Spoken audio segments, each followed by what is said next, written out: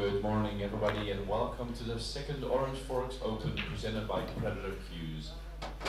It's the final day here in the Wizards in Lelystad, the Netherlands, and we want to thank our sponsors Predator Cues, KAMUI Brand, Go Customs, Pocket Billiard Specialist, Mariposa Cues, Aramith, Iwan Simonis, Onboard Sportswear, Dutch School of Pool, Carom Sports, and Metaalhandel, Hinke, Wolters.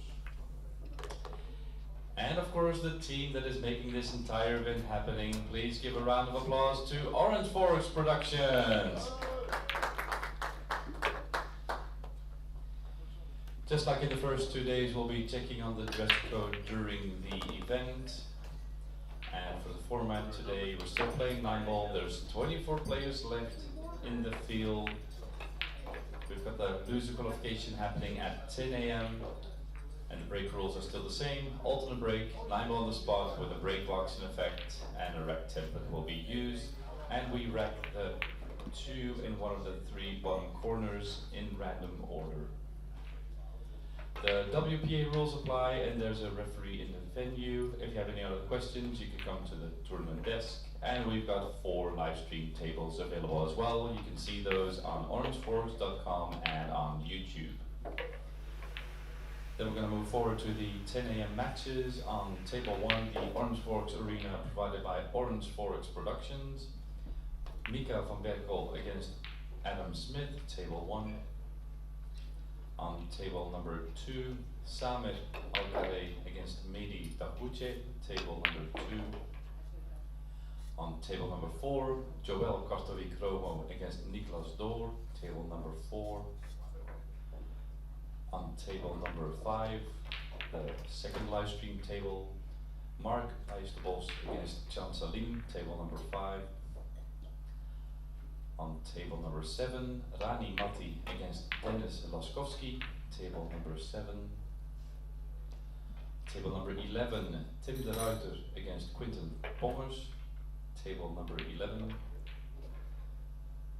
And on our third live stream table, table number 13, Tim Jonkman against Boris Ivanovsky, table 13. And on our fourth and last live stream table, table number 16, Cyril Ledoux against Jan Verliro, table number 16. Race to 9 in the loser qualification. Good luck.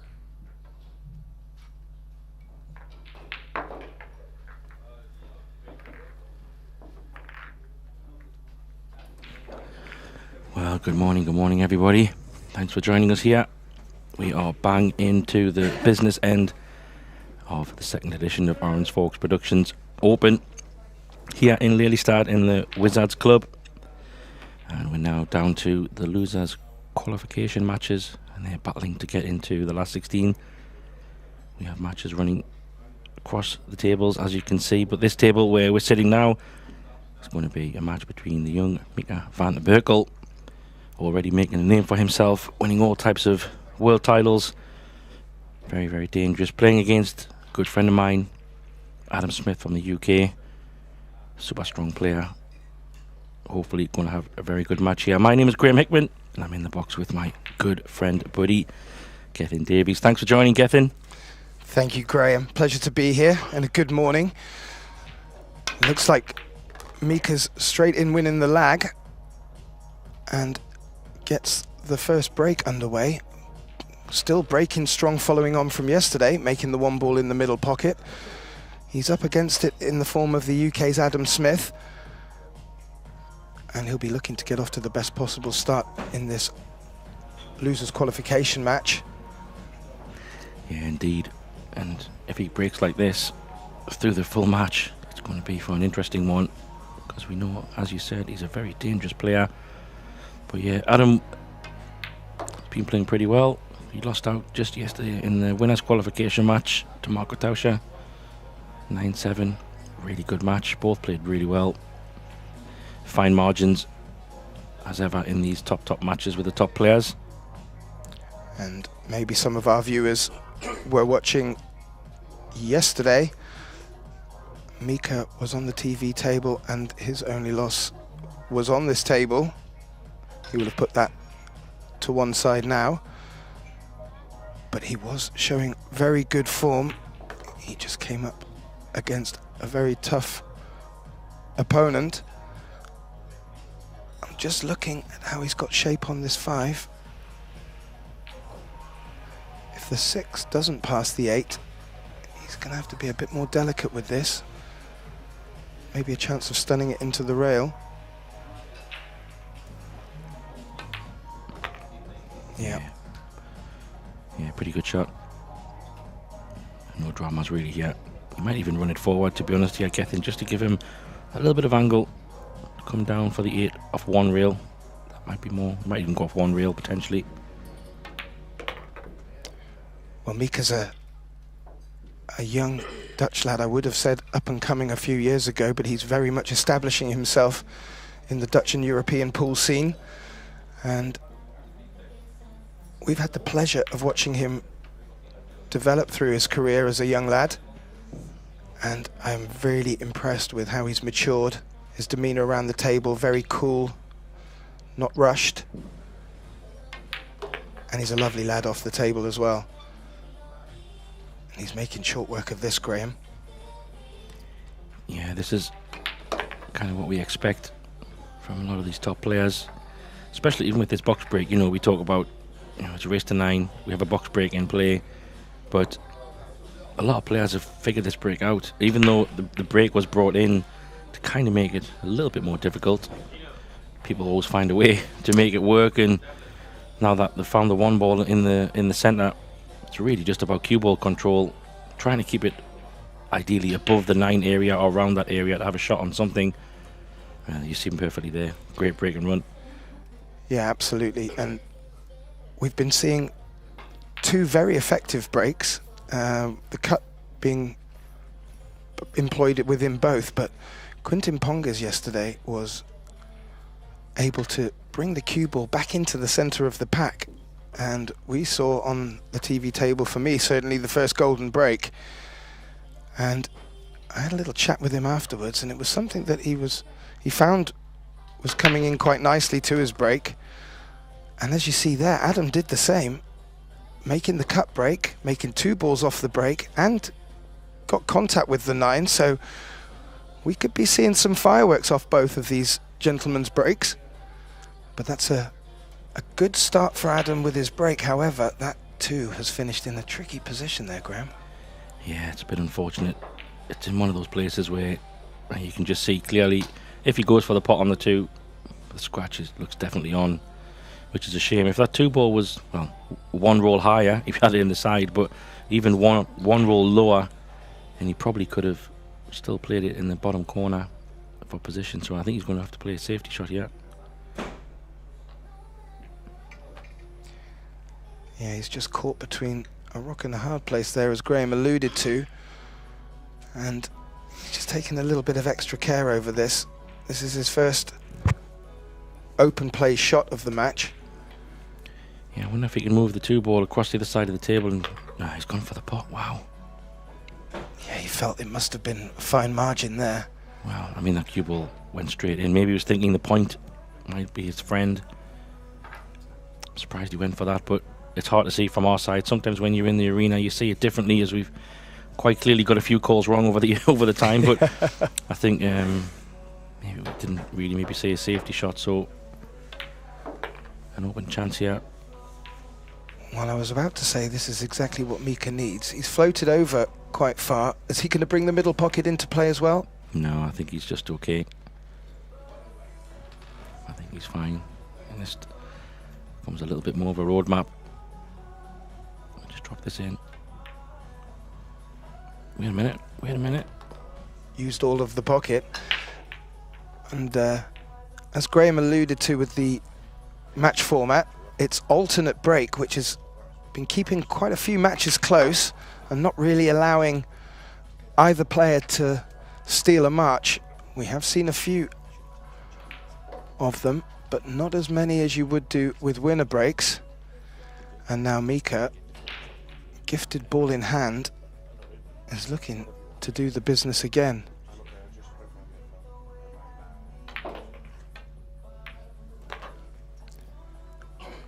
Gently rolling this around 2 cushions, needs this angle. We'll look to punch this in and bring the cue ball back up to the top right of the table as we're looking at it. Yeah, anywhere next to his handle work. Even anywhere over there is going to be fine, isn't it?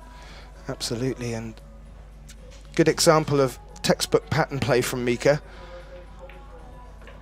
This has been really serving him well over his last few tournaments as well. 9-ball, not his only discipline, but he certainly excels in 9-ball. Oh, wait a minute. I thought he had pushed that one. I think Mika did too. He just had a little look to the empty stand. These are the first matches of the day, and the players are here. The crowds are still yet to come. And Mika van Berkel, after a gifted ball in hand, steals a quick 2-rack lead, leads by 2-0. And, well, I have to say, both players breaking well. Just Adam a little unfortunate with the position left off the break. We saw a bit of that yesterday as well. And then you're putting it down a little bit more to the pool gods. You can't guarantee how it's going to end after breaking off, so maybe it's going to be a case of fine margins like that in this match, Graham.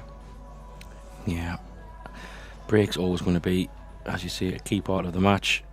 And like I said, if Mika continues the break here with that kind of same output, let's have a look. Gets the 1. Where's the cue ball? Is he going to get a shot? He might do. Can he get through the gap? Hard to tell from this angle. Looks to be hampered on the 4, to be honest, but yeah, maybe. Maybe he might need to just put a little masse on it, or jump over the edge. Yeah, he's looking for a jump, but I think these are the kind of moments. Obviously, break and run is what most players want to do, but to make it feel like you can get in a match, you need someone to maybe not have a shot and play a push out, and otherwise it's one-way traffic. Yeah,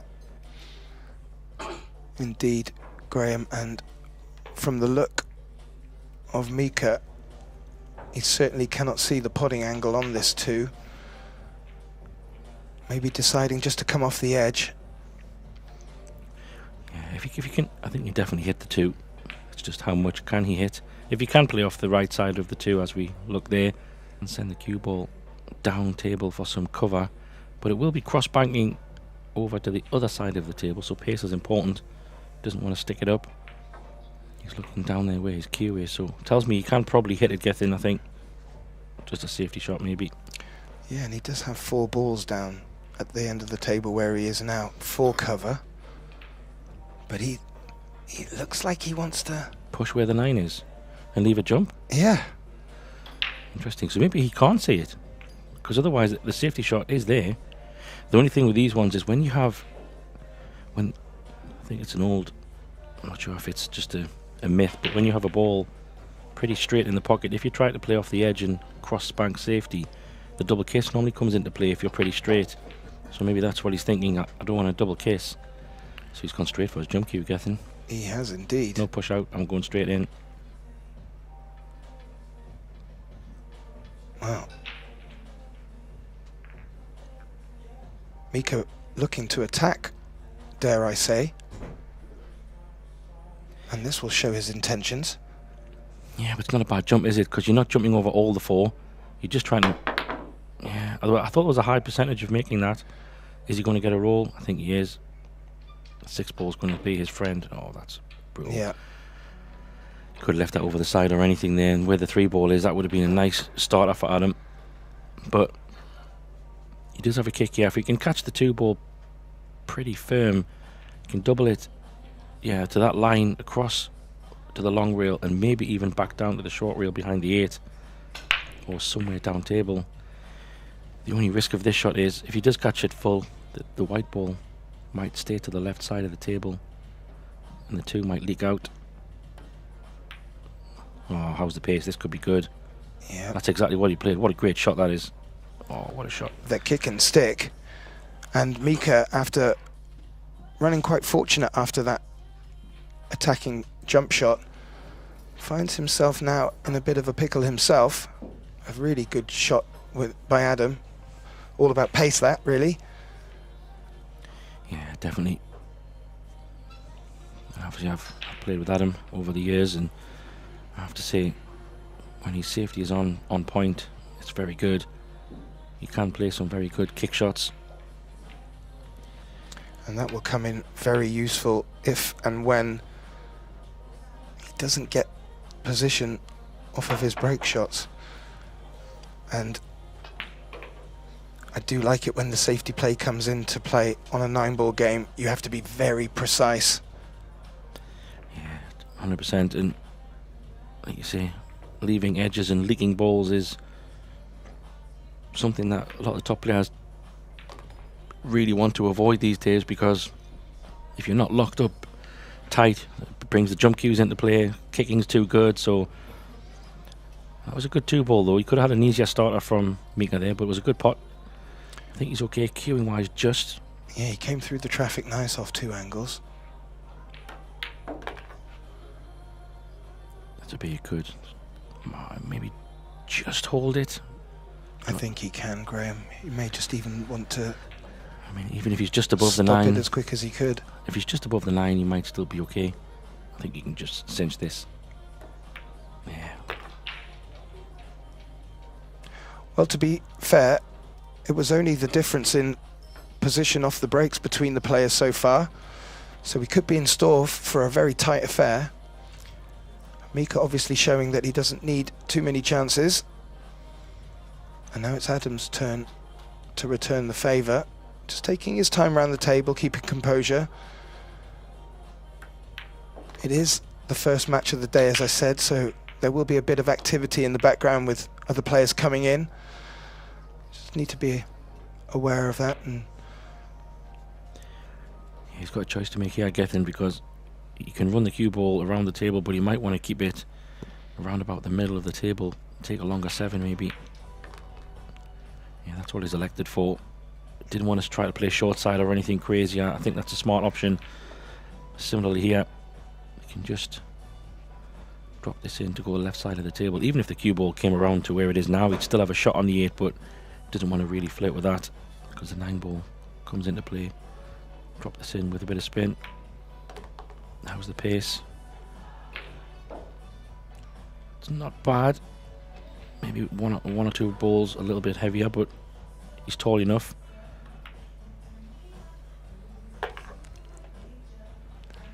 Yeah, I think his heart was in his mouth a little bit there. It was a bit wide, and that's why he's come up a little bit short on this 9, but the scratch isn't on, so he can put his cue through this a little bit. Yeah, nice finish, well done. Nice to see a safety play rewarding with the rack. 2-1, gets one on the board, gets him a bit more settled into this match. Like you say, hopefully it's nice when the players settle and you start to see some good stuff. Yeah, with both of them making the 1 ball consistently off the break, it's going to bring it down to the finer margins of this match. And in case any of you viewers at home were wondering what the fixtures are looking like today, please do log into qscore.com and search for OrangeForks Open in the Netherlands, and that will bring up all the results, fixtures and live scores. And just to let you know, we have 4 stream tables, this one coming to you with commentary from Graham Hickman and myself, Gethin Davis. We have on stream 2 Mark Beisterbosch against Germany's Chen Salim. On stream 3 we have Tim Jonkman versus Boran Ivanovsky, and on the last stream we have a nice lineup between Cyril Ledoux and Jan van Leerop. As we come back to the table, I see that 1 ball in the middle pocket again, Graham. Actually, I think I think you blinked. I think it got kicked in up table. Oh. But yes, it did. You've got me thinking now. I was looking at the cue ball because he caught it a little bit. Caught it a little bit off angle. But no, actually, you're right. It did go on the side, but I think it got kicked in. I don't think it wasn't flush. It's early. Give us a bit of a break. It's all good. But actually, he didn't get a shot on the 2, but he did have quite a nice lay to put him in a bit of trouble. The only downside is that 2 ball's a bit close for comfort in terms of kicking. I don't expect Mika to miss this. No. It's always useful locking the cue ball to an object ball. It shuts off half the table. Yeah, he wants to catch us on the bottom side, try and get back behind the black or 5. It's a good hit. Where's it going to finish though? Yeah, he's flicked in the middle. Ooh. Oh, he's had another roll there. Oh my gosh. That's He brutal. He has indeed. He has indeed. And the cue ball threatened to come higher up the table, which may have left a shot on this 2, but as it's happened, the 2 is in an awful position, similar to the 2 that Adam was left after his break in the second rack. Yeah, well, trust me, he'll not be going for this one because this one is guaranteed scratch, so it's not a nice safety either. He could try to hit it kind of full in the face and top the cue ball up the rail, try and leave it somewhere up beside the 6, but that's danger. This is not nice. Can he play a thin edge and just float this, but the double kisses could be on? Well, there's double kiss, there's a corner pocket down there. I think the corner's okay, unless he double kisses it and scratches, but if he does go up rail, he's going to have to play this extremely thin. It might be the only shot, to be honest. Actually, because the 2's not on the rail, that might work in his favour. Just delicate one, let the cue ball go up. Oh, I think he got a little double kiss there a little bit. He's a bit annoyed there. He played a good safety shot and ended up in a bit of a horrible place. And it's difficult to say that that's a mistake because they're just so difficult to judge. Yeah, I think he didn't really have much options, to be honest. He couldn't double it anyway, and I mean, but it comes back to what I said about the 2 ball. He wanted that 2 ball to be a little bit further away to make it a little bit harder for Mika to hit it. And because he was able to hit the 2, anything can happen, and yeah, he's been a bit fortunate there. But still early in this match. Of course, you would love to be on the receiving end of good fortune early over late, but still time for this match to even itself out. Well, Adam did lock Mika up in a decent safety, and Mika may get a few of the rolls, but he also had to play a good shot to get out of the snooker. So, reaping rewards from his efforts. Yeah, exactly. And that's the thing, you want to take that. You want to take that opportunity of hitting the ball away as much as possible, and because it was a hit that we felt Mika would definitely make, good things can happen. His 8 ball might come into play over. No, is he leaning okay? No, he's fine.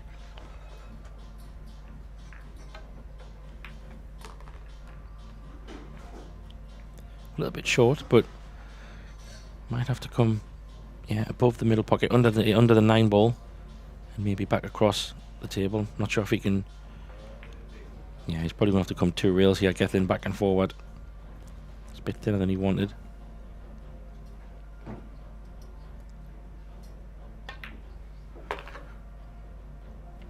Yeah, avoids the middle pocket well. And comes lovely side of the 8.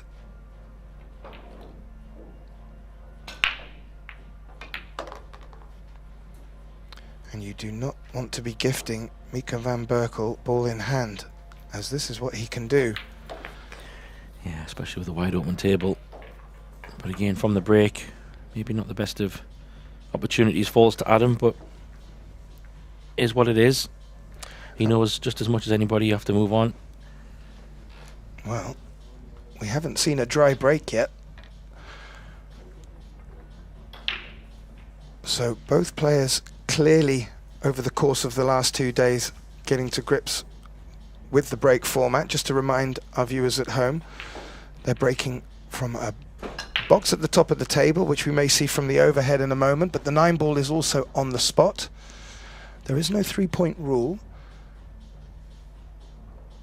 However, it is alternate break,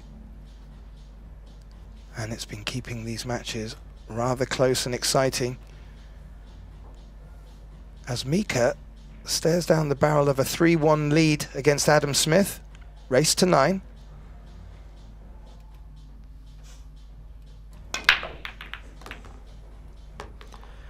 Wow, it's another good break.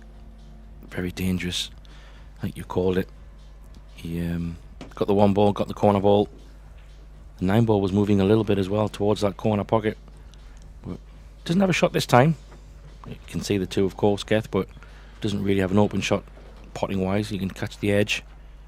No, he doesn't, and I'm not sure if it was in one of our matches, Graham, but the players who like to roll off these balls and push them onto opposite cushions were just running short of pace. Mika seems to have put that to bed this time. Yeah, it's a bit short, though. You're right. You can get the edge. Oh, he can. You're right, Graham. Good eyesight. I think, I mean, it's still tricky. He's got to catch the edge himself. But these are always tricky on the reverse side because it's so easy to overhit these or underhit them, just like the previous shot from Mika. No, but they are effective containing safeties. Yeah. This is all about pace. Try and use that 4 and 8 ball. You see he's overhit it. Very tricky. He has. This 2 ball's becoming a bit of a nemesis these first few racks for Adam, unfortunately. But well, the obvious pocket looks to be hampered by the 9 ball. I don't know if that will encourage Mika to consider a combination at this stage of the match and rack. yeah, maybe the side pocket is on as well. But is the scratch on from the side? Hard to tell completely. If he hit it hard, he may avoid it. Is he going bottom left? It looks like he is. No, he's playing safe. Maybe it wasn't on. Looking for the cue ball behind the 7. Needs it to throw a little bit. It has a... Oh, nearly. That was nearly a phenomenal shot. But didn't get it. Just you could talk half a ball maybe getting. You would have half a ball. You would have been there. But Adam can see this too. Needs to try and find something. Doesn't want to be doubling that 2 ball back down towards the 9. I don't think. He can send the 2 ball over to where the black is on the right side of the table as we look now. He is also looking at the Carom onto the 6. Yeah, maybe he likes it. Maybe he's trying to make something happen.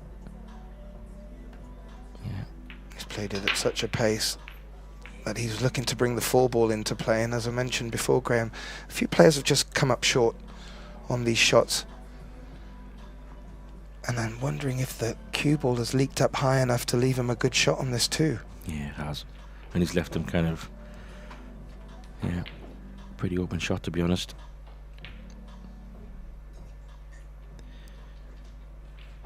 He's got to play this delicate if he wants to hold the cue ball for the 4. Yeah, it's obviously thinner than he would have liked, so he's kind of going to come. Could he roll up towards the 8? Is it that thin? No. No, I think he's fine.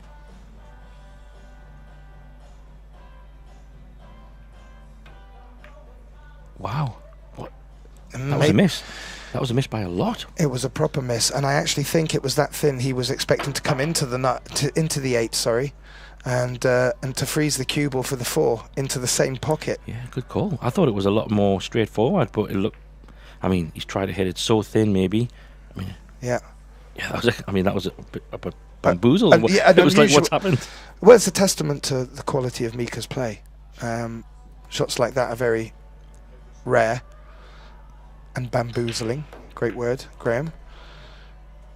Adam maybe was looking to just bump into the 4 there and make something happen, because it's in a tricky position where the 8 is. Yeah, I think just in terms of small margins, the 2 ball was on the rail, and he didn't really have much. He didn't have much action to be able to get on the cue ball, so maybe he was hoping to bump into the 4, like you say, or he could track behind the 9 here if he wants to try and get a bit safe. How's the pace? It's not there from the 9, but you get behind the 7. No. It's containing, but you would love to have get a hook there. And aside of that 1 rack, you really feel Adam has not been given too much to bite into yet in this match. Yeah, And there's no real cover here. Is he forced into some crazy 4-9 bank combo? No, surely not. Am I just thinking a little bit wild here in the morning? Do like these early match crazy conversation. Absolutely, that's not a bad shout. I'm thinking if there was a good guaranteed position of locking the cue ball up, he may go for that, but I just can't there's see. no cover. I mean, the way the balls are situated, it's not, and there's no obvious place. I mean, he could try and play off the edge of the 4 and somehow get the cue ball back down table, but he might be forced into something. I mean, Yeah, I don't know. I don't know what if he can play a similar shot to before and use the 8 to cover. Yeah, that's an option. He could try to double the 4 down by the 7. Looks like he's building up for something. Well, it's coming down towards the 9, Graham. How do you like them apples? Oh, Mr. Hickman and Mika van Berkel. Wow. That's certainly one for the highlight reel. And Mika, in style, extends his lead to 4-1 against the UK's Adam Smith. And let me tell you, my dear colleague here, Graham, called it an amazing bank combination. Yeah, absolutely incredible. I mean, it's one of those shots where you're kind of forced into going for something crazy, and the amount of times that you see crazy stuff happening just because it's the only shot. But yeah, you have to give Mika full credit for that. It's one of those things, when crazy things are on the table, crazy things can sometimes happen. But yeah, we're back to Adam's break, 4-1, and we have a little switch up in the box. I'm being joined now by my other good friend, Joris van Amersfoort. Welcome, Joris. Thank you, Graham. Thank you. Did you see that last shot? Absolutely, yeah. Well, with the back against the wall, he has to take that shot on. And yeah, it was a great combination. Yeah, I didn't really have anything else on, so No. had to go for it. And I was just saying, it's one of those things. Sometimes when the only shot you have is a crazy one, how many times does it go just because it's a crazy one? Yeah, but it is what it is. But a good break from Adam here. He's got first look at the first open shot at a pot on the break. See if you can capitalize on these. Yeah, I'm not quite sure if the 4 passes the 6. That would make the life much easier. If it's not, then he has to move around the cue ball, around the 4 ball. Yeah, I think it does go off the long rail if you catch it right, as long as you're not putting too much pace into it. Yeah, but the 5's at the other side. Yeah. So do you think he could run on the short rail and go around the 4? it, yes, Maybe? Yes, he can. Just missed the 8, but it's also a delicate shot. So it's a matter of choice when Adam feels to go for something Good missable. angle. Yeah, but he's left it as a good angle here, so Yeah. this could be... Yeah, you can go forward towards the 9 ball. Yeah. Great shot.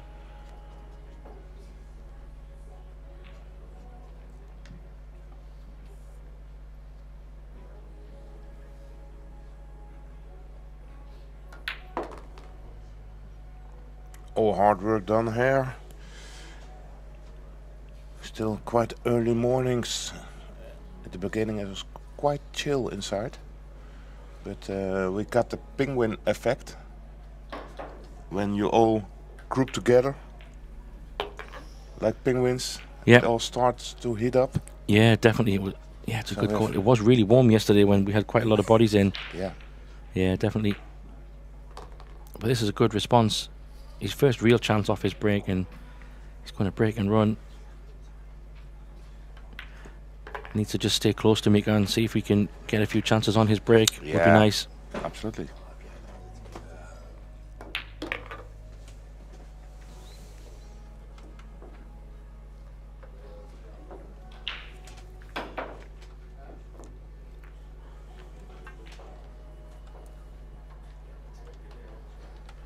So nice break and run, and now Mika to break off in the 7th rack. Of course, today is the last day of this tournament, the OrangeForks Open, and we are going into the single elimination rounds. Last 16 quarterfinals, semifinals, and later on at 9 o'clock tonight, Dutch time, we will have the finals of this great tournament here in Lelystad. Cue balls just stayed out of the pocket. Yeah, it's another good break by Mika. He's breaking the ball so well in this match. And he seems to be not only making balls, but having a look at the lowest ball as well. So a bit of a test at opener, but the 4 ball's pretty close to the 3, so you can probably run this through for the 4 on the side, Joris, and once he gets past these couple of balls, 6 to 7 is probably the shot that stands out. Yeah, I'm not quite sure if he's going to roll this. Mika is a player who rather shoots, so maybe he turns out to shoot the form in the same pocket. Yeah, good call. Played it well. It was a good long shot. Yeah. But yeah, probably going to play the 7 in the short side here. So kind of where the 5 ball is now, I would maybe think the cue ball in a couple of shots time should be around that area, potentially.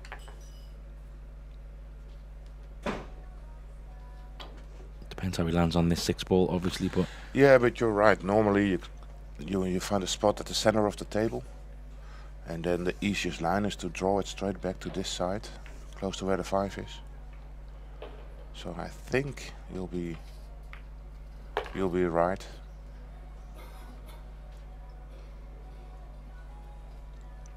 yeah, but one thing here, hopefully he doesn't want to land straight on the 7. If he's perfectly straight, gives him a few less options to get closer to that 8 ball.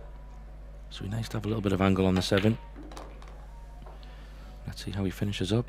Yeah, he's got some angle, so that's good. Yeah, can now go up table to shoot the 8 inside, and see another break and run in this match.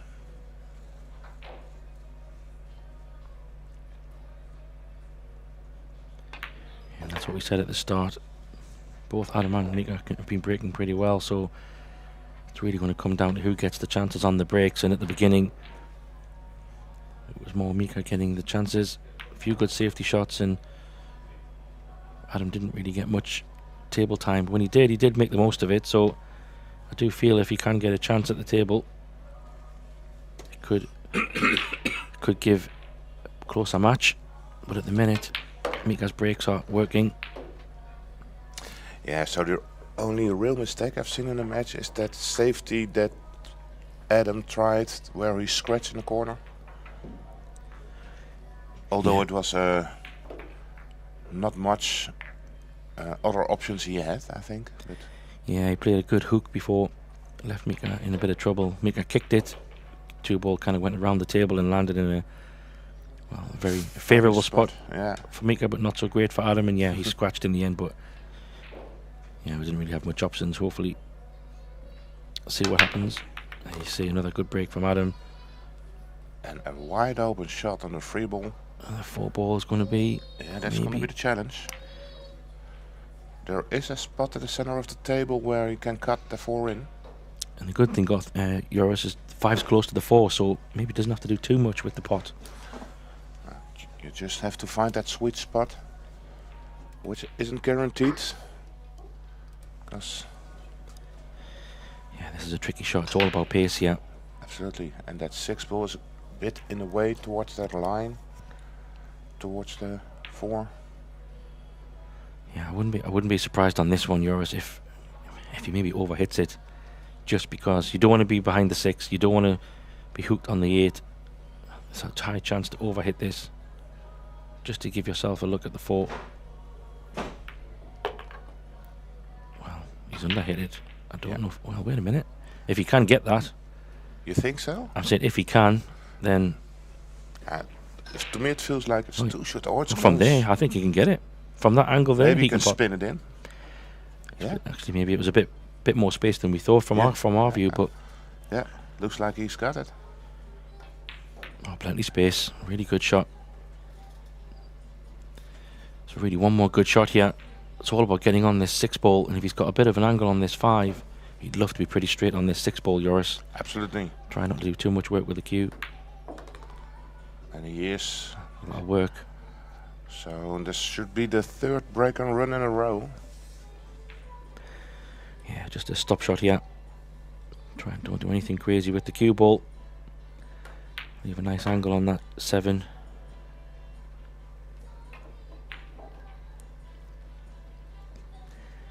Similar again, love to be pretty straight on this 8, really. Would work fine. Even a little bit of angle. Yeah, I'd rather be at the center of the table. Use the rail. Yeah, it's pretty good though.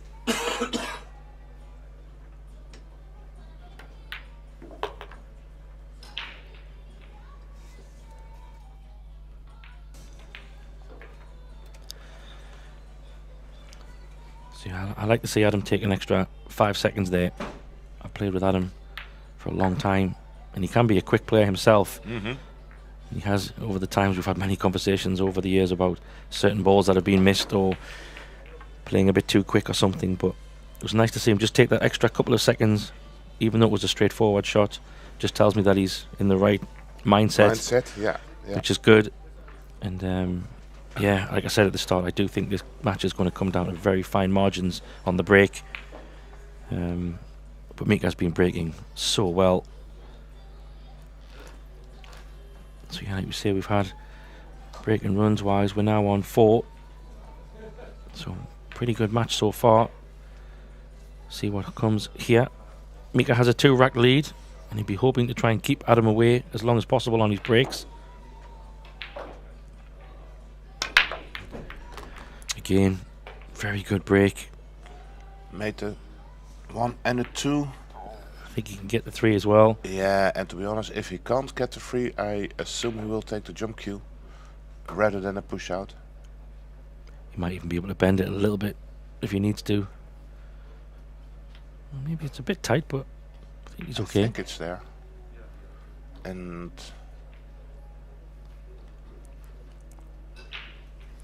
yeah, he'll take it on.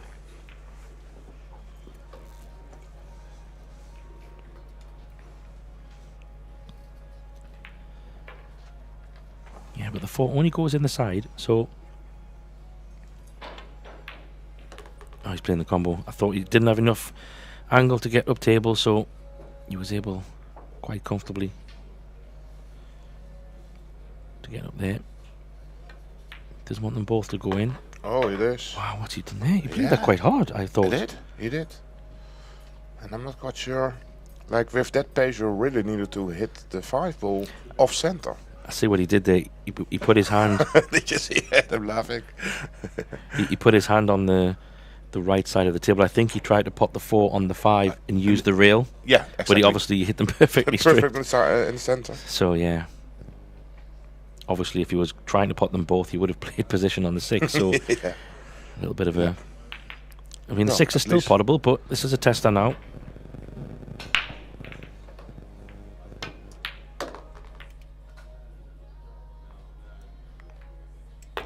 How about you make them both? Wow. He's on speed pool here. Looking at this angle though, Joris, this 8 ball in the side is extremely thin. No, you're not going to play this in the side. You have to play this in the corner. Yeah, so another big shot here. This is a key moment, because if this doesn't go...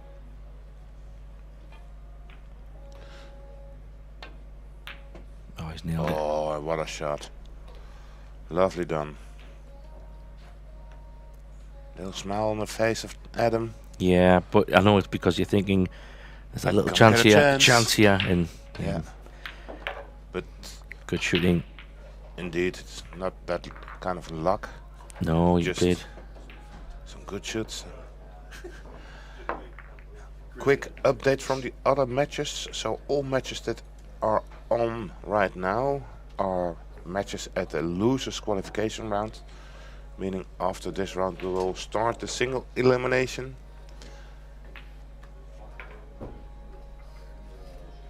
What stands out is a very big match that we can see here in the background. You can see in the blue shirt Jan Salim taking a shot against Mark Bijsterbos. Mark is in the lead 5-3.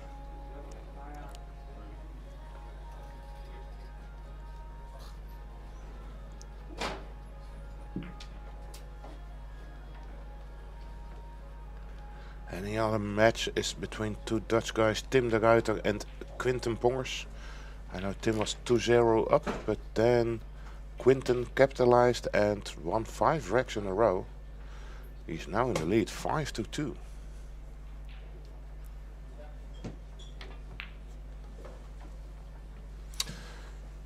So a dry break from Adam immediately brings Mika back to the table.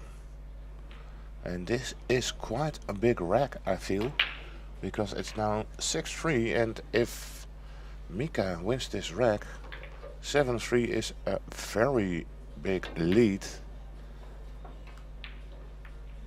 in a race to 9. And 6-4 is all to play for. So I feel this is a must win for Adam. Yeah, it's a big rack. As you say, every rack is obviously big, but in the context of this match, this is now a key moment. I think if that last previous rack had have gone a different way, maybe we could have seen a bit more stress and pressure building, but a 3-rack lead for Mika gives him a little bit more comfort blanket. Oh, this is a good shot. Needs it to run a little bit in the Oh, pace. just don't leave a 1-9 combo.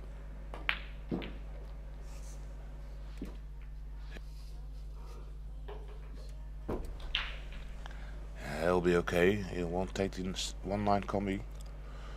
So another tester probably. To shoot the 1 and hold for the cue ball towards the 6. Yeah, if he can make the 1, then the 2 ball is around the middle pocket area, so he could just go for the pot. Chances are he will definitely have a look at the 2 in some way, but hard to see how much angle he has. I think he can avoid the 9 potentially. Maybe not. Maybe he's playing safe, don't know. Yeah, he tapped it on the long rail, like he wants to aim there. Maybe he can't see the full. Maybe he can't see it all. Hard to tell. If he could pot the 1, then I think he would have played it already. So maybe he can't. Or he doesn't like it. No, you're right. If he is on, if the shot is on, then you would assume he would take it on.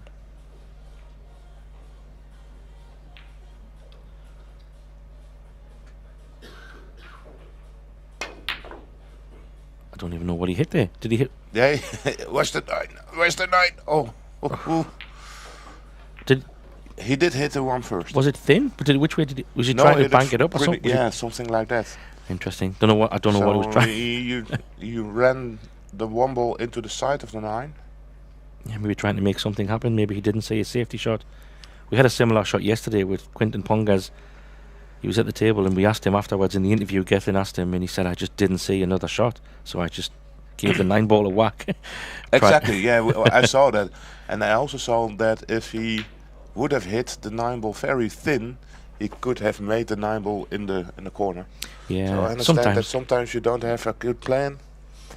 Then, I think it's okay to ask Lely Luck in, hey, what do you feel for me? Yeah, ask for her help sometimes. Yeah, give her a chance. Yeah, exactly. Happens from time to time. But a little bit of safety play here. It was a pretty straightforward safety from Adam here just to lock up. But he has left a bit of a gap for a jump opportunity rather than being super close to the 8 ball.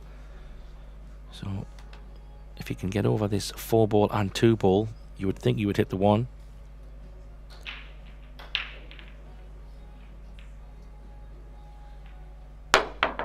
Then again, do you go for the 1-9, the 2-9 combo here, Joris? Yeah. Pot the 1. The reason is, if you don't, you have to take on the 2-9.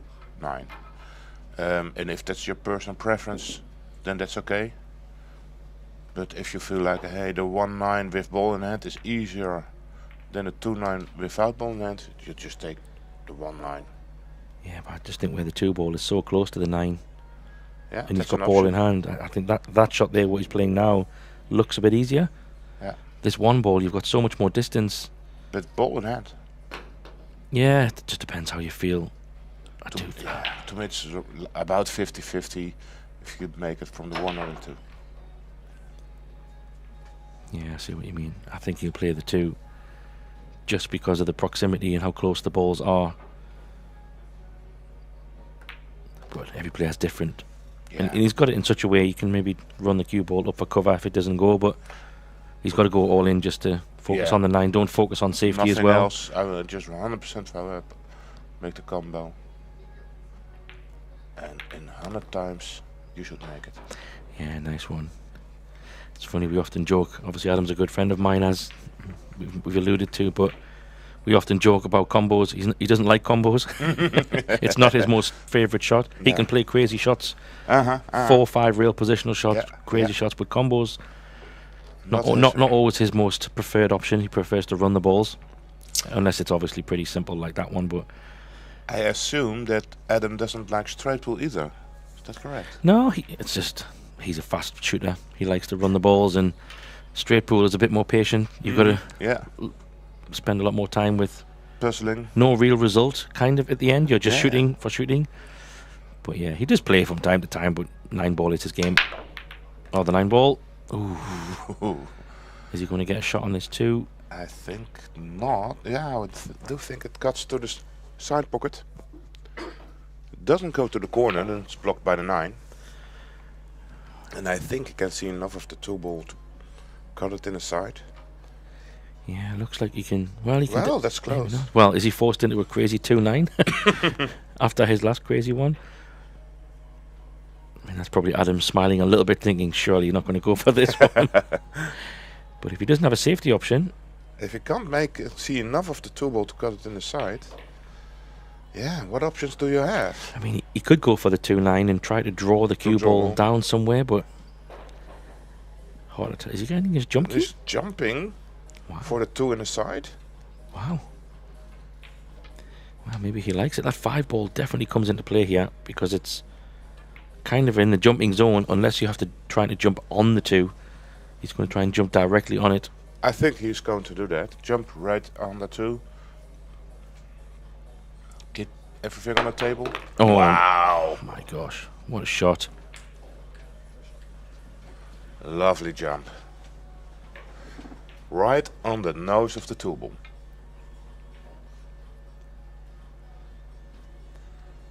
And got fully rewarded. And unfortunately for Adam, he won last match, so it's 6-4. That gives him a little bit of slack in this match.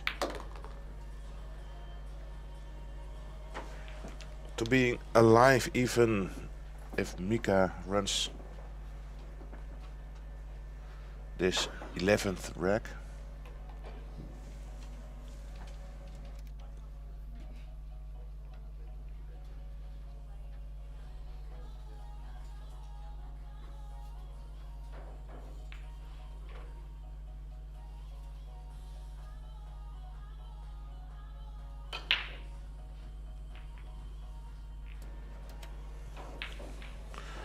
For the 5-ball, he's opting for the side pocket.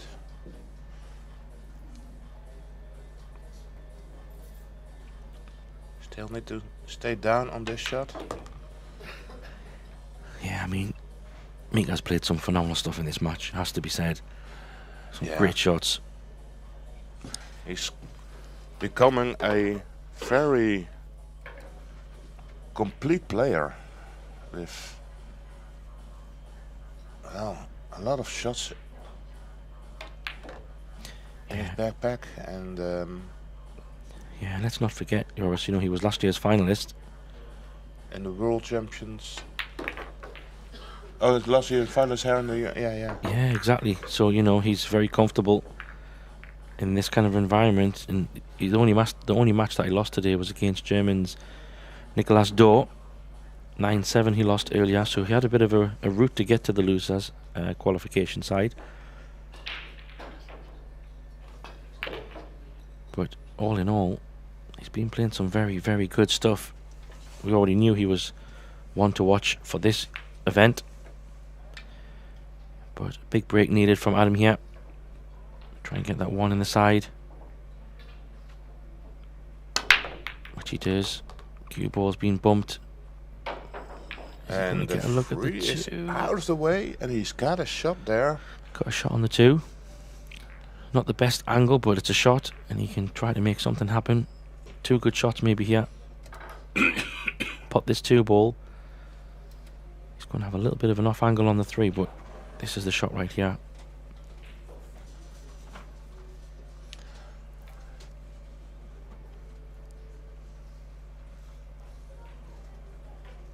Putting some draw on it. Well played. He Just cued it well. Yeah, just taking what he's got. Similar kind of shot here. 4 on the 5 is quite close, so just needs to get... To the right side of the table. Yeah, just try and get over. Maybe he might even be able to draw off the long rail, depending how much angle he has.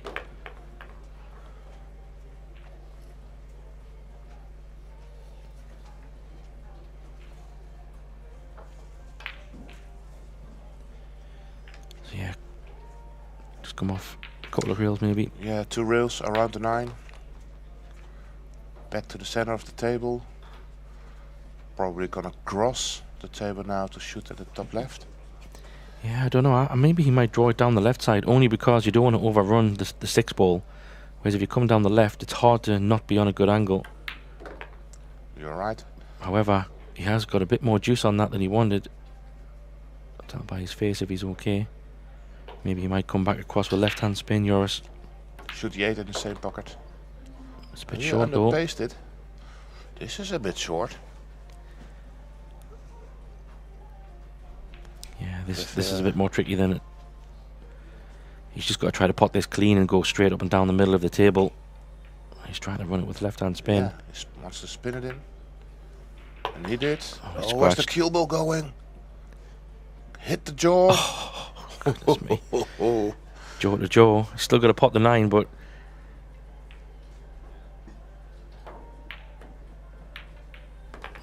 Raised his hands. That could have gone awfully wrong for him.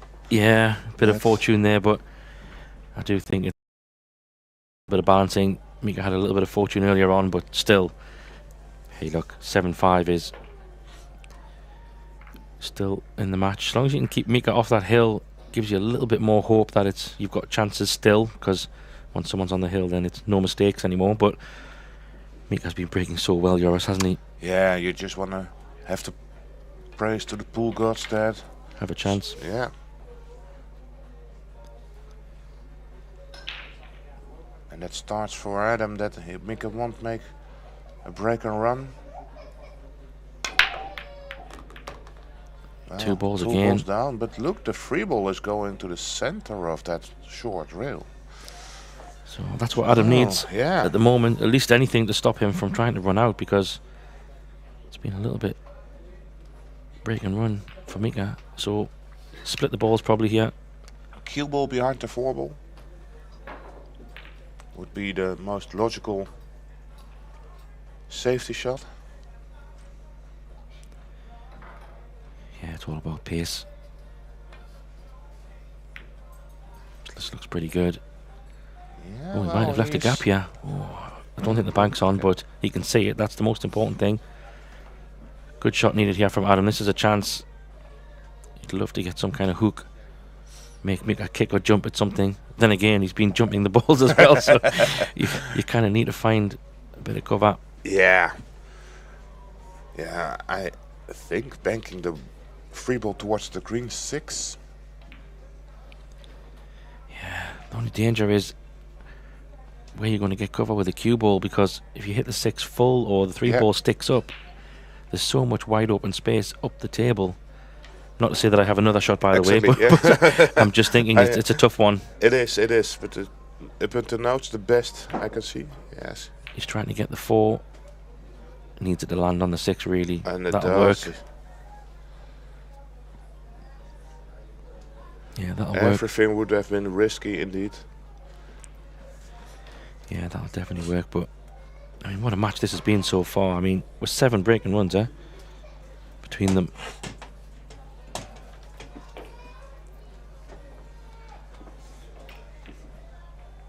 So yeah, 7 breaking runs so far. Amazing, huh? 7 out of 12. That's 60%. Quick maths on a Sunday morning. Well done.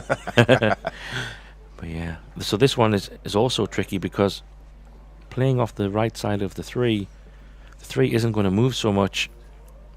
So where do you get the cover? Let's see what he feels like here. Maybe slow roll it. Needs to stop. Wasn't really much he could do, in all honesty. Yeah, here but he hit it quite thin. And he's had a bit of a roll there, you know, because that 3-ball is potable. But now it's landed Now on the 8. yeah. It's awful.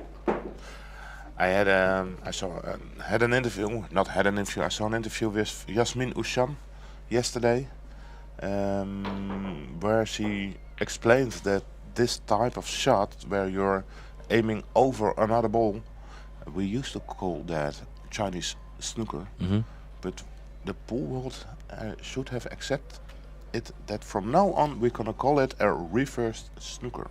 Okay, just because of politically correct or something? Exactly. Okay, Yeah. fair enough. Yeah.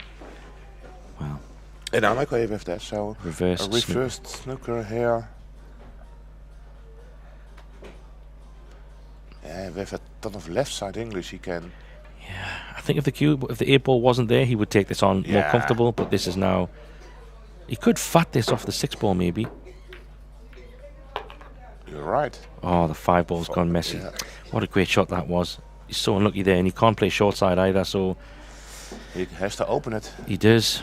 If he wants to run out here, he's going to have to play a big shot here. And I mean, he's got not enough angle to go 2 rails, I think. And from, for example, the 7, you can cut it in. He hasn't looked at it. Yeah, I don't know if that's cuttable. The 9-ball could be blocking. Let's see what he plays. He might have to go into them. Yes. Needs to catch it full. So he needs to regroup now and play a good safety. Was it a good effort? Definitely. Just needs to regroup and think about this, because this is a big moment here. Yeah. Can he play the combo on the 6? 5-6. Wow, that's. The only thing with this, pretty Joris, close. is the cue ball's going to run away probably towards the centre pocket area. And if he does catch the combo right, the 5's not going to move so much, so he might not have a shot on the 5. But he's like looking to take it out. If he does, he's going to have to play it pacey, but I just don't like that scratch. Maybe a thin edge and try and put it up behind the 7 on that diamond. That would be a safety option indeed.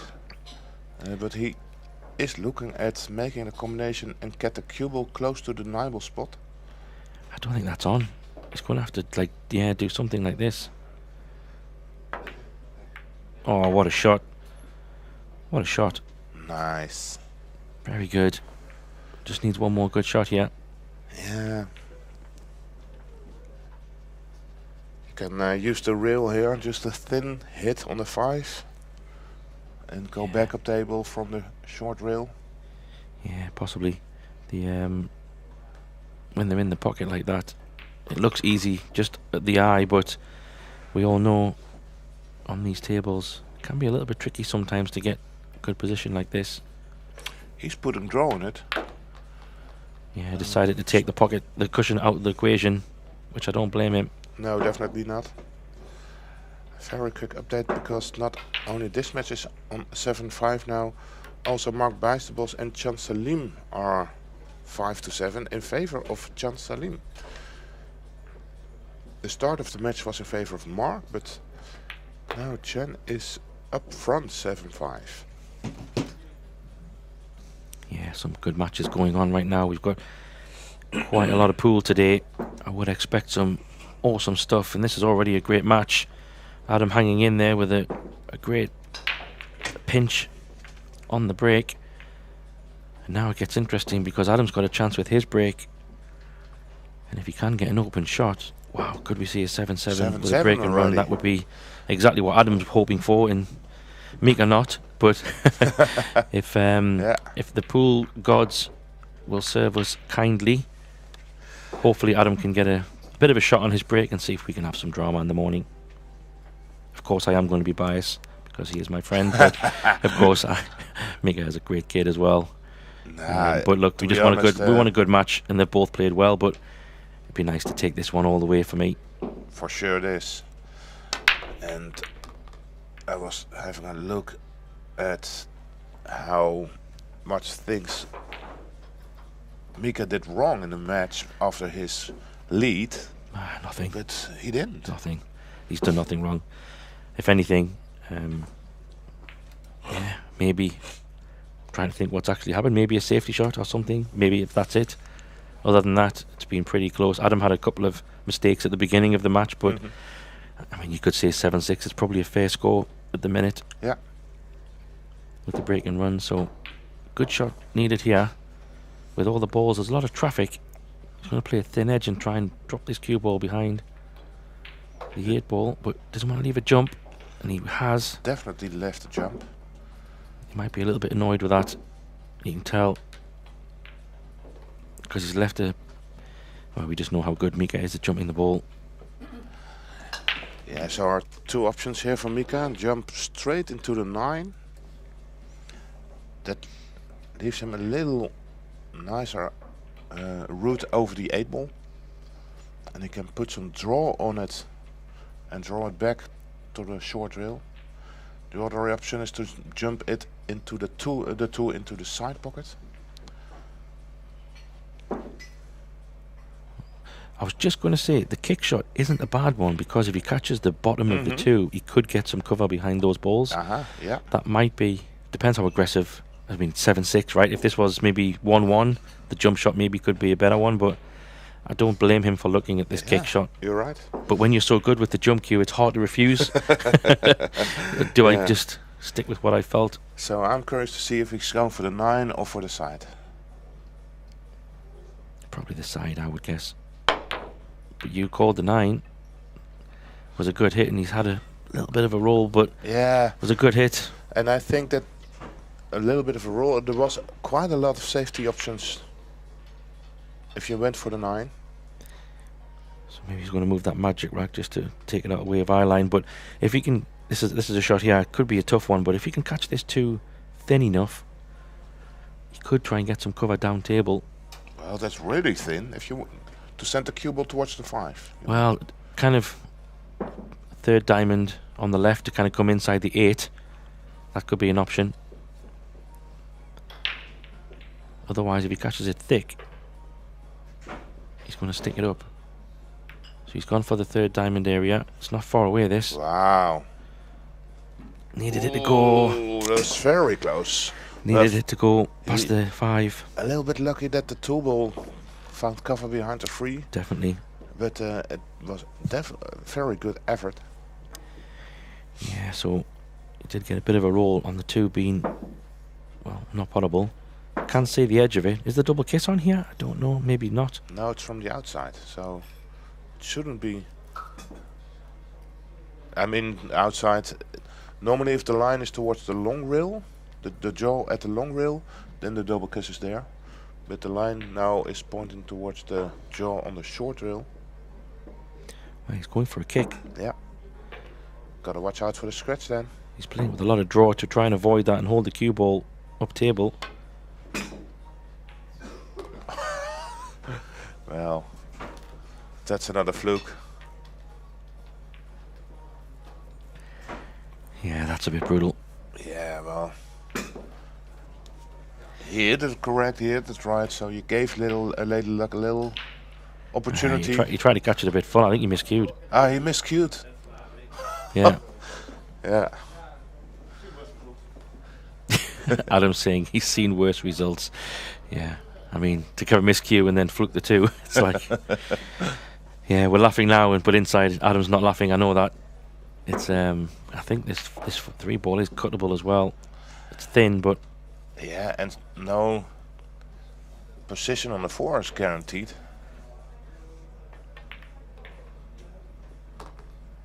Yeah, all right, he could hold.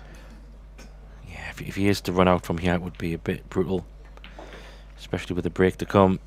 Still got some work to do though. Yeah, but Mika got to do what he's got to do. Of course, this is the nature of 9 ball. And you can always look for reasons. But I think whenever you let your opponent shoot at the table, anything can happen. How's the speed? Is he going to get blocked? Oh, yeah. Well, the tap on the table tells you yes.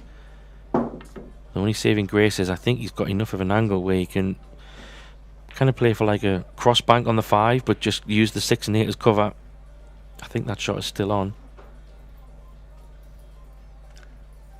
Kind of play top side of the 5 and just double it up the rail Towards the 9 ball, you mean? Yeah, but not too far. Just up the rail and try and put that cue ball below the 6 and the 9. The 6 and the 8 ball. So don't go aggressive. He's now No. looking at the aggressive way, because the 5 ball banks towards the 9. Maybe he's going. And then you can find position for the 6, because you're going 2 rails forward. Maybe he's going to go for it. Yeah, he's missed it, I think. Oh my god. Wow. One pocket pool. Another phenomenal shot there by Mika. What a bank.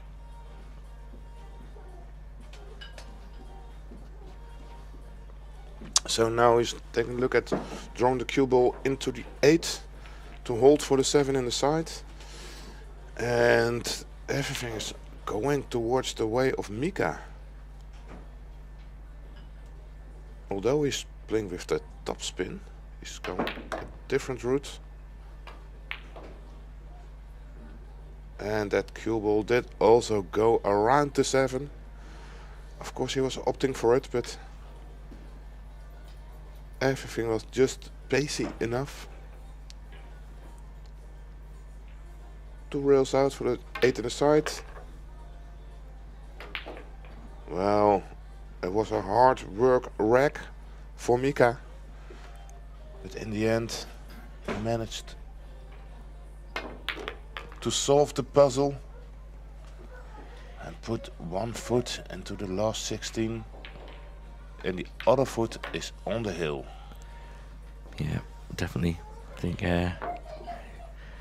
Mika just apologising there, but look, that's the nature of the game, and you've got to give him credit for the 5 ball bank. It was a great shot, but it was yeah, the pool gods there helped him at the start, but yeah, he ran the rack, gets him on the hill, as you said, yeah, Joris, and this next break is, well, very important because it's for the match. It's still early mornings here in the Netherlands in Lelystad. Outside it's quite cold. The tables are already heated by the lot of pool actions. In the background you can hear a baby. That's because Anna Jonkman just entered the building.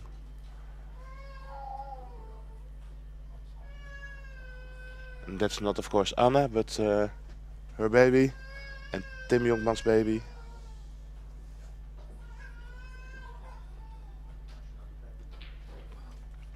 And to be honest, it's a nice opening break for Mika. yeah, but it's been the story of the match, to be honest. Mika has been breaking phenomenally well in this losers qualification match, and he's got a chance here to put this to bed on his own break. Not so straightforward, but maybe 1 or 2 shots here. He's trying to play the 3 in the top right, but he's overrun it. Wow, interesting. Going to be a shot in the side. It's going to be tricky. Yeah, but that's the only shot that's presented to him, because the free ball did not pass the 7 to the corner. So, but the good thing is he can drag it and go on the right side of the table, which should probably give him a little bit of an angle on the 4 to help him come closer to the 5. So it's not a bad outcome if he can make the 3.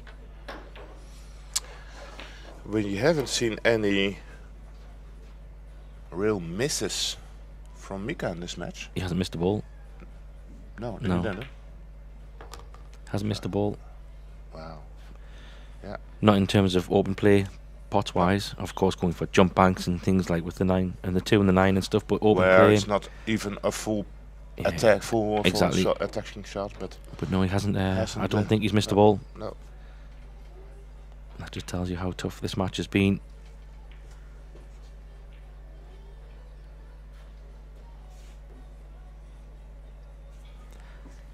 Yeah, this is good stuff. So all about this shot, really. He could just kind of stop the cue ball there, take a little bit of a longer 5, but he's putting a bit of action on it. Oh, and he's hooked himself, Joris. Oh, yeah. That's really Why interesting. did He you could have do just that? stopped that shot. Yeah. I thought, yeah, just take. And take on the cut shot on the 5. of course, that's why he's playing the tournament and we're sitting in the commentary box. Of course. But I'm surprised there. I thought he could have just taken where the cue ball was just to make sure, but... And another surprise I can tell you, that the match between Chancelim and Mark Bijstebos has finished. Chancelim won his match 9-5. After a lead by Mark, Chancelim has capitalized into the last 16 and Mark Bijstebos is out of the tournament. Wow, big win. Good comeback from Chancelim after yesterday. Nick Vandenberg, he was 5-1 up, I think, against Nick and missed an 8 ball to go 6-1 or something, and Nick come back and won that 9-6, I think, or something crazy. Yeah. So, but anyway. 9-6 it was, yes. Yeah, but we have a bit of drama here, and still this match is not yet over. It's a tricky one to jump because he is right-handed, so he can't, I don't think he can sit properly. There you see. I don't know how many players can jump left-handed, but... Or jump behind your back? No, surely he's not jumping behind his back. Well, he's thinking about it. I mean, if he can make this jump, he's made everything else, to be honest, Joris. So, yeah. I mean, would I be surprised if he pots it? No. Maybe he can... he's thinking safe, he's playing. That's what he's pointing at. Maybe he's going to jump for safe. Not jump for joy, but jump for safe. Yeah, maybe. Maybe he has that rest, like Nick Vandenberg has. No, the high rest. The high rest. Yeah. I think he's going to try and sit on the table.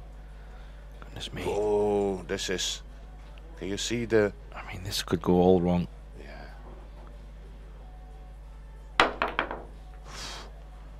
Is he going to leave a shot? I think he is. Full open. This match ain't over yet. First chance really for Adam on the Mika's break for a while. But just put a bit of pressure on this, so this is a good moment for Adam here if he can capitalize and pick up these pieces.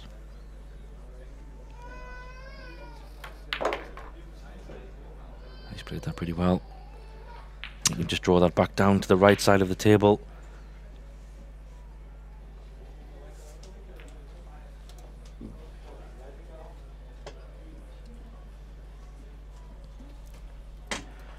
Just about pace this. Just played it well. I couldn't believe Mika could actually bend to jump that. Must be nice to be that young again, yours. I'd probably put my back out even just sitting on the table like that, but... Yeah, that would have been end of match for me. Yes, exactly. I wouldn't have risked that, but Adam punishing that little mistake, unexpected mistake, I would say, from Mika. He hasn't made any mistakes in this match at all. No, so to be honest, this was his biggest, maybe only real mistake, but definitely his biggest mistake. Yeah, definitely. And it's at a crucial time, so it's Adam's break. Either way, whatever happens in this rack, Mika knows he's coming back with another break because he did win the lag, so of course he would like to win it on this break if he gets a chance. Adam hoping to just get a good break. That's all he wants. Have a chance to take it to Hill. Try and get this one in the side. Keep that cue ball around the middle of the table. Makes it. Is he going to get a shot? He might do. He is. Oh wow, but he's hampered over that 7 ball. Yeah, a reversed snooker. Yeah, and I don't know if he can reach this. He's tall and he has an extension on his cue, but don't you think he needs that butterfly? He might have to have the spider kind of spider, over a swan. Yeah. I mean, let's see how. I mean, Adam is tall, but he won't be able to reach this, I guess. Yeah, but his cue is also very long. Yeah.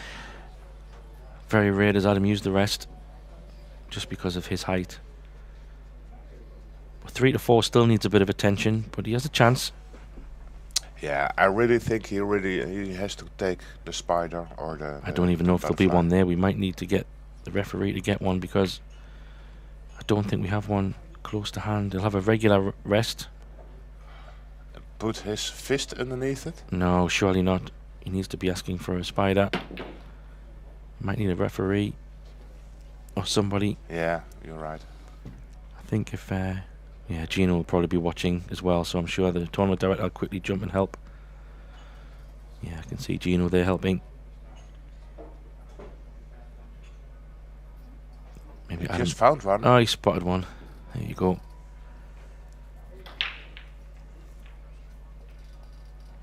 Teamwork.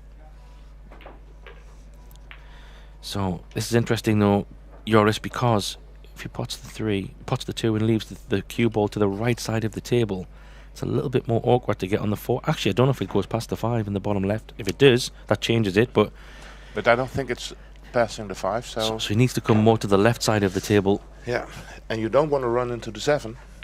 Yeah. So this is a big shot here. I mean, that 7 ball coming in front of the, behind the white ball changes this quite a bit.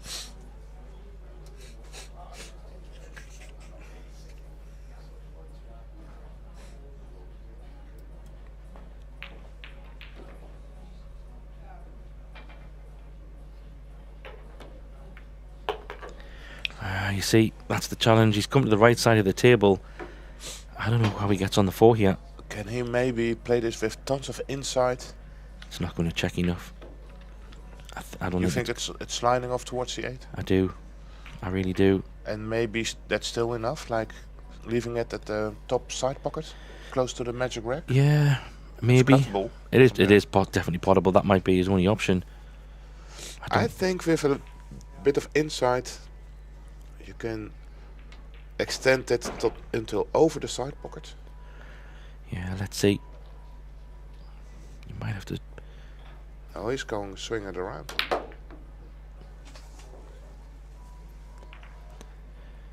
It was a little bit too steep. Yeah, he tried to get into the jaws of the pocket and come 4 rails, but that was always the risk of being on the right side of the table. He knows it.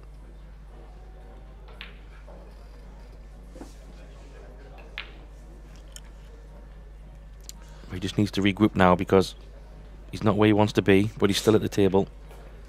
Really needs to make sure he gets a nice safety. A nice split here. Yeah. Well, it's a good split. Oh, he might have left the thinnest of edges. One more roll and that changes everything. I think he's left an edge. Yeah. Doesn't mean he's guaranteed to be snookered or hooked back, but... No, that's just a tough shot, to be honest. I think he can only see this low side of the 4 ball.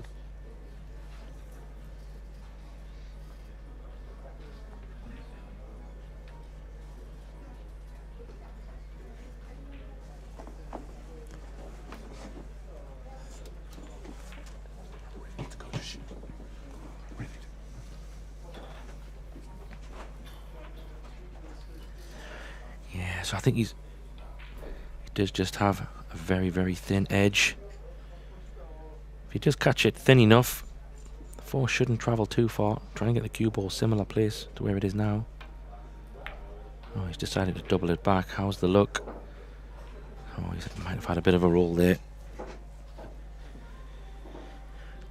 Little smile from Adam. He's been a little bit fortunate. Hitting that 9 ball is not what he planned, but he hasn't left it on.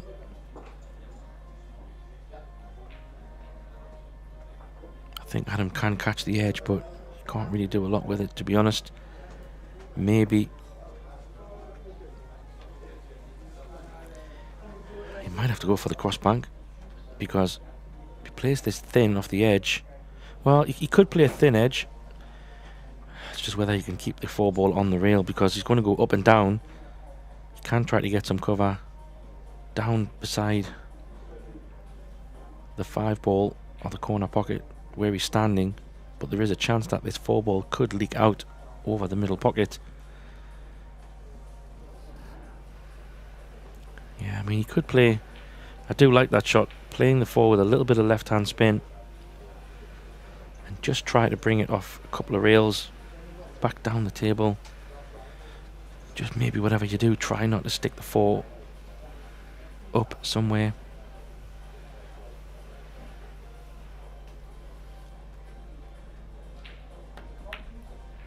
How's the pace? That 5 ball, he needs to track towards it. Wow, that's a great shot for me. He had really nothing there. Little tap from Mika. He really didn't have anything. Very well judged. Taking advantage of that 8 ball, blocking the long rail. So, didn't hook Mika, but hasn't really sold out either. So Mika does have a chance to try and make something happen from his side. Safety-wise, similar kind of challenge. He could play off the right side of the 4. The risk of that is, though, the 4 ball could track towards the far corner pocket. Where's the cue ball going? It's going in the corner. So, well, that's the chance Adam wanted. He's got ball in hand to take this to Little Hill.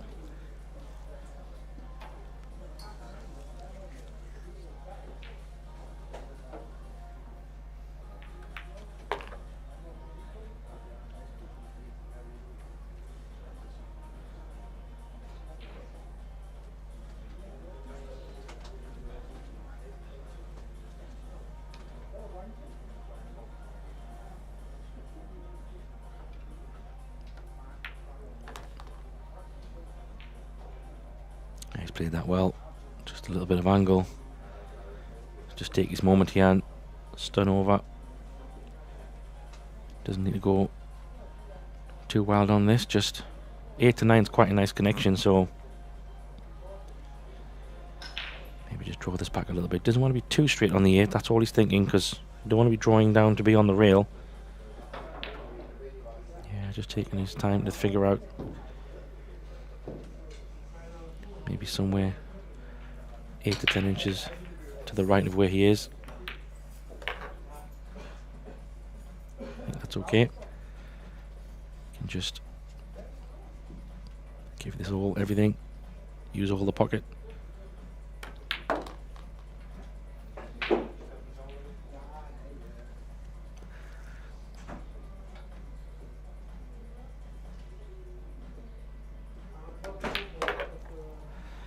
There we go. Great steal from Adam there. Takes it all the way. We have a Hill thriller here. First match of the day on the TV table. It's a 1-rack shootout to get into the last 16. And what a match this has been. Absolutely great stuff. Mika has played pretty much flawless. And Adam, to be fair, has also played. He's had a few misses at the beginning, a few scratches, but other than that, he's been really, really solid. Sportsman-like fist pump. And Mika gets the reward of winning the lag, which sometimes doesn't really come into play, but in these cases it does. And he's been breaking so well. Let's see if it continues for the final break of this match.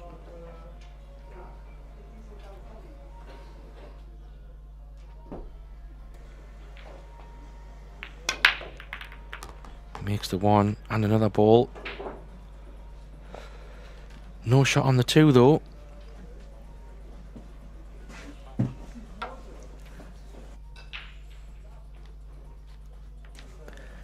So no shot on the 2, but maybe as a Carom if he wants to force it. I don't think he'll be going for that though, to be honest there, Joris. No, me neither. Also, you can miss it at the wrong side of the 2 ball. If you hit it a little bit too thick, then it will be game over. So that's not the right shot to take on, I feel. Yeah, I mean, he could use the rest and play a bit of a thin 2. Play the 2 into the 7 and try and get some cover up table. But because of where the 6 and the 9 is, that's what he's looking at. No, I prefer this, like make a billiard on the 7. So because that's pretty on. Yeah, it's quite aggressive. It is on, but given it's Hill, good safety. Maybe he doesn't want to bring Adam back to the table. Totally understandable. I wouldn't want my opponent to come back and have anything happen. He ain't shooting like this, I think. He is. Oh, he makes it. Well, do you go for the bank here and try to run this rack out? Run this match out? To be honest, I think yes. You might bank it with a little less space, because the 4 is there. If you miss it, then the shot towards the corner has been blocked. Yeah, but just to add on to that as well, Joris, even if he does bank it and he has a long distance on the 4, drawing it straight back towards 4 to to 5, and if you make that, you're there. So you're not just thinking about the bank here, you're thinking about how do I get to the 5. But hey, if he's taking the Carom, maybe that's it. He's telling you he wants to go. Yeah. Let's see. He's playing it your way and it's not there. Is he going to leave a shot for Adam? He is. He is. How's the queuing over the 5 though? If that's 5 balls in the way. Well, it is. It's completely in the way, and the line of the cue ball will be going away from the 4. So this is a very tricky shot. Yeah, this is horrible. Yeah. I mean, if the 5 ball wasn't there, Adam could draw into this. He's got quite a lot of cue power. I mean, for me, this would be an incredible shot from here. It is, yeah. But This is the match right here. If he can punch this in. do you think he can refuse it? No, no, definitely not. He's going for this all day. I can't imagine. The thing is, when you get to Hill, Joris, you've said this a million times, you just want a chance to win the match. And you've got to argue this is the chance because you might not get another one. I think he goes for this big time. Oh, he's now looking at drawing it straight back to the long side. Yeah. Draw this down below the 6 ball. What a shot that is. Jacked up. The risk of this, though, it's so easy because he wants to get some action on it. He could hit the 2 ball thin.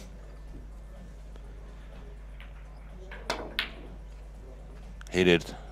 Yeah, thin. There's always a risk of that, but how is it going to finish up? He's going to leave it. Well, It's tough, but it's there. It's There's a tough. chance for Mika. and 5 also ball. Mika has to take this one on. Yeah, he's annoyed because that 5 ball has probably cost him a better chance of potting that 2. But it ain't over yet, because I do feel that this cut is on, but I also feel like he has to bring some distance with the cue ball, and probably has to send it over towards this side of the side pocket. Yeah, definitely. He's got. He's playing with inside, you see that? Yeah, he's just going to take away the middle pocket completely. Yeah, but he's gonna slow roll it, and then he's gonna miss it. And that was his very first miss as a pot in this match. Drama in the end. And what a chance here for Adam. Well, if that last one wasn't a chance, this one definitely is. That middle pocket is looking quite big, so hopefully he doesn't go anywhere near that. That's why he tried to play top side of the 4, and he hasn't got there. So still drama in this final rack. Oh man, he could have. He didn't want to come towards the middle pocket. I can understand. Exactly, yeah. I totally understand that. But this was way off. Now it does cut to the corner if he wants to be aggressive, and if he wants, he can play it with tons of inside English Yeah, this is. to get it over the 8. But there is a safety shot here as well. He could push the 4 towards the 5 and try and send the cue ball behind the 9. The 9 ball. I do like that shot. Yeah. And if he can get him behind the 9. Oh, he hasn't got the one. He hasn't got there. Everything went wrong because that's gonna stick out. That was a horrible shot there. You can see the nerves probably kicking in at both players. Yeah, he didn't get the reaction he wanted on the 4 ball. Didn't hit it right. He knows it. Well, I'll give you another teaser in this rack, because yes, of course, there's a great opportunity for Mika, but the angle is sending the cue ball towards the 5. To hold it, he has to roll it, and up until now, Mika is a guy who shows that he loves to shoot balls, and if he's shooting this, well, I'm interested to see the result of the cue ball. Yeah, does he play into the 5 and just bump it? Maybe. Yeah, or is he for the first time going to slow roll it? Looks like he's taking a little bit.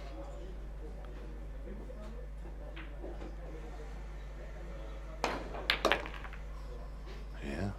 And how does that end? It ends well for him. Yeah, I think Liddy, look, to be fair, has been a bit more on Mika's side in this match overall on paper, but you can't say that both players didn't have a chances a little bit in this final rack, but that's landed. Yeah. Yeah, absolutely. He gambled a bit with the contact on the 5.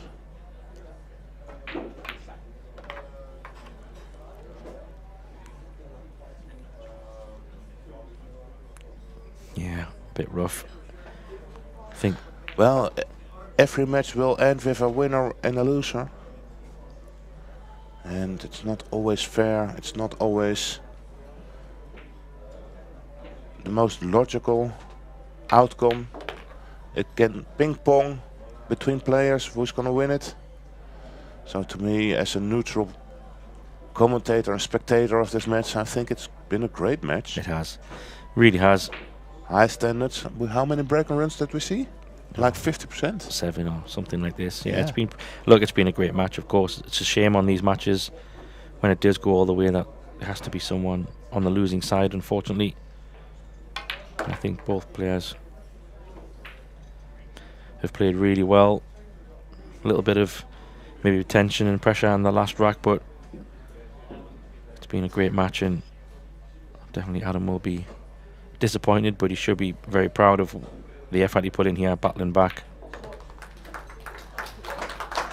Yeah. So Mika takes it 9-8, gets over the line, and what a drama there in that last final match, but wasn't to be for Adam. Good effort, good run again.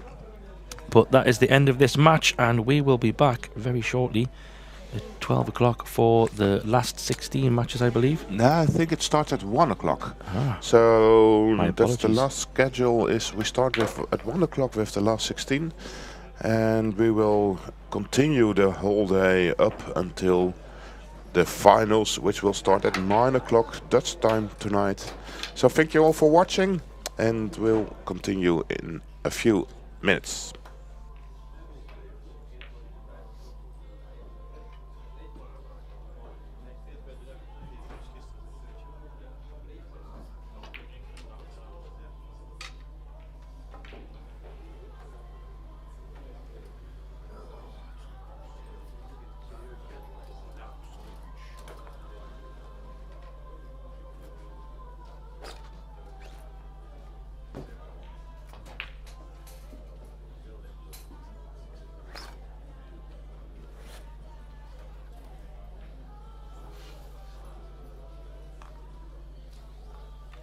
Scratch.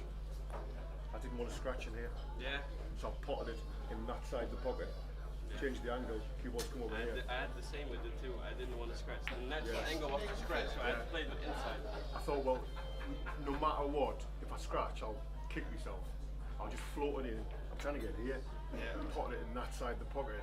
That's a poor save, to be fair. Good match though. Yeah, it was a good match. You played well. The middle of the set was really good. You know what's funny? As we're playing, I'm looking around the room. I don't want to see these people playing this ball. Just like I got you. Machine, clinical. They're scared of you.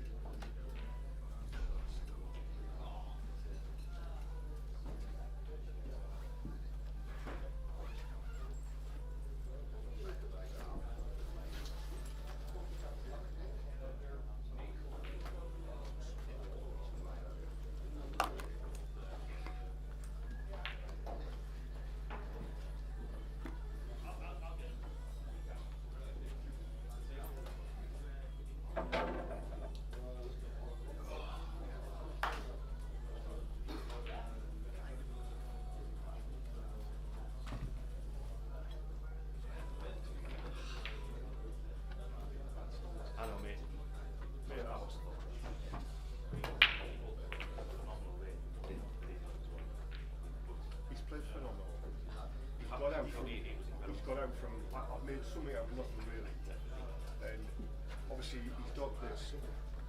All I've got to do, the problem I've got with it, It was like a huge bucket. It's so big, and if I scratch, I'll kick myself. Yeah. So I think can I just feather it back anywhere here, and I've potted it in that side of the pocket, put a bit of right hand spin on it. It's flew it off, JJ'd it.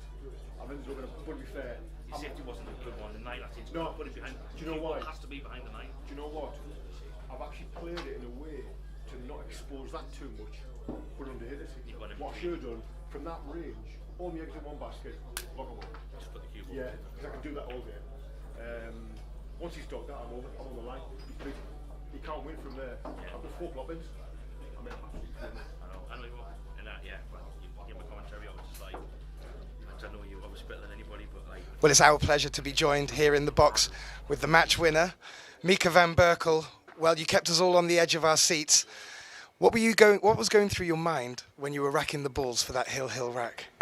I mean, just get a position on the 2-ball or anything, you know. I just wanted the position, but you know, on hill it's always some drama, and that was again the case. So I had to play a tough shot on the 2-ball. And then we both missed 2 balls and it started some crazy shit. Well, it kept us all on the edge of our seats and the commentators as well. We didn't know what was going to happen next. Well done on getting through. You do have a little pause now until the last 16. What's going to be your process now between then and now? Probably check out first in the hotel. And then, I don't know, maybe grab some food and relax. Well, I want to wish you the best of luck for the rest of the tournament. We look forward to having you back in the box. Last year, finalist. One better? I hope so. I can get one better, so I will try.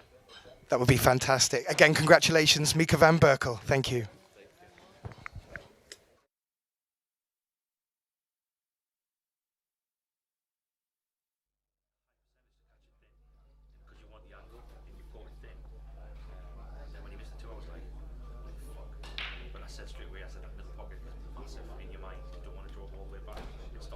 In truth, do you know what the right shot is?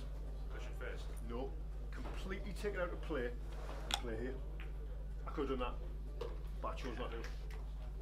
No, the ball's here. Yeah. And the next ball on is here. Just pop the ball and screw back.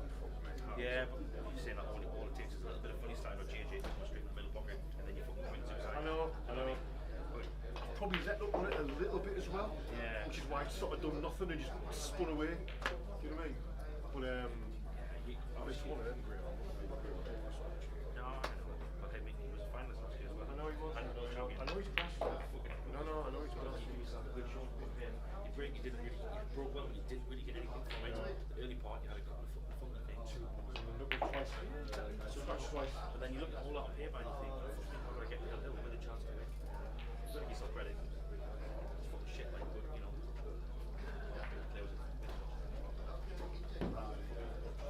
Oh, is she? Oh, well, that's because I said the best, but didn't like. I've only broken this. Do you know what I mean?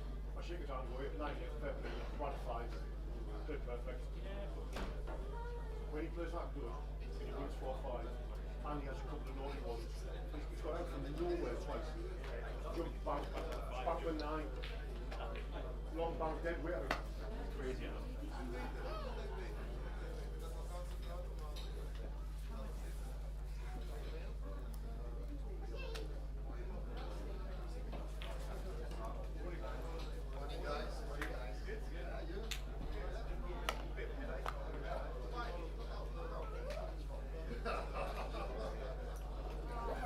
Danny.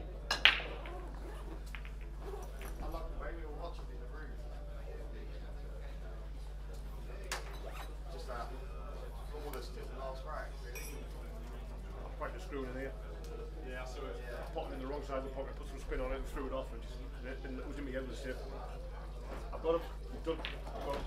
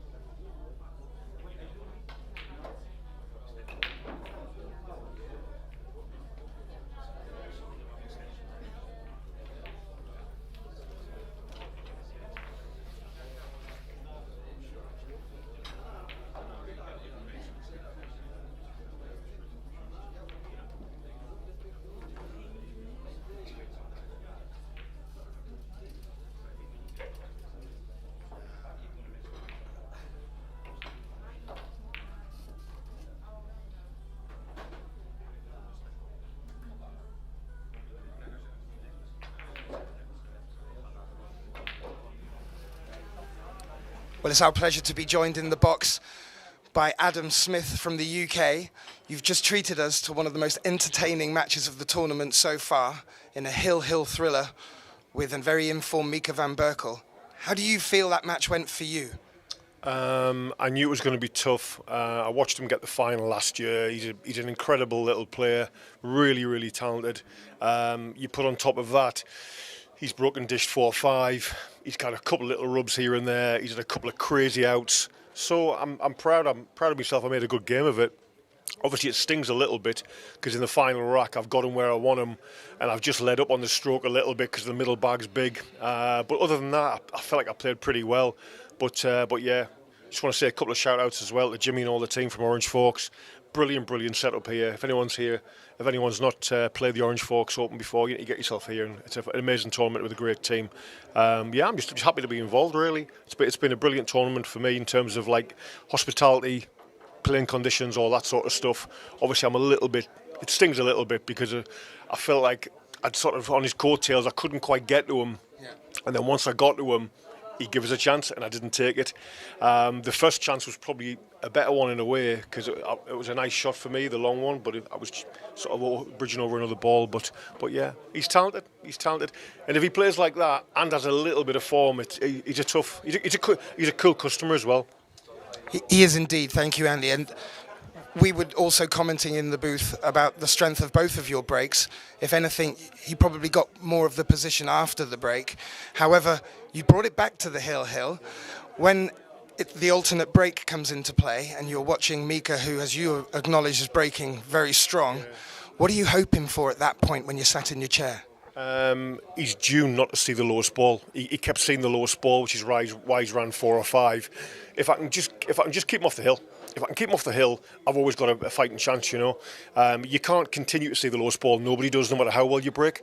I felt like I broke okay myself. Just you need that little bit of luck. No matter how good you're playing, you need a little rub at the end of the day to get a shot on the lowest ball.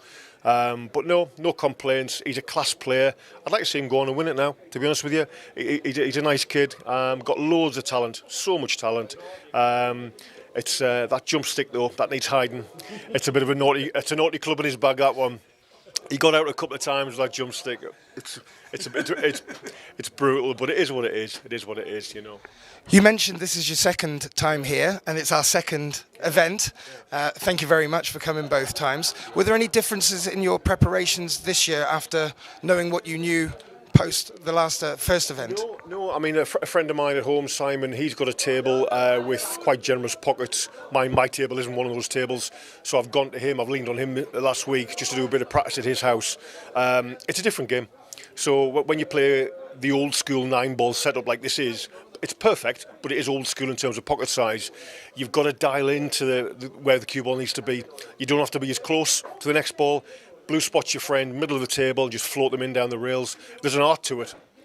The old school tables get a lot of bad press, but they're actually fun to play on. It's very artistic, it's very creative. I love that part of the game, to be honest with you. But yeah, preparation went well. I'm just a little bit disappointed I couldn't have gone a bit further. I felt like if I could have limped through this one past Van Berkel, there's no reason why I can't win the tournament. I felt $1 million today. But yeah, not to be. I'll be back next year though. That's great to hear. Well, again, I want to say congratulations for making it to the final day. We look forward to seeing you again here next year at the 3rd OrangeForks Open. And please have a safe journey back to the UK. Thank you again, Adam Smith. Thanks, Gavin. Cheers, mate. Bye.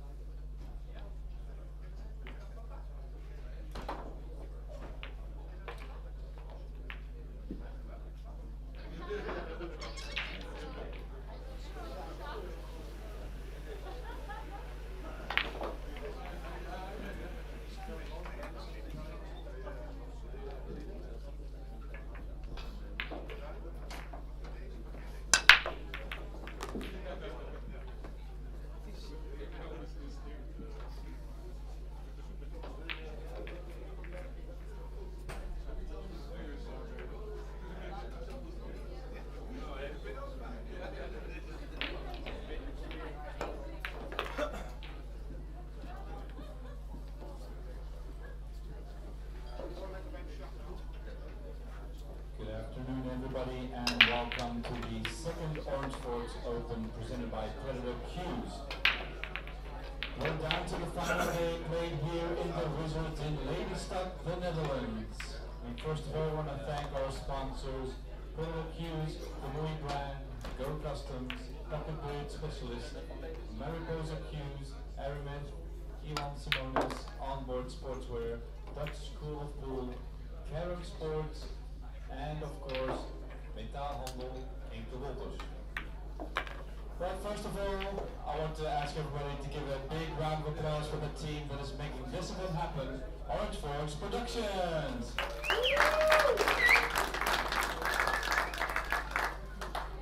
As always, we are still checking the dress code, and the format now will be 9-ball, single elimination, race to 10. For the break rules, it's alternate break, 9-ball on the spot, and with the break box in effect, and a rack template will be used, and the 2 has to be racked on one of the 3 bottom corners. All other information regarding the rules, the WTA rules apply, and you can check with the referee or the tournament desk. If you want to know more about the bracket, you can come to the tournament desk or go to qsport.com, and we have 4 live streams available, and you can find those on orangeforks.com and YouTube. Let's get down to the tables and the matches at 1 p.m.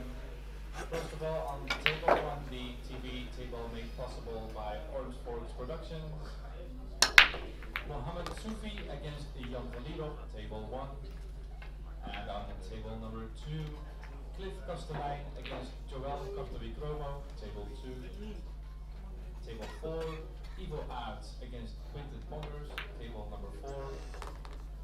On table number 5, the second live stream made available by OrangeForks, Nick Vandenberg against Dennis Laskowski, table 5. And on table number 7, Yuri Pisklov against Midi Dambuche, table 7. And on table number 11, Oliver Zolnocki against Chan Salim, table 11.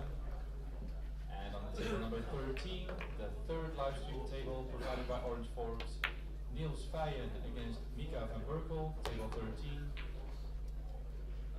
And last but not least, the fourth live stream table from OrangeForks, table number 16, Marco Teucher against Boris Ivanovsky, table 16.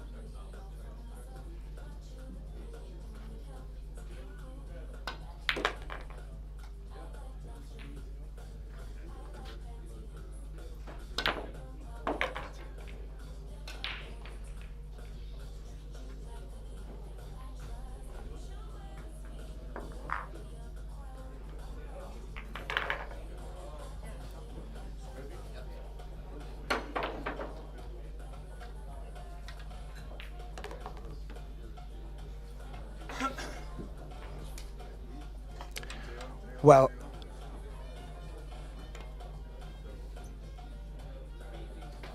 a very warm welcome to all our pool fans joining us around the globe for the OrangeForks Open 2025 second edition. You join us for a great match lineup here between Mohammed Sufi and Jan van Leerop of the Netherlands. And before we dig in any deeper, I'd like to introduce my colleague and friend, Kevin Dykstra, to the commentating booth. How are you, Kevin? I'm good, thank you, Kathleen. How are you? Very well indeed, and still a little bit frazzled after our last Hill thriller. Today's the last day. We will be making it through to the final. What did you think of the last one, Kevin? It was an exciting one. Just keeping an eye on what is happening here, because I think they're arguing about the break, or basically about the rack. Yeah, because the blue 2 and the red 3, they asked to be put on a corner of the 9-ball rack, and they were just checking in with our referee. It seemed like Sufi wasn't aware that this was the case. Nope. Want to keep a good eye on that, because he emphasized that he has to change. We have to change it every rack, so not like just put it on the same spot each and every break.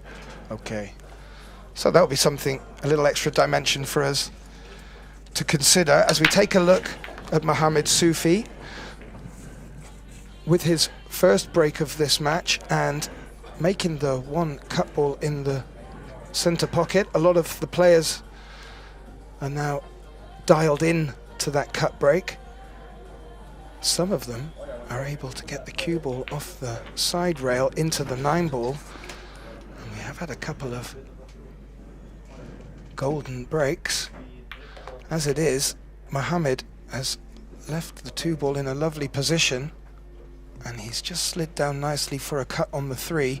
The 4 is in a tricky spot. Can he run into them here, Kevin? It seems that is what he is trying to do. You saw him aim left on the cue ball. Just while he's looking at this, there is a slight change for our eagle-eyed viewers in the format now. It's still alternate break from the box. No 3-point rule, but now we're up to a race to 10. We're in the money end of the phase, the last 16. From here on out, if you lose, you are done. Whoa, the cue ball was tracking towards the corner pocket there. However, it's just sat in the jaws and it's covered by the 5. And Sufi is getting out his short stick. Yeah. Early on in the match. Yeah, I'm not too sure if he was trying to run into them then. Yeah. He hit it at a pace where he may have.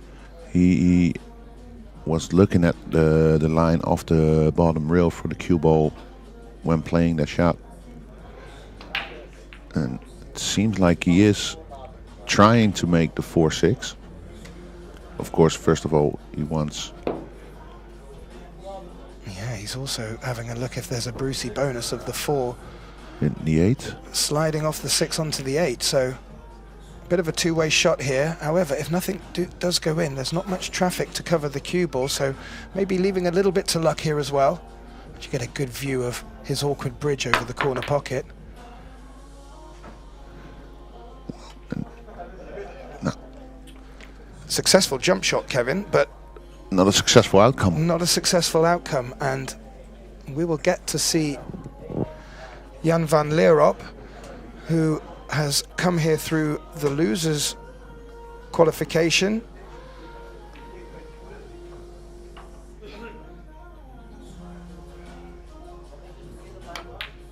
Jan, a very consistent Dutch player, a regular at many tournaments, and you always expect him to be in and around at the end, if not the end.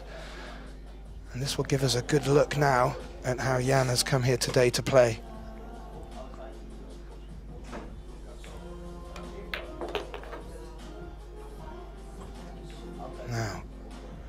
if he's not got much on this 6. There's a lot of reward in just parking the cue ball about where the 6 is.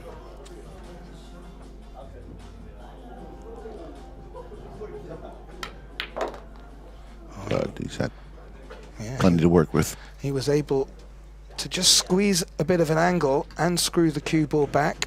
Now has left himself in a very nice position, if not a little bit stretching for the cue ball, but not a problem. Jan puts his extension on. And without having to do too much with the cue ball, he's avoided the 9. Lovely.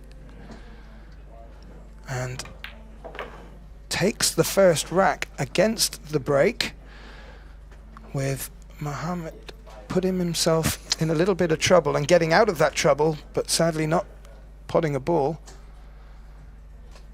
And Jan pounces on it.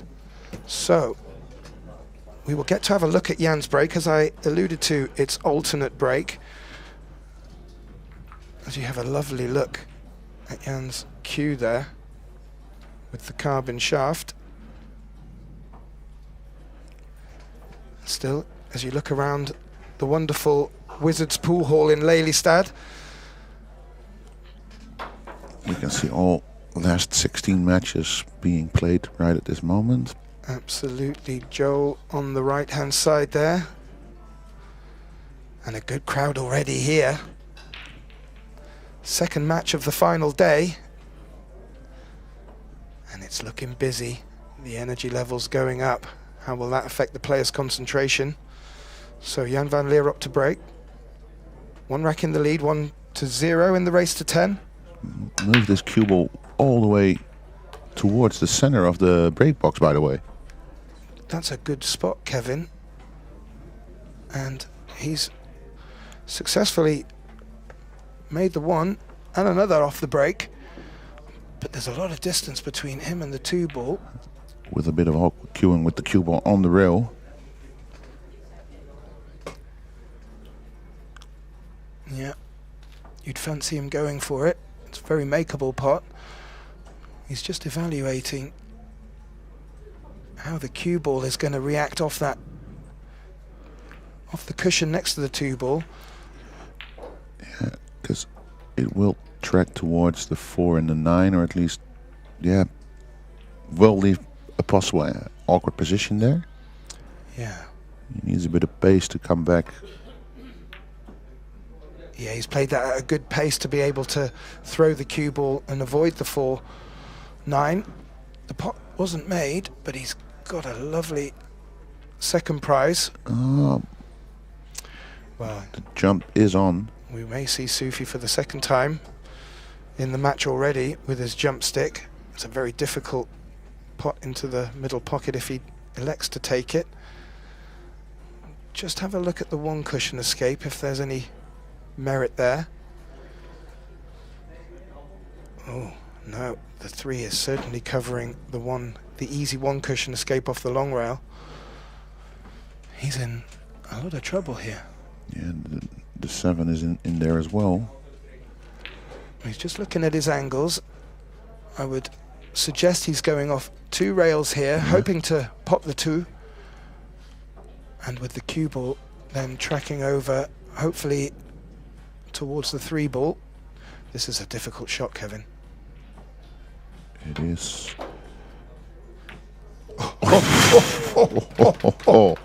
What a shot. Well, he's done exactly as I suggested, and if anything, he's just been a bit unfortunate as he's contacted the 4-9 cluster, and that's just given him cause for concern here. May need to just take his which deserves and play a containing safety. He's done that well, showing full respect to Jan. I think that was a stretch too far, that 3 ball. This will now ask a question of Jan. Again, the 4 ball blocking the easy 1 rail escape. Yeah, Sufi just not getting the run of the balls at this early stage. I'm sure that will change. Yeah, it's only the first rack of a possible 9. 19. Yeah, possible 19. Possible 19. So plenty of time. And Jan played a very similar shot to Mohammed there, and sadly didn't get the cover that he so required. And he's left Sufi with a look at the 3. Lovely long pot, confident pot. And as if anyone has not seen Mohammed Sufi play before, he really can get a nice rhythm, not only making it look easy, but keeping the commentators on their toes. Yeah. And each player has their own style. And he definitely has his own kind of style. Yeah, indeed. And he quickly recovers from the poor positional mistake and brings the score back to level. Early doors, 1 apiece, both going against the break so far. I need to get the brakes working a bit. Well, I think Sufi's first break wasn't bad, because he made the 1 ball, got shape on the 2, just had to do a lot of work on the 3 with the way the 4 was positioned. That's right, yeah. And I think he overcut it, didn't he? Yeah, you're right. They have No, he did make it, but missed the hit on the 4 and 7, 4 and 8, whatever it was, and hooked himself. Yeah, correct.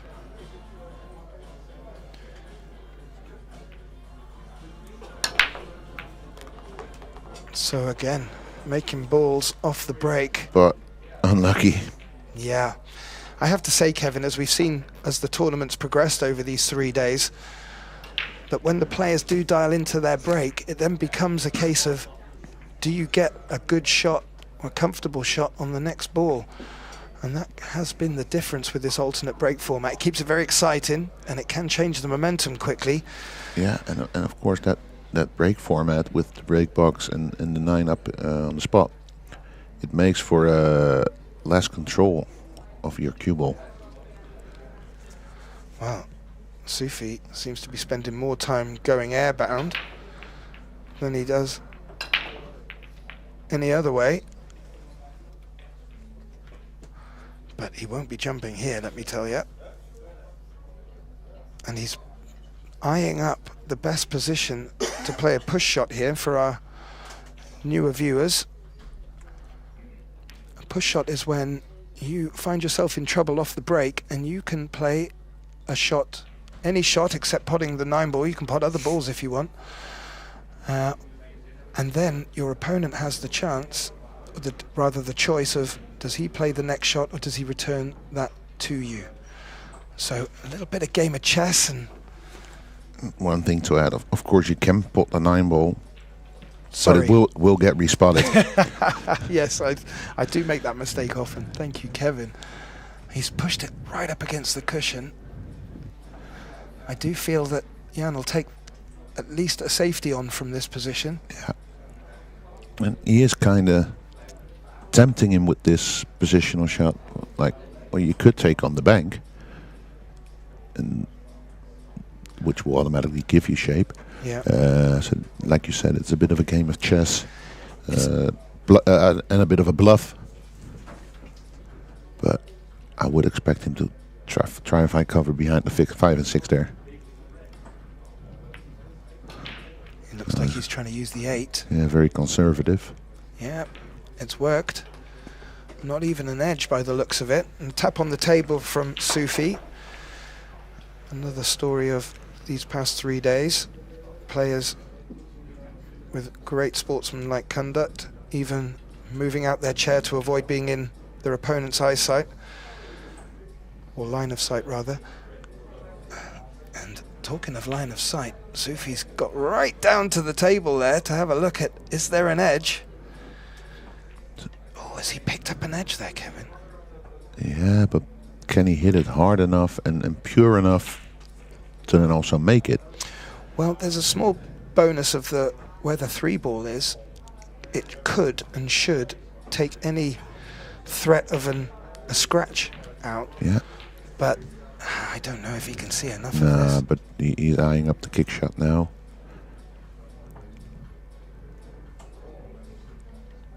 last kick shot on the 2 was successful for him. Yeah, he's hit that well. This one is less successful. Leaves Jan with a tester, long shot on the 2. Well, Jan getting rewarded from his safety play. Can he convert this into a point on the board? You feel that a good solid pot on this 2, and he could run away with it.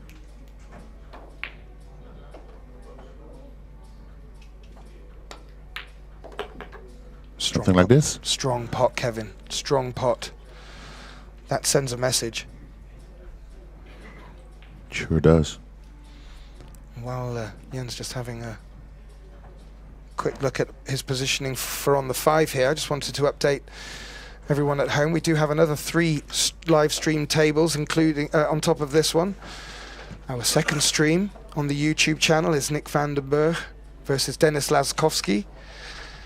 And on stream 3, we have the Dutch All Affair between Niels Feijer and against Mika van Berkel. 2 generations of Dutch pool there. On stream 4, we have very much informed Marco Teutcher, and he's up against it against a Boris Ivanovsky. And if we can bring you some scores as they come in, I'm sure we'll do that. As we just come back to the table, Jan is picking these off, Kevin. This is what he needs to do. Yeah, just once you get that opportunity, go for it, make it count. Yeah. And a really good, confident opening 2 for Jan. Does help. Yeah, that definitely was the key shot, I think. Like straight off the bat. Yeah.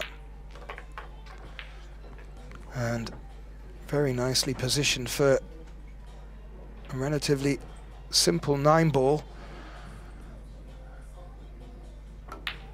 And again, going against the break somewhat. So even though these players are making the 1-ball off the break, it still appears that there's a bit of trouble left on the table. So we could be in for an absolute thriller here, and it may come down to who's got the best safety game, who's got the best jump game. Yeah.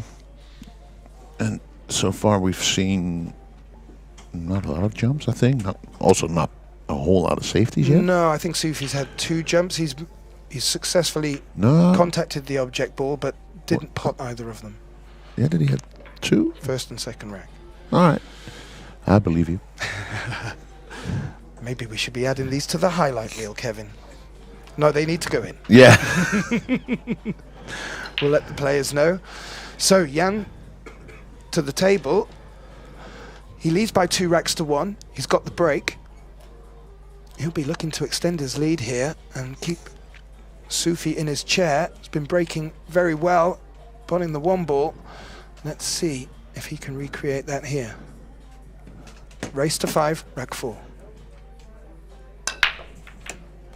Oh, he's made the 1, Kevin's cleanly in the middle pocket, but as we were just alluding to, the 2-ball is all over the place. Yeah, it is. Now, we saw Jan make a great 2 earlier, but this is fraught with danger to take this on. It does look like it's... You can at least see it. Yeah. Well, Jan has been very good with his offense, also good with his defense.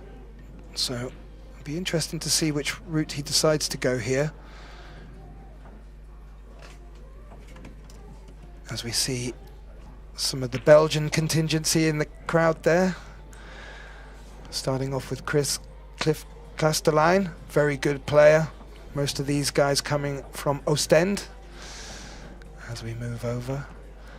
And there in the top right, Jan's mother and father regularly at the events to support Jan on. I'm sure they'll both be happy with the way the scoreline has gone so far, but there's a lot of pool left in this. And Jan has tried to play as containing a safety as possible, but there is a clear gap through, a very large gap. And with Sufi's putting abilities, you know he will take this one on. He will.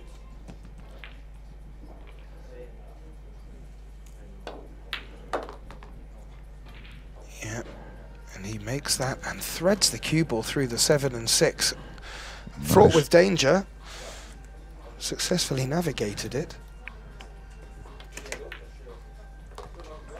And he's run into the 4. That's not a bump he needed. I think he was looking to slide past that so he could play the 4 in the center pocket where you see the 1 ball has fallen into. He can still go for that center pocket.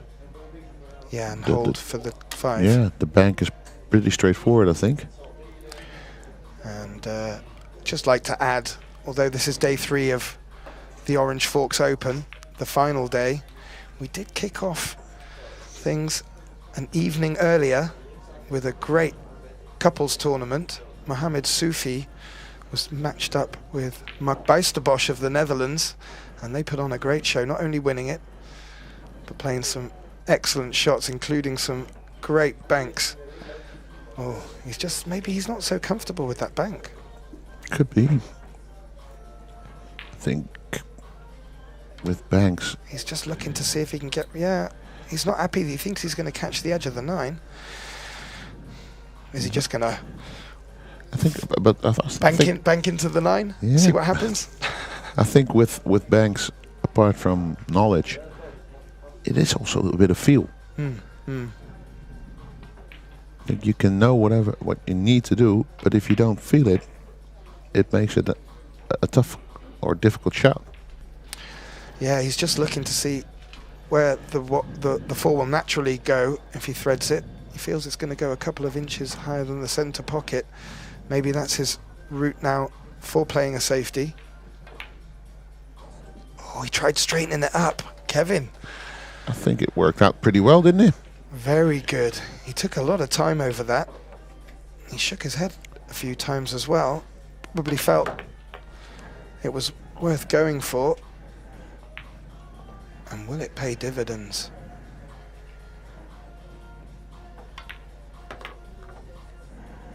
Oh, he needs that to run a little bit further, Kevin. Oof. Yeah, it's still very well cuttable. And no hesitation whatsoever with Sufi for this one. No. Would like a bounce off the cushion here. We're just chasing position a little bit here, Mohammed. He's had to miss it. Yeah. However, full recovery mode with an absolute spanking 8 ball to leave him with a relatively simple shot on the 9, and we're back to 2 apiece. And well, I don't know what you're thinking at home with predictions, but this has got Hill Hill written all over it. As I mentioned at the start of this match, we've just had a Hill Hill thriller on the TV table between Mika van Berkel of the Netherlands and Adam Smith of the UK. And we had the chance to interview both players after the match, and it was very interesting to hear how both players felt the match went. Mika looking visibly frazzled from the ups and downs, but he prevailed, and in some style, as Mohammed just readjusts his uniform. It's a nice way of putting it. Now, we're facing 2 apiece, Kevin. The boys are breaking well, but they're not converting them into wins. Yeah, and that's all because they don't get a shot after the break, or at least there's some. Oh, and again. Yeah. I think the 3 is in the way for a jump here straight away.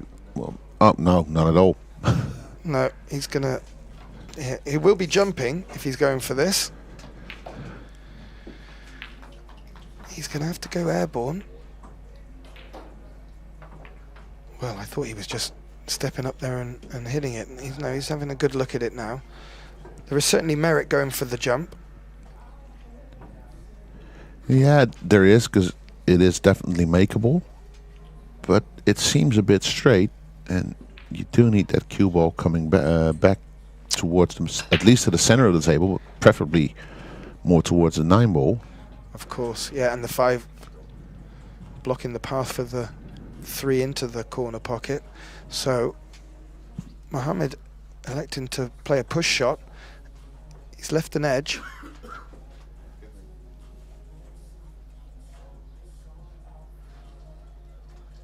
What can Jan do here? I would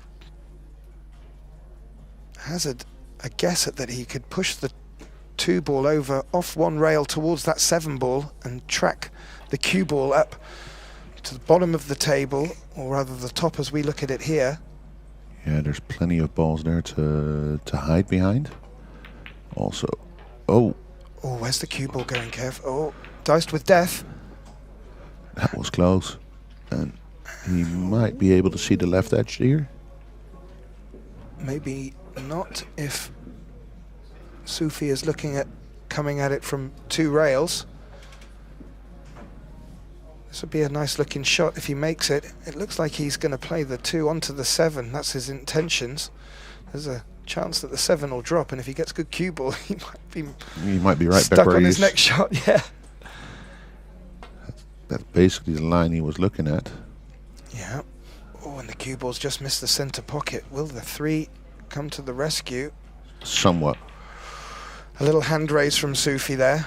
Oh yeah, he might. Did he leave an edge? I'm not too sure if it needed a hand raise. It was a difficult shot. It was always, in the way he played it, a good chance of bringing the cue ball down here. Of course, the 2 popped out, so Jan would fancy it, but the 3 is certainly hampering him, if not completely. He's going airborne. Well, yeah, he can possibly hit it, but it's also about making it, and the potting angle isn't there.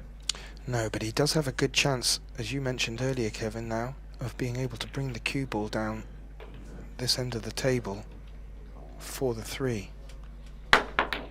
Oh, wasn't far away, nearly. And how does it end up? Went into the middle pocket. A few well, I think he'll ball be nudges happy. later. He'll be happy with this. Oh, yeah. Well, he may find himself in trouble after it, but he hasn't left Sufi in with a clearance opportunity. Yeah, it basically meant he will probably get back to the table instead of leaving an open shot and Sufi running.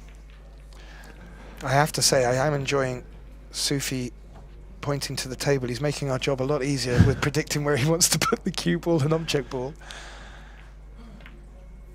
Clearly wants to be as precise as he can. The 2 ball didn't travel over maybe as far as he wanted it to, but he's got good cue ball. Yeah, and he still got enough cover, I think. Oh, at least half a ball, but maybe the edge that he can see would be a potting edge. Oof, that's thin. Yeah. And the way they've been playing so far, don't you think that he'll just play safe? Well, there you have your answer. There is our answer. Oh, that's going to leak maybe? Oh, that's second bounce. I think you might have called that correctly, Kevin. Yeah. Well, it's not an unforced error. It was a tricky shot with such distance between the cue ball and the 2 ball. Oh, that's a lovely nudge from that 6 ball there for Sufi. You can see a small window between the 6-9. Which he's found. Push this around 2 rails. Right now he looks in prime position to be the first player to keep his own break. Yeah. Potentially a turning point. I think we'll know in about 10 seconds. But again, it's not necessarily a break and run. No. And I think that's what these players are looking to convert off their good breaks. So I fully agree, but what you saw with this break, I think, like at the last moment, that cue ball got a little bit of a nudge and went all out of shape. yeah. That is the wonderful world of pool. If you're watching, not if you're the one playing. Yes, and Mohammed Sufi takes his break and a 3-2 lead in this race to 10. So we're a quarter of the way in. And Jan looking to recreate that himself as we just take a look around the Wizards pool hall here in Lelystad. Our 16 matches underway. In the orange jersey there you see Nick Vandenberg playing Dennis Laskowski. Absolutely. They're tied at 2 apiece. And in the bottom right here you've got Cliff Castellan playing Joel Cartoicromo. He is trailing by 4 racks to nothing. But it's about to be 4 racks to 1. There you go. Eagle eyes. And back to the break.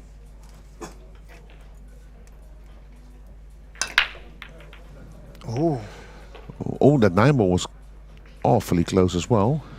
Yeah, the 9-ball was tracking towards the quarter pocket, it appeared. And that 1 ball is shut off by the 7. And if you look carefully, that 2 and 9 are in a as you can see from position. our great overhead angle, that 1 will not slide past the 7 into the pocket. And I think that's Jan's savior. Yeah. Because if he could have, then that probably would have been rack over. Well, that was our first dry break, as Kevin alluded to. And that's going to put us into a little spout of safety. That 1 has frozen against the cushion. That just adds another dimension to playing this safety, avoiding double kisses and the like. Does have a nice spot behind the 3 if he can get the cue ball down there, but it may not be possible where he's playing the cue ball from.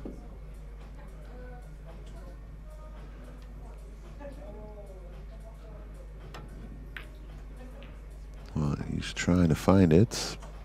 Oh, that's a nice looking shot though. I will give him that. Yeah, but oh wait, that 6 is most definitely in the way. It is, and I'm wondering, does the 8 No, eliminate the 2 rail? No, not the way Mohammed is approaching it. It is. Sorta. I think it kind of is blocking the natural path.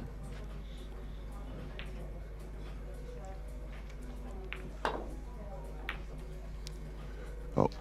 I think you were right. He had to put a lot of spin on that, but he's not come out of that too bad at all. No, he's given it the most distance possible at that point. Yeah, just having a look. There is, as you can see, the 1 ball in the top left corner, and he will be running the cue ball around 2 rails and maybe tempting us with a look at Kevin's predicted 2-9. Got to make the pot though. Yeah, but the cue ball will move towards where it is now. It did. Oh. Oh dear, not what Jan wanted. But you were right, Kevin, it was coming round that way. Yeah. And there was always the danger of the corner pocket, and Jan probably feeling a couple of rolls are going against him here. Shouldn't be too despondent by that, but it's the way pool can go sometimes. So you see Sufi is trying to play shape on that 2-9 combination. yeah, it's all about that here. It's quite difficult with the traffic there to get the cue ball this side. Oh, he's not made it. He's not going for it. Oh wow, he proved us both wrong. Was able to find a gap, or rather slide along the edge of the 3 ball to get that side of the 2. Great shot. I think because the way he positioned his cue ball, it was almost impossible to get to the other side of the 3. He did have a look at it. Oh, what's this? What's this? It pulled up just in time. He did have a look at it, and I think he maybe decided it wasn't worth the risk. Because the 2-ball was a bit more towards the rail than the 9 is. Oh, he had to play that thick as well. Yeah. And in doing so, the cue ball has rested right up against the cushion for the shot. Yeah. On the 5 ball. And there's no... I don't see a bank. He's looking a bit frustrated with himself for that. Well, I think it came back to the shot before when he was rested quite close to the 6. Looked like he had to play that last one thick and clearly compromised position. But there's not much traffic here for him to work with. Yeah, but if he can bank towards basically bank the 5 ball towards where the cue ball is now, that will create most distance probably. Oh, he's looking at a different shot. It looked like he was looking at potting it up the long rail. Nah. I was like, hang on a minute. Nah, he wants to go 2 rails. Yeah. And points where he wants his cue ball.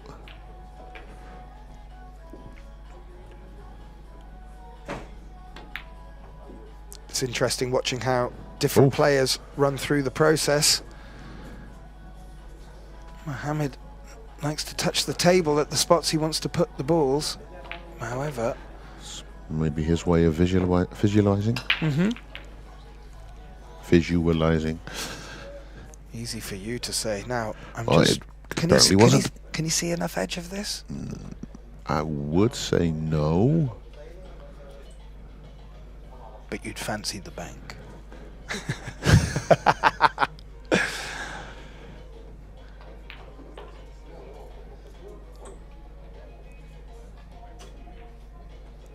Let's see how he navigates this.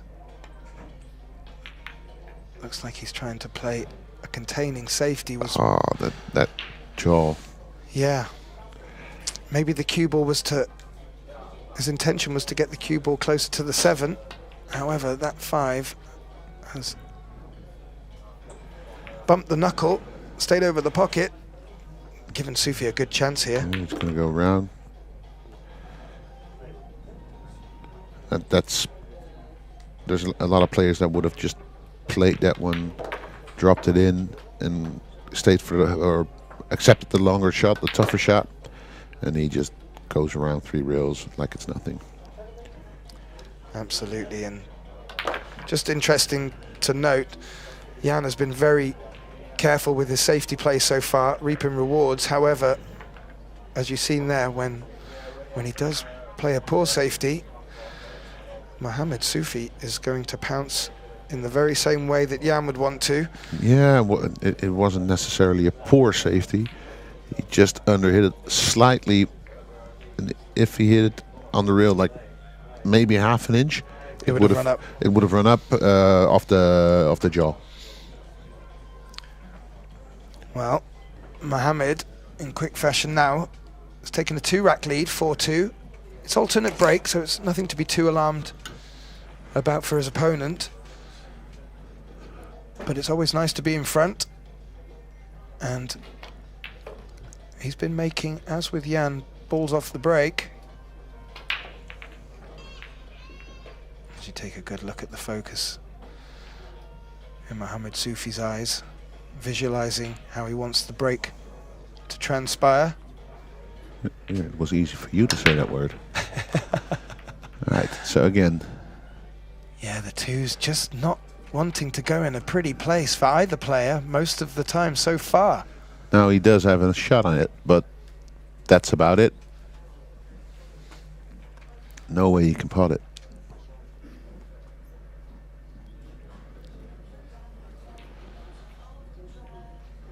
Let's see, is there something there he can hide behind? Is he going to go for the 8?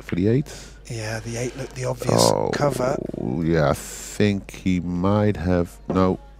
Ooh. That bump wasn't nice on him, I think. Sufi crouches down to get a better look at that, as Jan does the same from the opposite side. A little nip of the head from Jan suggests he's not got it.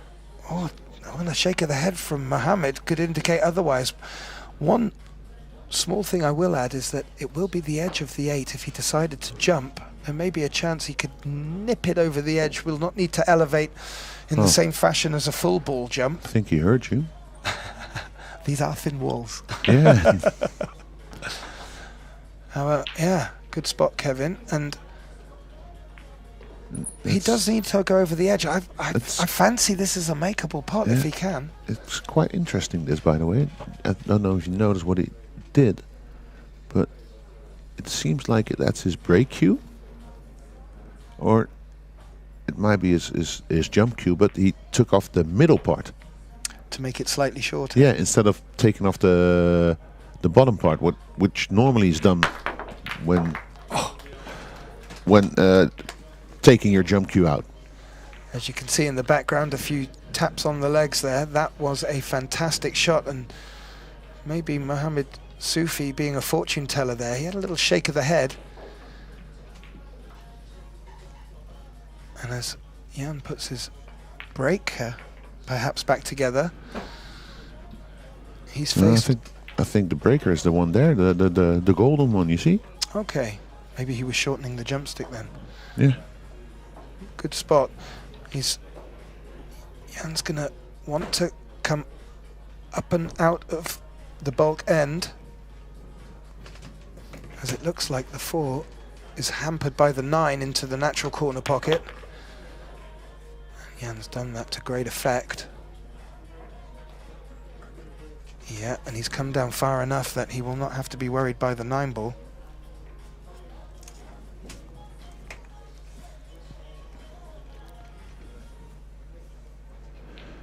And you can just draw it back there, yeah.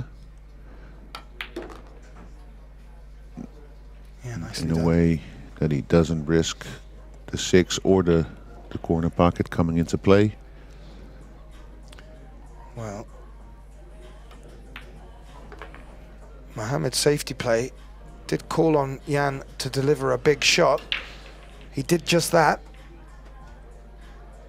and is looking very good here to reduce this 2-rack deficit. And then try and break and win his own rack coming up.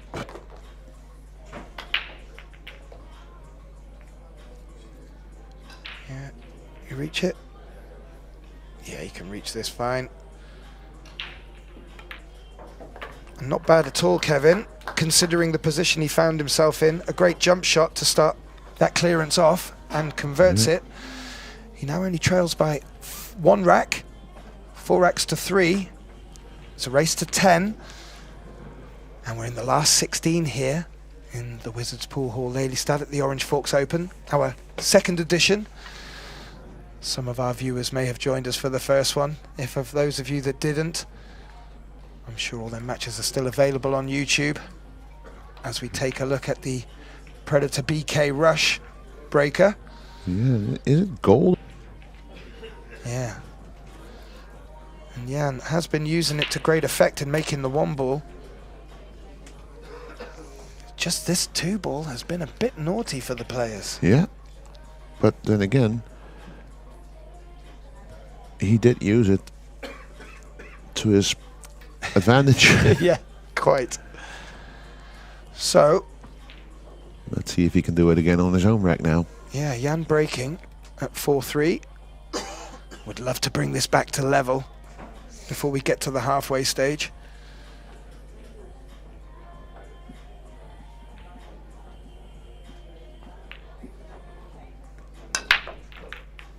So the 1's down and the cue ball's down. I didn't see the cue ball following that in, but I heard it. So it must have fallen in very shortly after the 1. And that's a rare scratch off the break for either of these players, in fairness. And after Jan converting his opportunity in the last rack a ball in hand for Mohammed here. He goes all for it. It is a tricky one though, with the 9 ball on the bottom rail there. Well, you see him now. He's just looked at the 4. Doesn't maybe fancy that that's going to be too easy with where the 5 is. He may be forced into a combination 4-5, and with ball in hand, he may fancy that the 2-9 combination would be easier. So there's your answer. We could be in for a quick rack here, or we could be in for an interesting position. Oh, will it follow in with the cue ball? That would have been something. Oh. He's just looking around. Oh, he wants the referee in, of course. Yeah. Yeah, that makes sense. Yeah. Well, ambitious. To all intensive purposes, the way that Sufi plays, that suits his style. Yeah. And to be fair, that 4-5 combination, the 5 is practically guaranteed to drop. So then it's all about getting good shape on the 4 so you can continue your run afterwards. And with ball in hand, that look at that. Makes it a bit more easy. You've got a corner bag in the way. You've got rails creeping in. Is he kicking at it? No, I think he's just sliding off it, maybe trying to pot the 9. Yeah. Oh, where's the cue ball going? What a shot, Kevin, and a great spot. Gets a well-deserved applause from the crowd. That was good vision. Sufi maybe being punished for the combination there. Yeah. I felt that was probably the best option with where the 4-5 was. Yeah, I think with his potting ability and ball in hand, pretty close to that combination. Yeah. So only two shots before you have to play it. It would have been easy to stay in shape, I think, but then again, he's at the table and I'm sitting here. Absolutely, and to all intensive purposes, looked like he left Jan in an awkward position. But Not Jan, awkward enough. Clearly, and with a great bank of the cue ball onto the 9, off of the object ball, brings the scoreline back to 4-4. Does make the 1. Oh, the 9 ball and the 2 ball. All and look what's happened. Oh dear. Yeah. Mohammed is not even able to buy a position after the break. He might. Does he think he runs into the 8 to leave the jump? Well, where the 2 ball is, you probably would want to not leave him a direct line at it. And Mohammed's pushed out towards this corner pocket. I think he's left an open shot on the 2. It's certainly not an easy one, Kevin, but I wouldn't expect Jan to give this back to Mohammed.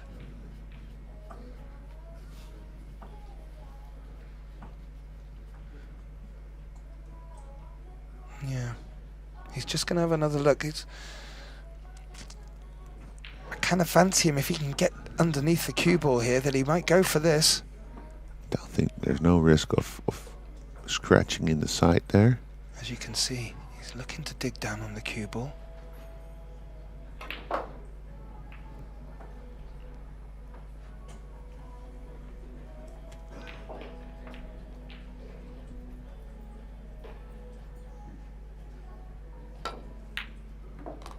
That's a great shot.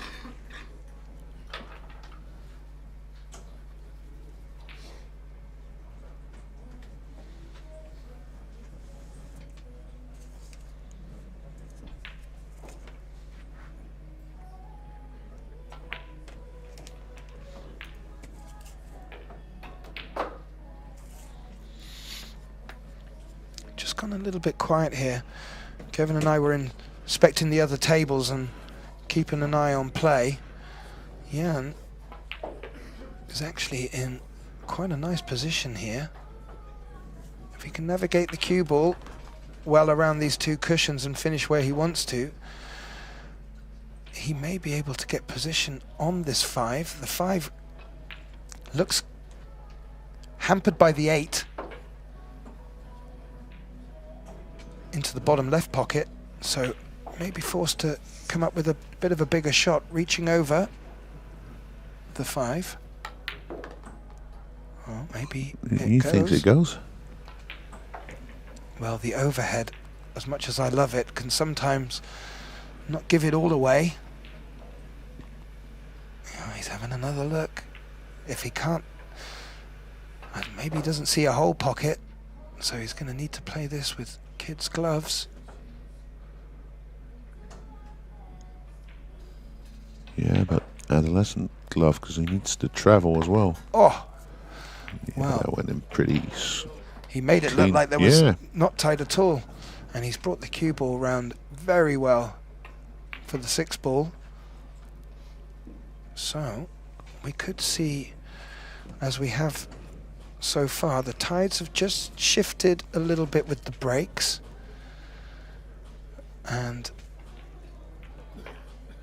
maybe we will see a switch in the lead.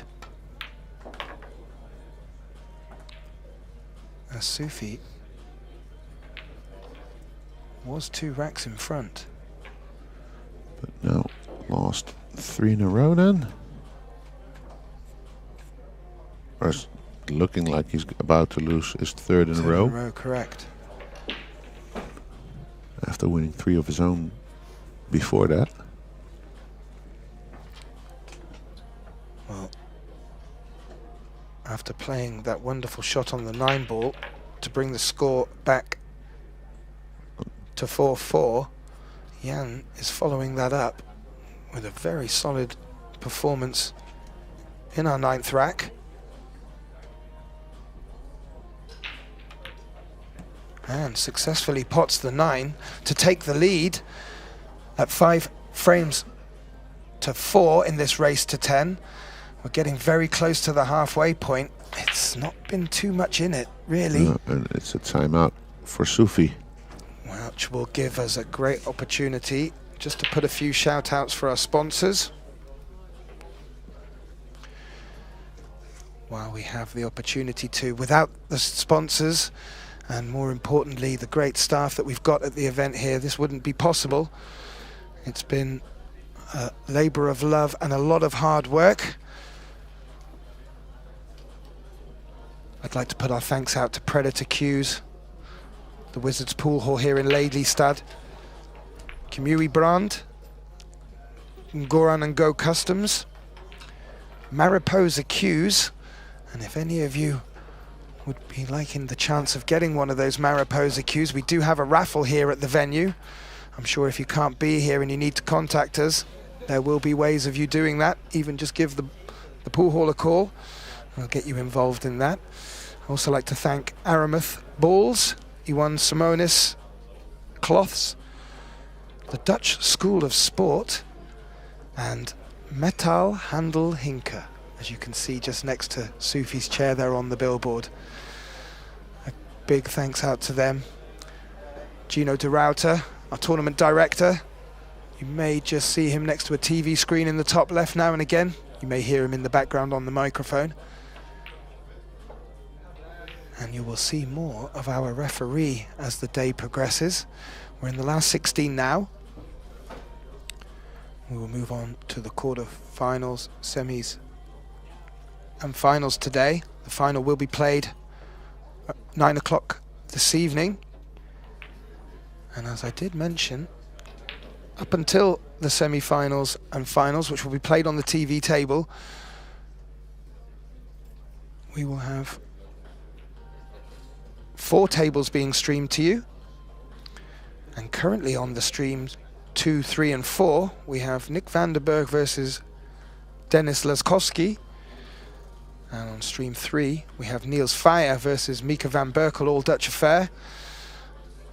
One generation in between them. And then on stream 4, we have Marco Teutcher. He's taking on Boris Ivanovsky. And when we return to the play, I will look to get an update on the scores as well. And as I mentioned, day 3, the final day of this OrangeForks Open. It's the 2nd edition. A lot of players returned this year, looking to improve on last year. And it's been a great atmosphere since the evening before this event started. If you want to keep updated on the scores, instead of picking it up from us, you can also go to qsports.com, do a search for OrangeForks Open in the Netherlands and the Wizards. You will bring up the live scores, all the results, upcoming fixtures and times, and they've even added some new features to the application, so you can start to really dig deep into the stats of the game. Golden breaks, break and runs, even the average times for racks. And I know there are quite a few of you stat followers out there. As we just take a look at the table, Jan and Sufi are having a little chat, all in good jest, not too sure exactly what they're talking about.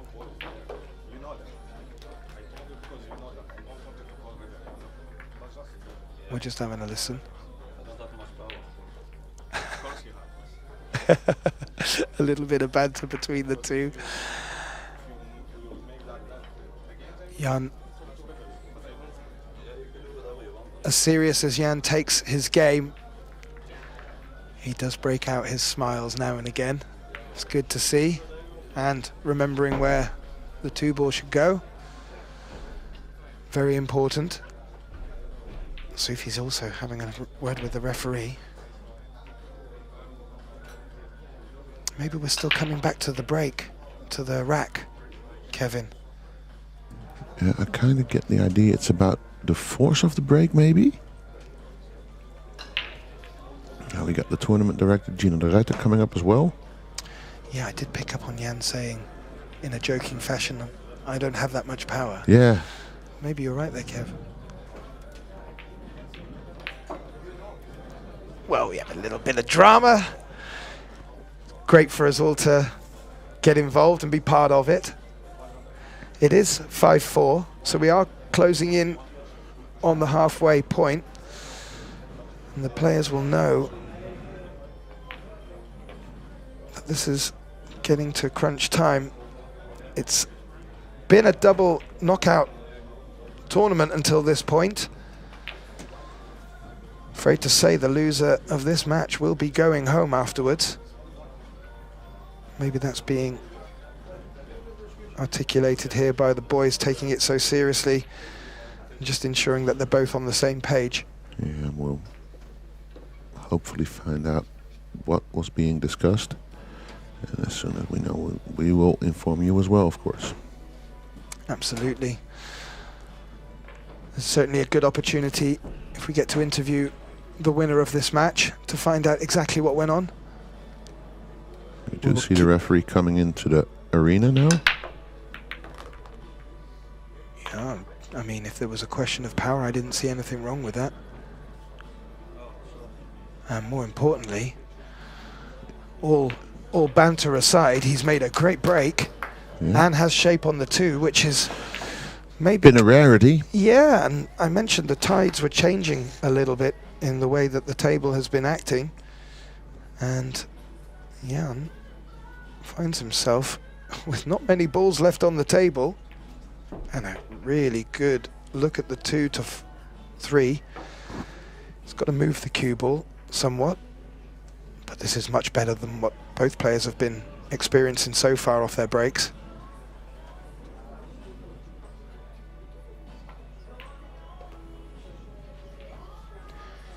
There's always a little thought that the banter may still be playing on Jan's mind. Just needs to ensure that that's forgotten about now. Oh, this needs to travel. This is going to be short. Yeah, it didn't get the ping off the rail that he was expecting. Yeah, but that also had to do with the 9 ball, because as soon as you put some more speed on it, your cue might go a bit loose and touches that 9. So he was very well aware of it. Well, it's It's a very thin cut on the 3 if he fancies taking this on. It would give him the chance for the cue ball to float back down this side of the table for the 4, so there may be merit in taking this on. He has. And he's missed it. What's... Well, that's definitely not on for a pot, but I could see Sufi trying to hide behind the 7. Yeah, Jan got a little clip on the 8 there before the cue ball came to rest, and it's just thrown it over against the rail, certainly taking any chance of Sufi getting to pot it in the corner pocket that Jan was attempting. He would love to get that cue ball locked behind the 7, huh? Well, don't we all? And he's got quite a bit to work with. Yeah, I just got word that it was about the force of Jan's break. And yeah, even though there's no 3-point rule in effect or any way to definitively measure the force of the break, we did tell players not to soft break. Well, there you go. Thank you, Kevin, for that update. You did pick up on that. Good to have that confirmed. Be interesting to see if that plays any future role in this match. Clearly, Sufi's conscious of it. Yeah, and Jan just broke pretty hard and made 3 balls off the break, I think it was. Yeah. So you might think, well, why not keep doing that? Exactly. And Sufi, whether or not he was even thinking of potting that 3, was looking to throw the cue ball round here, down by the 8, to leave the 4 if he had potted it, but also to look up Jan, and he hasn't done that. Jan's got a look. We've got a similar shot now, basically. You can go for the pot, move the cue ball this way, and he... I think he's just left it there. Again, these are not the easiest of pots. Not at all. They're not easy pots. And as you did say, Kevin, there was the chance of, even if missing it, getting a good safety, and also finishing on the 4 if successfully potting it. So you can see Sufi driving into this one. And again, that 3 ball refuses to drop. But now... Well, I think this is a better chance. I wouldn't say a much easier shot, but he's got free space for his hand to bridge. Yeah. And as we look at the rest of the table, as long as he can get comfortable with a 4 to 7. Yeah, and then basically he just has to pot it with a bit of forward, and he will go up table and always have a shot.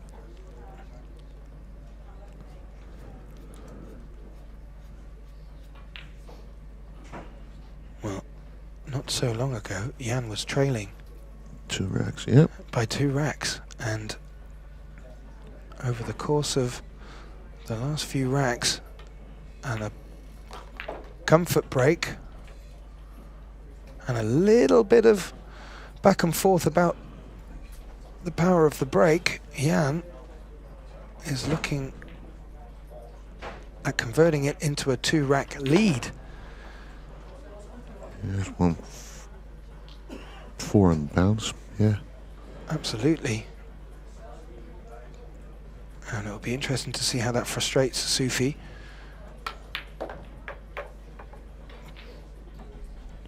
But Jan, playing solid, doesn't seem to be daunted by what has gone on before. Clearly cutting it out of his mind.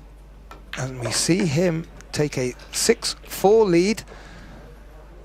Little tap of appreciation from the crowd.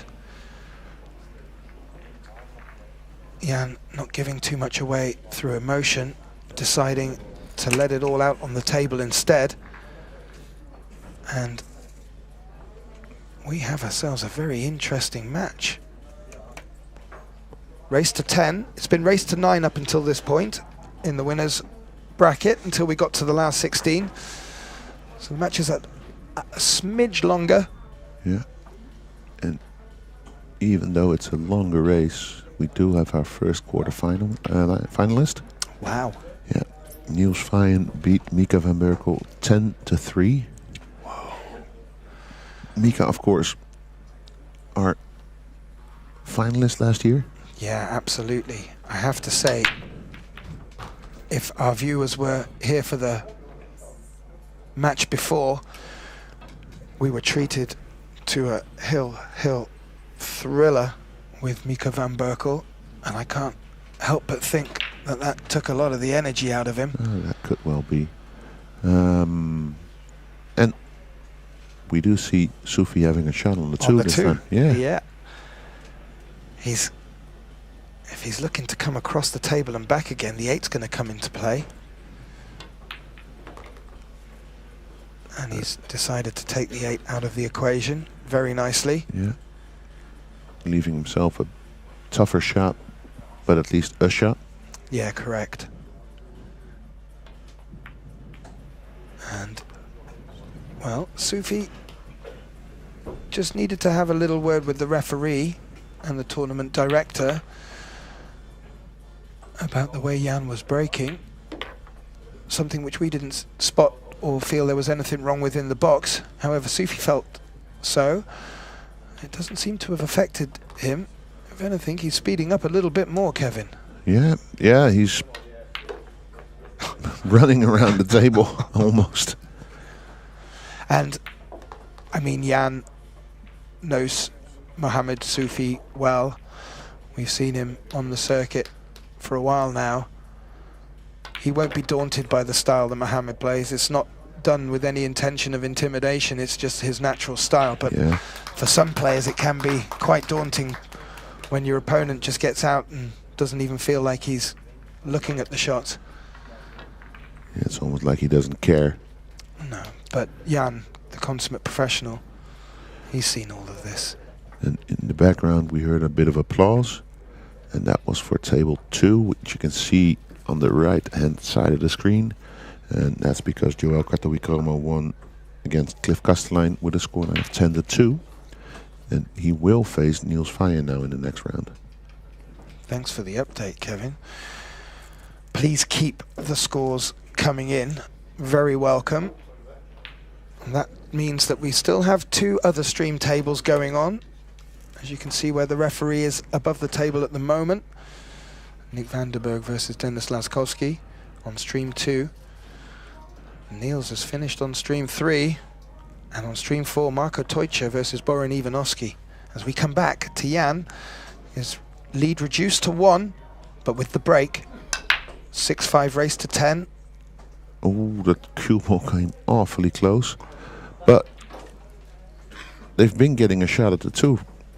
Yeah. They're The just last couple of racks. be interesting to see if they've actually changed anything with their breaks, to noticing that they're not getting position on the 2.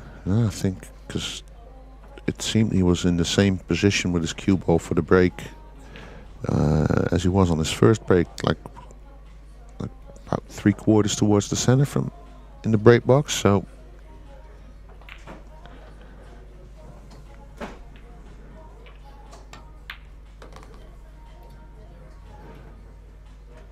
yeah, the only tricky one is the 8 ball here.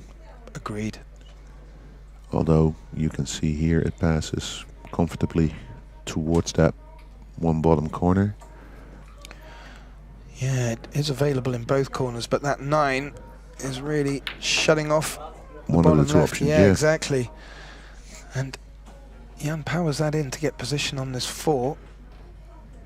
And this, including position on the 8, will be the 2 real considerations for him here.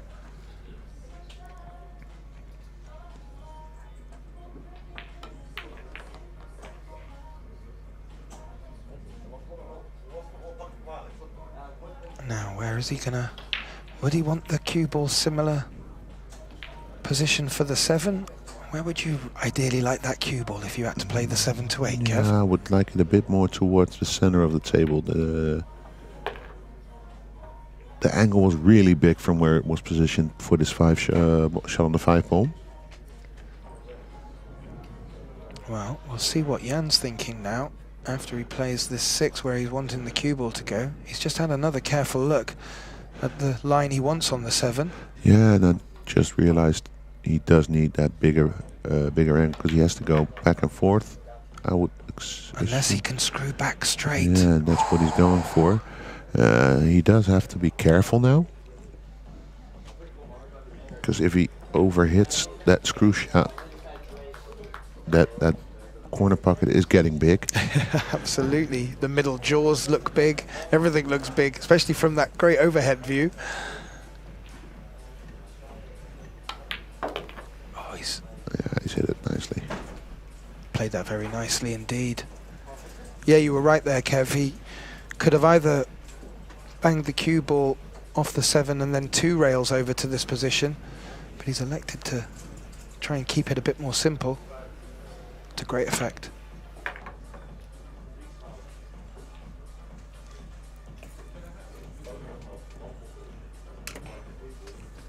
Well, Jan van Leerop brings himself back to that 2-rack lead, Kevin.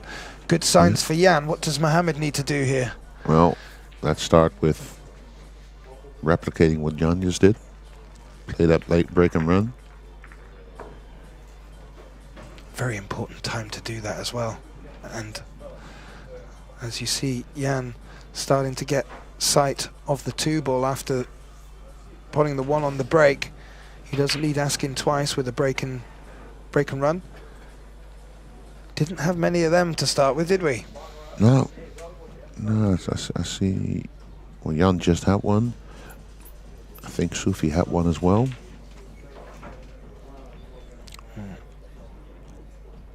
Sufi back to the table, trailing by 7 racks to 5 in this race to 10.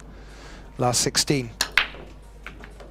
Oh, the 1 ball just nipped the bottom side of the jaw. However, he still makes a ball in the pocket. Does the 2 past 3?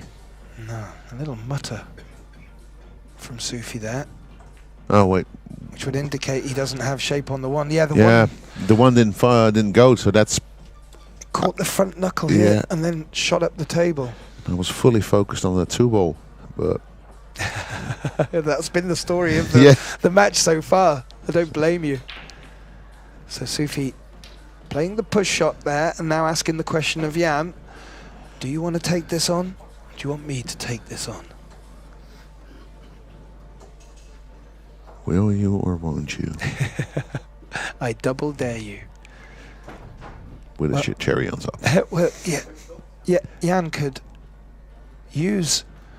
there's a ball there. Yeah, he can use it. You'll see the pink 4 there next to the 1 ball. He could use that to either stop the 1 or the cue ball. I would like to think he would use it to freeze the 1 and then throw the cue ball back up this end of the table where he is now. He's gone for that, Kevin. And he's found it. Oh, I think that 7-8 cluster may also add to the pot. It does look like at first glance he might have a touch of the left side. Well, we did say early on in this match, the way the breaks were shaping out, that it could come down to who plays the better safeties. Dare I say, Jan may have had the better of the bunch. The scoreline reflecting that. Oh, this is a great one. If it doesn't leak out, wow, that 9 ball saved him. Yeah, I mean, it looked forever and a day that the cue ball was going to be behind the 6. However, it maintained so much spin on the ball that when it kicked off that last rail, it popped out, and it looked like he was going to leave the 1 on. However, the 9 has come to the rescue somewhat. And just looking at a very acute 2 rail. Looking to hit the cushion somewhere above where the 9 ball is, perhaps. Maybe around where the 9 ball is. I think he's going towards the bottom rail. Kick and stick. There you go. Ah, the 1 rail escape. Good spot, Kevin. He may have even made this. No, he's leaving it. He is. So, Sufi getting out of the safety from Jan and returning the favour. Jan.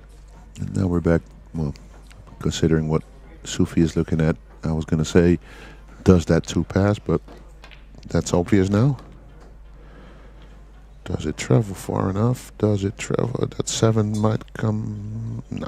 No, that's actually very nice. Which will suit Mohammed.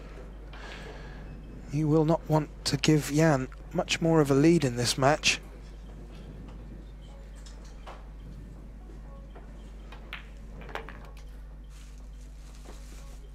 Wow.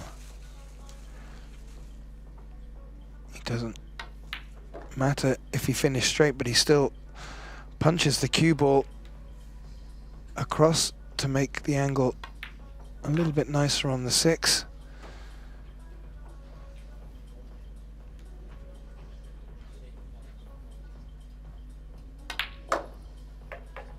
Wow. He makes them shots look effortless. Let me tell you, they're not easy. No, that was a really tricky one with the way the balls were positioned. A lot of risk of running into one of them. And yeah, he just forces it around it. Mohammed Sufi brings the score back to 7-6. It looks like he's just called the ref over to have an inspection of Jan's break. I'm wondering if there's a little bit of mind games going on there, perhaps, and, you know, trying to knock Jan out of his rhythm. I think he will find that very difficult to do with Jan, but it'll be interesting to see what happens and how that affects Jan. Regardless, he's sitting pretty in the lead at the moment, 7-6 in this race to 10. Would be hesitant to let Mohammed come back at him. What are your thoughts on that, Kev? Oh, he's having a chat with the ref now. Yeah, I think, however annoying it might be, I'd say it's well within his rights. Yeah, it's the game. See the spectators leaning over to check out Jan's line. Makes the 1. I personally didn't see any problem with the pace. No. I guess without a lot of technology it could be subjective. Well, and yeah, that's always the issue with the forceful break. Jan would love to have a good look at this 2. If he can pop this 2, the cue ball is going to swing around maybe towards the 4-9 if he catches it with too much backspin, so he needs to be very careful if he does take this on. No, was a cut too much. Oh, that flick on the 6 did not help Jan. Still, it created an additional problem there. Yeah, and maybe made a bigger cluster to aim for with the cue ball if you want to put it back safe. As well, playing the pot here brings the 7 into play. And that could cause all kinds of issues. Well, the way Mohammed looked at that, he looks like he's going to take this on full-blooded. No. No, electing to go, I would say, for the safety. Oh. And I'd say he'd found one. Absolutely. You may have thought that that was a shot that was missed. I pretty much guarantee you he played for that. And we said in the last rack, the way that these guys are breaking, it could come down to who's got the better safety. That's a corker. He's going 2 reels. No, he just takes the intentional foul. Yeah. But I do not like this. Well, again, there's a 2-ball still on the table. Well, Mohamed's got 1 foul under his belt after the intentional shot from Looks Jan. like he found the line. Still, he did find the line, but I think he was hoping to go around the 3. Yeah. And stick it more towards the 9-ball. It'd be nice. I guess he was wanting to cut both these long, or at least one of these long rails off, so he wouldn't be playing this shot.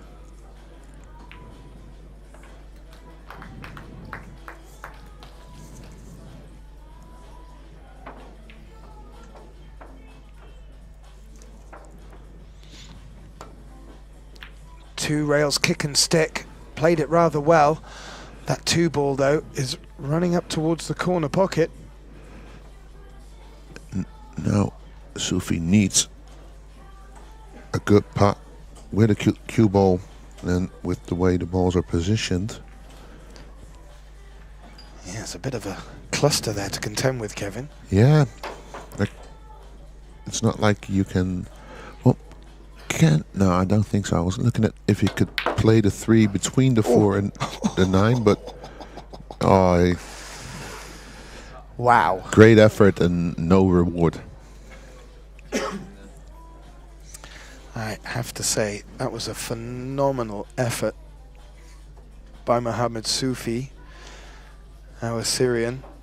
Unbelievable pace that he generated on the cue ball there. However, as has happened on a couple of occasions during this match, he's just locked himself in a bit of trouble. Does that 9 pass? Oh, well, he nowhere.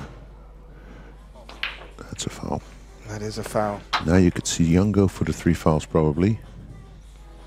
Yeah, it was good. Sufi called the foul himself. He could see that. He was best positioned to see that. A rail was not hit. The cue ball did hit the 3. Looked like the 3 rolled back onto it even slightly. It was that gentler a contact. Yeah, he played it really soft. So, Kevin called the chance of, well, we were looking at Mohamed potentially going for a 3 foul ruling against Jan. And that may have flipped here. And if Jan can lock that 3 behind the 9, which he has done. No, he may not have, but that 5 ball is a big blocker now. Yeah, nah, I was like, maybe he can or cannot, but he couldn't have hit that 3 ball straight on. You could see from the overhead there, I don't know, he may have been able to have hit that 3. The 9 might not be in the way there. So the 5, as you said, Kevin, quite rightly, has really come to the rescue, and in fact has put Mohamed in a real spot of bother. I think he's just checking to see if it's against the rail. As I mentioned just now, once you've contacted a ball with the cue ball, a rail needs to be hit unless you've potted it. And that will really make a big difference.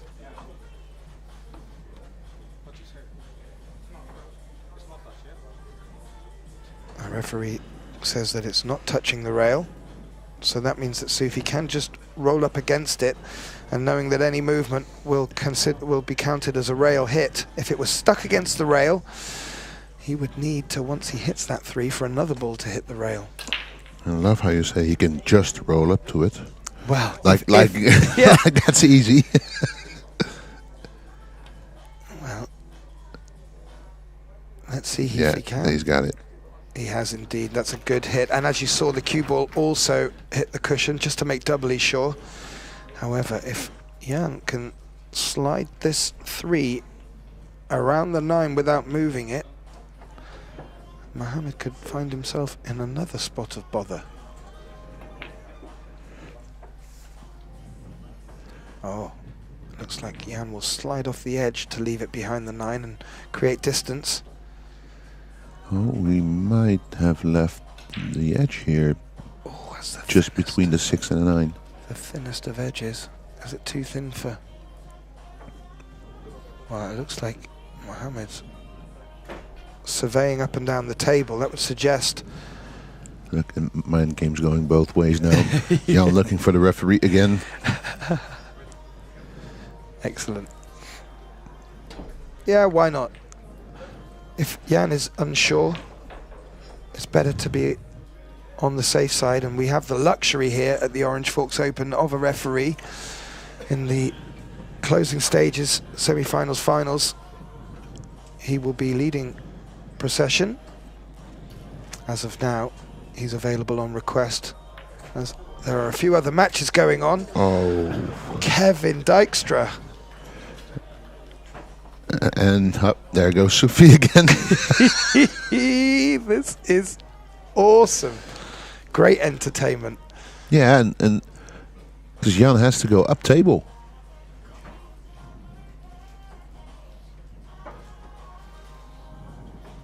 He does indeed.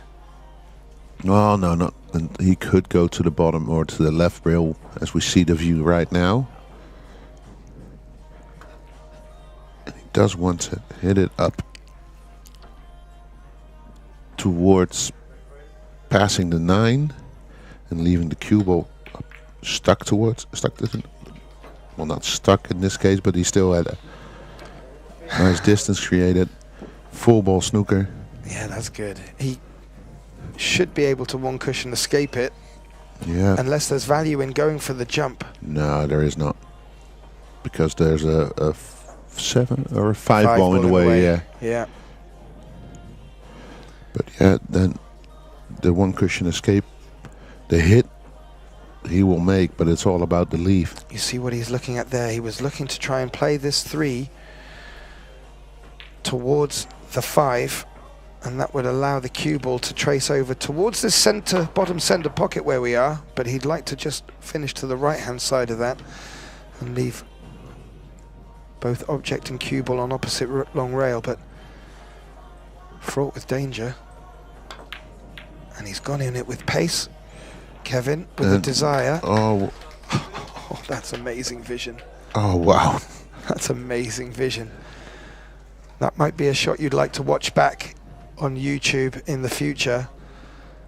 He's come off a cushion with a loaded up cue ball with side, knowing that if he comes across the table with the cue ball and it hits the long rail, it's going to spin over towards the 9. And he's come through really nice there. Battle of the safeties still ongoing, Kev. Yes, sir.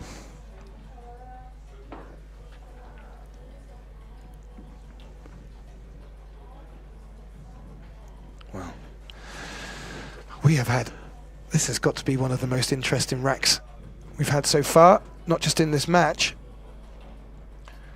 but in the last 2 days, this being day 3. And Jan, quite rightly, not rushing into anything, and rushing into a jump stick. He's going airborne, Kevin. Oh, that's interesting.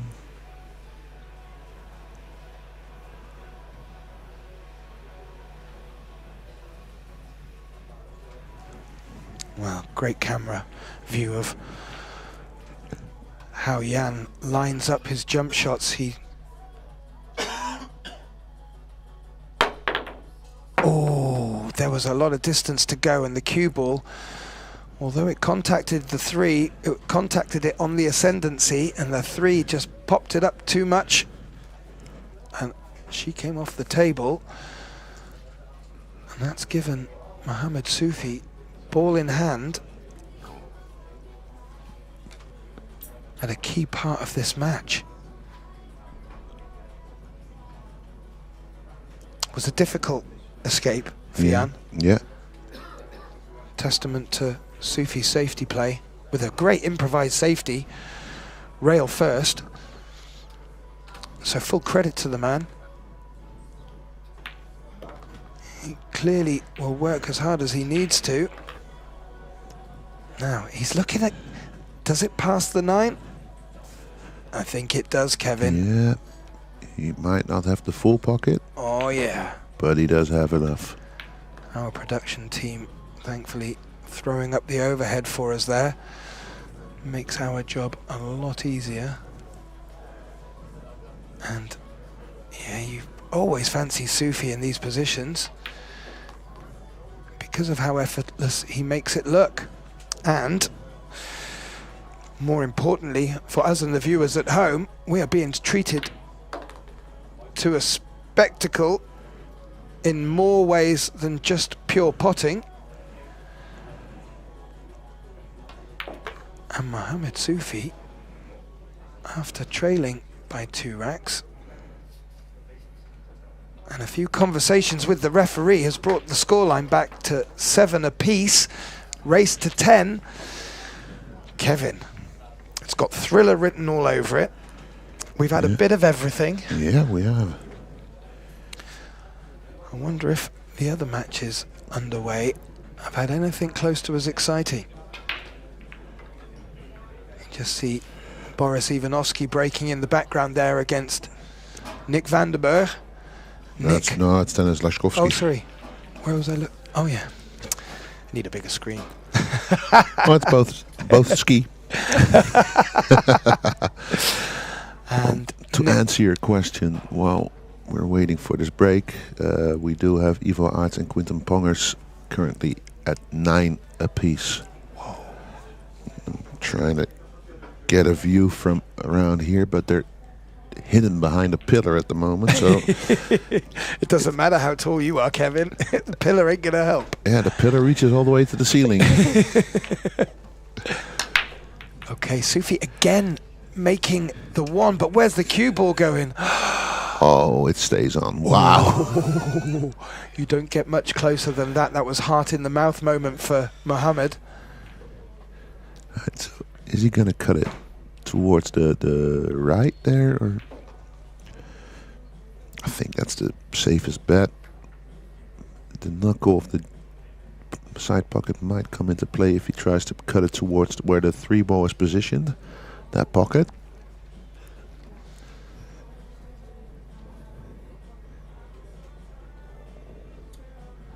Yeah, that knuckle forcing Mohammed to have to jack up.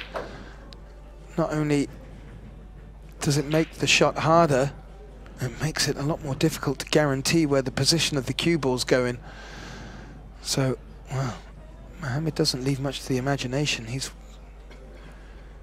put his hand on the table in that space between the 8 and the pink 4. That's where he wants something to go. I'm guessing the 2 ball. I am guessing the 2 He as does well. not reach it, but does make it a difficult putt. It does indeed, and that 8 ball maybe even threatening the cut on it more. So Jan may be forced into bringing this back to some safety play, and he does have a good opportunity if he can just run off the edge of this 2 ball. Yeah, which he can, but I think he's looking at how full can I hit it. So what are my options there? Yeah, the 8's maybe narrowing his options somewhat, but you're right there, Kevin. And there's a good cluster down there to hide one of them behind.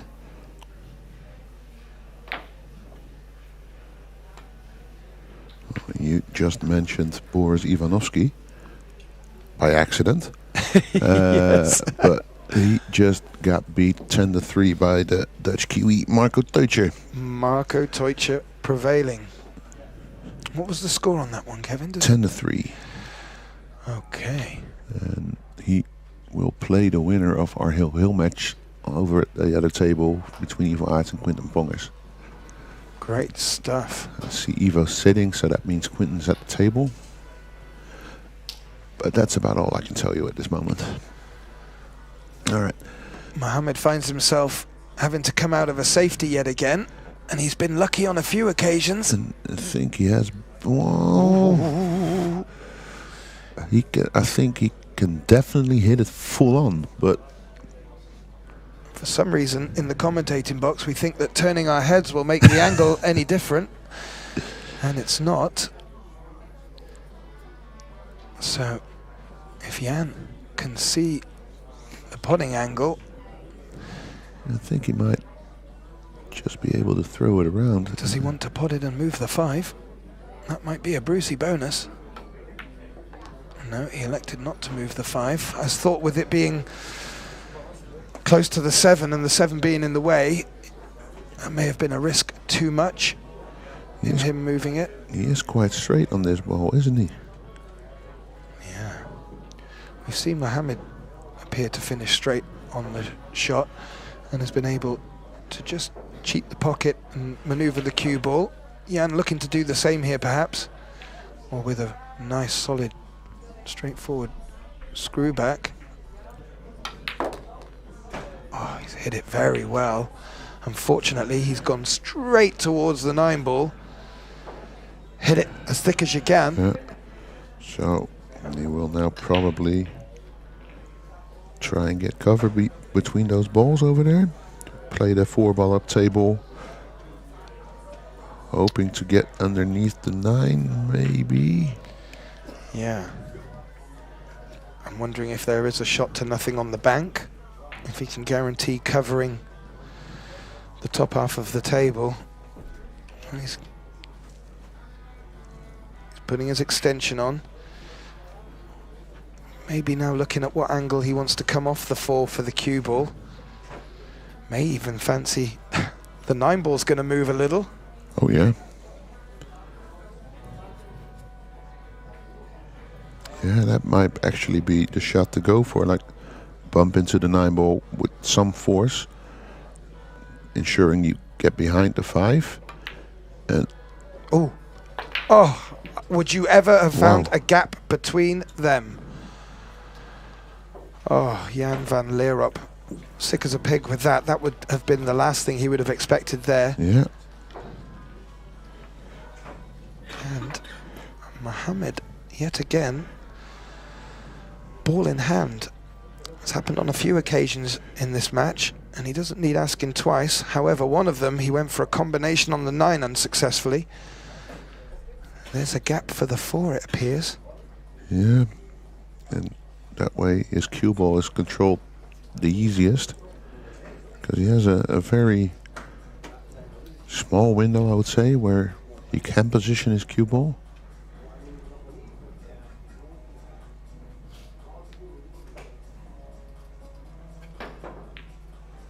Like basically right where in between the 7 and 8.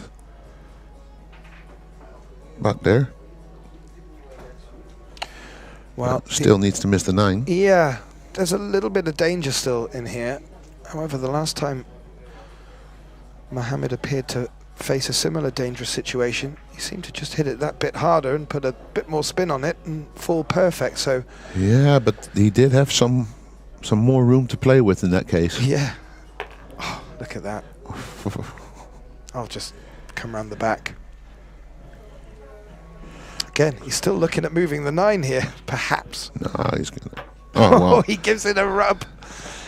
Wow. I thought there may have been contact on the 9. Clearly, Sufi knew that and slid off the edge of it to great effect. And we've had change in leader now on a few occasions.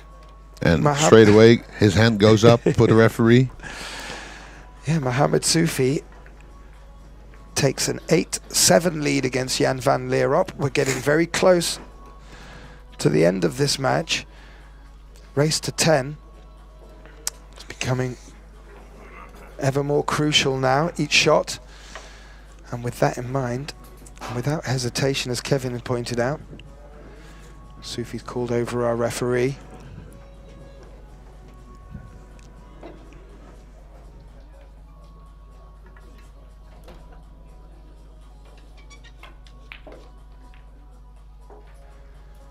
He's watching on studiously Jan van Lierop's break.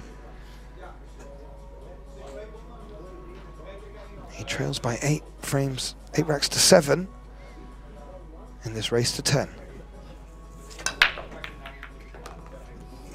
Made the 1. Made the 2. But the 5 and 9 got in the way of the 3 ball. Yeah, so again,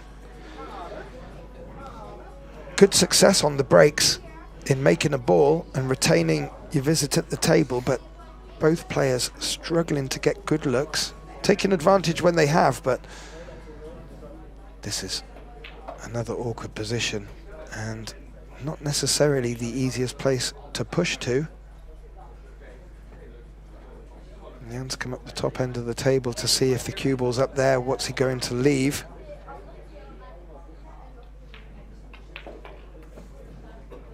And I tell you what, it does not look obvious, neither easy.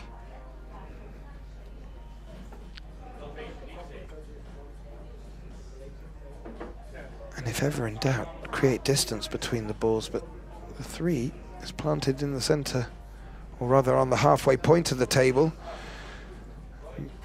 Reduces options for creating distance.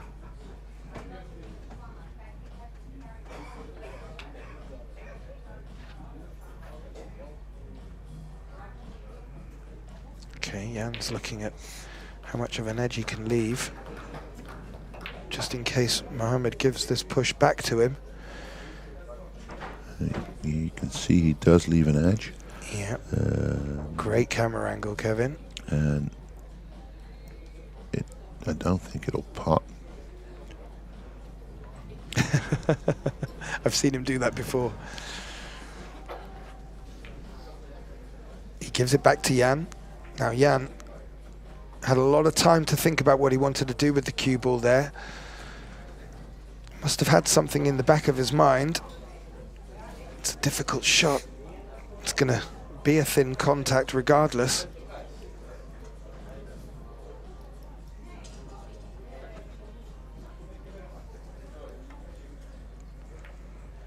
And he has played it thin. Yeah, but we can see here. If I see Jan's response, it seems it's on. Yeah, it overruns somewhat. Was all about pace, that last shot.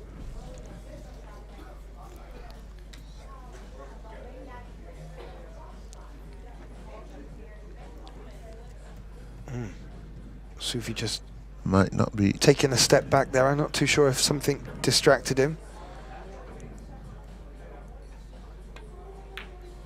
There's no shot clock as of yet on the TV table. Just overran that one. Yeah, it slides past the 5 though, by the looks of it, Kevin. He's not going to take it on? Or was he taking on the center pocket? Yeah, he's looking at the center pocket, that's for sure. It's a big shot. He's in the lead, 8-7. I was going to say, didn't want to give Jan any look-ins, and he's made a great pot in the center bag there. Yeah, and to be fair, if he had missed this, cue ball would have went up towards the 6. Sorry, the object ball would have gone up towards the 6, and you saw where he left the cue ball. So either way, it was going to be a tough shot for Jan. So our second quarterfinal is fully known now. Quinten Pongers beat Evil Arts 10-9. Whoa, that's a game and a half. So that's Marco Teucher versus Quinten Pongers in the quarterfinals. Well, Jan did look away after his last shot with a little bit of disappointment. He left Mohammed Sufi a shot. And it's 9-7, and Sufi is on the hill. He is indeed. Ah. Well, I thought, made a great call there that Jan van Leeuwenhoek may take this opportunity for a short comfort break. But it doesn't seem like it. Nope.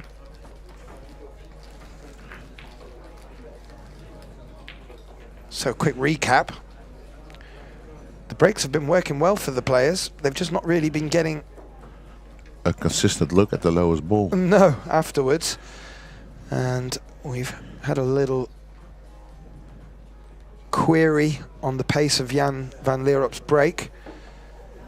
I will be looking back at that later just to see where and how Sufi was making the point. But from what we've seen, nothing's...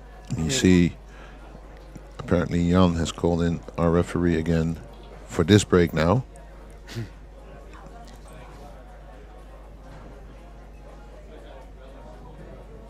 Mohamed Sufi on the hill, leading 9 racks to 7 against Jan van Leerop.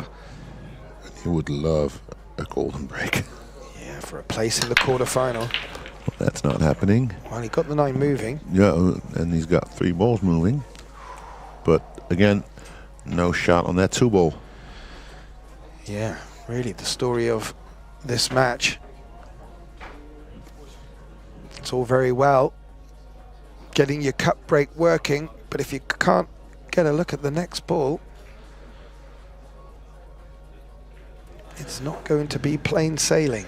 No, that's generally what you see happening on the hill. Yeah.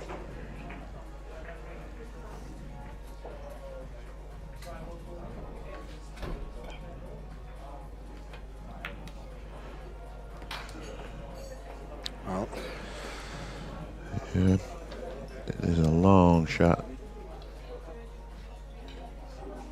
there is the option to give it back, but I can't imagine Jan will. No, you wanted to stay, keep the initiative now.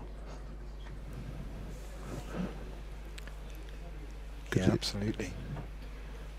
Because you're the one that has to make things happen, either by making a great shot and putting a ball, or playing a great safety.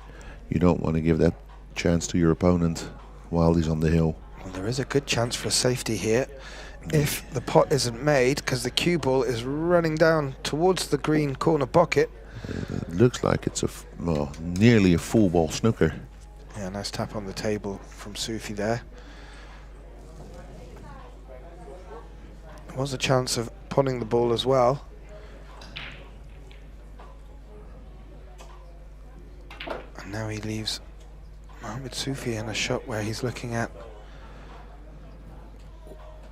1. Looked like he was eyeing up the 1 cushion escape, but I would suggest... Oh, well, it could be, because you see, he can go through the gap at the 3 and 8. Yeah, 1 cushion escape. Oh! Where's it going to end up? It's still rolling. Wow.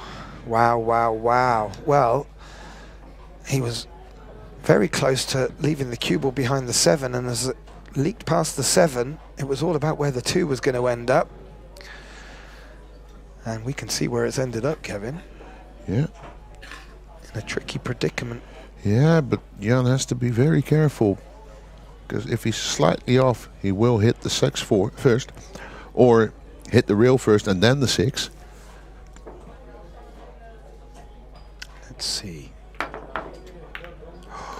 Yeah, just picked up a little bit of the top halfway towards the rail there, and it's just shifted it out the way, and it's contacted the 6, and again, maybe the difference. Jan has given Mohamed Sufi 3 balls in hand by my recognition, maybe even 4. Yeah, I think I'd say at least 4, yeah. Well, and has he given it, or has... Well... Oh, has Sufi forced them? At least some of them. Yeah, exactly.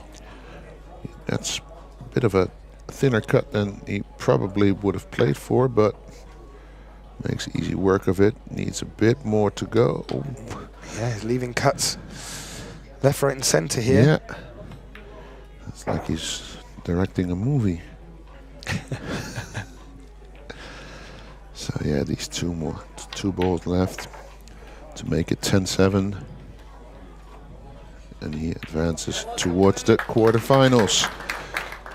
So for now, I've been Kevin Dijkstra. This is Gethin Davies. Thank you for watching.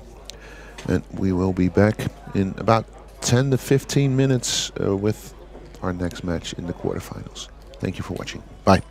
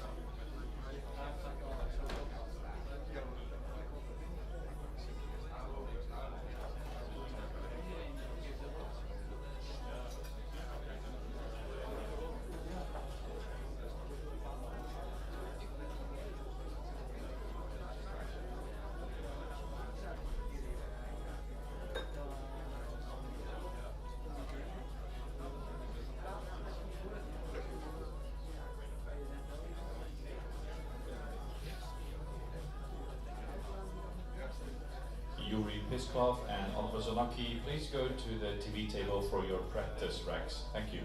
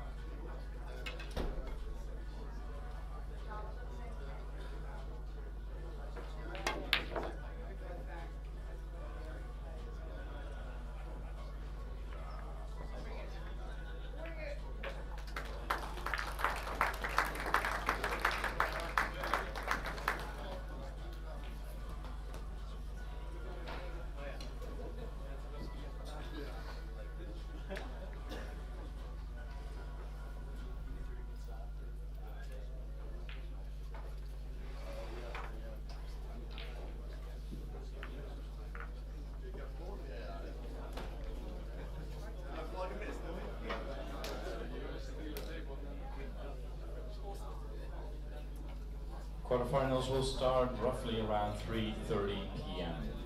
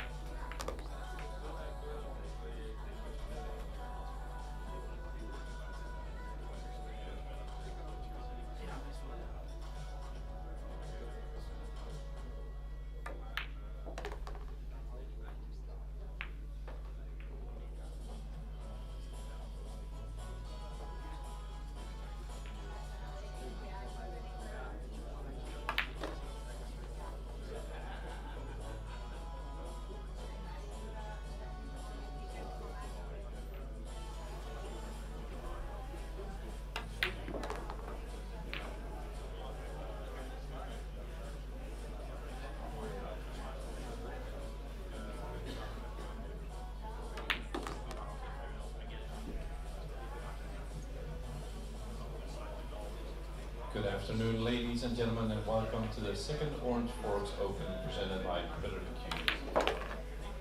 It's the final day being played here in the Wizards in Lelystad, the Netherlands, and we want to thank our sponsors, Predator Cues, KAMUI Brand, Go Customs, Pocket Billiard Specialist, Mariposa Cues, Aramith, Iwan Simonis, Onboard Sportswear, Dutch School of Pool, Carom Sports, and Metaalhandel Hinke Wolters. And of course, a big round of applause for the team that is making this event happen, OrangeForks Productions.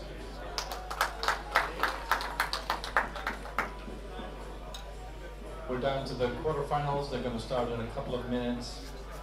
We have on table number 1 the live stream table provided by OrangeForks Productions. Yuri Pisklov against Oliver Zonocki, table number 1. On table number 5 we have Niels Feyen against Joel Kartovikromo, table number 5. On table number 13, Marco Teucher against Quinten Pongers, table number 13. And on table number 16, Dennis Laskowski against Mohammed Sufi, table number 16.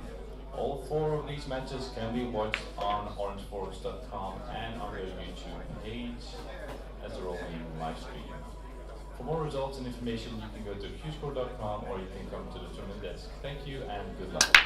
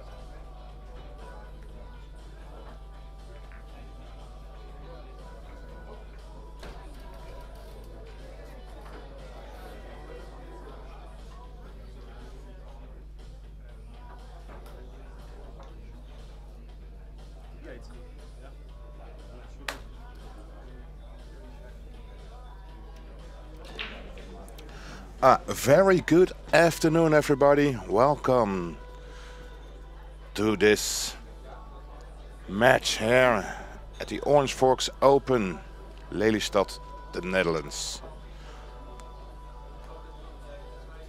Yes, my name is Joris van Amersfoort, and next to me, Tim de Ruiter, or Tim de Rutter, as we call it there. Yeah, they like to play around with my name. But yeah, very glad to be here back in the booth. I mean, I'd rather have been there playing, but I found some time losing my match earlier today, and I think this is a great quarterfinal match. Yeah, most of all, we are going to watch a match between Yuri Pisklov from Germany and Oliver Zolnocki from Hungary. And Yuri Pisklov is about to break off this first rack. Yeah, nice break there. Honestly, catching the 9-ball up high, of course there's always the risk of the scratch, but with the 2-ball in the back moving up table, gives him a good chance to get something on the 2. Just not sure if the 2-ball goes to the side. Might just go with quite some right spin.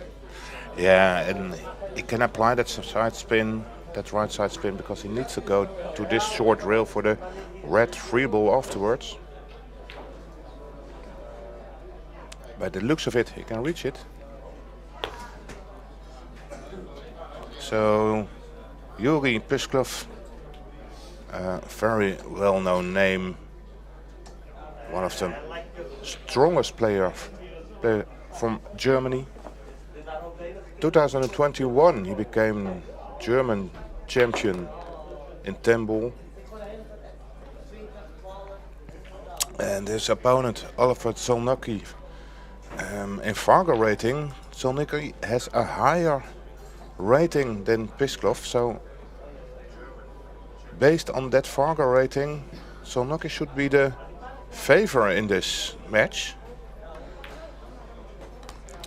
Well, if you think about it, I think Pisklov, he's not traveling as much as he would like to play. I mean, he's been playing the Euro Tours, but I don't think he's really been playing internationally as much, so maybe a little bit of a gap experience-wise.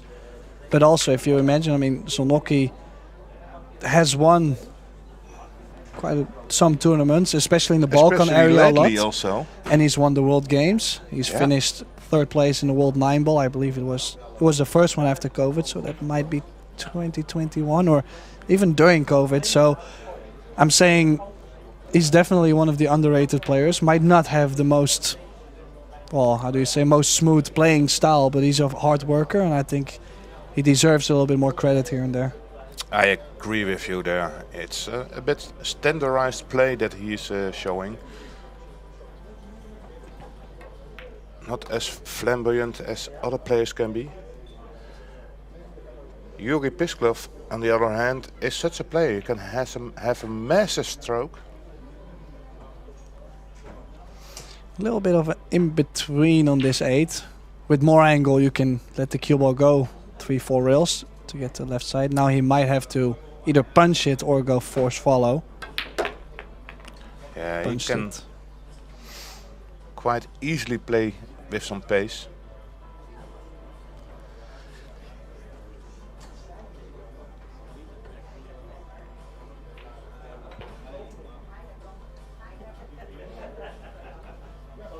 And with this 9, we start off with a break and run. We've seen quite some break and runs already this tournament. This morning I was commentating on a match between Mika van Berkel and Adam Smith. And they also had like a 60% break and run percentage. So, high quality pool.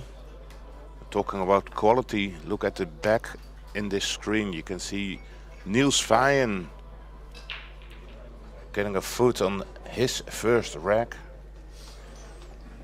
He's playing Joel Jomo. KAMUI Bromo, exactly. KAMUI Bromo. Possible to pronounce, but Yeah, maybe one of the shocks so far to see in the quarterfinals. I mean, if you look, Quinten Ponges and Joel, maybe one of the least expected players to be in the quarterfinals. So a good run for them both so far. Now, like I mentioned, Zolnocki just very stable. I like the fact how he brought the cue ball with it's like a stun draw around the 9, still above the 9. Just the 2 ball staying near the short rail, so we will have to see a safety on this. What to play? Yeah. Could focus on just the cue ball, 3 rails, 4 rails on top of the 7 in this view. Mm-hmm. And then you will send the 2 ball near Towards the 4. the 4 ball. Yeah, but it might leak out. But if you focus on just the cue ball, you might have the 7 or the 8 in It's between. still danger because the 3 ball is hanging there over the corner. So if you leave the shot there, or the jump. So it's jump. yeah. So you have to play a good cue ball, but sometimes there's not much more you can do than. I mean, it's well, I find the 4 and the 6 attempting to use as a hider. Can he play top left behind the 4 still? Does it grab enough? Oh yeah, okay. I like this. This is a good shot. I like this a lot. Especially with how the 2 ball is so open. Yeah. Yeah. It's difficult to hit, and but if you really feel like you're gonna make it, and there was a massive area, of course, behind that 4 ball. So a good kick shot required here by Yuri. Yeah, this is a tricky one. I feel it kind of looks like if you go 2 rails, in case you make the 2, the cue ball might scratch into the corner where the 3 ball is. So preferred to play 2 rails, but it comes with a scratch. Or don't hit it too. Oh, it didn't hit it, didn't he? Nope. So bit of bad luck to kick it behind the 2. Now the good news is that he rolled the 5 ball towards the 9, which is now in quite an awkward position. And I can imagine that Oliver is opening it up right now.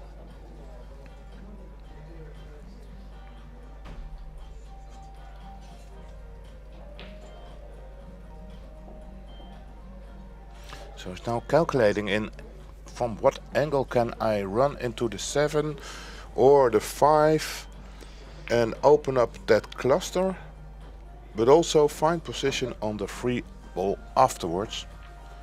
I kind of like none of them. No, it's just because you're running one of these balls towards the 3 ball, so it's easy to hook yourself. So I would opt for the 7 from below.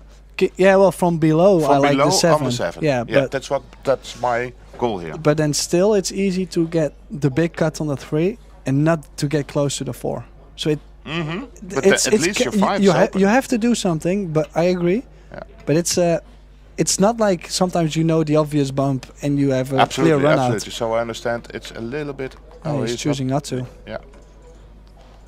Could also play the 5-7 combi. Yeah, or play underneath for a save. That's something. Okay, like lately I've been realizing that, you know, playing the run out is nice, but sometimes to make sure you stick the cue ball nicely behind the 9 can do the work. Yeah. So let's see what he does. Needs to stop in time, and it did not. Yeah, just a little roll too far. And the cut shot is out of the equation, I feel. Table definitely speeded up since I played on it yesterday. A little bit of adjusting to do for me. So I feel it's going to be a safety.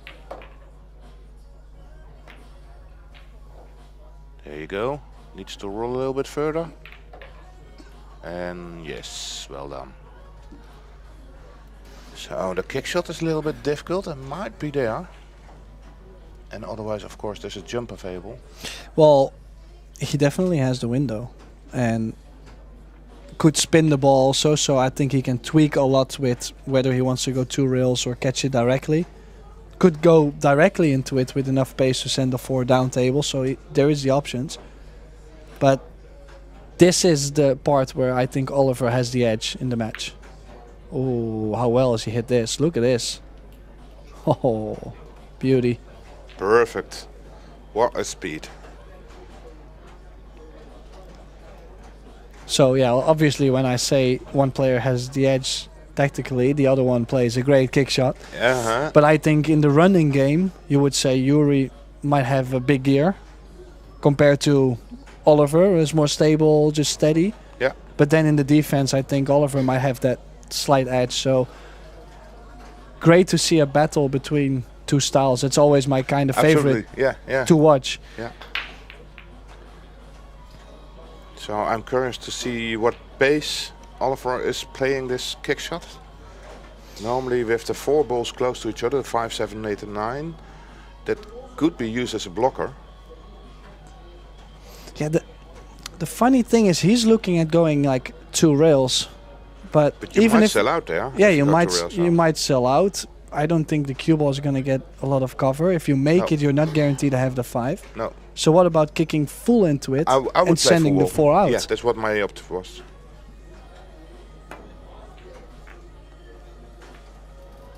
Well, So, he yeah, didn't.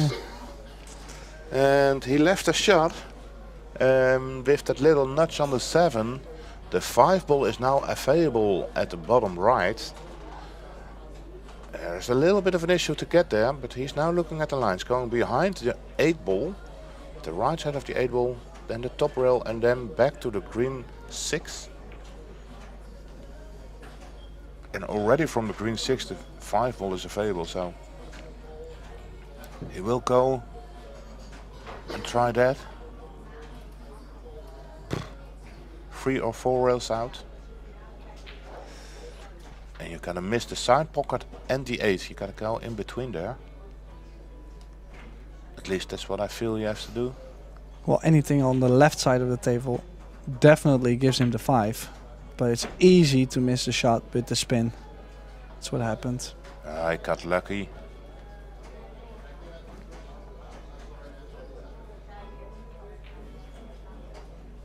That doesn't look on.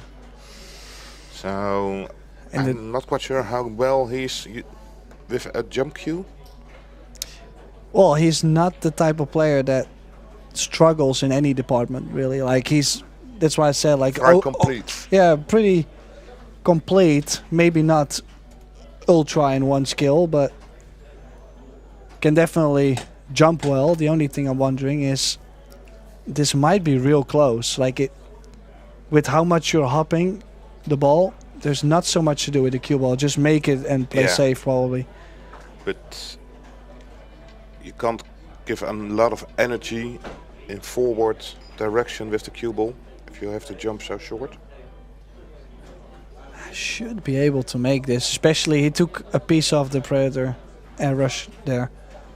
So should be able, it's lighter, so it's easier to jump the short distance, but less to do with the cue ball.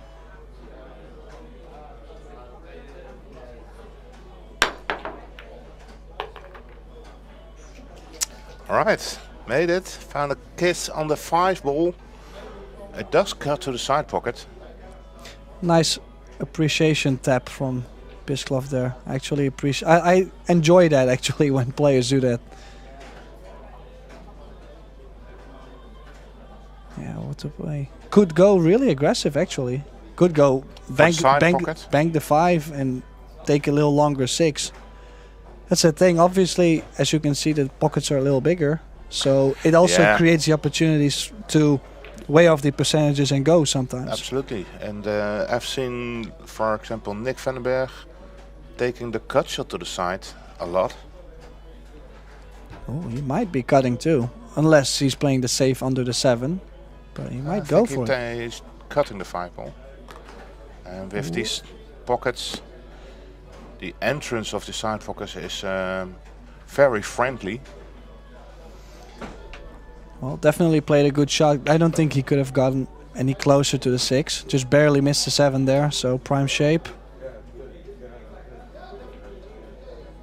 This is what I'm expecting to see overall in the match. Quick runouts from Bisklov and then the big battle from Oliver on his rack. Yeah. That's the only thing I can imagine if you would like to see, for example, Oliver win the tournament, is the fact that his playing style could be very difficult to win an event like this. With long races to 10, he still needs to win 3 matches, quarterfinal, semifinal, final. So by the time I would get to a final with grinding so deep, you're exhausted. Yeah, probably. So I know he does also CrossFit, or he used to do a lot of like CrossFit, going to the gym, like actually personal training and stuff, group lessons. Yeah, you know Oliver personally for quite some time now. Yeah, From the quite some years. Yeah, we traveled a bit. I stayed at his home. Lovely family. And actually, we worked very hard on our game. We drove together to Slovenia. He just got his driver's license. It was hilarious. His car broke down. His dad's really? car. It was, oh man, beautiful. But yeah, Adventure. just good times. And he showed me how hard it is to play against him. You know, just defense-wise. You know, he doesn't have a loose cue ball. He controls the game so much. It's difficult to play.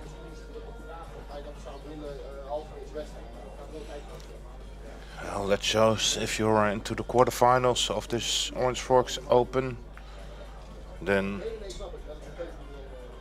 you can definitely shoot some balls. At the top we can see Niels Vijen running the balls. He's on the 7 ball now. And of course we've got quite some more matches going on. Niels is up 2-0. And Marco Deutscher is playing against Quinten Pongers. Quinten is up 2-1. And the last match has not started yet. It's between Denis Lasovsky and Mohamed Sufi. And that match will probably start in a few moments.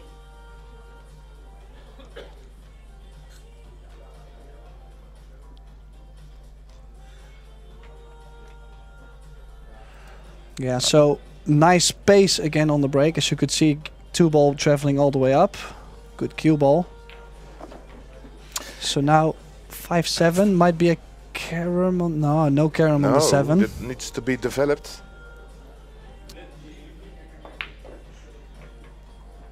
Yeah, for now we don't have a shot clock going on all the tables, but from the semifinals we will have a shot clock available, or not available, will be standard, so that's where things get more tricky, especially in these kind of situations. Just difficult. Has to lay himself a good angle on the 4, and it's you still have to go, like in some way. It's not like you're gonna play for a safety. You have to try and get the angle on the 4. Yeah, and I feel that's the best thing to do, is bring this back to the center of the table and then cross that center line. Steven has a little bit of a longer shot in the 4-ball than I would have liked. Yeah, possibly just chose to increase the chance to get a bigger angle on the 4. Might not be too shy to shoot from long distance as long as he's got the angle. Yeah, as I said, as my personal preference, but my name is not Georgi Pisklov, so he might be very relaxed with this type of shots. How's the... Wow, he did it.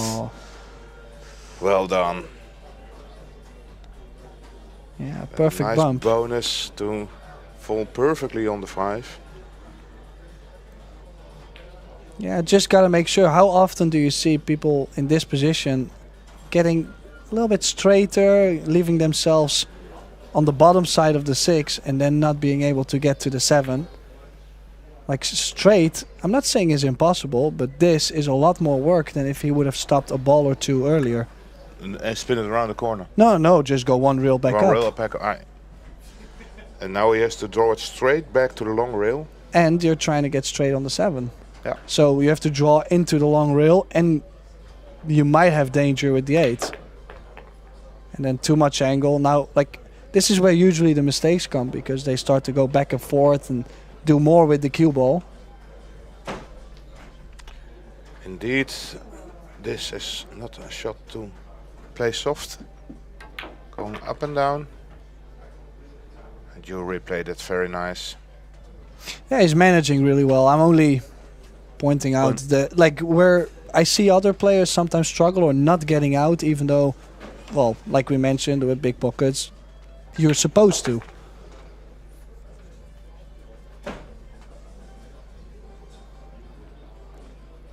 So another break and run. Yeah, I think, yeah, it was another breaker run. So that's 2 in a row for Pisklov. Yeah, had the cue ball center of the table and the 2 bounced out. Yeah, so that's it. yeah, this was not one of the obvious breaker runs, at least. Nice quality run.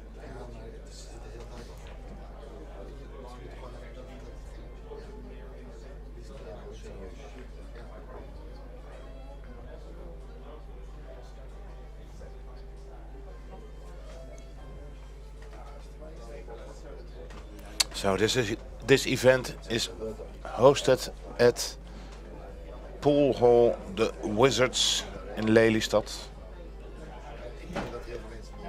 As the finals will be held at 9 o'clock, there will be a lot of pool action all day long.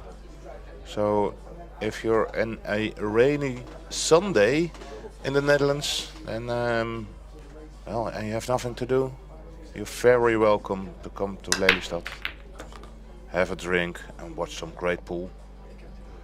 And if this is not a thing for you to come over, then we're happy to provide you all the matches here on the free live stream. And again, Tim de Ruiter was right, because, well, 2 break runs from Jurgen Pisklov and not 2 break runs from Oliver. He will be battling again. Is he going to play just soft, the 2 ball to the left of the 7? That's Because dangerous, huh? Well, there's not so much you can do, so maybe land the cue ball just into the 6. Make sure you catch the 2 ball half ball on the right. Like, But can't you play like a snooker safety with a little bit of right side English, bank the 2 ball straight back up, miss the 7? can he hit it full enough? Like I think so. Like that, yes. yeah, just a snooker safety. But then again, took care of the whitey there. Good cue ball. Yeah, it's a good shot. It's also dangerous. The shot he just played, he's probably playing also a bit of inside. He doesn't have the full ball, so the fuller he could get it, the better. But absolutely, not yeah, a guaranteed. So that's why I said a little bit of right side English, a little bit of inside English. Should work on a shot.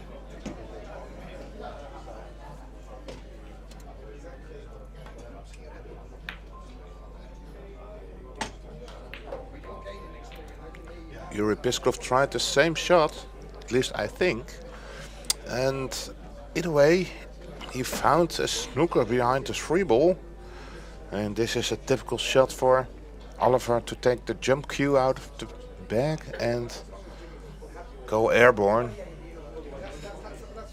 At least that would be my prediction. Of course the kick shot is there too, but I don't see a lot of value in kicking it from the right side. Kicking it towards the 7, so I wouldn't like it. I'd rather jump this one. well, he is going airborne. The only thing is with the speed the cue ball will be running into the 2, it's difficult to avoid the 7 ball. So based on shape, not the most exciting choice to go for the jump, but well, you've got to jump and find the table in between the 3 and the 2 ball. Yeah. oh, a little bit of a roll. Absolutely. Happy days for Oliver. And quite some difficulties here.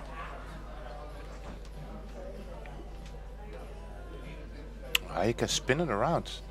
That's good news.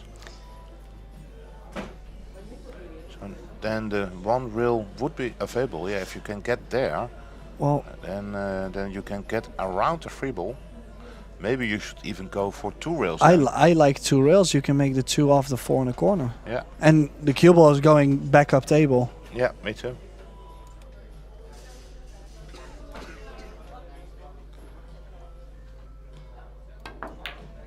Well, he played that really firm, and that bended the cue ball a little bit back up. and hit the free first. And with that hit, he now created a new blockade where the 3 and the 7 has been blocking each other. Of course there's a combination available, but as you can see in this camera point of view, it's quite off. Other option is to find position at the 3rd diamond where he's standing right now. But that's a delicate position. I think I would play for the combination, but at least try to bring yourself close. Like, you have to get near anyways. You would opt for the combination? I'm curious to see. I think he will go for the position at the right side of the side pocket. Well, that's what he's going for. I was thinking off the long rail. You're running into the line of the combination, so I don't think you were going to get very off angle that much. But looks like going this way, it is actually difficult to get a nice angle to go back up for the 4. So yeah, so by the looks of it, he has to play with the cue ball in between the 7 and the 8, and then find a route back up table.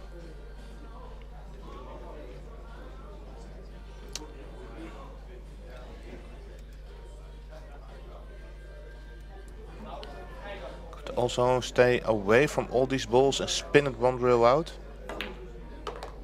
oh, he's leaving himself a cut, but I don't like this at all. And I don't think that this is the exact position Oliver was looking for. I think he wanted to screw it all the way back towards the 5 ball. No. I think he was just trying to stay at at least that side? Yeah, but at least lay himself less cut. Like, this is no, this is not the position he was opting for. Can he still cut this one in? Thin cut. yeah. I felt this one coming. Yeah, all right. But So that's a little. This is a little bit Oliver Solnocki style. Yeah. You know, he blew a little bit of position, and there where Mohammed, Sufi, and a lot of other players are going. Okay, I'm on the table. I want to run this table. I'll take the difficult cut shot. I get applause for my good shot, and that's. And Oliver Solnocki chooses to, let's play safe. That's the better choice. well, we both know how easy it is to get frustrated to miss your shape. For example, he had ball in hand on the 2, and he's playing safe on the 4, right? Yeah. But then still he's staying so patient, and well, it's not like he's playing just half a safety. No. Like, he's No, literally no. gluing the cue ball every time. Like, it's Yeah. so. Yeah, it's everybody's got that a little bit of a different thing on it, right? Yeah. Now we can learn from this. So difficult. This is extremely difficult. Especially with the stretch. I actually played one of this today where I couldn't reach, just like Yuri just had. It's so difficult to still hit it, for example, just pure center ball. Because you're like overstretching and you're trying to hit it a little bit firmer. So easy to put the right spin and not even get close. I like the approach here for Oliver, taking on the combination, because when the 6 ball is gone, it's quite easy to travel from the 5 to the 7, and if the 6 ball was still there, it was a lot tougher to get on the 5, on the 6 from the 5.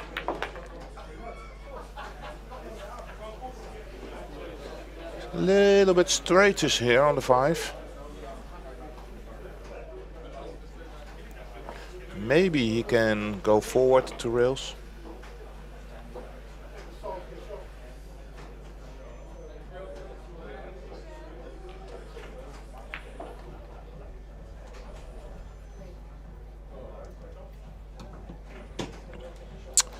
He ain't going forward, he's going backwards. So that will leave him a tougher 7 ball. By the looks of it, he needs to go 1 rail back up towards the 9 ball. Well, the good news is if he makes this, he should be guaranteed on the 8. Like, if you play topspin, it's going to cross in between the 9 and the 8. But it's always awkward on the rail. Yeah.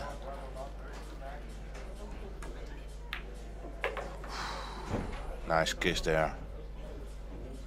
Yeah, caught it a little bit thick though. Maybe trying to push the cue ball up a little higher by cheating the pocket. But looks like we're gonna be square at 2.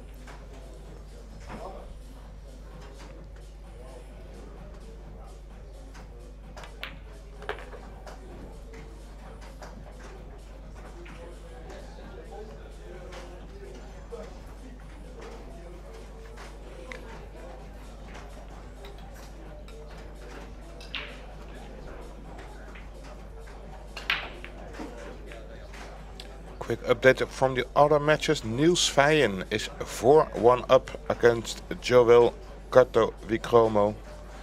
Dennis Lasowski and Mohamed Sufi has started their match.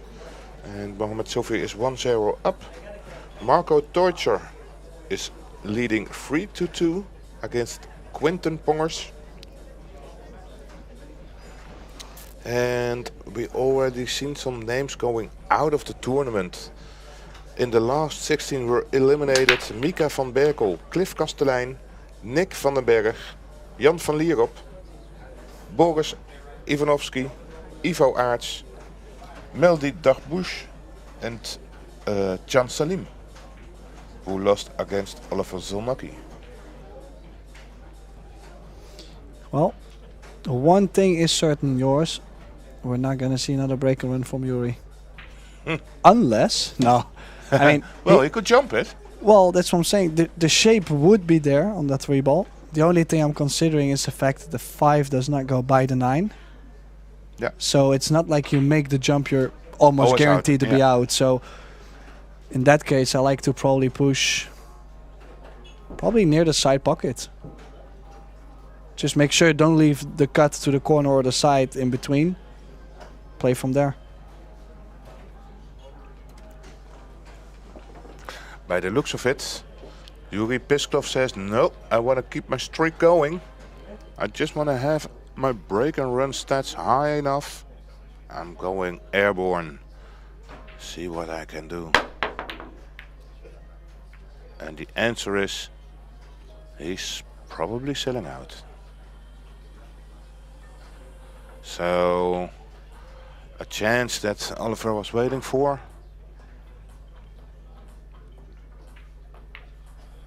Not a break and run. Nice opening shot. And the big issue will indeed be the 5 ball.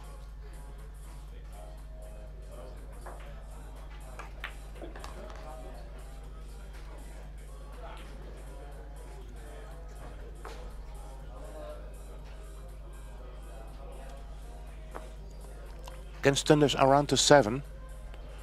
Bit of right side English. To be sure not to get behind the 8 ball. And see how the shape is on the 4 ball. And make a nice plan. So this is the shape. And if he wants, he could go from 1 rail all the way up towards the 5 ball. And shoot the 5 in one of the 3 left side pockets. I'm a little bit doubting if the 5 just goes to the bottom right. The view we had earlier looked like the 9 was in between, but with the shape he's played, so right. Now I like the fact that Yuri went for the jump actually. Yeah. Yeah. You see, from this angle, I would say like, well, I'm not sure. Well, must be a hanger. I need to get my eyes checked.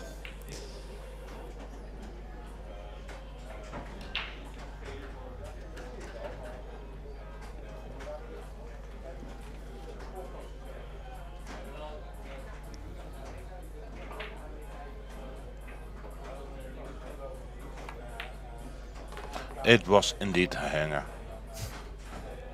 Thank you. And I just made an appointment for you at Specsavers. Yeah, I got it. Tomorrow, right? Tomorrow morning, 10:30. Great. So, position around the 8 he's opting for. That was dangerous. Yeah, and as you can see, it was actually running into pretty dangerous area. And then I understand he's playing this line, but with the new cloth, it's easy to stun the ball just slightly too much or understrike the ball and scratch. So it's a little bit in between. Ooh, where's the cue ball whoa, going? whoa. Where's the cue? Oh, he got lucky there. Was he trying to go one reel? I'm I think assuming, so. but I think could he have played straight draw. Could also, but he could also just stun it to the rail. Yeah, but stay away from the side. Yeah. Well, Oh, he says still next likes time this. say that sooner. He still likes this. I mean, Yeah, it's okay. oh, a little bit of a roll. But he does break Yuri there. He does. It was the first not break and run by Yuri, and Oliver was there to pick up the pieces. And for the first time in the match, he's in the lead now. 3-2, and this race to 10.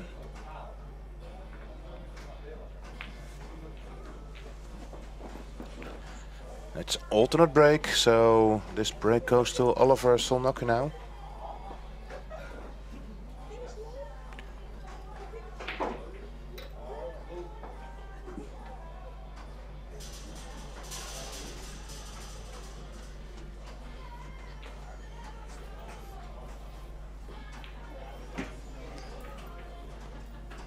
Well, don't think we have seen any dry breaks yet. Been making the one ball consistently so far, both players.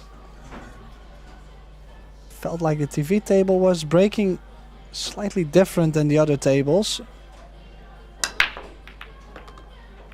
But then again, look at this. Oh, he's gonna like this. Catching again the 9-ball full, but with plenty of draw to come back out. Just this 2-ball, I think, might have to run into the 7 or kill and do more on the 3-ball to the 4. Well, not just to me. Indeed, this is one challenge. Afterwards, the 3 to the 4 could be a challenging to find a nice position. And then, depending on what side you get shape on the 4, you need to go towards the 5-ball. And then last but not least, from the 7 to the 8 is also work to be done. So I feel this is going to be a working rack.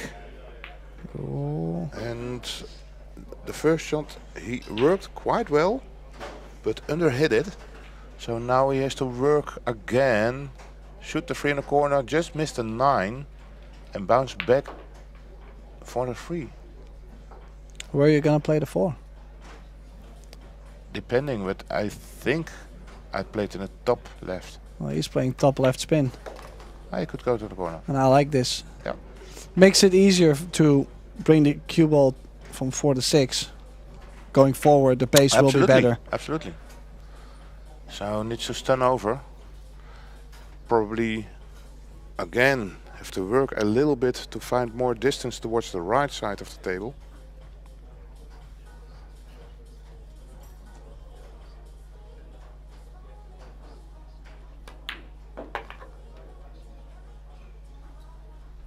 Little bit shy.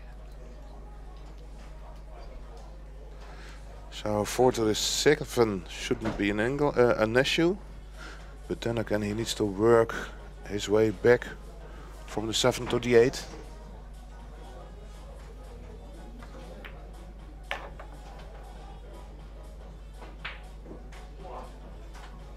Yeah, maybe not the most natural angle. Natural would be maybe a ball or 3 further.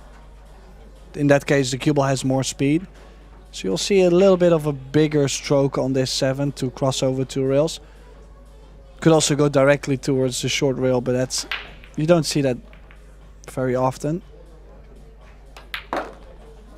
Nice punch. Plenty of angle on the 8 to get to the 9.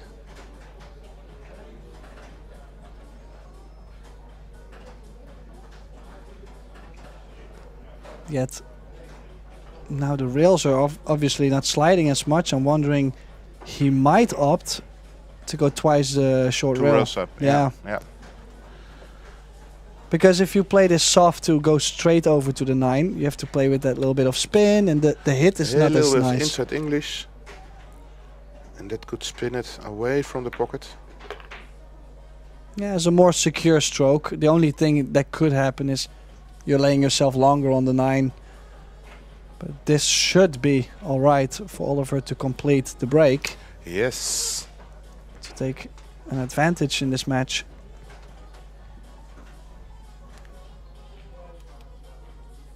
And get a 2-frame lead. Well, it did went in. Not very clean. But it was good enough with these kind of pockets. So now 4-2 up. Niels Vijen is 5-1 up. While Sufi is 2-0 up. And Marco Torcher is 4-3 up. And the winner of this match will have to play in the semifinals against the winner of Marco Torcher and Quinten Pongers.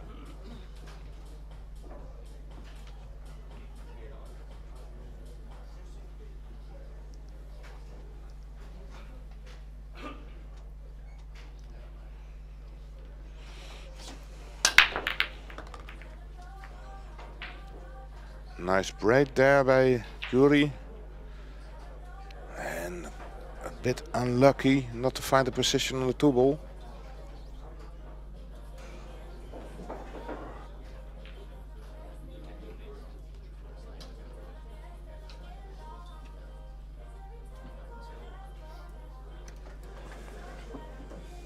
Yeah, and that's one thing I feel like with the other break formats in 9-ball, the push out is a little bit easier at times. With this, because the rack can be so random with this format, sometimes where do you push to like not give something, you know? Yeah.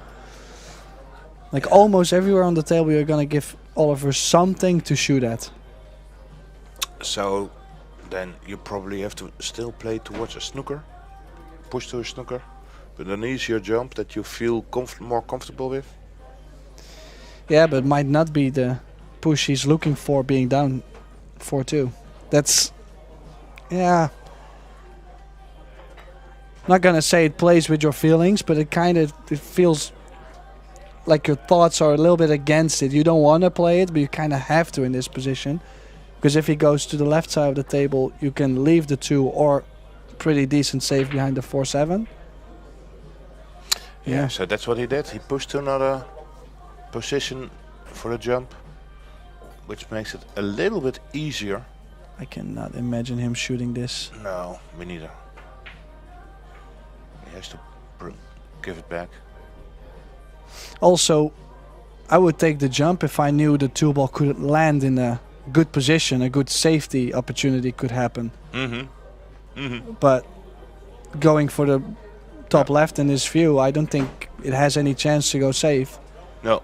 I mean, obviously, I hope the balls will prove me wrong, but I just don't see it happen. If the jump is good enough, then you'll be okay. But there's a lot of risk in this shot.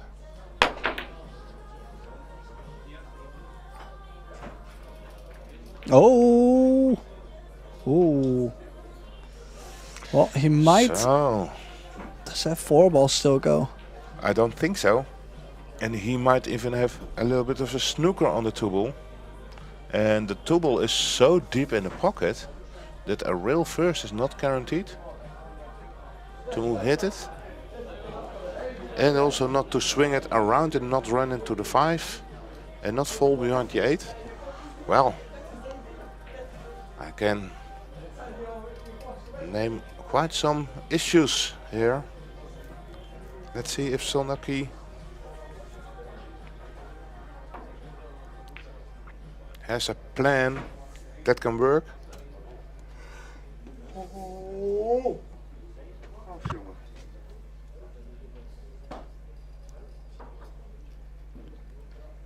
Rail first. How's the speed? Might be behind Don't the wanna 9. fall behind the 9. I mean, what's worse than not having the 4-ball available from this angle? It might still be available. was going to say, what's worse? Well, getting the cue ball behind the 9 on this.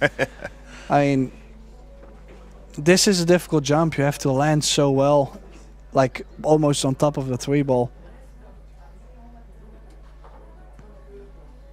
And that's the offensive thinking. Yeah, so no, we know most likely he's not going to play that. not with the 4-7 there.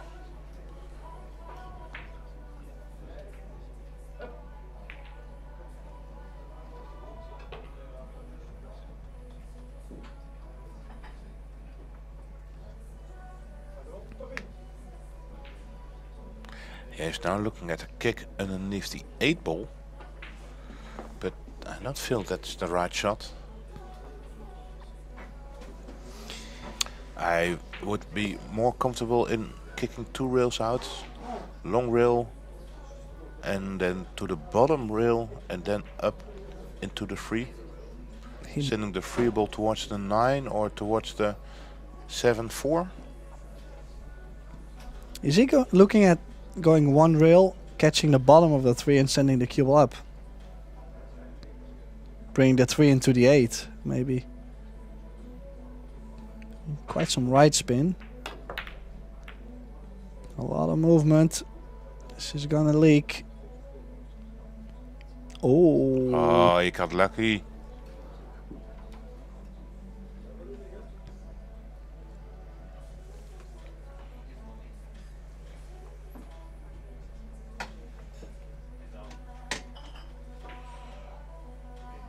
Kind of feel like you have to play the cue ball behind the 8. There's not much more you can do with, But you will being roll so the free close ball, to the 3.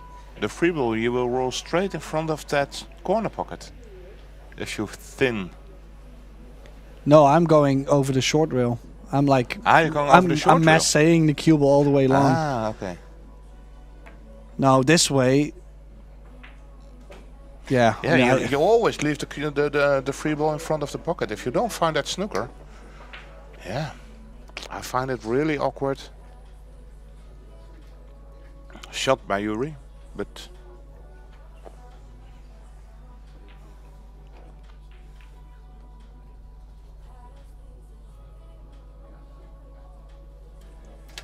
and like we had a great view before. The 4, I believe, does go, and that makes a huge difference.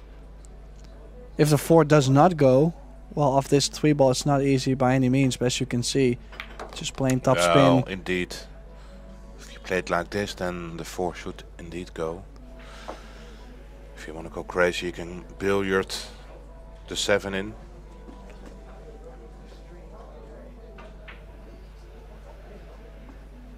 Well, he is kind of not trusting it, so instead of floating the cue ball forward, he's saying, no, I'm at least gonna stun it, make sure everything stays straight.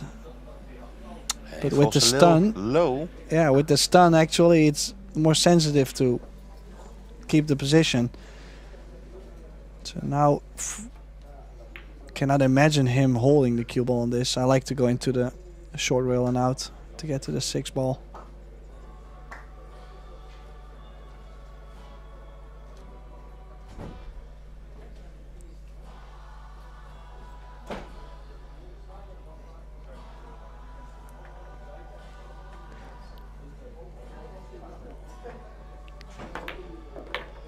Yeah, 1 rail out. Nicely done. Got some angle on the 6, but he can avoid the 8 ball. 2 rails out. Pretty close towards the corner pocket. Get back to the center of the table. Well, you can see he's kind of struggling with putting himself in the perfect positions. I mean, would have liked to be on the other side of the 6. So overall, maybe he's been not feeling the table as well as maybe the other tables before. Can make a big difference. As you can see now, just barely an angle, but should be fine. If you look at the 8, even a stop shot would work on the 7. But it's signs, you know, like when you know the cue ball is not going to land where you want, you know that also at some point you might expect a little bit more pressure and you might get a little bit more tense overall in the match. Doesn't happen if that cue ball just lands pinpoint every time. You just feel like you're playing hangers all over. this case, he found some angle on the free ball. That 9 ball is going to the side pocket quite easy. So, good play for that.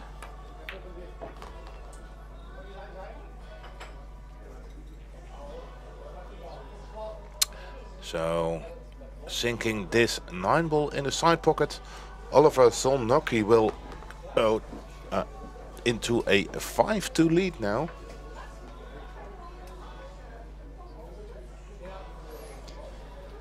Yeah, let's see what's happening across the room.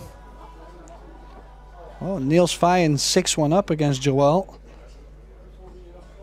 Joel, who beat Cliff Castellan quite big, 10-2 in the last 16, is now finding himself down 6-1. It's quite big. Of course, it's a race to 10, so still a long way to go. Mohamed Sufi 4-1. This match started off a little later, but actually catching up with the rest. Yeah. Marco Teutscher 5-3 up against Quinten Pongers. And then, of course, the match we have here, 5-2 now. Oliver Zolnocki from Hungary starting to run away a little bit with this match. And it's weird because I don't really feel like Yuri has played like bad. Okay, the safety shot on the 3 ball was odd. I mean, I didn't really agree with how he's played that, but overall, it doesn't feel like he's missing balls all over or bad shots. No, definitely not. And that is a little bit like what you were talking about with Oliver. And also what's based on his Fargo rating, that he is a kind of a player who is just sitting there watching you do your thing. He doesn't do a lot of things wrong, and up until you make a little bit of a mistake, he just sneaks it out of your hands. Yeah, and grabs it a little bit away from you, says, "Oh, thank you." And in the end, he's leading 5-2 now. He's taking like the smallest opportunities, even though, yeah, I mean, some people would not even name it an opportunity, you know. Just.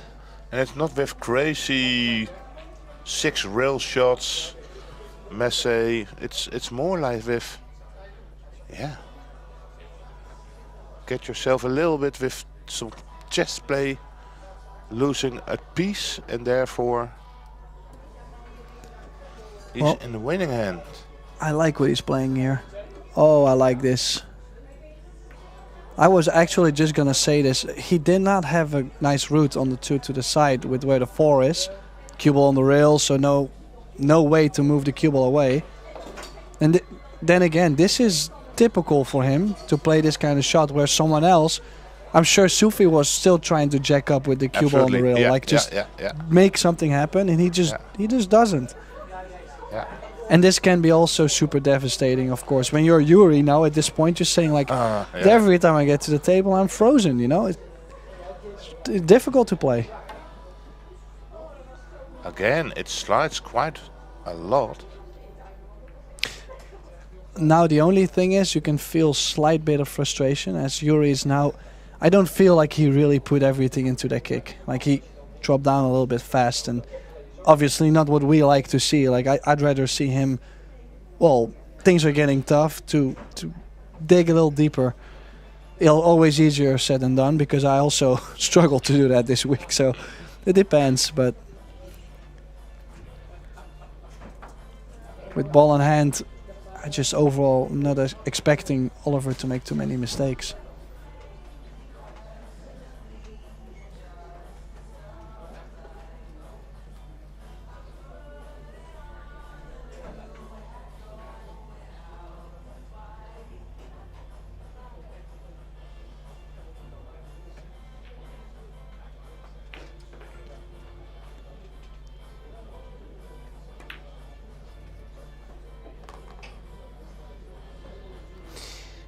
It is overall kind of a funny layout, though. If you look at with the balls layouts, it's something like Andreas Sommer could design for you, where you think, oh, this is a nice, easy route, a nice out, but in the end, you keep on banging against balls that you're not planning to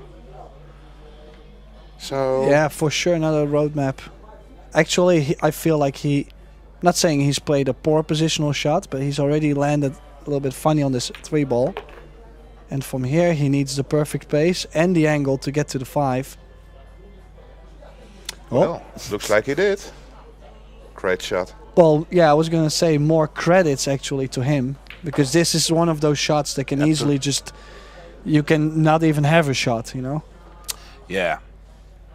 Now, he might draw this for 1 rail out, and just missing the 6 and go to the left side of the orange 5 ball.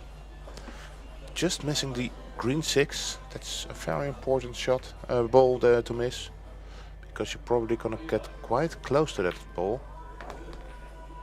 Missed it, perfect. Yeah.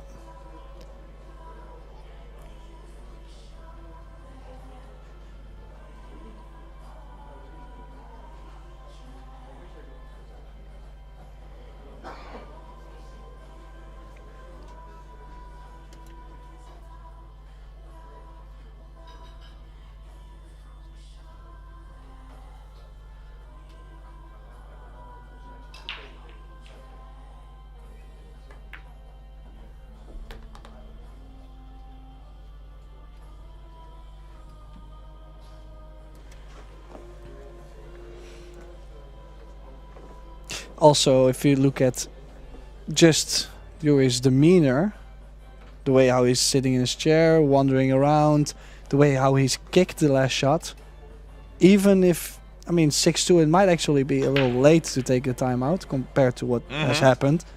I still think it might be a good idea for him to take a timeout after this. Also, like, he's watching more to the pool at Niels Vayen now, where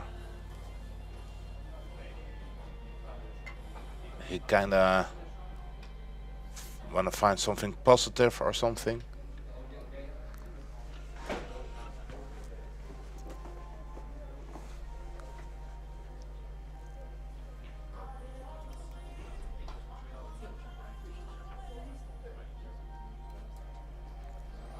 Still a little bit of a funny shot.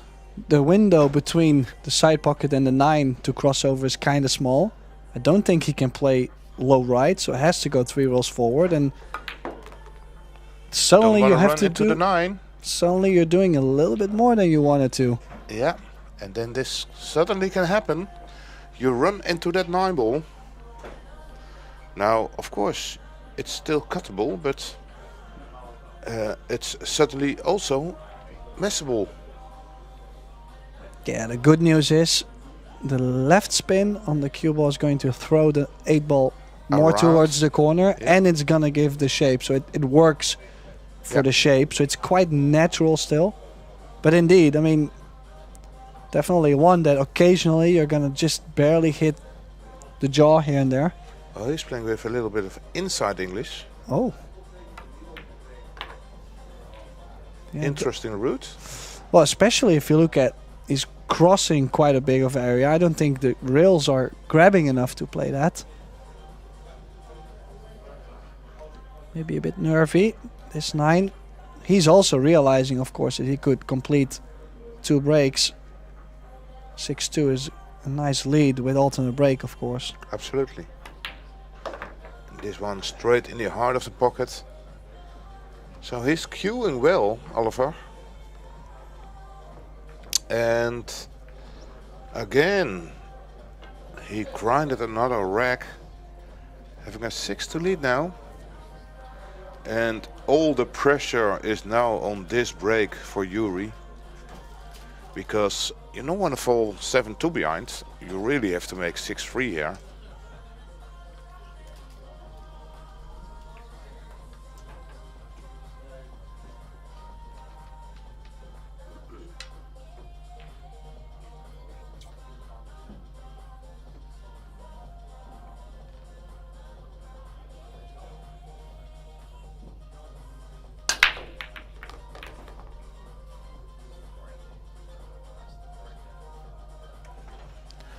Well, that's another nice break. Made 2 balls. The 1 and the 8 ball are gone. So he's looking at this straight 2 ball, and as you can see, the red 3 ball is all the way down to the other side of the table. So a lot of traffic needs to be avoided.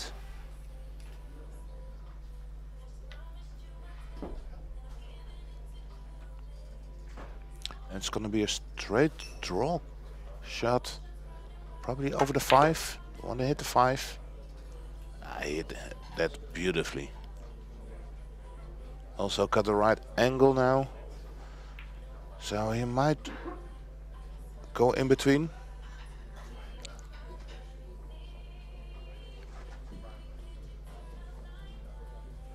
In between the 5-7 and the 5.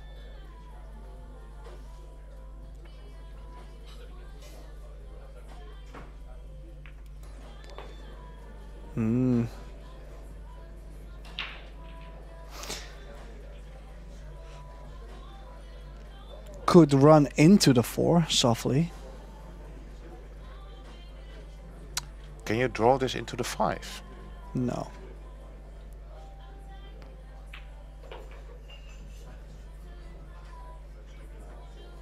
Well, I'm not saying it's impossible, but he's looking to play the 4. Oh, uh-oh. What has he done there? Yeah, he of course wanted to miss that 6, but that was quite difficult. Because you couldn't be very much closer to the side pocket in order not to scratch. And yeah, that was a difficult shot. And this is difficult too. And missed it by a mile. And the worst thing about this shot, okay, well, I'm kind of happy the 4 goes past the side, but most of the time when you go for this kind of shot, the 4 just lays right on top of the side pocket, like just the hanger. Yeah, that's and it's now rolled like 10 centimeters too far to cut it back.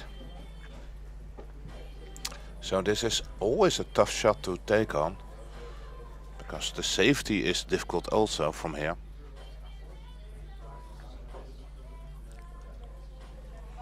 And as you can see, the cross bank is out of the equation.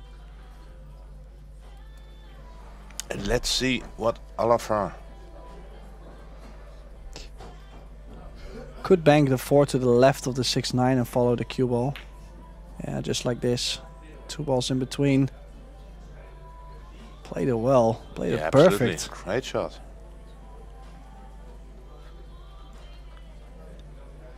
It's one of the shots actually you don't see that often. Most of the time, you know, people think it's technically too easy to play something like this and they look for something more. Yeah.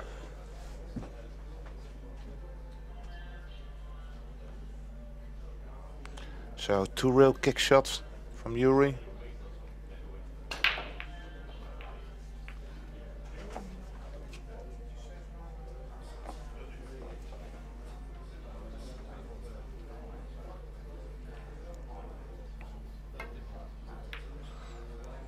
Does it get close? No.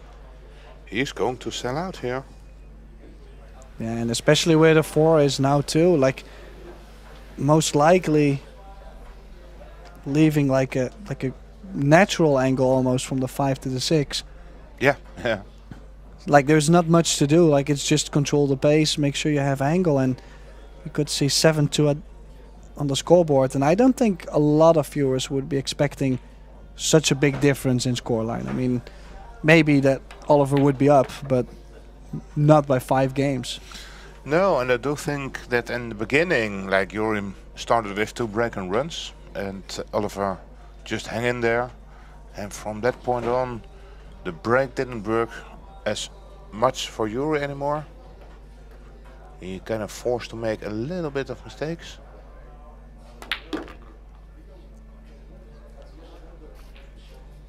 And Oliver is doing what he is about always doing.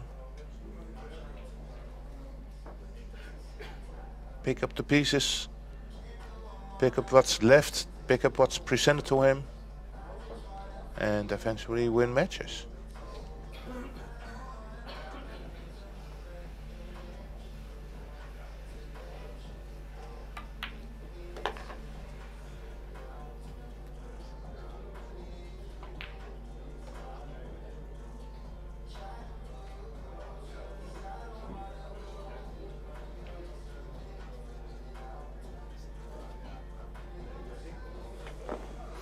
Can go back 1 rail up.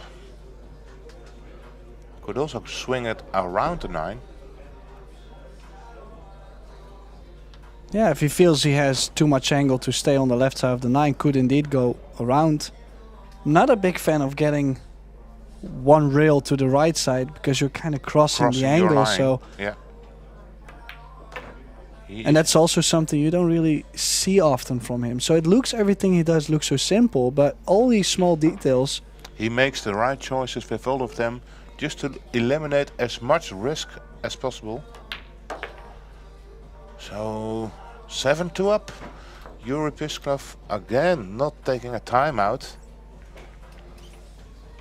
And there are some matches that are going into the final stage of this quarterfinal round. One of them is Niels Vijen.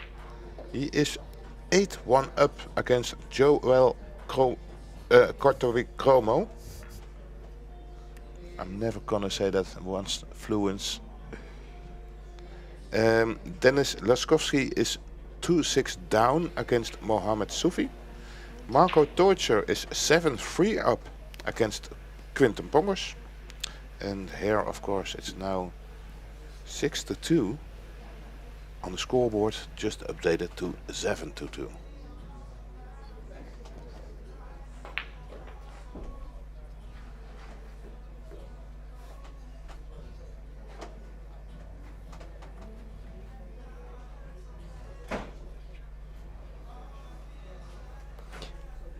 Okay, so 10th rack and Zonoki to break him. 2 ball must be racked on either the bottom side of the rack or, well, the wing balls, the side. 3 positions possible. Made the wing ball and the 1. Shot on the 3, long one. But I kind of feel like if you get perfect from 3 to 4, you're done. Like it's, Yeah, absolutely. like it won't be too difficult to travel from 4 to 5, Or and then 5 to a little 6. bit to work from 5 to 6. But Shouldn't be any problem. this shot is more scary than All the the other other 2 shots. shots together, Yeah. right? It's No, indeed. So he has to draw this back to the center of the table, or he could go forward. That's another option. Go around the 9. But I'm a bit more fan of going backwards, screwing it back over the 9.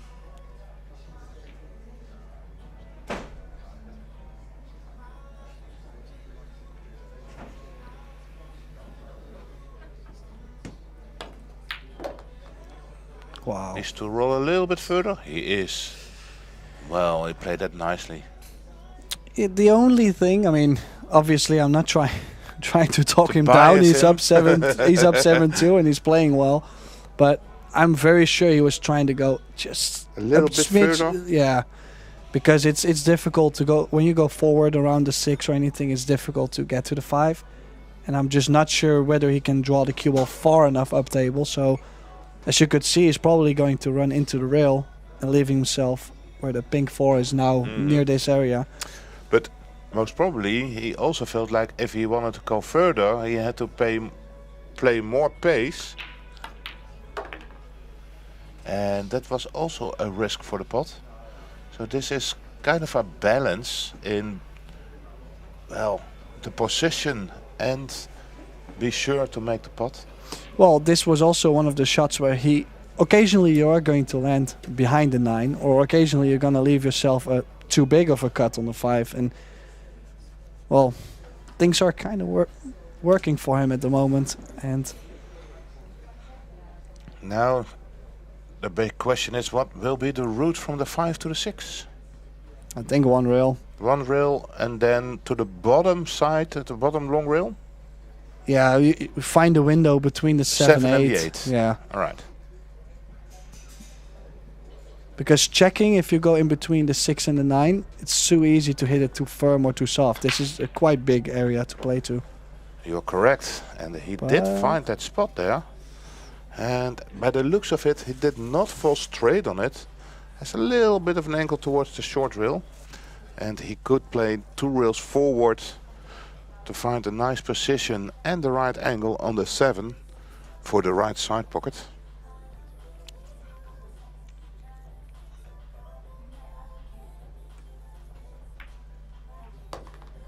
Well, he was really straight.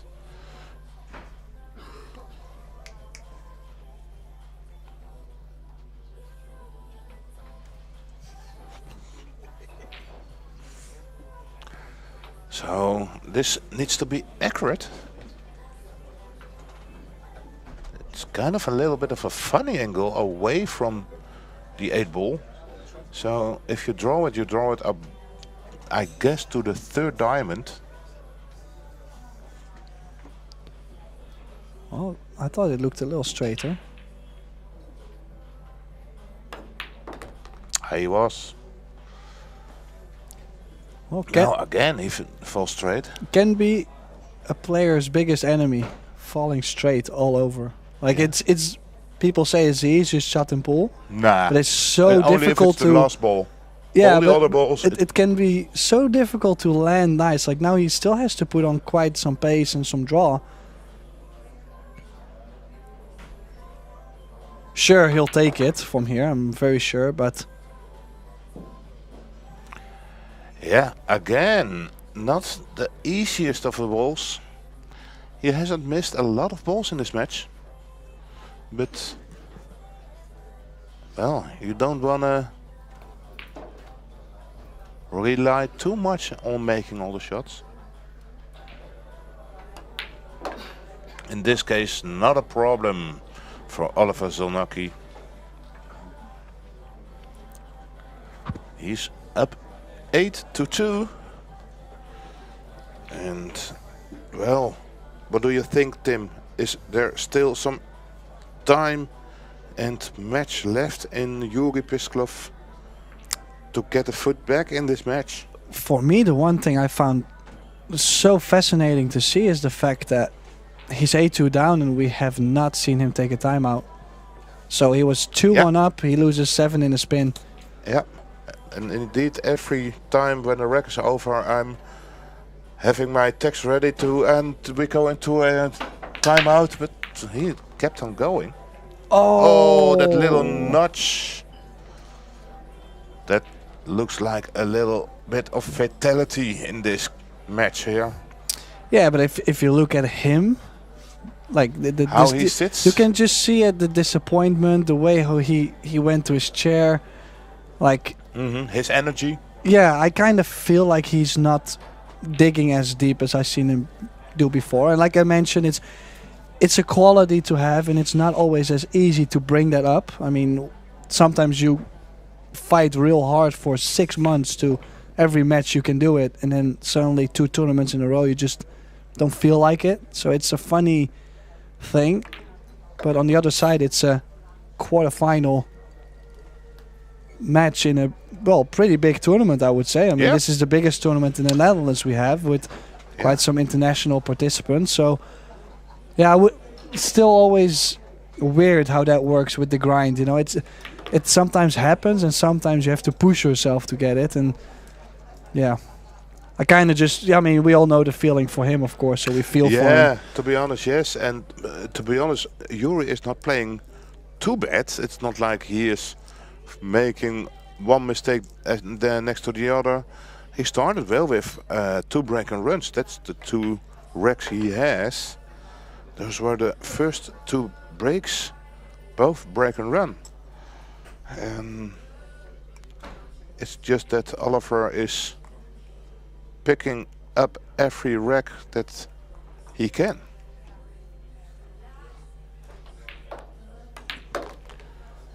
So he's spinning this around the corner.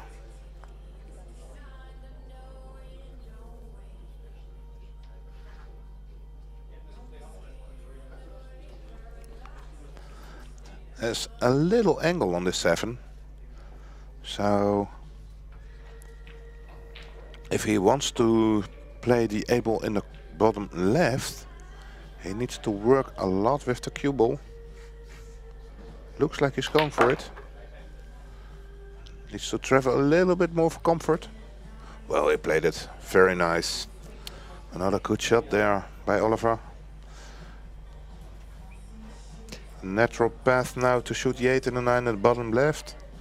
And of course, 1 foot in the semis and the other foot on the hill. Yeah, definitely has arrived and is playing really well. I mean, Absolutely. there's not much you No. can say about Oliver overall in this match. No, But there's a only little bit more to say about Yuri. I mean, that's the story. Exactly, Mm. absolutely. Yeah. And it's not the most sexy pool that Oliver is putting on the table, but it's definitely interesting in how well he managed to make every choice the right choice. He's controlling the match. Yeah. Like he has grip and he's just not letting it go, and it's just perfect. I mean, so far he's been playing a perfect set, I believe. So not Yeah. too many mistakes. No, and especially from a match point of view, not from a technical point of view in how well he did some crazy shots. That's not Oliver. Well, the one thing I'm going to add to this, sure, he might have like a little bit of a alternative technique, or it looks like it. If you look at how soft he's striking the ball, like he's hitting the ball really pure though. So even though it looks maybe different than all the other players we're used to, the quality he's bringing in the stroke is something that a lot of people could learn from. Absolutely, yeah. Oh, Well, 3 balls on the break. yeah. Little nudge there on the 7. And I actually like his approach to this, because he realized, man, I hit that too thin, and he apologized to Yuri because he actually realized that a little bit of a fortunate break this is. Yeah. But yeah, I mean, I think one good draw shot, the 4 might go by the 8. Do you think it passes the 8? Well, from this angle, it kind of looked like. I mean, it's always difficult for us to tell off the screen. Yeah, from this screen I say it doesn't pass, but If it does, it's one draw shot from 3 to 4. 6 is near. We might be. This match might be over. I was just gonna add, we have 3 matches right now on 9-2. oh, where are they all? Yeah, so Niels Vayen Just 9-2. saying, yeah. Mohamed Sufi 9-2. Well, he picked up the gear. Yeah, he's now They at the started same like time. half an hour Half later. an hour later, and same time as Niels and Wow. Oliver. And then Marco Teutscher 7-4 against Quinten Pongers. So that will be the longest match. All these matches are being live streamed at the moment. So you can check our other channels from OrangeForks to watch these matches. But, well, in here it's gonna be a question in does the 4 pass the 8, and I think we have found our answer, and that answer is it should pass. Oh, and he's also even playing for a 6-9 combo. It is, and look at the position of the cue ball. That is spot on. Take a bow for this position. Well, this 6-9 for place in the semifinal. Oliver Zolnocki will be facing Marco Teutscher or Quinten Pongers. Current score 8-4, so it'll be interesting to see whether Quinten can make a comeback. For now, Yuri Pisklov unfortunately will be out. Will be driving back home to Germany. And Oliver advancing 10-2. Yes, so the next match is scheduled in, I think, normally 10 minutes. And as you can understand, we'll have to wait for the other match to finish first. So we'll be back with you in a while. Stay tuned and we'll be happy to bring you with the other matches. See ya.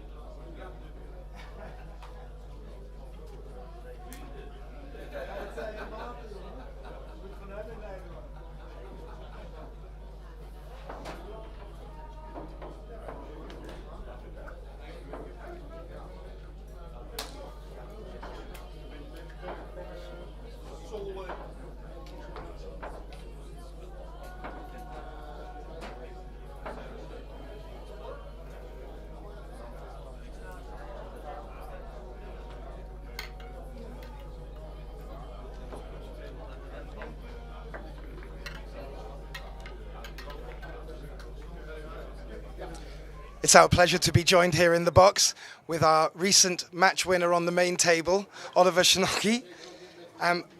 It was a tight affair running up to 2-2 with your opponent breaking and running.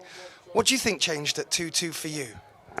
Yeah, actually I thought it would be much closer. He broke and ran his first 2 breaks and I messed up some position shots, so he was at the table at my breaks, so I was in a danger, you know, to go down. But somehow I managed to keep those together, and the next 2 racks I remember I got quite lucky. And then the whole match started running for me. I got positions after the break, I could run out. Even if I made some positional errors, I could correct it with shot making. And he just got unlucky. He never saw the first ball after his break, or he had a tough layout. So yeah, even if I mishit the break, I made 3 balls and I had a shot on the 2. So I got kind of lucky.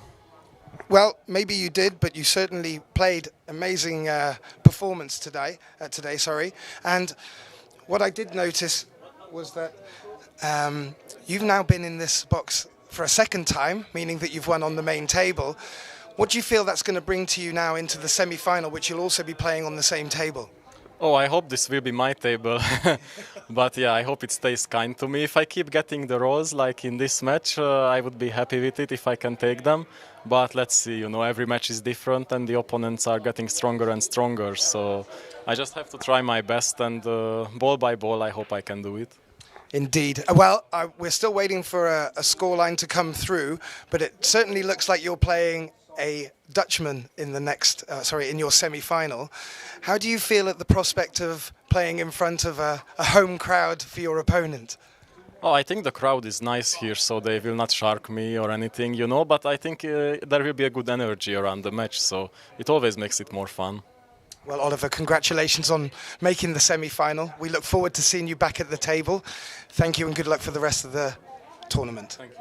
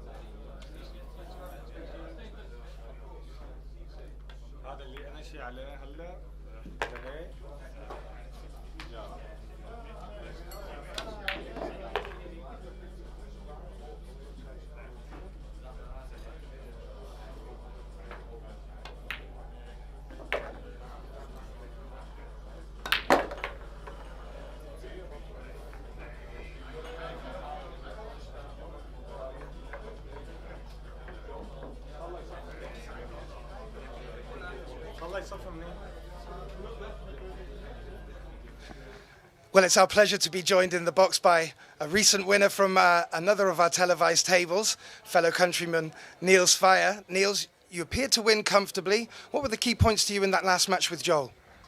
I think I was pretty fortunate that Joel didn't get a lot of shots after the break. He made a couple of mistakes early on, so I jumped ahead 5-1 pretty quick.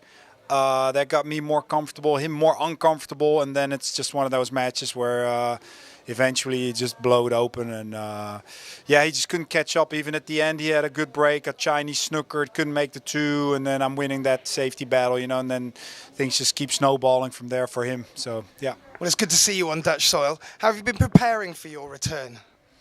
Well, I have 0 sparring in Denmark. Like Mickey's always on the road now. There's not a lot of players there, so I just do my own thing, like usually 60 to 90 minutes a day. But I got all the other stuff on the side, meditating, sports.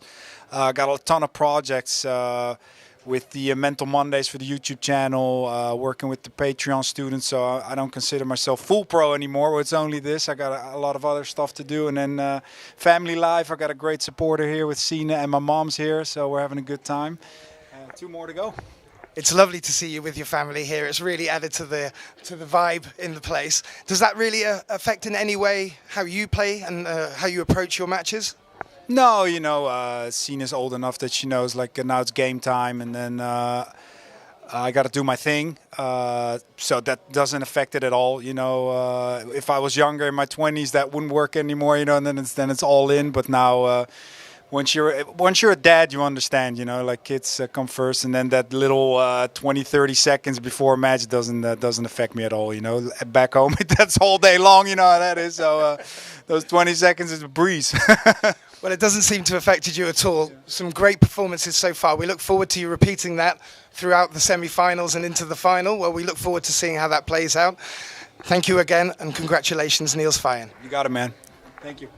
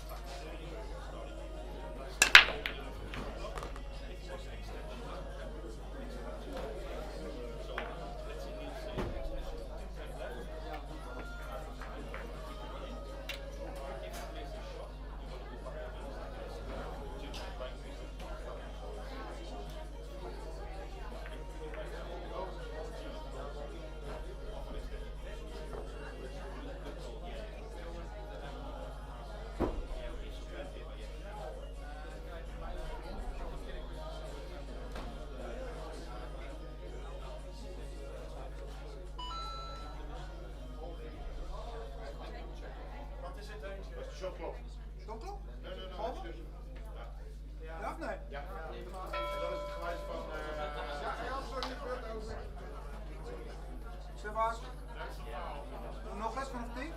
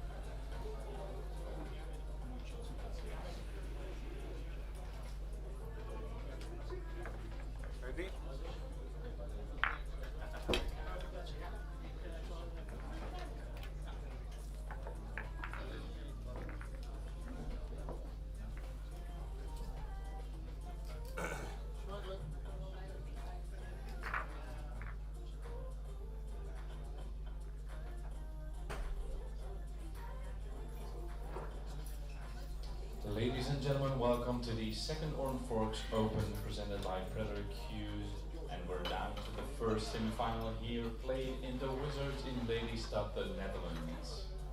We want to thank our sponsors, Predator Cues, KAMUI Brand, Customs, Pocket Billiard Specialist, Mariposa Cues, Aramith, Iwan Simonis, Onboard Sportswear, Dutch School of Pool, Carom Sports, and Metaalhandel Hinke Wolters.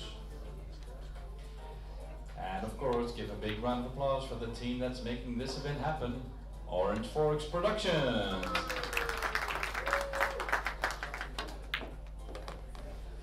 We're down to the semi-final. We're going to be playing race to 10 9-ball alternate break.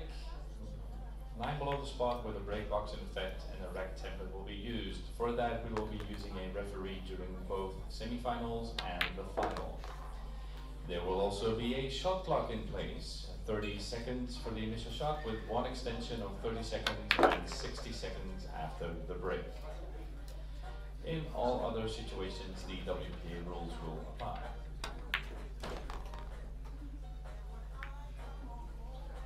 The first match to be played on table number 1, the OrangeForks Arena table, is Niels Vijen against Mohammed Sufi. This match will start in a few minutes.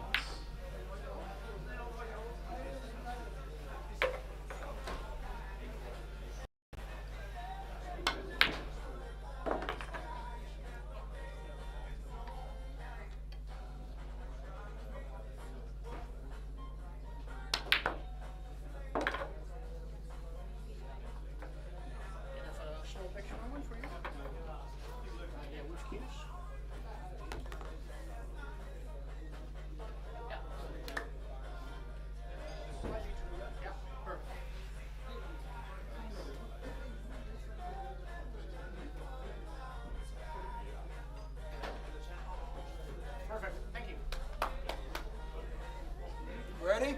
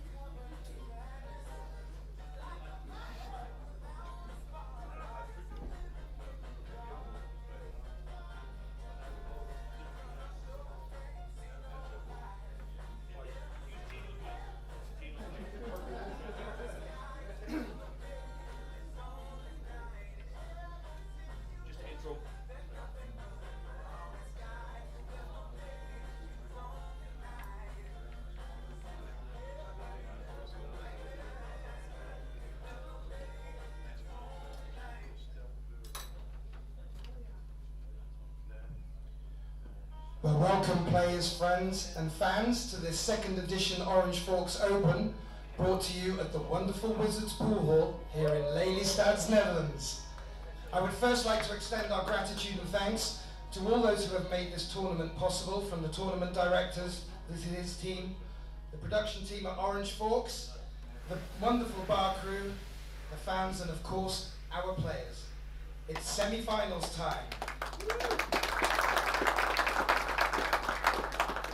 And our two semi-finals coming to you on our main table will be played between the Netherlands' Niels Vijen and Syrian Mohammed Sufi, and our second semi-final between Marco Teutjer of the Netherlands and Hungary's Oliver Schmolke.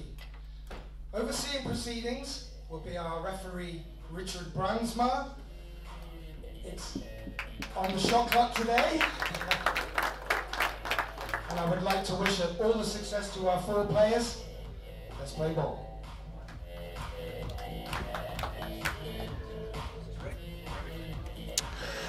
Very good afternoon, everybody. It's 5:15 Dutch time. Welcome at the first semi-finals of the day. A match between Mohammed Sufi from Syria and Niels Veijen from the Netherlands.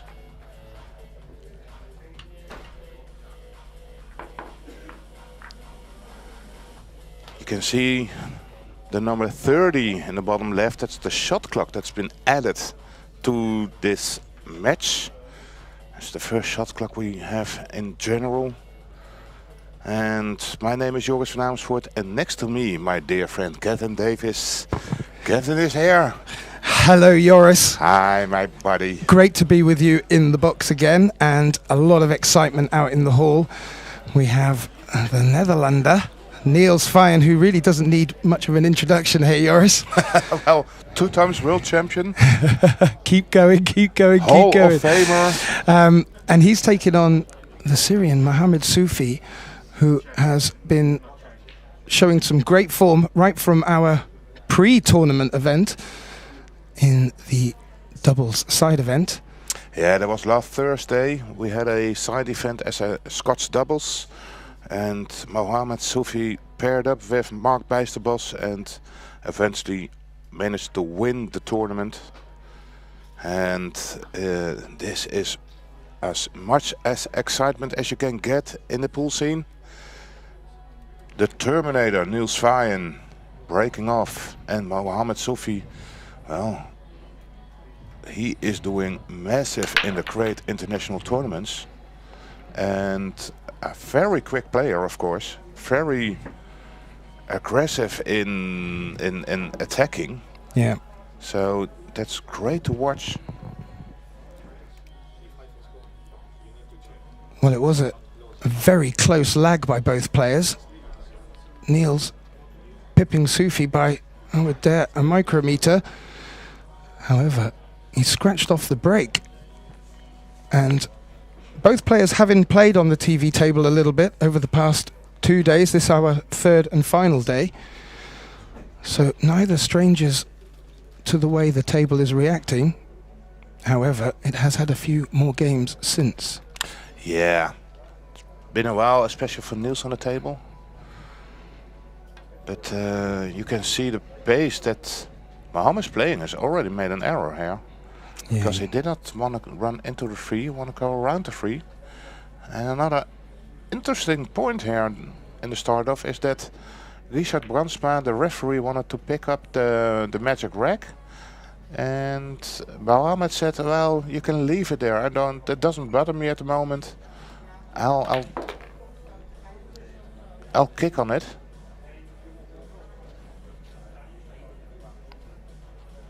You see? Yeah. His brother has the magic rack underneath it. Well, Richard is watching this shot closely as the two balls are very locked together. Sufi did make it look easy, but the 9 balls rolling in the path of the 6.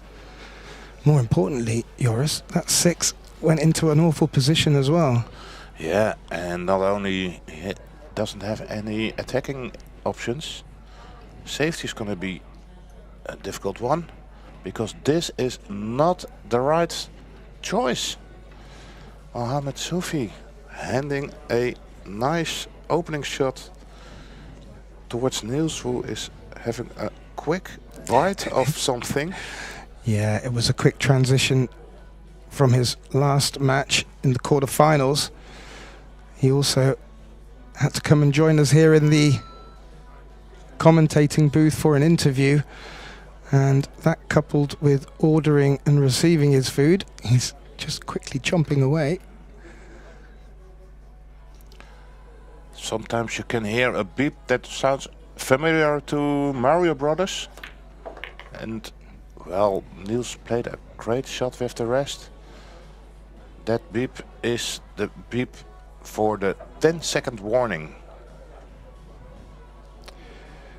Yeah, and just important for any newcomers to the stream. This is a race to 10 9-ball, alternate break, and there is a break box in play, as you can see from the overhead there, just underneath the black 8-ball. That box is where they have to break from.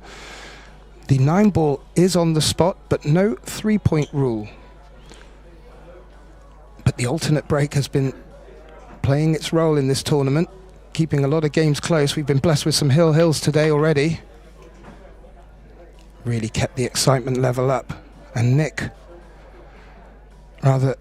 Niels, following the scratch off the break, has got back to the table from Sufi's self-inflicted mistake. And it does go with break, Joris. Yes, indeed. So this 9-ball is the winning ball at 9-ball. And since Niels made the 9, he won this rack. And he's 1-0 up. Yeah, and that's the start you want. However, he really will need to have a think about the break. It wasn't the best break of him. He didn't hit a full, so that scratch was a result of a poor break. Mohammed has been breaking fantastic in this day up until now. Yeah, we watched an earlier game of his on the TV table against Jan van Leerop from the Netherlands, and both were consistently making the 1-ball in the middle center pocket. However, they were not getting the position on the next shot, and it seemed to be a tale of that for a while. In this tournament we are allowing the players to check the rack. That's been done by the referee. And there's also an extra rule, so the 1-ball of course must be up front, the yellow 1-ball, but the blue 2-ball must be on the corner of the rack. So in this case it's all on the back side, but it must be on the back of the rack. And for our viewers' interest, following this match will be the second semi-final. So we will be bringing you this, the second semi, and then following that the final, all with commentating, great camera angles, great work by our production staff, and as we witnessed there, great work by Richard removing the magic rack for Niels. Yeah, there are the semi-finalists. Will be a commentators duo by Kevin and Graham, so we are off for them. And the finals is also for you, Kevin, together with Graham, the two UK guys, or aren't you fully okay, UK friendly? I'm definitely could be classed as British. British is the right classification for you. However, having lived here now for 15 years, I do feel part of the family, even more so when I'm with my colleagues here at OrangeForks. And Sufi has got an open shot here, but nothing that he can really attack, so it's gone defensive. And he leaked the nose of the 1-ball out. Niels can see at least half of it. Yeah, and there's quite a bit of traffic up at the top of the table there with the black 8, pink 4. But would you be have the guts to go towards that long side and find a spot behind the 8? Definitely not. Definitely not. No. And more importantly, this is the first match of the final day with the shot clock. Be interesting to see how that affects the players. I know both of them are very well used to it, maybe not to the noise it makes.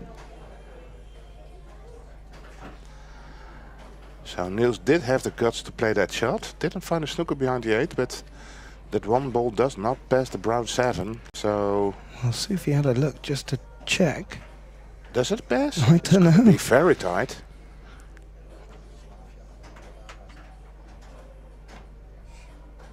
He's going for it. Oh, he felt it was available, and also he felt that he would leave the cue ball in a troublesome position where he come to miss it, and he has done that. Absolutely. And look at the split of the balls, you know. 5 balls at one side, 4 lined up at the other side. I'm sure there's a drill somewhere that's on a YouTube channel. Exactly. Darren Upton must have something like this available. Looking good. Oh, close. Well, I dare say you couldn't get much closer.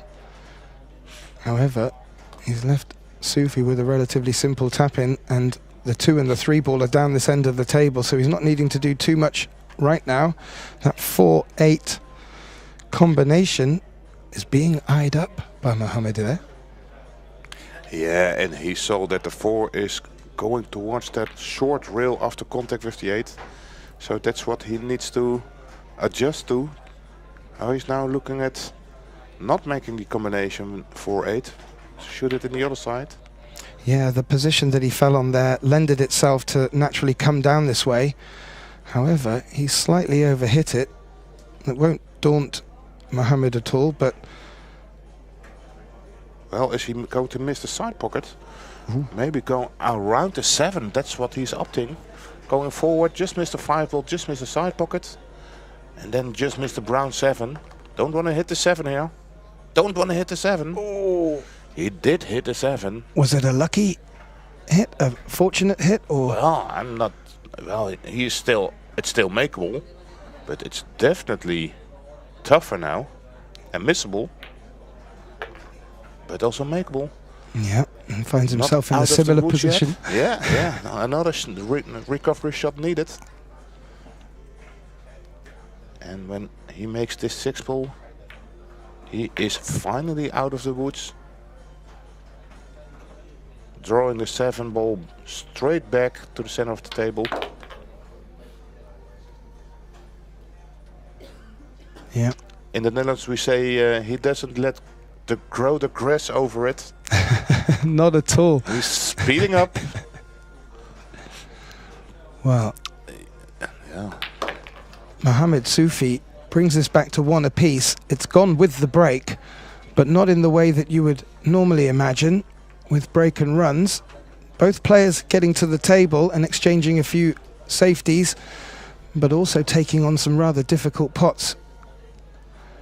So this game has all the makings of being not just close. Yeah, no, it's going to be a fantastic match. Exactly. And well, sorry. It was just a small noise behind us. So the break handed back to Niels Veijen. Yeah, and as we saw in the opening break, Niels unfortunately scratched.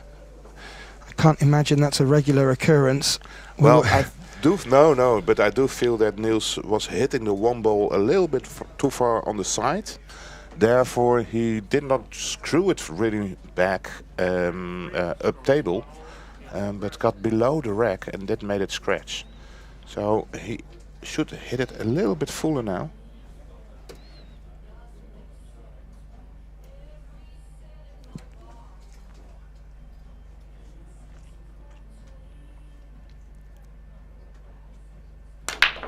Again, yeah, that's much better. Yeah, that is a look Curved at the the 2 cue ball ball around the 9. And then at least he had enough draw on it. And of course, has a great opener on the 2 ball. What you do? For the 3, go for the side? Could be an option. Well, it depends which angle he gets, because that 9 is taking away a stop shot on the 3.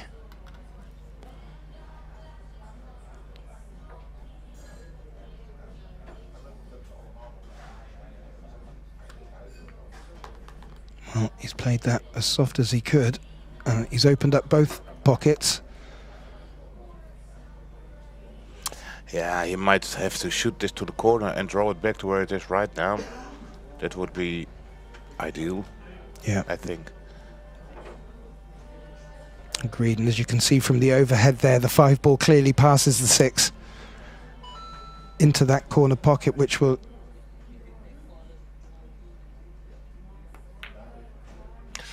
Ooh, just there. And push through far enough. Now probably 2 rails out around the 9. And does not want to finish straight on the 5. Would ideally like a little bit of angle to work with either way. Now also the 7 is a little bit interested in the position wise. You just saw Niels lay his cue on the table there, showing the sort of line he would like the cue ball to be on for the 7. Sort of not far away from where he will be laying his hand now. Sorry, the backhand. As long as you don't scratch in the side. It's running over quite nicely. Wow, that's ball in hand position. Well, he did turn around his break and could be rewarded with a break and run here. The first, likely of many from these two players.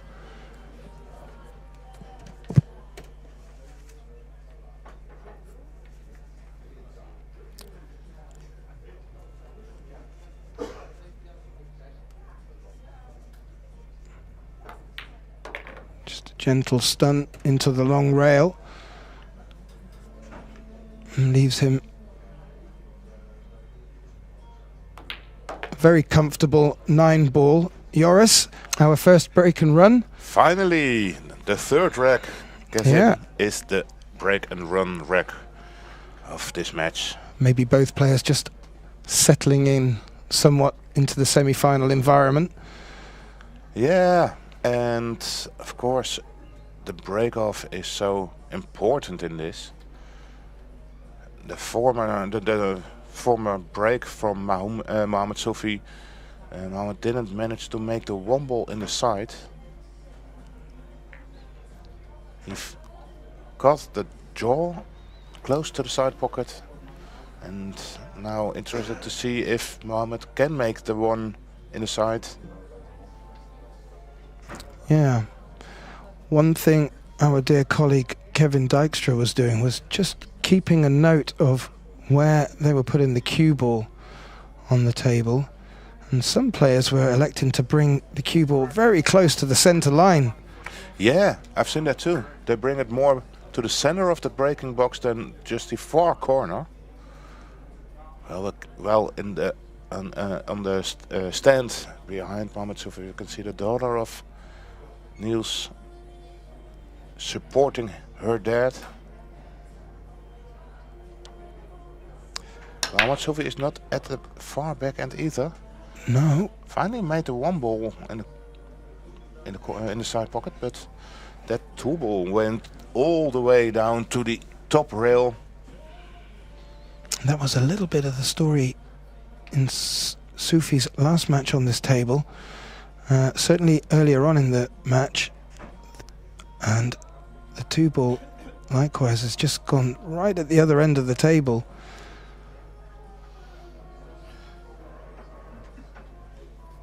You can see a little look up from Mohamed there at the shot clock. Yeah, so the players have a 60-second shot clock straight after the break. And he needed only 28 seconds to perform this great cut shot. Yeah, that was a very attacking shot. Didn't really leave too much to the imagination. If he were to have missed it, he would have certainly have let Niels in. However, a great pot, and the cue ball has come up and down the table and left a nice position on this 3. Oh, that's not what he wanted. What did he want? I'm just trying to think. Yeah, good question. Well, I was anticipating him screwing. Oh, he might still make it. He might see the edge of the 4. And if he can see the edge, he might even be able to make it. Wow. I think he wanted to keep it more to the right side. Because if he has like 1 or 2 balls more to the right, he had a nice shot on the 4. You see? Can still make it. How is his cue ball? Oh no, that's horrible. Well, yeah, it was a nice recovery shot, potting wise, but he found himself trapped behind the 9. Yeah, and well, there are one cushion escapes available for him, but you feel if he isn't able to stick this. Can you believe it? Where's the cue ball? Oh. Wow. Sufi's face says what that a all. drama. How did you cut that in the side and scratch in the corner? Well, that was Wow. impressive on both accounts. Lady Luck had a busy moment there. Interfering with a lot of events happening in that shot. What it has resulted in is Niels Vayen with ball in hand, and he would love to take an early 2-rack lead here in this alternate break format. Yeah, and I can't imagine he's not going to do that. This one ball, cue ball, drawing it back to the long rail. You can nicely see the typical way that Niels is holding his cue. Yeah, and it's interesting. Sufi's style of pool can sometimes be a little distracting or off-putting to opponents and other players. One thing Niels does bring to the table is I've seen it all, done it all, got the book, got the t-shirt, and nothing I believe will truly surprise him or get to him. He owns the game. So he will not be daunted by Sufi's rather quick. No, like he, where again, Niels' daughter, very nice to have her here.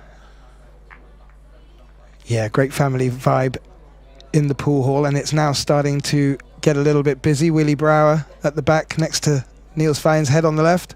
And the other side, Elanga, my dear friend. Good to see them all here, to be fair. Absolutely. Yeah. So we still have quite some matches to go. After this match, we have another semi-final and a final. So all the regions to come to Lelystad. Yeah, and Marco Teutsch back in the Netherlands, already stamping his foot down, making the second semi-final, taking on the Hungarian Oliver Szanowski. Oliver, who's been in the interview room twice already, is looking confident as well, so that's going to be a hell of a lineup. Yeah, I was commentating on his match just before this match, and he won his match 9-2. And well, he. Oh, 3-3. Yeah, it stops just in time. Yeah. But Oliver did not do a lot of things extraordinarily well, but he did extraordinarily less of making mistakes or errors or. Yeah, and I really, the way Yuri came out the blocks, I fancied, I did fancy his chances. So Yuri started off with 2 break and runs. You can't ask for better than that. No. So and Oliver didn't start with 2 break runs. Both racks that Oliver broke, they got into a battle. But well, he played his heart out. Well, a good look at the concentration on Niels' face there. Successfully made the 1 ball off the break, but didn't finish so nice on the 2, and has looked just to smuggle that back across the table behind the 9 ball. Was also looking to get some cover with the 8 with the cue ball. I think he may have left an edge, but I'm not too sure Sufi can do too much with it aside of get distance between them. You can see, he can see an edge of it. Yeah. I managed to avoid the 9 with it and bring it back across the table. He actually made a great shot there. Yeah.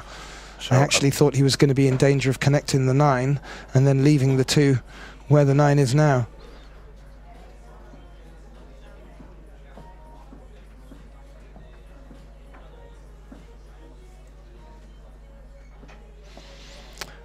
So, a small thin hit on the 2 ball.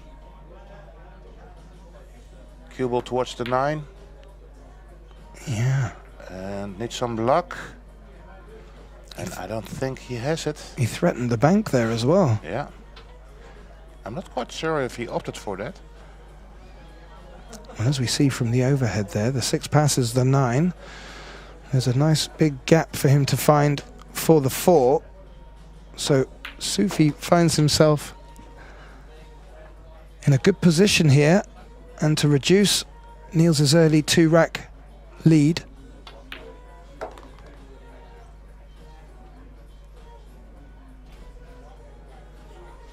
And for the rest, Sufi is not one of the tallest guys in the field. No. And we've seen quite some players with standard extension on the cue.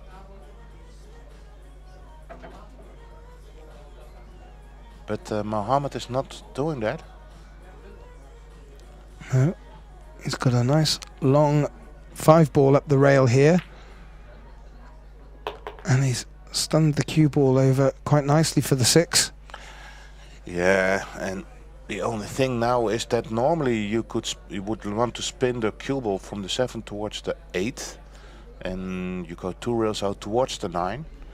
Now with that 9 there, you could also find yourself funny behind the 9. So I'm not quite sure he's going for that.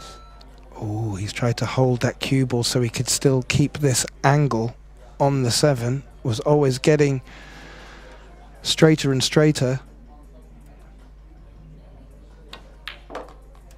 Oh, he's still going around. Yep. He took the 9 ball out of the equation, so made a good shot there.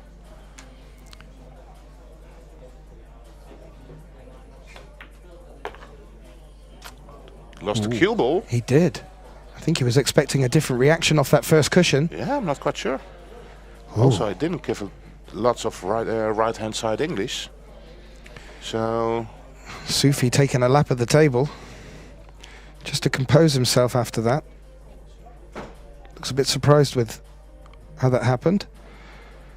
And this is certainly not the 9 ball he was expecting. Can he still make this 9 in the corner? He can. Well played. A shake of the head from Sufi. Yeah. And a waggle of the wrist. But it doesn't matter. That 9 ball went in. The score is now been, or rather the deficit has been reduced just back to 1. Mohammed Sufi trailing 3 racks to 2 against Niels Fayen. Niels just helping out by grabbing the extended extension. Yeah, with the butterfly or the spider, or how do we call it on it? The moose. The moose head. Yeah. So many names for it. It depends if it works or not. Yeah. Sufi having a little conversation with himself after he potted that 9. Really didn't want to have left that shape on the 9, but made it look relatively easy in itself. Yeah, and it's really important to make the 9. Not only it's the point that you have, but if you miss it, you know it's gonna bury in your head, and you're not gonna forget it easily. And if you make the 9, it's out of your head like a... Yeah, and we are all fully aware of Niels' capabilities. You do not want to be giving him any gifts whatsoever. Niels, no. Absolutely not. However, you might not want to be giving this man too many gifts, as we see him settle down to break, trailing 3 racks to 2 in this race to 10. In our first OrangeForks Open semi-final of the day. Well, made quite some balls there. 3 balls in the break-off. But I don't think he can see the 2 ball. So he calls a push out. Yeah. And where to push out to? He's now taking a look at pushing it back to the short rail to find some distance. Is there anything that he can push safe in the same shot? Well, maybe stick 2 balls together somewhere. Normally you're very happy if you make 3 balls on the break, but if you want to push out, then you're really missing all the blockades on the table. Exactly. You've just taken away all your traffic. Yeah. Well, he's elected. He's trying. Mm. And he didn't do a bad job because that 6 ball indeed found a funny spot. It looks like from where I'm sitting, it might be not from where you're sitting, Joris, but it looks like from where I'm sitting that might slide past. I wonder if that will affect how Niels takes this shot on. It also, they do look in a nice position to try and run the cue ball behind if he wanted to go safe, but You think he's giving it back? I think he's giving it back. Yeah. I think it's the wise choice. Cue ball is almost frozen to the rail, so cueing is a bit difficult to find. That very sweet thin cut on the 2 is going to be very, very difficult. So you want to send the 2 ball to the right side, and the cue ball, yeah, there you go. Oof.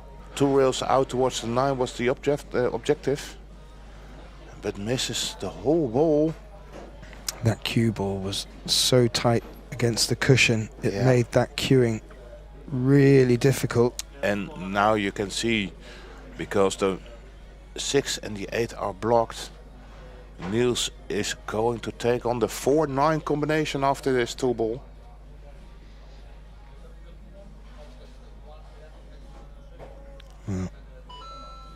Taking extra precaution over lining this up.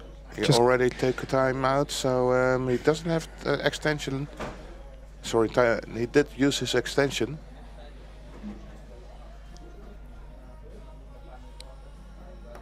Yeah, running through and avoiding the middle bag. He likes the look of this 4-9 combination indeed. It won't matter if the 6 passes the 8 or not. And there is some distance between the 4 and the 9. There is. This is definitely missable. And no, you do not have an extension left. So you have to make the shot within 10 seconds from now. Can he make the 9? He can. 4-2. Okay. He's having a little chat with the tournament leader. I don't know if it's about the extension sound or... I have no idea. Well, the players, both players, having a lot of experience on different tours and tournaments, playing under many conditions, including the shot clock. So they both know what to expect, and they clearly have their own expectations as well. And if there is something that is affecting their concentration, it's better to deal with it as soon as possible. Yeah. There's something going on, I think, with something in the crowd, or maybe there's a...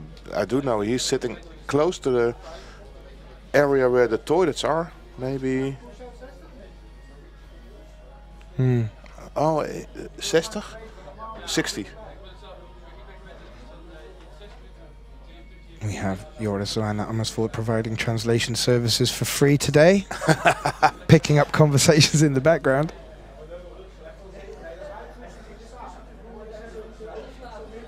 Now, the referee's come over and had a chat, was currently talking to Sufi as well, so clearly both players interested in this. Yeah, they're talking about the shot clock time. 60 seconds. Yeah, so do we have 60 seconds after the break, and is it 30? I might imagine that in the World 9-Ball Tour, the WNT Tour, they have a 35-second shot clock. Okay. And that 5 seconds is quite a big deal if you miss it. Yeah. Well, we seem to have resolved the confusion as we see Richard Bransma, our referee for proceedings, racking our balls for the 7th frame of our first semi-final of the OrangeForks Open, the 2nd edition, 2025. And we find Niels leading by 4 racks to 2 against Syrian Mohammed Sufi, It's race to 10 alternate break. We will have the second of our semi-finals coming up straight after this, and that will be between Netherlands, Yeah. and Oliver Szelnocki from Hungary. Yeah, well, I think that Oliver Szelnocki has a higher Fargo rating than Marco Teutzer does. So on paper he will be the favor. But in my head I feel like Marco can have the edge of that game. I think Marco is already playing some fantastic pool. He hasn't been playing a lot in the last couple of year and a half. But he's now picking up the pace and the cue much more. He told me that his agenda is been filled up until March 2026. So running from one tournament to the other. He's certainly fit enough to manage that. I'm not too sure if I could. Yeah. Mate, you're almost double his age. So. Well, no, exactly. And well, I've just had the pleasure of spending a bit of time with him in between matches at this tournament, and he really looks to be not only enjoying himself but settling in with old friends, some people he maybe hasn't seen for a while. No, of course, indeed. He is playing for the Netherlands. He always been in the Netherlands. He moved to New Zealand for a couple of years ago now. Yeah, he still lives there in New Zealand. Is a lot in the USA and has plans to move towards USA. Wow. So he's now traveling between New Zealand, the Netherlands and USA.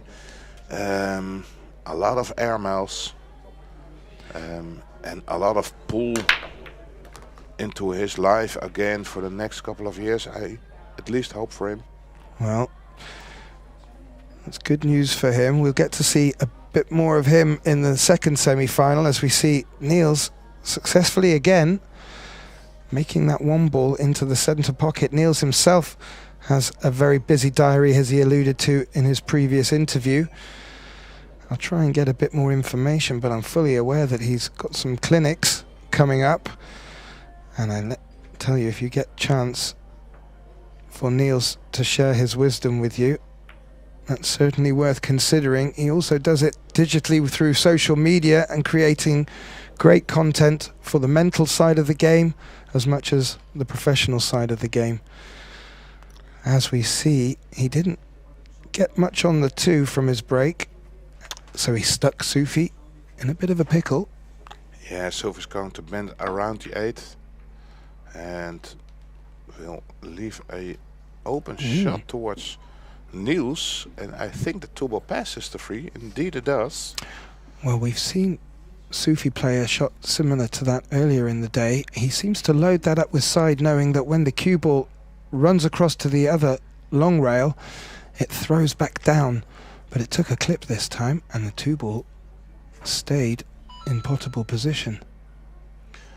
Yeah. Going up and down towards the 9. No, he chooses to duck at the height and played a very poor safety. Yeah. Clearly didn't feel the pattern was on. Would have ideally liked to have covered Sufi completely. I must be honest with you that I did not expect that Niels would decline that shot. Well, did you? I'm sure he'll have his reasons. And what? Ooh. Well, I'm sure that wasn't his reasoning, but it has worked out. Yeah, he got lucky. Where's the 4 finish there? The 4 and an 8 is into a potable combination, so it looks like a new issue on the table, but to be honest, it's not. Yeah, maybe Niels will roll off the left side of this 2, throwing the 2 back down to where the cue ball is now and further, and he'd ideally like to cover it with the 6. Didn't need to hit it as hard as I thought. Well, he found the snooker, but he will hold his breath because Mohamed Sufi will bring his jump cue to the table.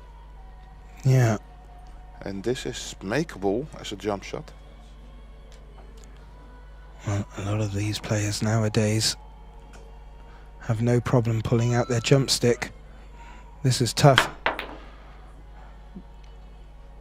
Do not be confused, that was a tough shot. Made a great contact with the two, but the two has stayed out in the open, although it's a thin cut. If he ever chose to take it on, I can't imagine he would. No, me neither. Could he roll the cue ball up behind the 8 somehow? Yeah, but I would bank the 2 ball in between the 5 and the 9. Get the cue ball back to the 8 ball. He's going the other way around. I think that's even smarter. He's played 3 shots like this now. 2 of them he's come up short, Joris. Yeah. Now, I think you have to kick on the 2. Don't bank it, but kick on it. No. I think that was a good shout, Joris, especially if he wanted to create distance between the top and the bottom of the table. However, Sufi decided he wanted to do it long rail to long rail and use the 9 as his blocker. I'm not too sure if he has, and does Neil's face give it away? Oh, he might be bending it a little. Oh, he's going to open it up. Oh. Oh, he massaged it. He did. And he opened up the whole pack and left a shot for Mohammed. Yeah, I think he wanted just to get a little bit more bend on that and have a thinner contact.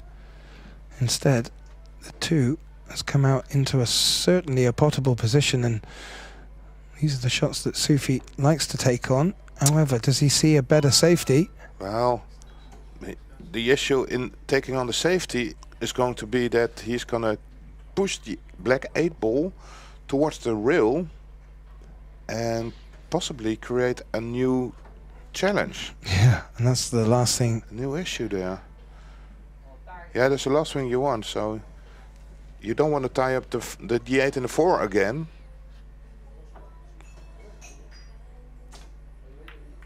There you go. Oh, he is on purposely tying it up. That's also the reason why he couldn't attack her. Oh, he didn't tie up, it's another.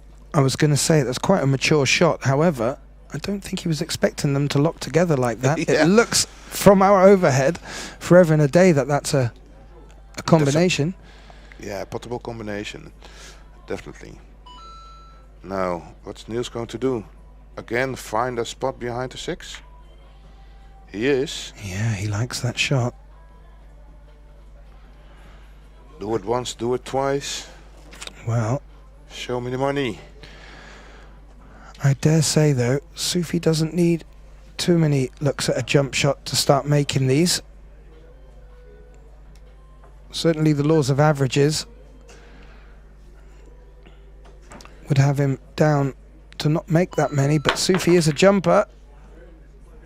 He's come across it, and how's the cue ball look there? Oh. Well, we may see Niels come out with his jump stick here. He hasn't even bothered bringing his playing stick. As we know, both players able to jump. Yeah, I dare to say that Niels once was the best jumper in the world. Certainly. I remember he was one of the pioneers of the push shot into a jumpable position. Yeah. And players turning it down instantly and then kicking themselves after Niels jumps and pots it and runs out. So a lot of other players have started to employ that tactic as well. But Niels certainly one of the pioneers, and Mohammed Sufi has played an attempted safety, but the 2 ball took a kick and went in the corner pocket. And well, fortunately, the ball that Mohammed's locked the cue ball to is his next ball. Otherwise, we could have seen a few more faces from him. But to be honest, it almost looks like he still has to kick on it. No, he's taking a very thin cut. He's on the 7. Oh, yeah. I think he needed to miss that. Yeah. Yeah, then it would have drawn a roll towards the 5 ball.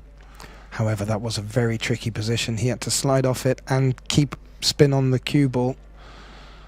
It hasn't worked out for Mohammed here. And Niels at the table with a 4-2 lead. Will not need asking twice. And, well, we've seen Niels play 3 or 4 safety shots. He really has a good strategy here of trying to frustrate Sufi. Drawing this straight back to the long rail. Have a little angle on this 5 ball. Prime position would be the center of the table. Just missed a 9. Yeah, and where that 7 is, it's ideal position to hold for the 8. Now everything is good. Good to go. Already in a 4-2 lead. Now I'm going to be interested, if Niels does get to the halfway point first, how Mohammed's going to react. It's not something I've seen too often when I've watched him playing. And, well, Niels is playing on his home soil with a home crowd. Just may put a little bit more added pressure on Mohammed. Well, 5-2. He's halfway there. He is indeed. Mohammed's only at the 20%. So both players do also have a timeout once per match. And you have to take the timeout in between the racks. But Mohammed decided to leave it a little bit longer. It is his break. So let's see. Well, it's very rare, Joris. We get to see the Wizards pool hall here in Lelystad this quiet. Everyone glued to the one table. Yep. Naturally.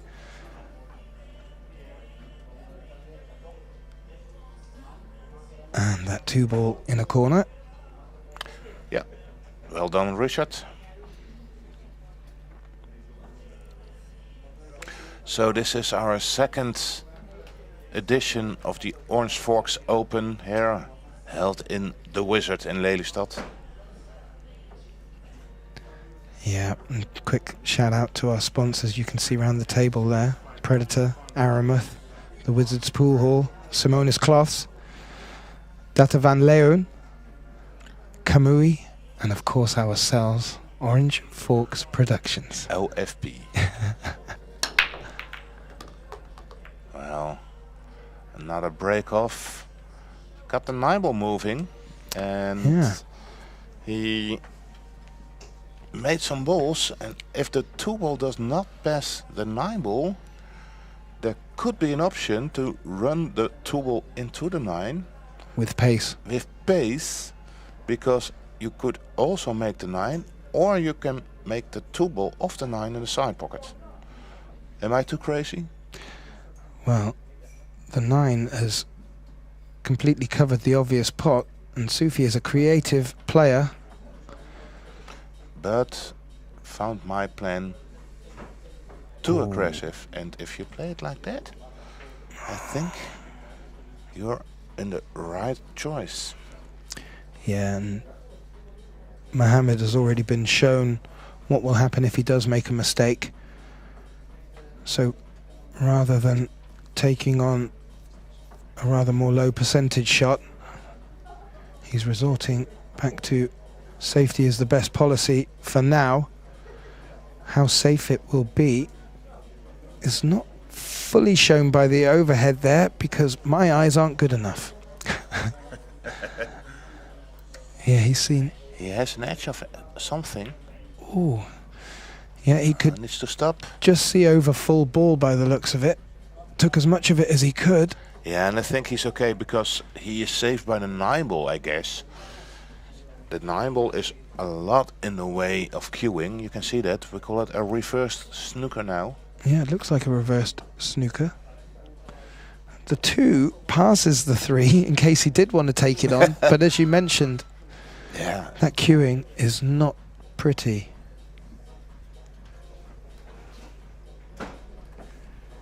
could try and look to use the 3 as cover with the cue ball. Now he did went for the pot, but it's really hard. Yeah, and where he's left the cue ball, would have made a tricky 3 for himself, although there does appear to have been a gap through there. However, it wasn't successful, and Niels is back at the table looking at this 2 ball. It's certainly not a gimme,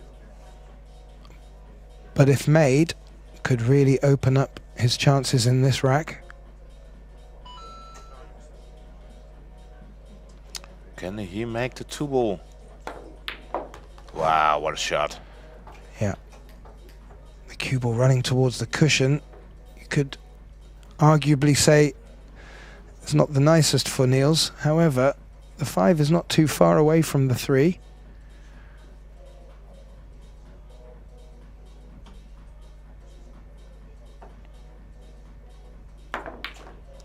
Yeah, jacked up on it.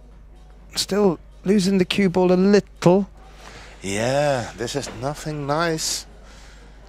Can he pot this and not allow the cue ball to run too far to bring the black into play? Yeah, or roll over the 8 ball, because that's where the sweet spot is on the 6. No time left. No timeout left. Sorry, no extension left. Oh, look, he's been able to manage to... But again, the 9 ball is creating a reverse snooker. It was Sufi's time to have one, and now Niels is faced with awkward cueing. Well, can he still make it?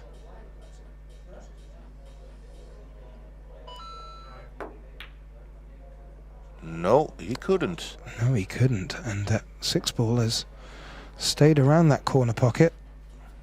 Yeah, but Mohammed has to play it with the rest, and it stayed around, but it's a really thin cut. It's cuttable, but let's see how well can Mohammed use the bridge. There's your answer. Well done. Yeah. So also interesting is to see is that the 8 ball does not pass the 9 to the side pocket. So he'll shoot it in the corner.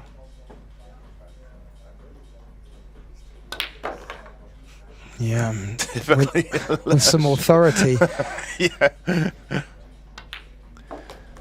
Yeah, Sufi just proving a point to himself there, and brings the score line back to a more respectable 5-3. There is still a lot of pool left in this match, and Sufi will need to take a few more opportunities yet to come. Yeah, the funny thing is that if you are only talking about making pots, smashing balls in, I think that Mohammed Sufi could be the best player here from the 2, and in probably all the other assets also with tacticals and discipline and focus. I think Niels is the strongest. Yeah. So in order to win this match for Mohammed Sufi, it could really help him to just get the tables open, get momentum running, get the next gear. Yeah. Instead of battling and grinding each rack. Yeah, and it's not a bad tactic by Niels, just through the nature of what you've identified as being Sufi's real good points. He is an all-round pool player. However, he will naturally lack the knowledge and the years of experience that Niels has accrued over the past number of decades. Now, he's made the 1. He's coming up with shape on the 2. That's a tough shot. Yeah. And if you shoot it to the bottom right, then you run into the 8 and the 3. That's 2 breaks now where he's just, the last 2 breaks, not been left with the easiest of openers after putting the 1 in the middle bag. So we've seen Niels employ safeties to great effect. Is this the time now? He went attacking, and it didn't work out for him. So I feel Mohammed should go for his standard game plan, which is smashing in balls, no matter the position. We just saw Mohammed take a quick look at the 4-9. Yeah. Now, it doesn't look necessarily the best as a combo, but maybe he can glance off the 4 and pop the 9. He's looking at the combination indeed. Now he's kind of forced because he's pretty straight on his free ball. And opening up the 4 and the 9 from here is very difficult. So he's kind of forced to take on the 4-9.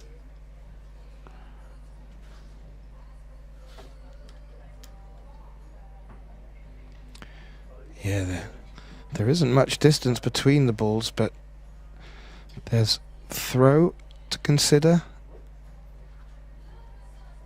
And also there's cut to consider and a spin to consider. Yeah. Okay, so he's looking for where he can leave the cue ball as well, just in case he's not successful. And he was looking up towards that 6-5 cluster. Yeah, to be honest, I would expect that you take all the focus on the pot. Yeah. Because it's there, you know. There's enough distance between the 4 and the 9 to compensate or to correct any direction. There you go. Ooh, the cue ball. Oh, no, it's there. Well, he also got the cue ball behind the 6 and 5 Indeed, as well. So he did, yes. He got both of what he wanted there. Even though the 6 sort of was loitering with intent for a while. Finally dropped, and Mohammed Sufi may be feeling a bit better in his seat now. The score back to 5-4 now, and that allows him to return to the table now with the opportunity to break.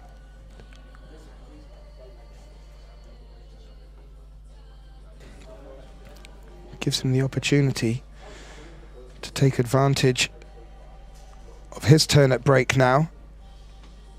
And this will be a good chance to bring the score back to evens.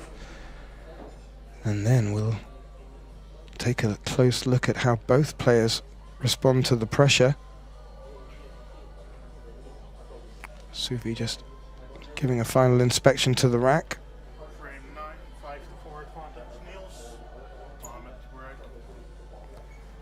As you pick up the voice of Richard Bransma, managing proceedings here at the table.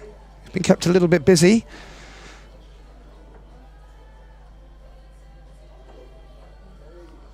He won't have any problem with that as we return to look at the result from Mohammed's break. He's made the cut. This time, there's not much distance between the cue ball and 2. Which will be his next ball. However, that 6 looks like it's got in the way. Well, I think Mohammed just looked at any value in taking on this combination, but that's a tricky one. Maybe looking to play safe here. Well, he has done that. He perhaps wanted the cue ball closer to the 8 because now there's an easy 1/2 cushion escape for Niels.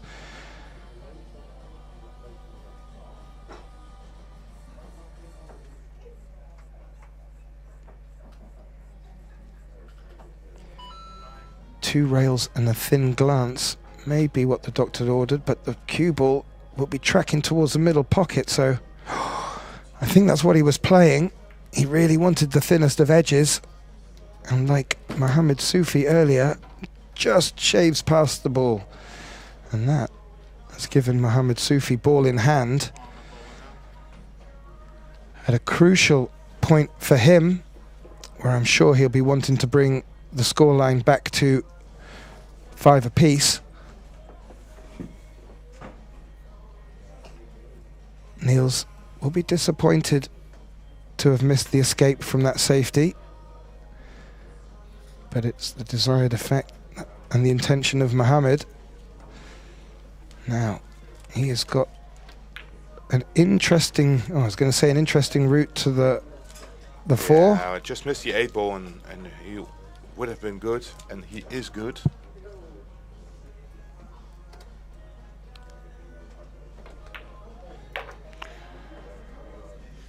Five to the 6 probably.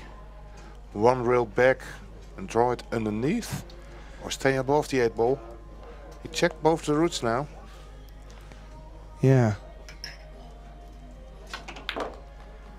He's running the cue, but yeah, he came down this side, loaded up with a bit of left-hand side on that to throw the cue ball off the first long rail to great effect. And, well, he's speeding up. He is. And that's what I like, because that's his best game. So you just gotta let his arm go, and otherwise it looks like a little bit of like a cramp in the arm if he doesn't let it go.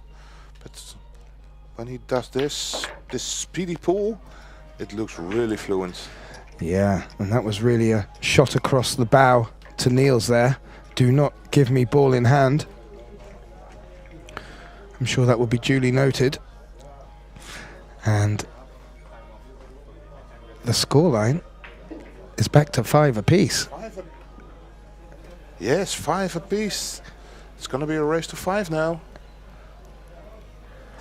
Yep. Of course, for a spot in the finals. The finals will be up against or Marco Teutzer or Oliver Silnucki. Exactly. And the current expectation is that the next semi-final will be brought to you in around 40 minutes on the hour. 7 o'clock local time here in the Netherlands. Yeah, you could see a quick screenshot of the timeout that's been done by Niels Veijen. He has a toilet break, maximum of 5 minutes. And well, that gives me the opportunity to thank you guys all for watching already. We have another, well, 4 hours left, maybe 5 hours left of pool tonight. And I hope you really appreciate this free stream that we bring to you from OrangeForks Productions, of course. And after this we have the other semifinals, and I think in the commentary booth our dear friends Graham Hickman and maybe me, and you again. Maybe me. We are still not tired of your voice, Kevin. We do have some quality guys in the booth for this tournament. Everyone bringing a breadth and depth of knowledge to the game. Sometimes a little bit from me as well. And just also useful to point out, this is the 2nd edition of the OrangeForks Open. The previous one last year, also here at the Wizards in Lelystad, fully available on our YouTube channel. Go and watch the matches back. And tell us how you feel the tournament has changed for you as the viewer. Yes, and on YouTube there is also a live chat available. If you want to have a shout out or a question, feel free to put it in the chat and we'll try to read it.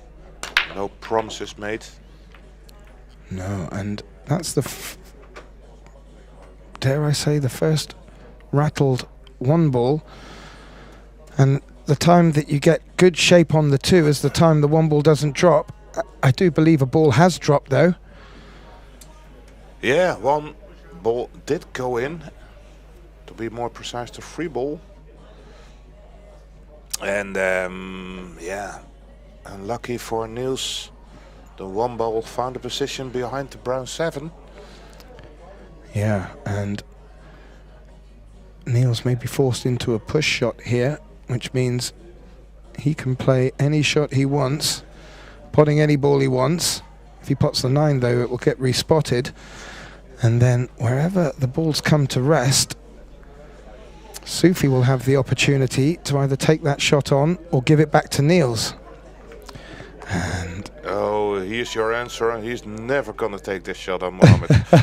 As soon as he saw it, he set his ass down. well, Sufi Good does have luck for that. he does have a habit of walking around and just using a bit of time, and sometimes addresses the ball before giving it back, but there was no chance this time Not a around. single chance. Well, we mentioned, and we alluded to earlier, Joris, about Niels being one of the pioneers of pushing into a jump shot. He must have been listening, or one of his many family members who are here attending may have been listening, because this is exactly what he's done. Oh, it was close. Yeah, looked like that was full-blooded jump bank shot to bring the one ball into the bottom center pocket as we're looking at the table from our overhead camera, as Richard Bransma is called up to action to clean the cue ball. Clearly a good mark left on it after that jump shot. Yeah, most probably indeed. And there's quite some nice shooting needed here on the one ball. I'm not quite sure if you can hold the cue ball there to shoot the 4 on the other side. No, he wasn't, so he has to play this 4-5 combination. Looks dead straight. Well, and it looks very easy if Mohammed Sufi is playing with a 3-second shot clock. He's got a little angle here as well. Yeah, looks a little funny, isn't it? Yeah. Can he screw back, or is it going to take the cue ball? Oh no, I was thinking he was going to run maybe towards the middle pocket, but not that much of an angle. And it looks like when Mohammed sees his closing pattern, he doesn't really need to think about it. And Niels Feyen, who was enjoying a comfortable lead but 3 racks ago, may find himself trailing. Yeah, that's the gear, the extra gear that Mohammed Sufi can do.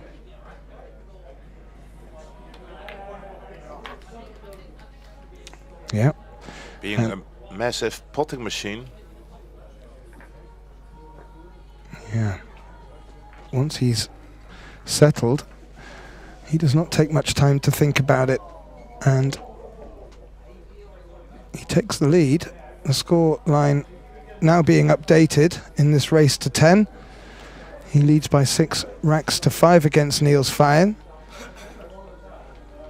Both taking some big scalps on their way here,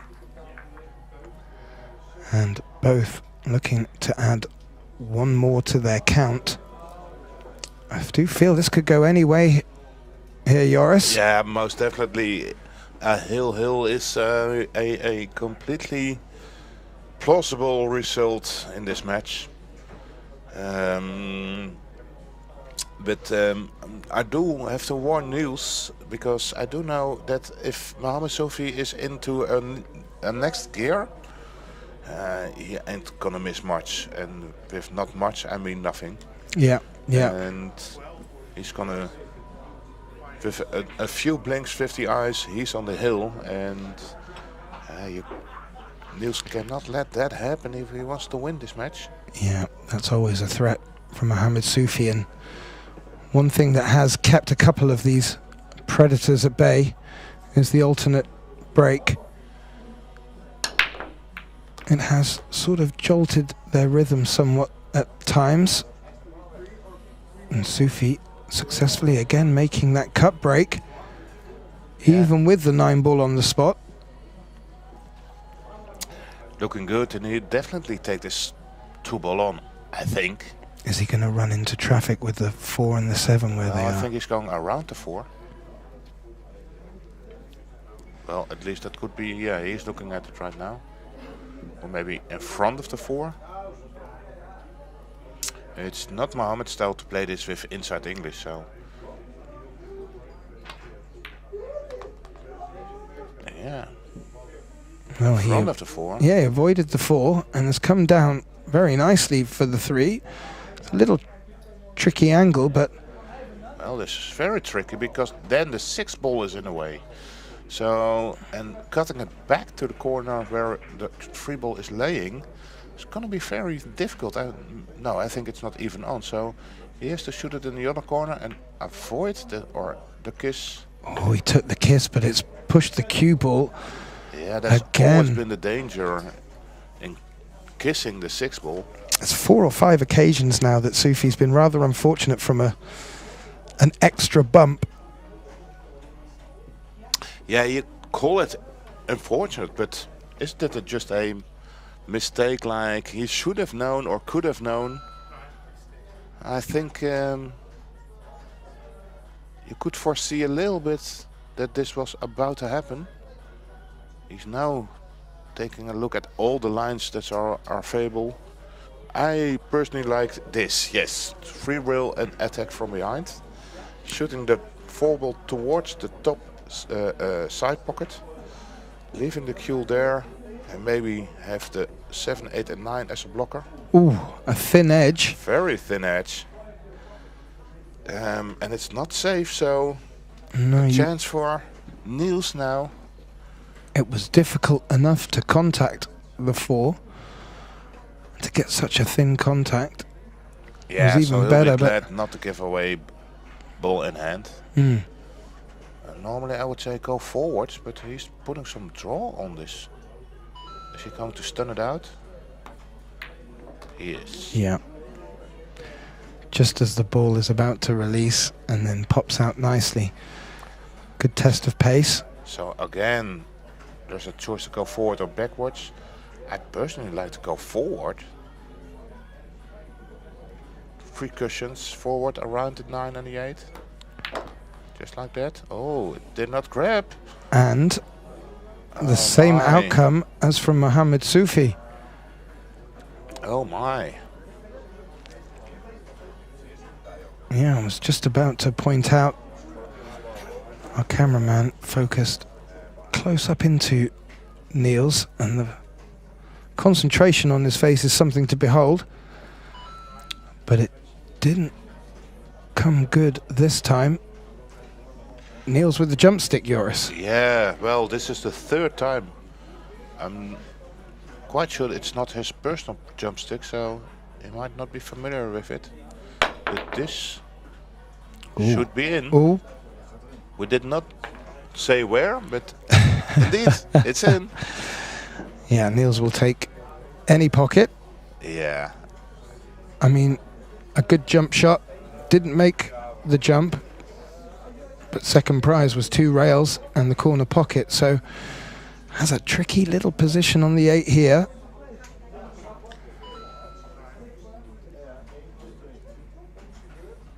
Going to the bottom left.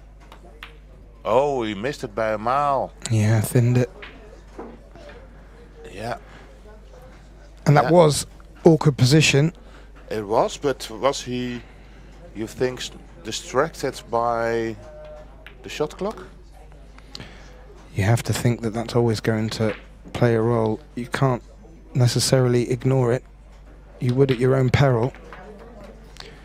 So, Mohammed Sufi has taken the last 4? 4 racks? I believe. It was 5 for you. I'm not quite sure. Could be. I just need to check, yeah. And, well, Yeah, it's going it is a his way. comeback. And he now finds himself in a 2-rack lead against Niels Fire. It's a race to 10. He needs 3 more to take the win. Niels Fire is going to have to start making a little bit more happen.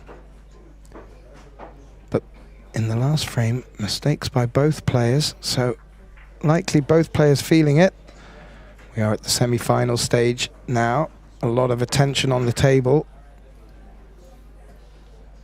And like you pointed out, a shot clock to take into account as well. Yeah, and well, to be about the fastest player in the field as Mohammed Sufi is, he doesn't really feel the shot clock. But to be honest, like Niels down on the shot, hearing the beep of the 10 seconds, missing that 8 ball by quite some margins. To me, I think he was distracted with it. Again lost the cue ball. Yeah. And again the 2 ball goes to an awkward position in order to do something. So something he can't attack. The bank is out. And a safety is not easy either.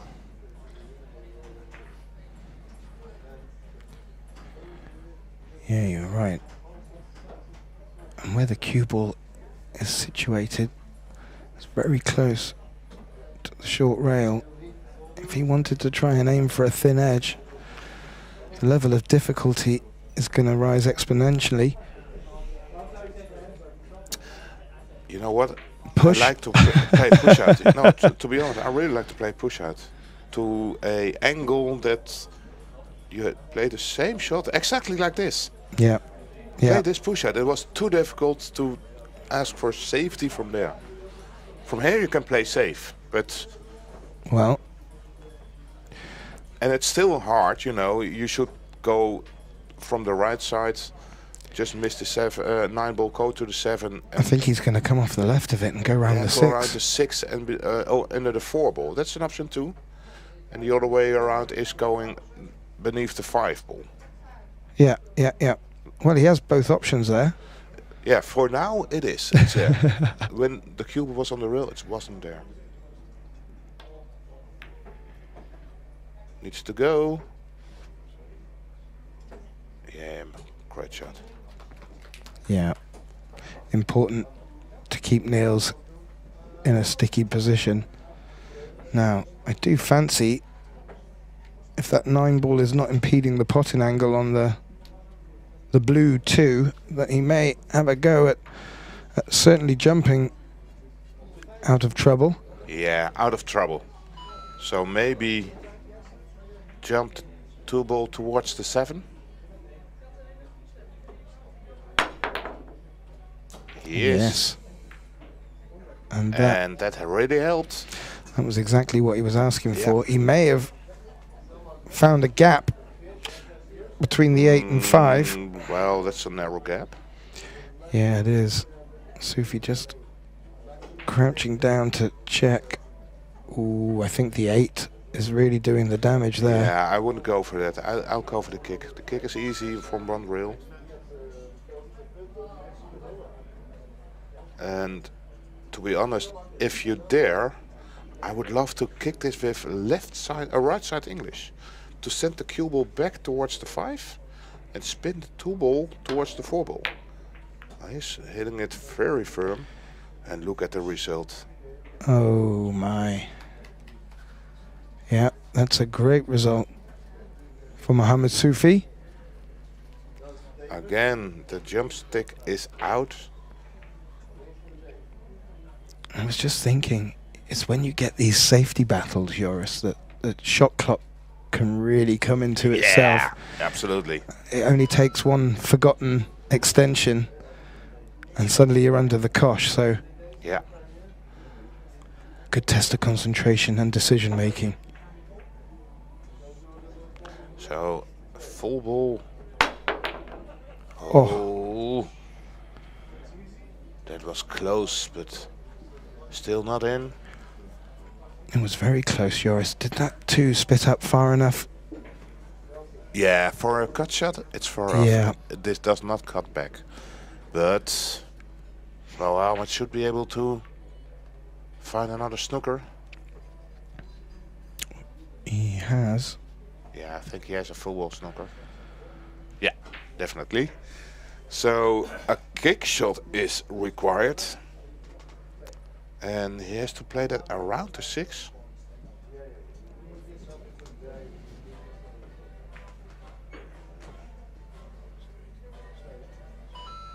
No, it's going left indeed. Oh! Full-blooded, nearly making the 2. More so, nearly making the cue ball. However, neither dropped. The cue ball has rested thick in the jaws of the corner pocket. And just down the short rail from that corner pocket. At the other corner pocket is the 2-ball. Yeah, he's going to cut this in. Long rail around the 6. Oh, no, he did not go there. But, yeah, he raised his hand. He had a total different route. But still in prime shape to clean up the table into an 8-5 lead. Kevin, that's a lead. Yeah, and you were saying, Joris, you felt that there was another gear that could come from Sufi.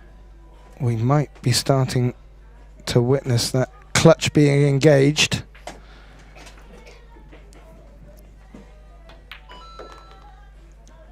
He's not afraid to move balls either. And he's not afraid to spin it around the corners. He's not afraid in smashing balls in pockets. And apparently he is not afraid of Niels Veijen. No, not at all. And Sufi looking to continue the show that him and Mark Bijsterbosch put on during the side event here on the Thursday before we kicked off proceedings on the Friday. And he was having a lot of fun and a lot of good chit-chat with the other players. And whether or not he's a lot of fun around the table, which he is, he certainly has come here to play. Yeah, and it was last Thursday indeed, the side event, and Mohamed Sufi and Mark Bijsterbosch won that event. And if you think it was a very quiet place, then no, it wasn't. It was packed, it was loud, there was a lot of house music, and there were 2 DJs. One of them was our partner in crime, Melvin Rees. One of the OGs. One of the OGs of OrangeForks Productions, and the other one? Well, we are witnessing playing Sufi as we speak. Niels Veijen. Niels Veijen. The multi-talented DJ Nellis. Yeah, he writes, produces and DJs music. There is no end to Mr. Veijen's bow of skills. And that's not going to help him here, unfortunately, as Mohamed Sufi breaks off again with a cracking break, potting the 1. But which has been the story up until now, the 2 and the 1 seem to be not in love with each other. No, I'm not quite sure I can see enough of this one. I don't think so. No, I'm not either. So he is probably going for a safety behind the 9. Yeah, does that mean he's going to try and hit this thin? And then, he can see it though. Yeah. Yeah, 2 rails out and then towards the 9. But he bumped into the 4. Now the 4-9 is open, so the 4 passes the 9. And it's a nice opening shot for Niels. Not very easy, because I do know Niels will not smash this in and screw it around the 5. Probably have it a more rolling attack approach. And bringing the cue ball more center. Yeah, but I've seen him missing these shots at the thick side. So hopefully for Niels he can roll this in. Well, that timing was much better. Yeah, avoided the 5 successfully. Yeah. Well, Niels will be keen to capitalize on this. The score is starting to get away from him a little bit. Yeah, I'll tell you what. Mohamed Sufi is on 8 in a race to 10. Meaning that if Mohamed wins 1 more rack, he is on the hill. And that's the most dangerous spot you want your opponent not to be in. So from here on, I think Niels has to win 3 more racks. in order to be staying alive in this match. Yeah, and how big would the alternate break format prove in that situation? Remains to be Screw seen. this straight back to the short rail.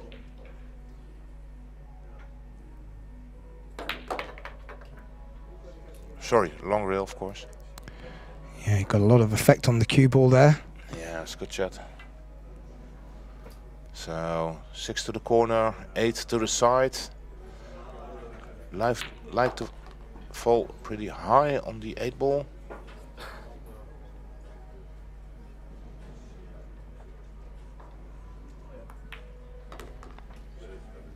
Well, Joris, Niels needed to do it and has done it. Looks like he's going to and has brought the score back to a 2-rack deficit. He trails Mohammed Sufi of Syria by 6 racks to 8. And I'm just wondering if that was Sufi taking a break. We could be up for our comfort break, and that will allow us just to give you a quick update as to the proceedings for the rest of today. Still a lot more pool to come after this semi-final. We have the second semi-final coming up. Yeah, straight after this match. It will be straight after, yeah. It was planned at 9 o'clock, but sorry, 7 o'clock, but we'll probably not gonna make it. We had a few delays with the shot clock. Yeah, so but close to 7 we will start the other semi-finals between Marco Deutscher from the Netherlands, and he will be taking on Hungary's Oliver Szelnoki. And that, as we alluded to earlier, is going to be a great affair. Marco Deutscher really settling back in on the Dutch soil. And Oliver, already 2 times interviewed here in the commentating box as a winner, we'll be looking to add to that as well. So please do not go anywhere. And while you have a moment, and if you're enjoying the stream that we're bringing to you from OrangeForks Productions, please do like, subscribe and share, as Joris said. And as Joris is doing, I will tell you all, ladies and gentlemen, he's keeping an eagle eye on the chat room, just in case. We do our best to try and respond. However, there can be lots going on. Yeah, lots going on. Also here in Lelystad. It's been a lovely atmosphere here. And also behind the scenes, close to the bar, lots of people who are watching these matches the whole weekend long. And between the matches or after the matches there was quite some good atmosphere. Yeah, absolutely. And great facilities here in Lelystad. Food, good drink. A few more games than just pool. But we won't be talking about that today. It's all pool for us. All 9 ball. As Niels just waits for Mohammed to return from his break.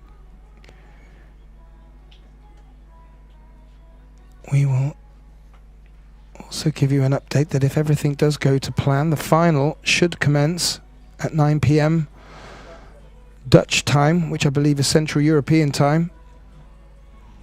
Yeah, that's Central European time, Amsterdam time, or also sometimes it's called Paris time. And I do know that we are having watchers from all over the world. Now in the chat also watching from Texas, USA. So excellent.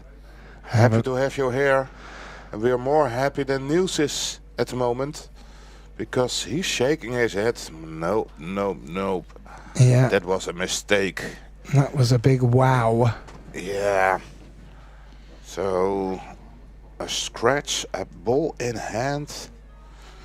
Not the easiest of a layout. No. A lot of balls are down at the left side. Are you talking about that cluster up the top left with the 5, 4, Also, 7? Yeah, so 1 to the 2 shouldn't be a problem. Then to the 3 to the 4 is going to be the first issue. And if you want to make the 4 and find position on the 5 without running into balls, well, some issues.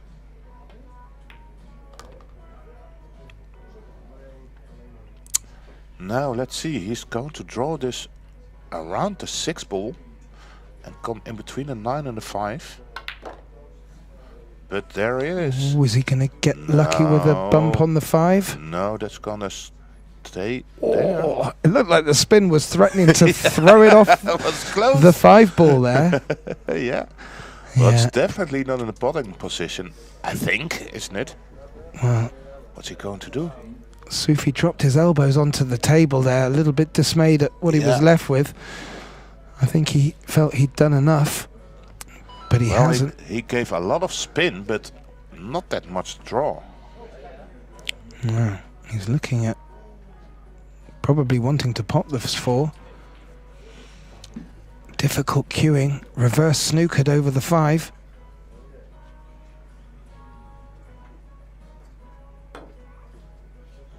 One rail, makes it, gets a bump on the 7. And has a shot on the 5. That is great improvisation there. Yeah. And he can use the 7 as some kind of a stopper if he wants. Now he's going forward. Oh, the 7 is continuing to go forward, but far enough that it doesn't come in the way of the 6.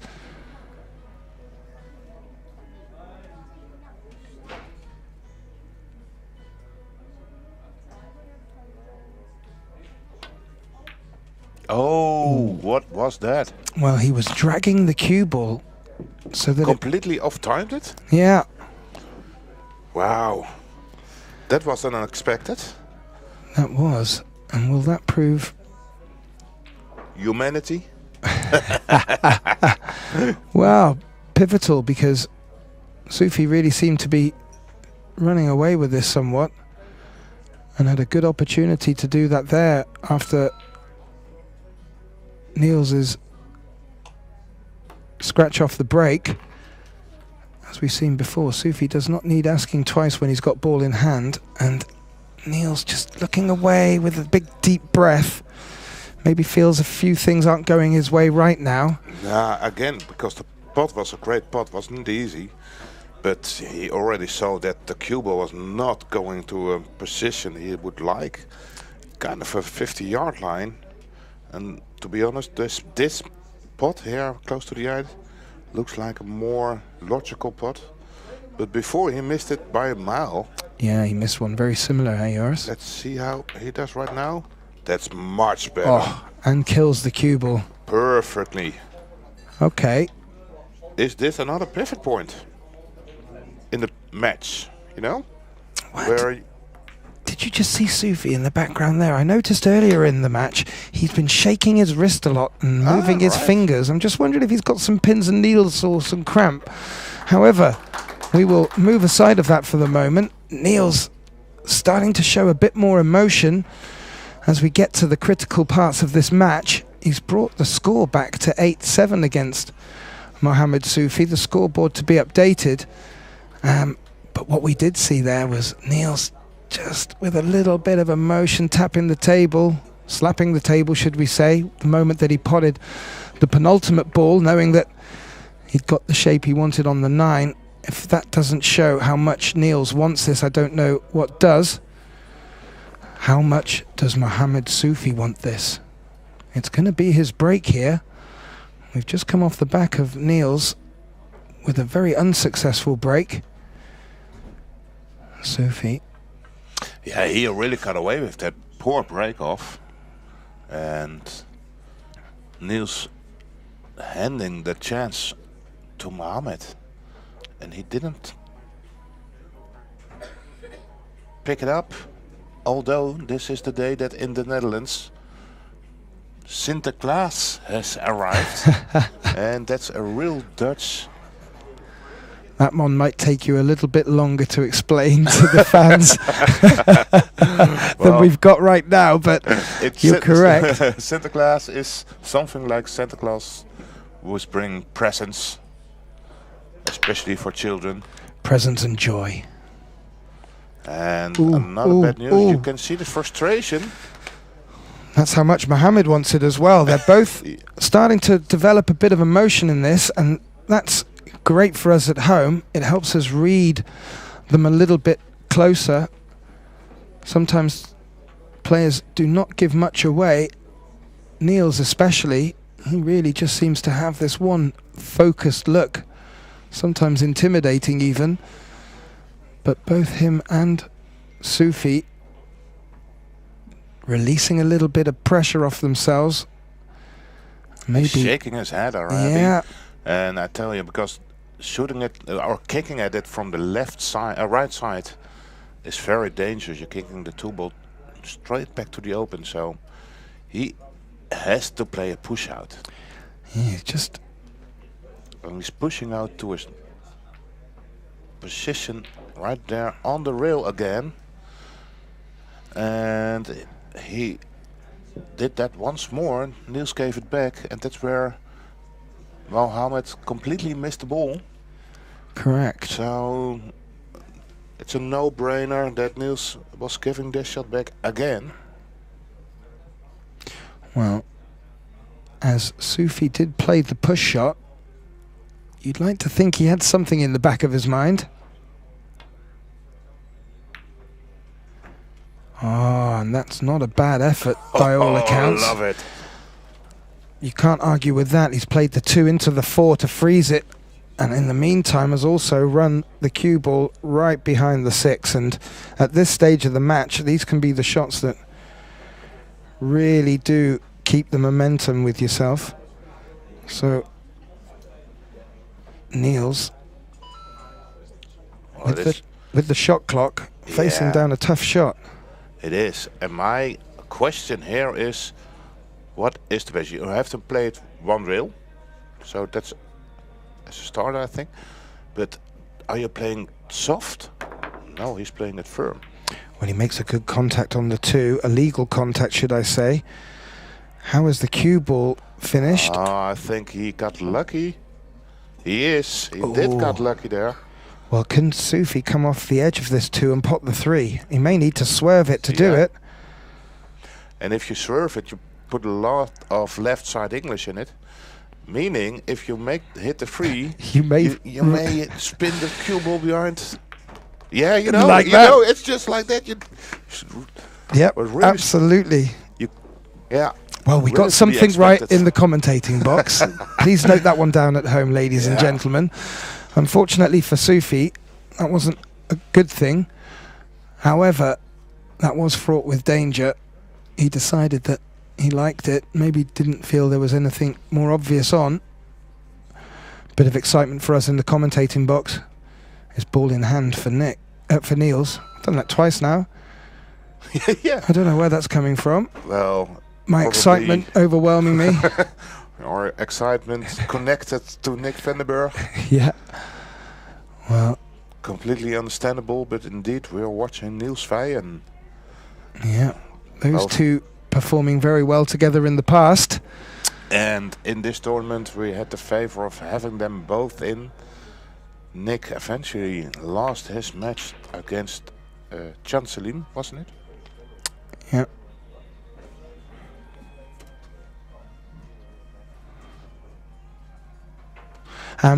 Just looking at where Niels has finished here, he's wanting to leave an angle on this 6, so may not want to do too much with the cue ball here. And he hasn't, electing just to drag it back 2 or 3 rolls. Yeah, you want to fall as straight as possible on the 7. Yeah. Because I think he does not have a full pocket available. Still very potable, but well, that's perfect. Yep. So some kind of a stop shot You do want to have a little angle on the 8 ball.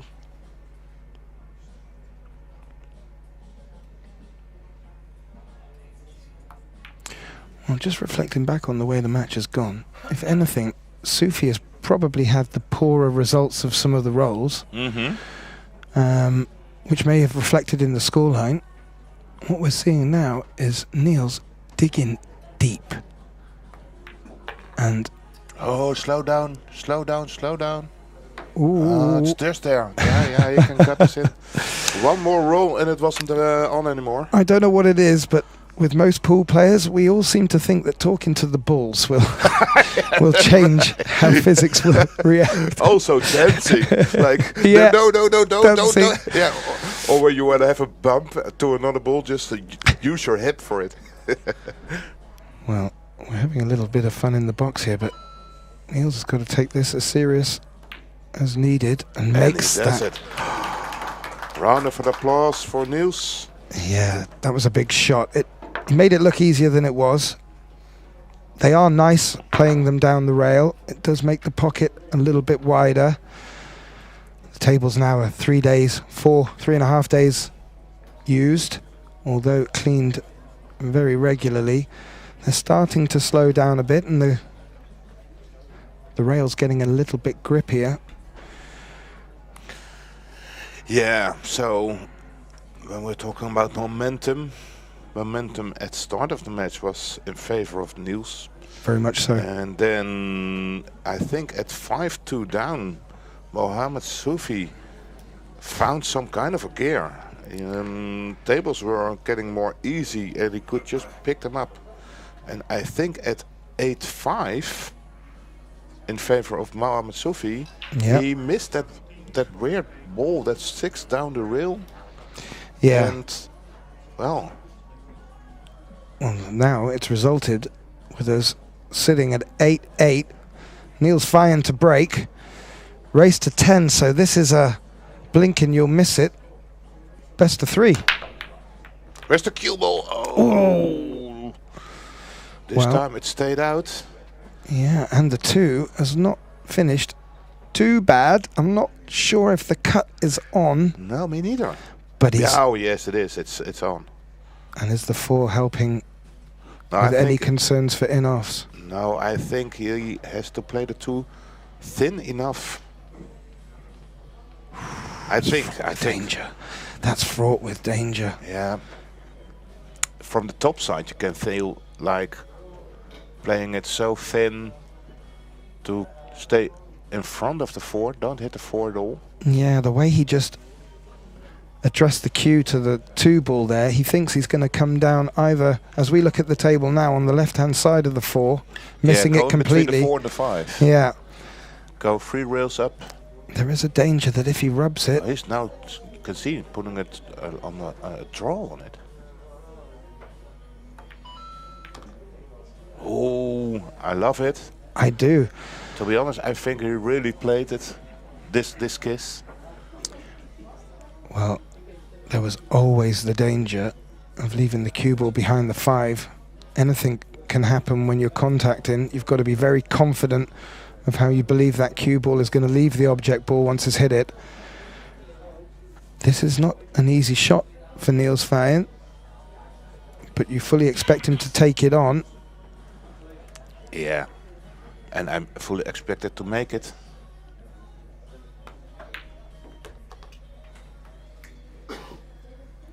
Now, you don't want to fall straight on this 4 ball because the 8 ball is blocking the 5 ball to the other corner. And it is way too straight for comfort. So it's Niels' turn now to get a little bit of a... Ooh, it's not coming to me. It's not coming to me. I've got to take it to it. Yeah. To be honest, I think he has to screw it back to where it is right now. Oh, he's going forward, punching it? No, I'm not sure. He's going for the combination. Or maybe it may cheat past it. Oof. Oh, I really don't like that. No, I don't either. But if you go for the 5, you hit the jaw, or you have to slow roll it. Well, Niels over the ball. He knows what he fancies. He made it. Yeah, he grabbed Lovely. a little edge of the short rail coming in as well. So maybe did need to cheat it a smidge. No, but you know the distance here on the 6 ball. Another good shot is needed. Really has to kill the speed out of the cue ball after contact with the 6. Don't scratch in the corner. To me, a lot of things could go wrong here. Well, Sufi in the background sat haunched forwards with his hand on his mouth, indicating that he's a lot more interested in what's happening on the table than he has been before. Yeah. Yeah. But Niels is doing a fine job. Yeah. Working his way through the rack. 2 rails out.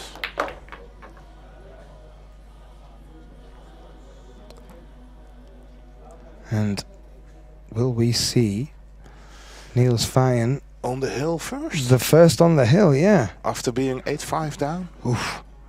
What some twists and turns, huh? A lot, isn't it? We saw that in the former match too.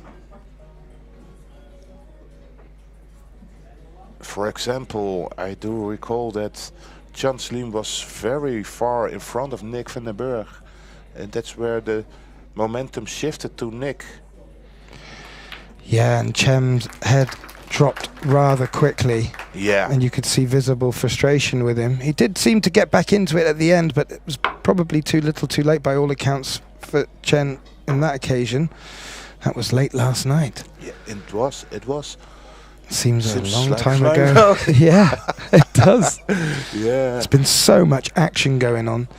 It's fantastic. And for the viewers at home, although it's come to the end, just to remind you, we've had 4 tables streamed to you all. We will hope to do the same when we bring this back to you next year. But the feedback that we've been getting from you all in the chat rooms has been fantastic. You really have been enjoying the fact that we can bring you so many matches, a lot more ability to see your chosen players. Great for fans, great for family. Of course, on the main table and this main stream, you're blessed with wonderful commentating at times. In times. And of course with wonderful pool. Yeah, absolutely. And we had a nice view of Sine, daughter of Niels. And Yeah. of course Katrien. Eagle eyes looking on there as Mohammed Sufi. His last break of the match. It is. And and you see the wombo again going to that spot. Yeah. Close to the first diamond and a short rail. You may have heard a bit of a ooh, that was because of where the cue ball was going and threatened the middle Nearly pocket. scratched. Now, can he play this and hold the cue ball behind the 5? I don't think so. He's got to avoid the double kiss if he does. Yeah, I don't feel that. What I do feel is bringing the cue ball underneath the 7. Yeah, let's have a look.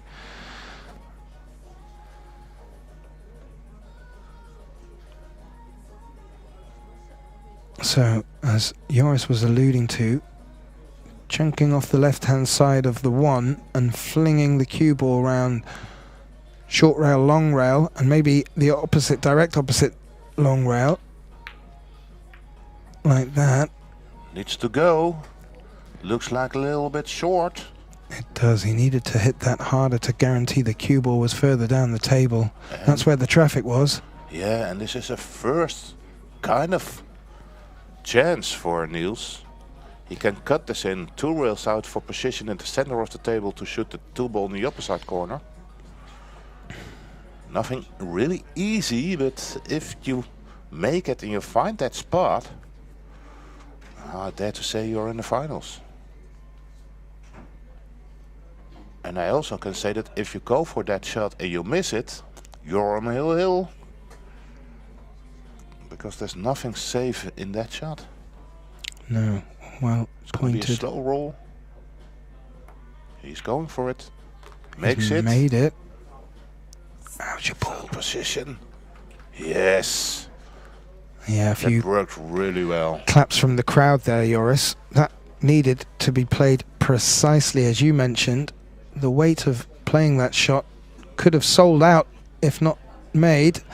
I think Sufi has resigned himself to that fact, but there's still a lot of pool left in this rack. However, without encouraging the commentator's curse, the balls are in a nice open position.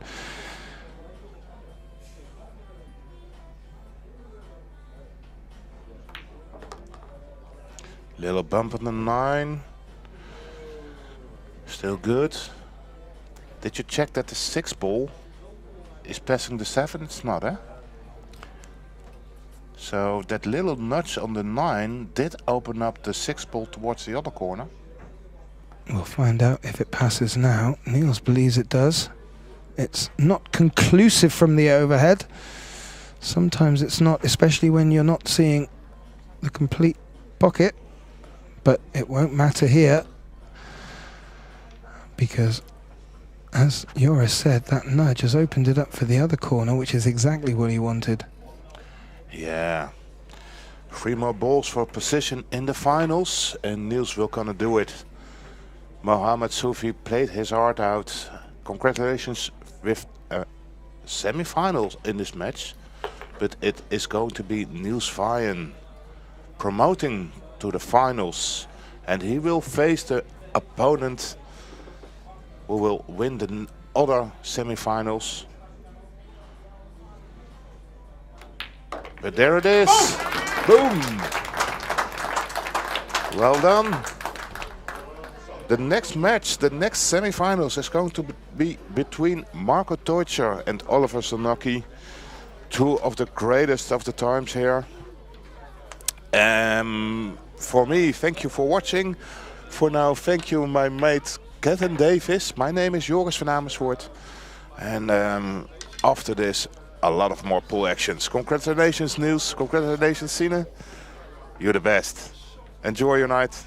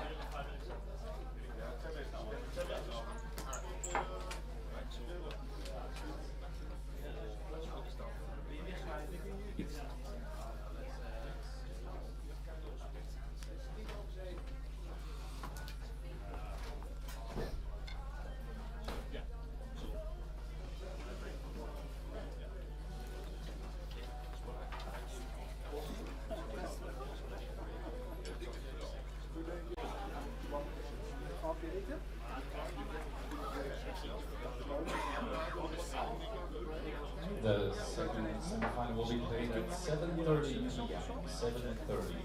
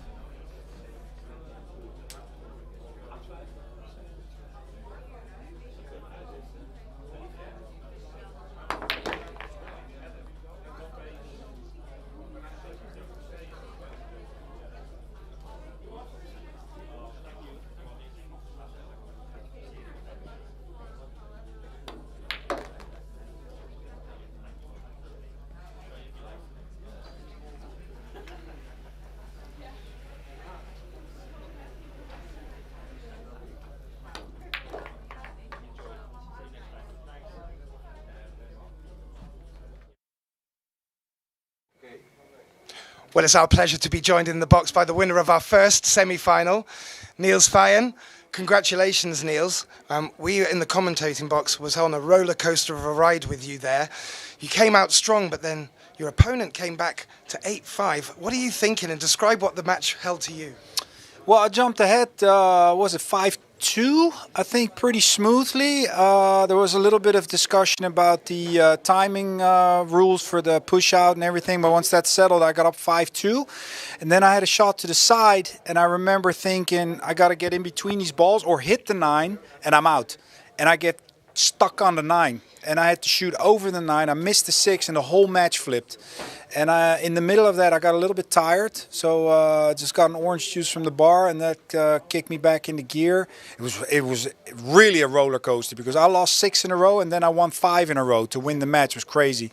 Of course, you need a little bit of help. He missed a 6 ball. I think it was on 8-7 him to go to the hill. I made it 8-8, and I played just strong from there. So really fortunate and happy to get that one out of the whatever. Well, it was very impressive, and I mean, you didn't have much time between the match before and then. We even saw you chomping on your food while you were starting the match, which obviously isn't ideal for you. When it came to the end of the match, you still had to close it out. We saw a little bit of emotion from you there. What was going through your head at the final stages? Well, I was really frustrated to go down when being up. If you're up 5-2 and you lose 6 on the trot, I was really pissed. And then I remember cutting in that 6 ball that he missed. I had to cut it in, and I still had a tough shot on the 7 after that, which I made. And then I really let it out a little bit, like slam the chalk and just, get a little bit of frustration out, and then I settled back in. If it's controlled anger, it's never a bad thing. If you just let it out for 3 seconds and then you focus 100% again. So that's what I did, and that worked. So I blew off some steam and then closed it out. We mentioned in the box that you put a lot of work into the mental side of the game, and we were also thanking you for the fact that you're prepared to share that with the masses. How does that come into play in situations like this? Yeah, I mean, you gotta accept it. That's one thing. Even if it's really tough, it's a tough pill to swallow there. But you gotta get on with your work. Shot clock was tough, of course, but it also forces you into your intuition. Like those shots I mentioned, I had to just keep shot making my way out of racks, and that sometimes is how it goes. You gotta stay in the moment. That's the biggest thing. So, like when I was a little bit flat, I did my breathing a little more intense going in. And if you're a little bit more tense, you breathe a little bit more out to relax your muscles. So you can have a play with that. And just take the tools that I learned. I'm doing a 2nd course for mental performance coach now. I got my first certificate in the summer. It's really cool. And I'm halfway my 2nd one. So I learn a lot of new tips and tricks there as well, which I like to share in the Mental Mondays on the YouTube channel now. And that fascinates me the most, the mental side of the game. I don't get to play that much anymore and practice that much, but I'm like stronger mentally than ever. So that wins me a lot of ball games. So I love it. And while we mentioned it, where can we push our fans towards so they can get a good first eye view of this? If you go to nielsfeyen.pro, there's the courses over there. There's the web shop for the cues.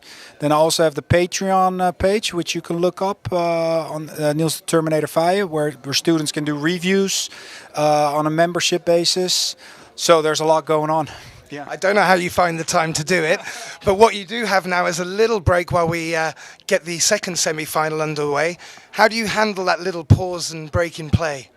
Yeah, get some food, just relax with my daughter Sina, get some fresh air, and then, settle back in. Then probably half hour before the match and warm up and get really ready for that game. So it's good to get like a nice 90 minutes break now.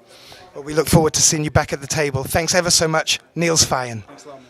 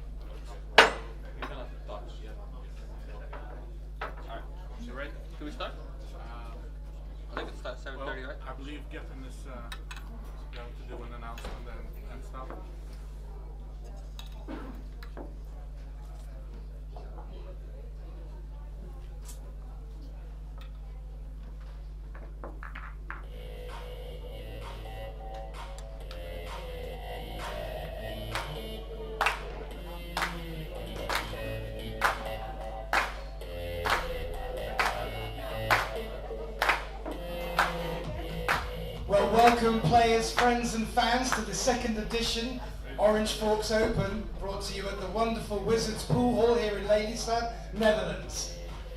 I would first like to extend our gratitude and thanks to all those who have made this tournament possible, so please put your hands together for the tournament director, for the bar staff, for OrangeForks Productions, and everyone else behind the scenes who's made today and the previous 3 days possible.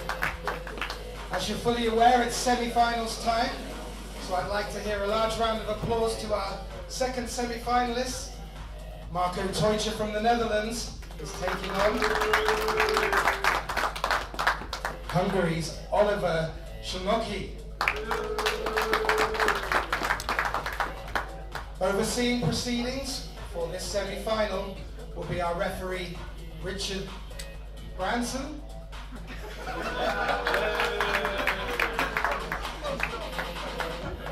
And I'd like to wish all the success to our 2 semi-finalists. Let's play ball.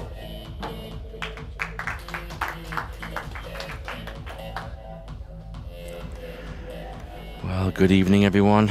Thanks for joining us. As you heard the intro by our good compare Gethin Davies, we are now into the second semi-finals here in the OrangeForks Open, second edition. Wow, we've just had an absolute cracker a moment ago with Niels Fayen and Mohammed Sufi. What a battle that was. Niels coming the victor 10-8. We are now into the second semi-final. My name is Graham Hickman, and I'm in the box with a special guest for a short while, Blake Bernard from New Zealand. Welcome, thanks for joining. How are you doing? You feeling good? Yeah, good. How are you? Yeah, I'm doing really good, really good. Nice of you to join us. Obviously coming from New Zealand, and you have a good friend of yours in the semi-final. The Gunslinger. The Gunslinger. Wow, where did that nickname come from? One of his closest mates. I don't know how, but in New Zealand, everyone calls him the Gunslinger. The Gunslinger. I'm going to have a conversation with Marco about this one for the next time. So you've travelled from New Zealand. You're here for 4 weeks, coming to the Spain Junior PBS. Yeah, end of November, playing in the Predator World Under-19 team ball and in the Euro Tour. So perfect. And how have you found the OrangeForks Open? It's been amazing, like the atmosphere, watching these high players perform. It's amazing. Yeah, I think it's a nice event to join, and it's great that obviously it ties in nicely with some tournaments you already have in Europe. I'm sure just having a quick trip for an event in the Netherlands isn't normally on your agenda, but given you have some other events to join as well. Have you played many events with some of these big guys yet? How much travelling have you been doing? This is my first big tournament. Like, I've played big ones, but just with juniors so far. But it's good to perform with the best and learn. Yeah, absolutely. It's good that you're travelling and getting involved in some of these events, especially the junior events. There's a lot more coming on the horizon, and if you can travel to play those, then that's great. You're doing some coaching with somebody from the Netherlands, I believe, as well. Yeah, Renus Kinnison. So he's been coaching me for the past year now, and back in New Zealand we're doing Zoom calls and online sessions. Brilliant. Very good. Very exciting stuff. And you spend a bit of time playing with Marco as well, I'm sure. Yeah, Massey Hamilton, we practice with him with all of us juniors back in our venue, and he gives us small tips and helps everyone. Yeah, perfect. Sounds like you've got a good structure there to help you grow, and yeah, you've got plenty of time on your hands. So yeah, so this match obviously is going to be an interesting one. Yeah. Oliver, big player from Hungary, very, very tough player, but as you know, Marco, very, very strong indeed. Recently, a few years back, winning the big 10-ball event in Vegas, the CSI US Open. Such a win for him. What's your thoughts on this match? Do you know much about Oliver? Have you seen him play? This is my first time watching Oliver. Well, I've known him as social media and that, but my first time seeing him play. Yeah, you'll be in for a treat. He's a very, very good player indeed. Very dangerous. But I have watched a few matches of Marco this event. He actually beat one of my good friends, Adam Smith, earlier in the round, winners qualification. I think Marco played phenomenal there, breaking well. So this should be an interesting match, I think. Have you played much with the shot clock? What do you think of the shot clock in these matches? Well, in New Zealand, I think, well, I don't know really, like, I think it's good because then you don't have, I mean, you know, players wasting time or going slow. Yeah, have you played any matches with the shot clock or trained in shot clock? Yes, back in New Zealand, yes, and a few international comps with shot clocks. Yeah.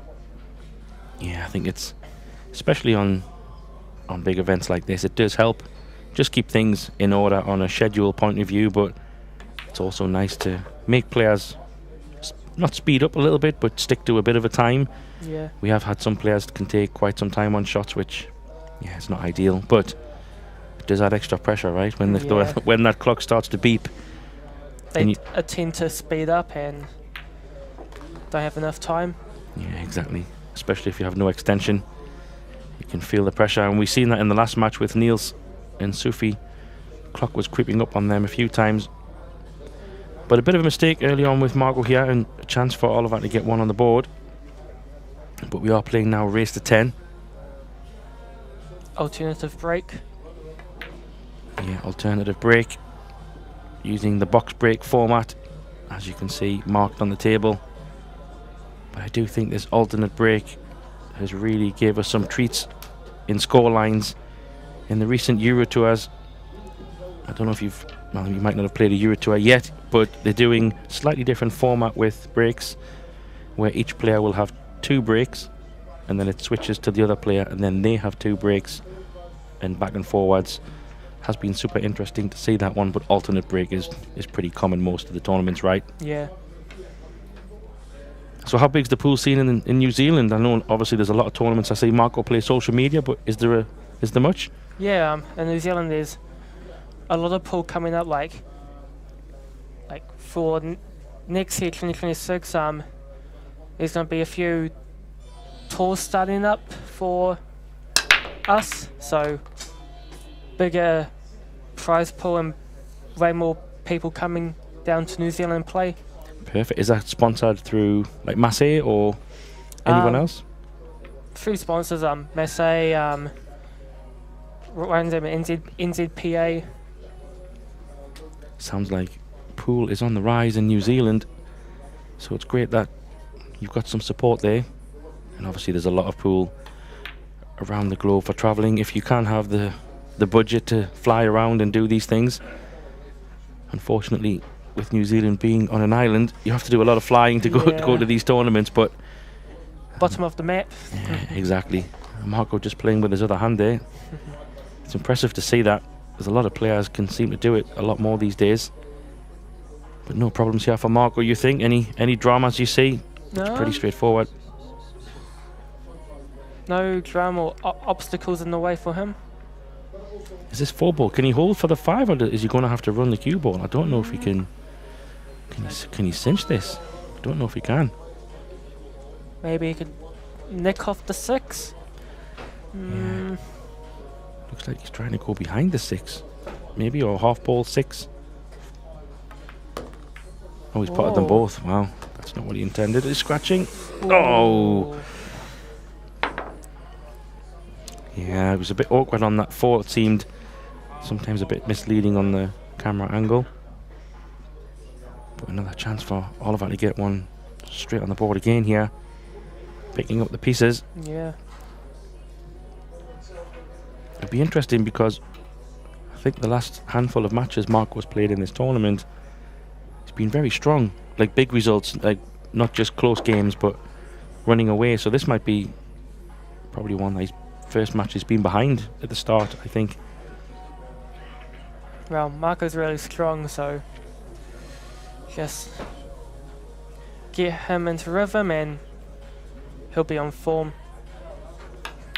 Yeah, he's always been a very strong mental player, hasn't he? Yeah. He seems to be able to take out big finishes when it matters. He's always had that in his arsenal, I think. Maybe that's where the gunslinger comes from, I don't know, but yeah, but with Oliver, as you will find out watching this match, can't give him too many easy chances. Same for Marco, but we're in the semi-final stage now, so yeah, let's see.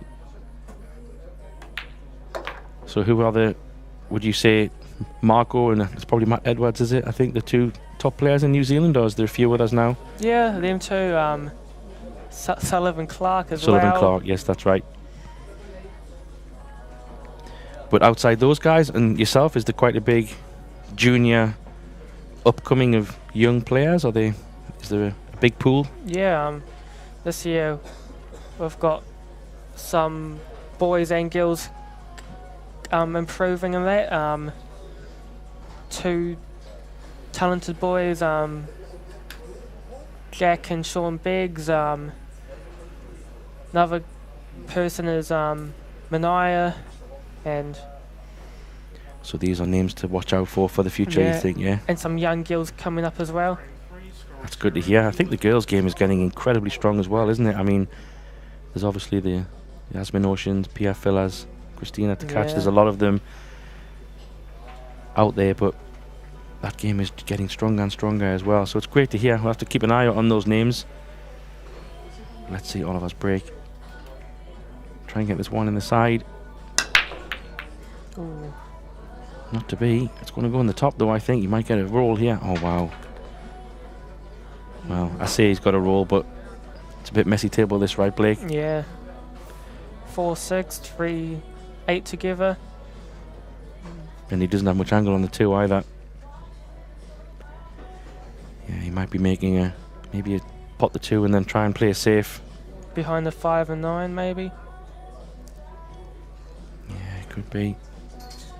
Depends if he's got any angle on this two ball. I'd love to have the cue ball a little bit further down table just to work with, but the thing with the three ball, I think, Blake, depending how he hits it, it might not move a great deal. Yeah. Let's see if he can get the cue ball out down table.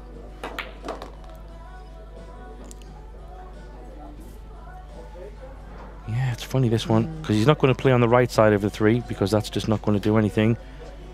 Maybe he's going to go left side and try and get the cue ball on the right long rail. Use the 5 and 9 maybe. Come off 2 cushions maybe. Maybe, yeah. All about the pace here.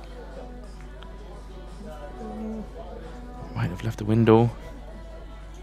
Maybe not. I don't think he's got an edge.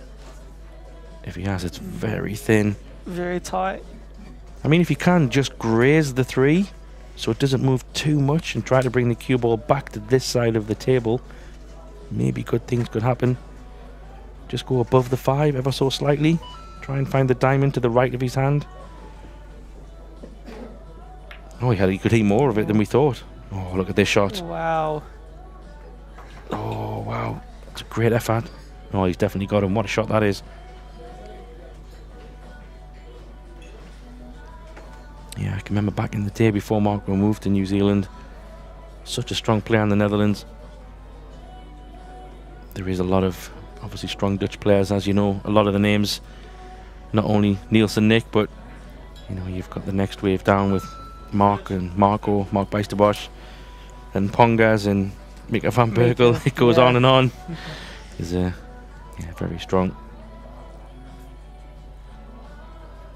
2 real kicks risky. Scratch could be on. That's why he went full for it. This might be okay, you know. Not a bad result. Yeah, these combos aren't nice, are they? You prefer not to play these. Don't really see a safety shot though, Blake, so might be forced into going for this. He can play the edge of the 3, but it's not a lot of cover. Unless he can get up top table by the 6. Maybe even the 7 ball. He's playing it with check side, maybe. Oh, he went for the crossbank. Wow. Oh, what a shot. Did you go offense again? Did you go bank on the 4 here? I think he attacks and goes for the double.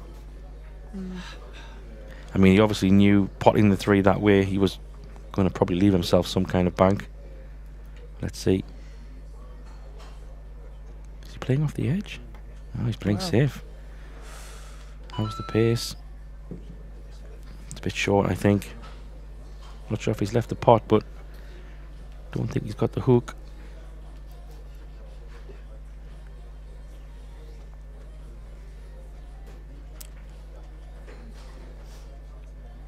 Yeah, you think he can pot it, Blake? I don't think he can. I don't know. I think he can, maybe. Yeah, it looks like he's queuing confidently, but maybe not. Oh. Trying to get behind that 6 ball. Oh, what a shot. Oh, Mark was in trouble here. He's hoping he can get to that long rail, because if he can't get to that long rail, this 4 ball is very tricky. All of a sudden this rack's becoming quite big, because the longer it takes, the more important it becomes. And even more so for Marco. Doesn't want to go 3-0 down. Yeah. The parallel shift. Yeah, maybe some of his coaching tips there. I'm sure you've been shown a few systems in your coaching. There's lots of different ways people do it. Oh, Yep. what a good hit. Where's the 4? Full ball would be nice. It was a good hit, but and actually it's not a bad angle really, because I think he can avoid the 7 as well. So Yeah. and with the 7 being over the side, you know, getting on the 5 ball, 6, 7, and the 8 all connected, and the 9 even. So this is the shot right here. Maybe he drops this in for the 5 in the bottom corner. There's the pace. It's overhit it a little bit. You can still draw it off the long rail. Maybe get back somewhere where it is now, maybe. Yeah. Maybe a bit of a stun off the long rail. Yeah, try and come under the middle pocket, you think. Just pull it back to the centre table.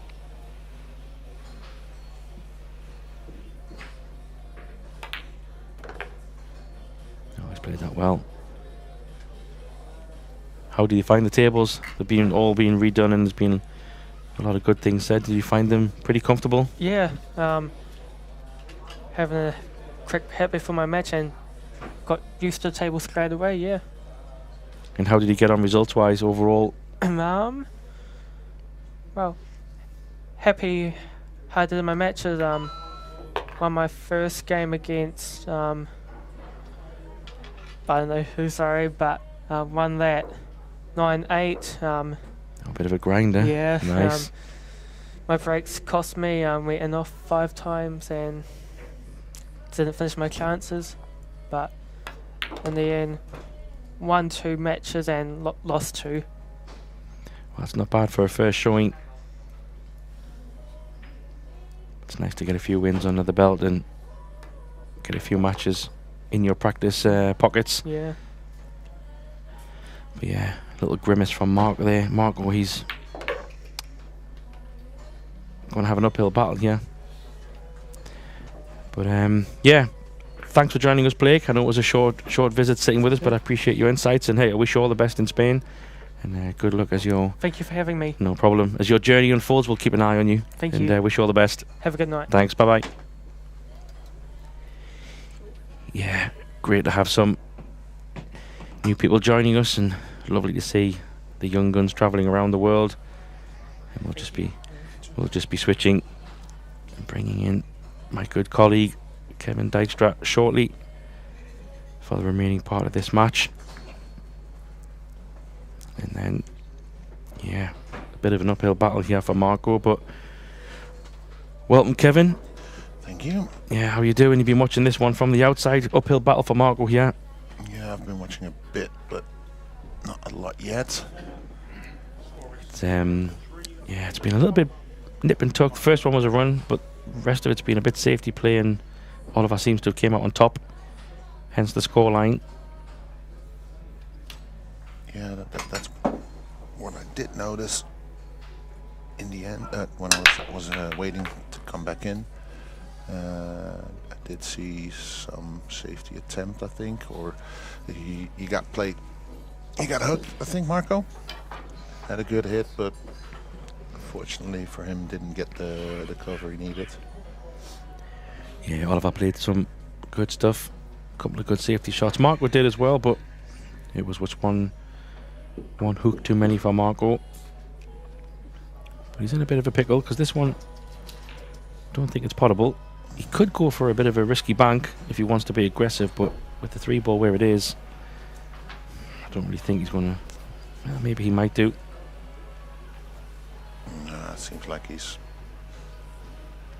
looking to play a safety summit here.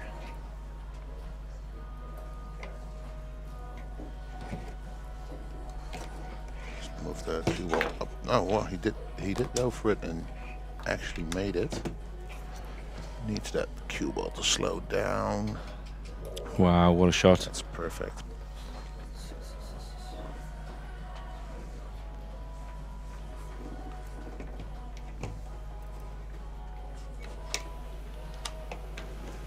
Great shape there on that.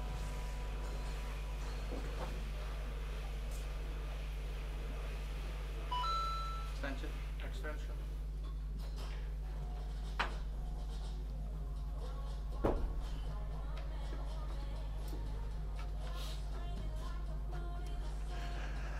Yeah. Looks like he has to leave it somewhat longer. Tries to move as close as possible to that 4-ball. He is pretty straight on this, so some work to be done to create an angle of sorts for that 5-ball.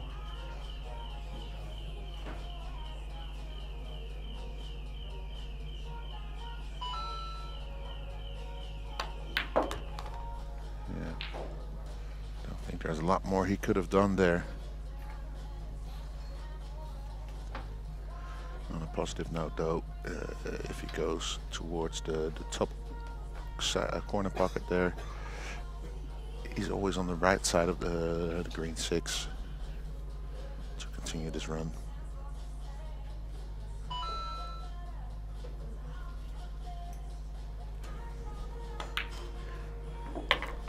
Yeah, this is a big rack for Marco. Yeah, you feel like he will need it this early on. Yeah, definitely has to take the chance. And the balls have, I mean, obviously he's made this chance from that bank on the 1, but Marco's been pretty consistent in this type of finish this week, or this few days of this tournament. I've watched a little bit of Marco, and I've just saying to Blake earlier, he's been looking very good in the balls. Obviously that's why he's in the semi-finals, because he's been playing super well, but yeah, incredibly consistent. Yeah. He's always been quite good at taking the balls out though, we know that. Yeah, I've watched this earlier match on the live stream table, or did commentary on that one as well, and yeah, basically he looked so solid. He had like 1 or 2 shots that were not as good, but apart from that, it was making every ball, and if you somehow run out of position, just play a good safety so you can regain control on the table. Yeah, I've always been a big fan of, you can see when players take out big finishes, he's always had that in his arsenal. So is Oliver, to be fair. Should be up for a good match here. Will we have the fireworks like we did in the previous semi-final? Time will tell. Yeah, because that was a bit of an up and down match. I think in the beginning it went pretty even. Then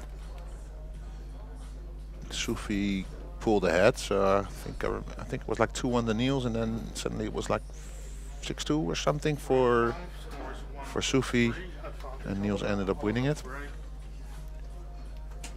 Yeah, I think Niels was about 5-2 up, and then Sufi went 8-5 up. Sorry, yeah, that was what. And then Niels came back to win 10-8. So incredible match. Talk about momentum swings and shifts.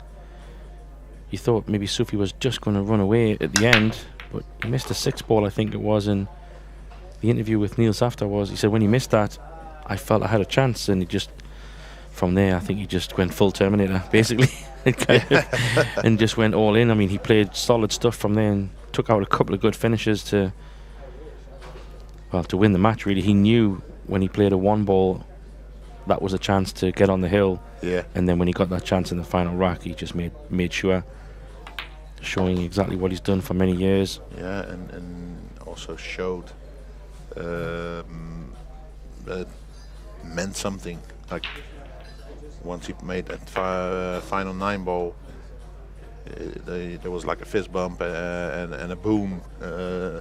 So he knew he had a good performance and closed it out perfectly. Yeah, definitely. I think, you know, when from all of a sudden it looked like he was in full control to then Sufi looking like he was going to run away with it. You could see Niels was a little bit, I think the word he used was flat. He felt flat at some point in the match and he took a time out. He said he had an orange juice, and then I think maybe that gave him a little bit of a pep in his step, but it just shows he knew in the match that he could have easily lost that, but that's where the emotion came from, that he battled through. Yeah, no, and of course that helps at the OrangeForks Open, having an orange juice. Well, here you go, the secret sauce. Maybe we might see some of their juice here between these two players. I think we could be in for a bit of a battle on this one as well, Kevin, if I'm honest, because Oliver has been playing solid stuff all through this event, like Marco. And yes, he has looked like he's going to go 4-1 in front, but will this be a runaway? I don't think so. Oh, we just mentioned it, like the previous semi-final was basically the same kind of difference, and it turned out to be a tight match after all. So even with the alternate break format, it doesn't necessarily mean if you take a couple racks gap that you automatically are the full favorite to win the entire thing. Yeah, exactly. However, always it's a cliche and every rack is important, but the next couple of racks are quite critical because Oliver obviously would love to extend his lead and Marco wants to close the gap, so you know, if they start sharing racks, that's probably okay, but if Oliver can extend his lead, that'll put a bit more pressure on. But equally, if Marco can get a couple back, then it's game on still. Yeah, and above all, the most important thing at this point for Marco is at least take your own racks. Yeah, let's see. Starts with making a ball. Hopefully the one on the side. Doesn't get it, but he gets something else. Is the one going to sit look up? At the 9 ball. Oh, that went close. He does have a shot on the one. Yeah, and unfortunately for him, that 5 ball blocks the path of the 2. Yeah, but he might be able to pot this one, go up and down the table. He's going to have to play a 2-4 combo.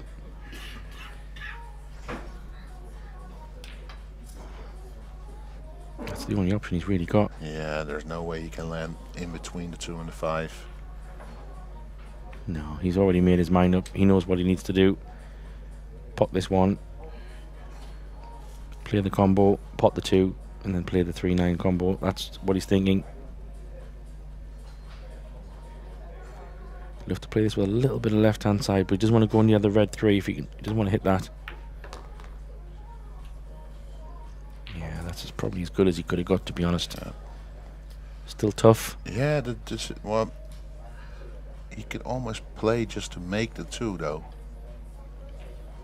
Yeah, I hear what you're saying. I think the way I would probably think about this is try to overcut the 2 ever so slightly, because if you put the 4 ball into the rail, you've got a chance of it dropping. The 5 ball, 5 ball into the rail. And the way he's playing this shot, the cue ball and the 2 ball is naturally going to come into a nice position for potting.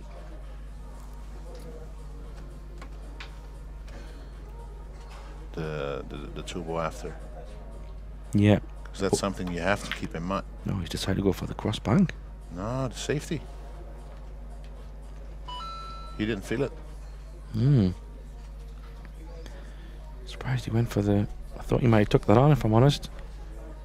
Yeah, but then again, with that 3-ball basically pointing at the 9, it is a bit risk to play a combination with this kind of toughness. Yeah, I get it. My only thoughts was there wasn't really any way to get any cover unless he was hoping to get behind the 3, which was very tough from there. But now he's let Oliver come to the table, and if Marco gets hooked or put in a position... Yeah, and do you think Oliver's going to look for that 8-ball? Might be the only place he can go. Maybe a thin edge. Try and get behind the 3. This could be good. Like I said, could be a problem. Needs to be right up behind it though. Otherwise the jump shot could be in. Ooh. How's Marco's jumping from that short angle? Yeah, very tight. Don't know if he can. Yeah,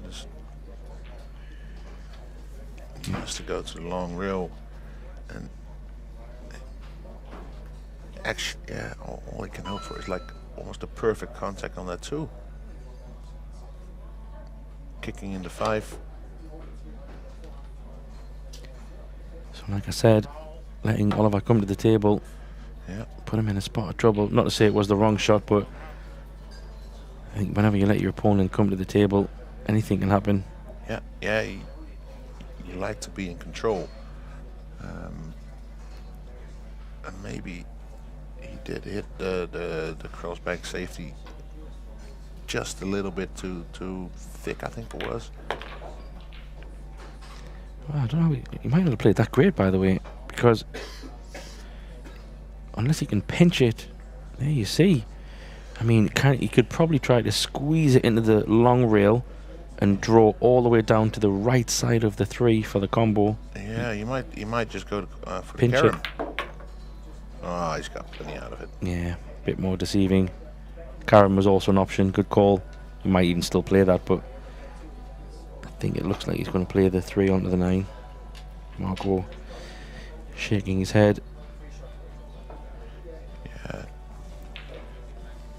Well, he is playing the combo, yeah. The risk always with a shot like this on the combo, but, well, there's no risk as you can see how it plays it, but let's say you miss-hit it a little bit, then you get the 3 and 9 staying there near that corner pocket. Whereas with the Carom, you create distance. Yeah, exactly. But extends his lead when he's halfway there. So a little bit of pressure here. So obviously after this match we do run into the final game. And Niels is waiting there.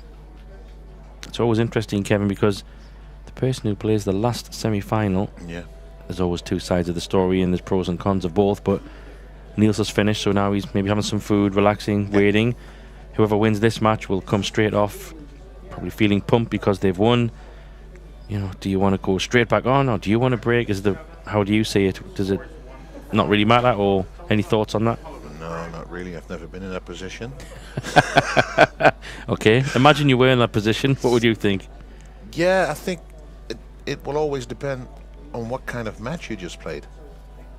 Yeah, true. So, was it an easy match, so to say? So, not a grind, but a fairly smooth sailing. Then I would imagine you will want to go on because you got a good feeling. Try to use that to your advantage. But if it's been like a 2-3 hour grind, I'm sure you would want that little break just to reset, have maybe some snack or whatever. So yeah, it all depends on what you've just played beforehand. Yeah, fair point. Fair point. But what he has done, Oliver's hit a pretty good break there. He does have a look at this 3-ball, and if he can get nice on the 4, he's got a real chance to extend his lead even further. Turn the screw on Marco. He's played that really well, and the 5 does go in both corner pockets, so he's got a choice. However, he sees this angle, Kev, and I mean, this is looking ominous, really, for the minute. Yeah, he really needs something to turn it around. Either try and force a mistake by Oliver, but yeah, to force that mistake, you first need to be at the table. Yeah, exactly. And then you start to look at the shots that have happened previously, thinking, yeah, you start to question things. Should I have played that combo? Should I have played this cross bank? Should I have played this? Yeah, in hindsight's a wonderful thing, but hey, look, it's not Marco's first rodeo anyway. He'll know this match is not over until it's over, and he's a big grinder, Marco, so very rarely do you see him, if I can use the word, tilt or quit. You've even seen this in US Opens and big events that he's played, and he doesn't mind getting stuck into the mud and battling through. But that's assuming that Oliver gives him anything to go at. Yeah, this one was judged nicely as well. It's always a danger if you decide to run into another ball. You need to be, well, maybe not perfect, but you need to be very well aware of what's going to happen, what could happen, and yeah, he judged it perfectly. Yeah, he did, and you know, sometimes, like you say, it can be risky running into balls, but sometimes it's, as long as you play the right pace, you're all good. But this is a great shot because the 8 ball only goes in the bottom right. Doesn't really want to play the combo, so he's got a good angle here just to draw this down the rail, let the spin take it down. But yeah, Oliver's definitely, well, he came last year as well to the OrangeForks Open. Marco obviously wasn't here, but last year he got to the last 32, I believe, so he's already improved on that performance by some way. Yeah, and then let's be honest, it's not exactly where you expect Oliver to end in a tournament like this. Last 32, don't know who we played at that point. Yeah, it's a good call. I'm sure we did check this yesterday, but it's just eluded me. But that also does tell you how strong the field is. Last year we had a similar amount of field, well over 100 players. Very strong. Yep.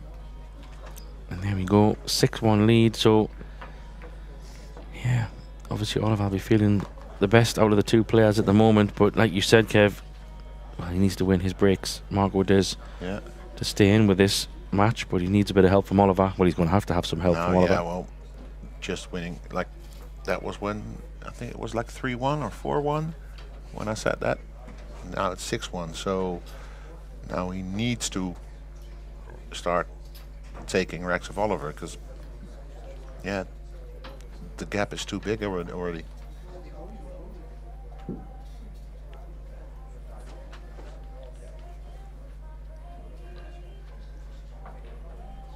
Rack 8, score is 1-6, advantage Oliver, Marco to Greg.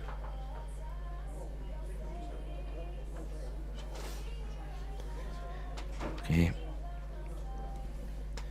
Will Marco be able to get something going here? He's just going to quick at the rack.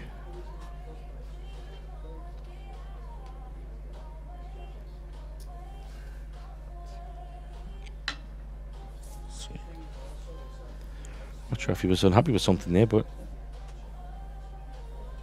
maybe he hasn't been feeling the break. I don't know, but yeah, it looks fine for us. Richard's been doing a grand job, and did he check the rack on the previous ones? I don't recall from memory, but he's got a problem here already. Yes, he can have a look at the 2, but tell you what, this will be one for the highlight.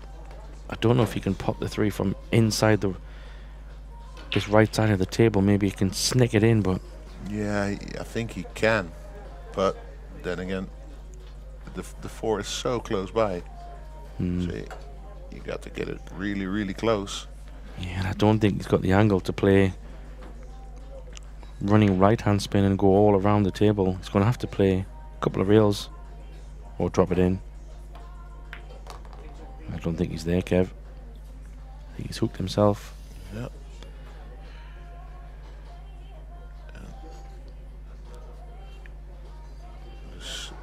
just taking a moment to compose himself, because a lot of players you could have felt maybe just lash at that 3. Yeah. Frustration given the scoreline. I don't think he can't get inside the 4 and the 5. I don't think. No. Try and kick this in, but he can definitely hit it off one rail. But yeah, you can't like thin the left hand edge of the 3 ball from where he is. It is possible, but I'd say that's a guaranteed scratch. yeah, he wants to try and. Well, maybe he did have no choice but to give it a bit of a whack. Hasn't worked out though. He's left Oliver not a bad shot really. He's off angle, but plenty space on that left side of the table. Yeah. He might even be able to run it forward and go around the 7. That's what he's looking at. Yeah, and even as long as he doesn't mess with the 9 ball, he can ball it from both sides of the table. Don't go too far high based on this current view, but apart from that, like where the 7 is, he can also hit it from there. Does it travel far enough? I think so. Just, yeah. That could be one of those moments. Could have been one of those moments where Marco would have been able to capitalize, but yeah, just try and get this somewhere in the middle of the table. If you can play with a little bit of left and squeeze it above the 9 would be nice. That's what he's tried. Take that. Yeah. A little bit further would have been nice, but I'm not sure if he can kill this and just drag it in, or he likes to play them with a little bit of pace, does Oliver, but he could just drop this in. Yeah, that's what he's thinking maybe. Just drag this 5 ball in, Kev, I would think, and yeah, because the alternative is going back and forth on the table. Then you need to judge the pace good to avoid running out of shape. Oh, he went around it. yeah, maybe he didn't like the angle of dropping it in, but same result in terms of good position here. Depending how he lands on this 8 ball. I'm not sure he can get really close, but he can definitely get down towards the middle pocket area. Yeah, this will work. Yeah. That should not be an issue. He could just draw it back a bit where he's pointing at to leave himself with a pretty simple 9 ball to make it 7-1.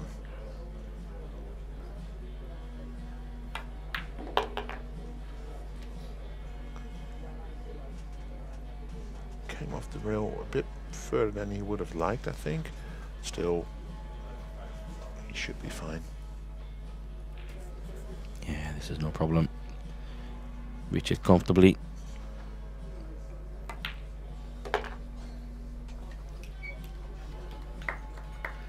Yeah, Marco's looking a little bit deflated. Don't blame him. Hasn't really had a great deal to go at, in fairness. He's had a few chances early on, of course, but I feel like he's been kind of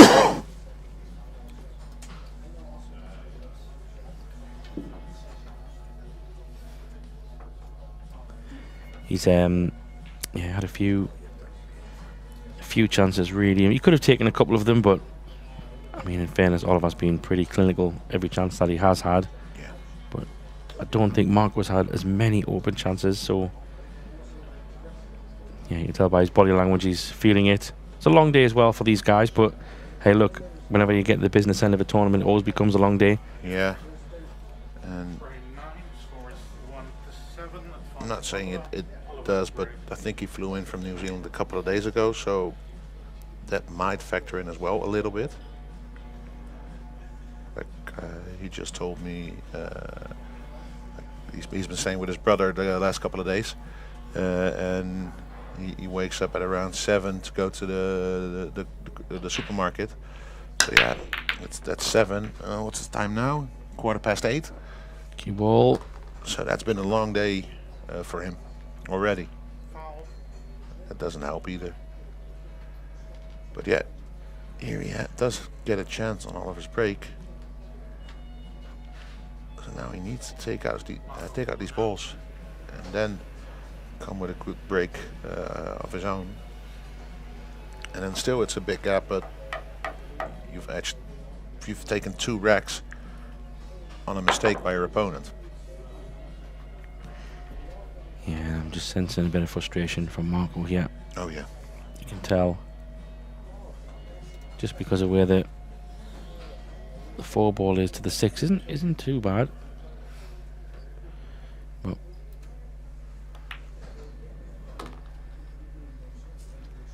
yeah, he's left it a thinner side. I don't think he needs to really try to open anything up here. It looks a little bit messy on the right side, but given where the 4 ball is, he can just drop it in to leave the 6 long. Yeah. This looks good. Needs a big bounce though. It's one of those shots where you'd like to be pretty straight.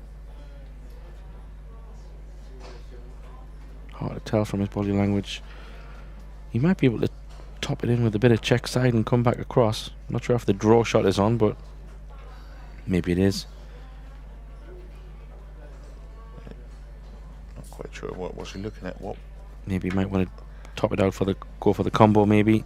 Yeah, or bump into the 6 maybe, because that was basically the line. He's playing the bank. Yeah. Just decided to go for the bank.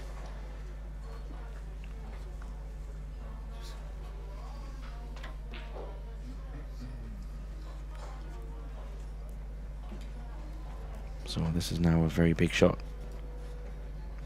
Looks like it's a pretty good hold the cue ball bank though. Oh, he's bumped into the 7, so he had a bit more angle. But he's got a very nice angle on this 7 to go 4 rails. I definitely think he'd be pinning 3 or 4 rails, maybe 4 if he gets there. 3 at least. Yeah, just slides by the 9. Well, all he can do is do 1 rack at a time, so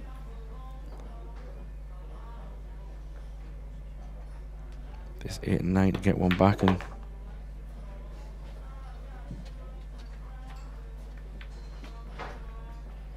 at the minute it's more just collateral damage and try and hang in there, because partly it's out of his control to some degree what happens for the rest of the match. Yeah. With this alternate break format, you've got to start somewhere. 7-2.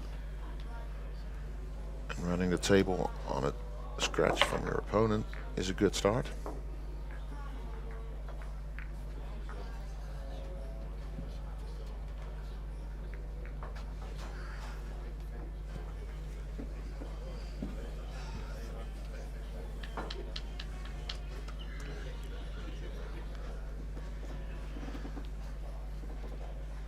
So let's see if any momentum swings can come. If any shifts in the order of play. Has been one-way traffic at the moment to the Hungarian. So do we say Marco's from New Zealand, or would you say he's from the Netherlands? What do we do? What do we say here, Kev? If he wins, he's from the Netherlands. If he loses, he's from New Zealand. Very funny. But yeah, of course. No, he's been representing the Netherlands ever since he's moved to New Zealand. Did you not represent New Zealand in something? Yeah, let me finish. Sorry. I was going to say. Oh, sorry, man. Apart from playing in the World Cup of Pool once for New Zealand.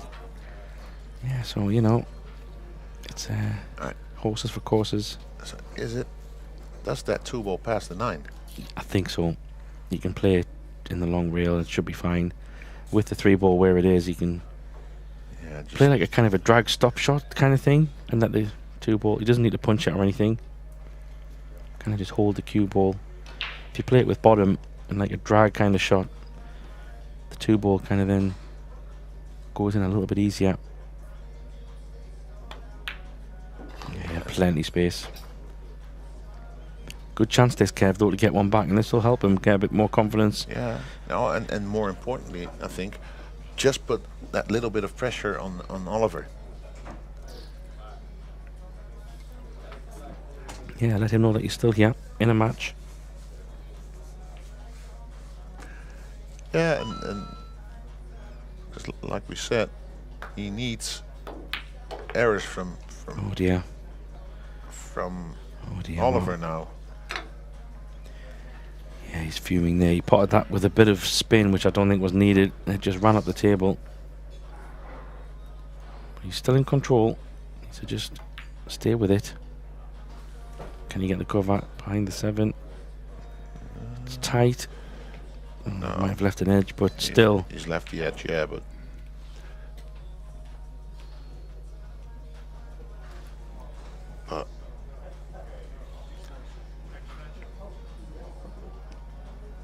Yeah, I mean, could he hit the edge and come down by the 9 and the 6?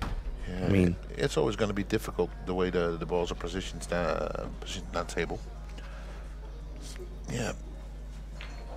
There's no cluster or whatever, so you need to be near perfect to find cover. I mean, does he go for an aggressive bank if he can actually see the bank? I don't know how much of the 5 ball he can see. Yeah, it could be possible. I think he could see that edge enough to make the bank, but yeah, I don't know if he can. It looks like he's digging down. Is he swerving the Carom? Did he take it as a jump cue?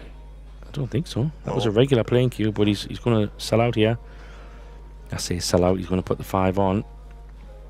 And then the 6 does go there. Does it? Yeah. 6 looks a bit tight, but yeah, I think he's got like the left half of the pocket, so enough to go there. okay. Yeah, you can see from here. Yeah, and that helps the cause a lot because getting down to the other side of the table was a lot more tricky in terms of position. You can go 2 rails here, send that cue ball into the path of the 6 off the second rail. Oh, he's played that beautiful.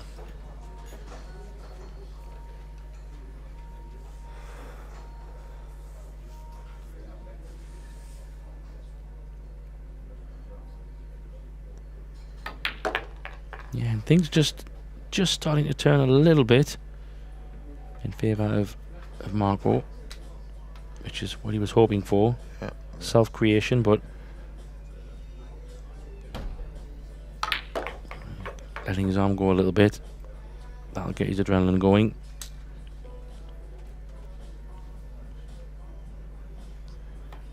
Yeah, with the 9 in the hole. He's now telling Oliver, "Oh, up to you to run your own rack, or I will probably close the gap even further."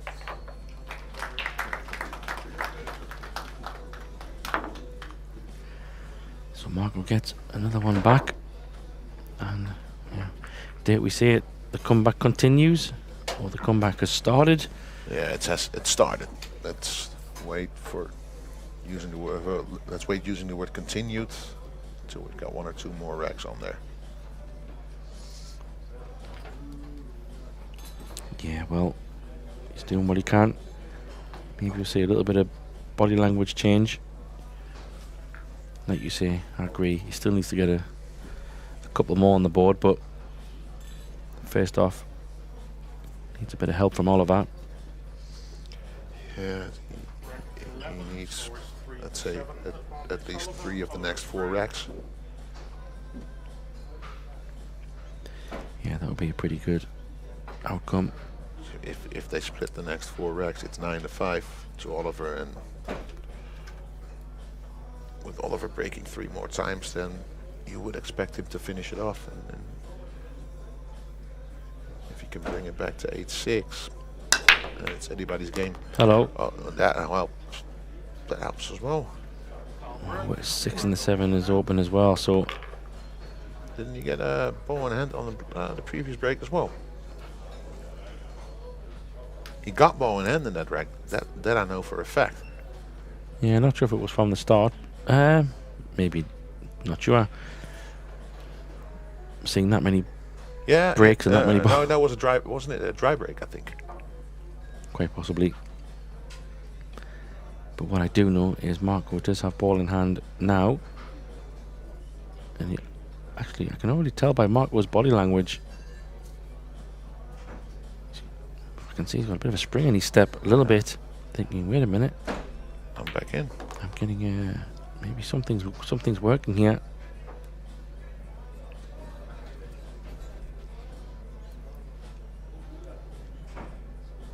So he's got a choice here. If he puts the 3 ball, if he can get over to the right side of the table, he can then probably go 3 reels from 4 to 5. That might be what he's thinking. Just kind of thread that cue ball in between the 7 and the 8. Yeah, I think that's what he's trying.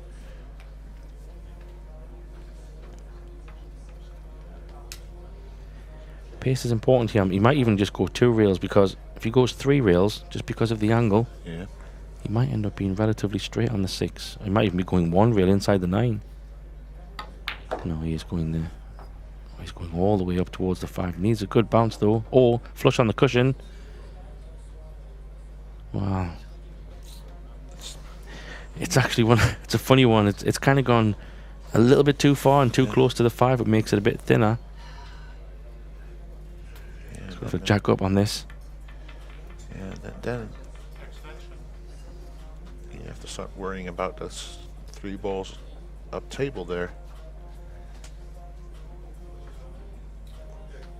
You're gonna move the cue ball a bit.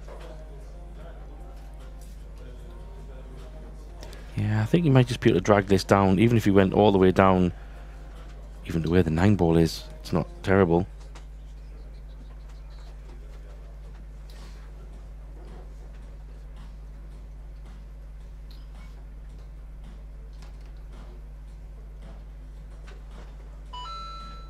Just depends how much.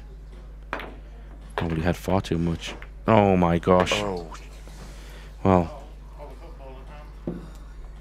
that went from bad to worse to nightmare.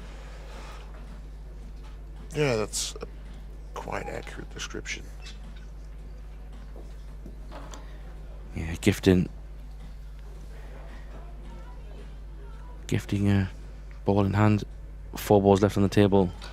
Very similar to earlier in the match. Yeah, that could be key. Yeah, he was just starting to get a little bit of momentum going there, and this is it's gonna hurt this one, because Marco knows he had a great chance there, really, ball in hand.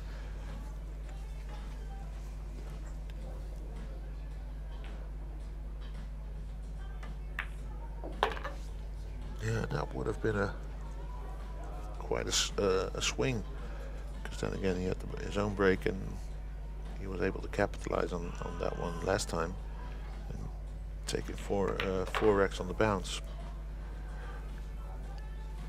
That would have got Oliver thinking as well. Yeah, Oliver will be over the moon to see that cue ball go down. Very little work to pick up another rack.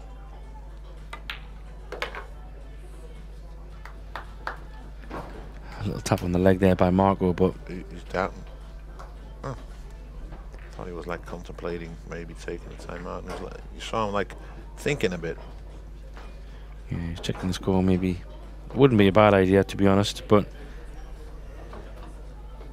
I feel like he's just in for the end now. Unless the match gets pretty close later, he might use a timeout, but maybe if you want a couple more racks, yeah, who knows. And, yeah, well, nothing changed so far. Like I said, he needs 3 of the next 4 racks. Yeah, still possible. Yeah, that was a big chance missed though, has to be said. Maybe fatigue is setting in.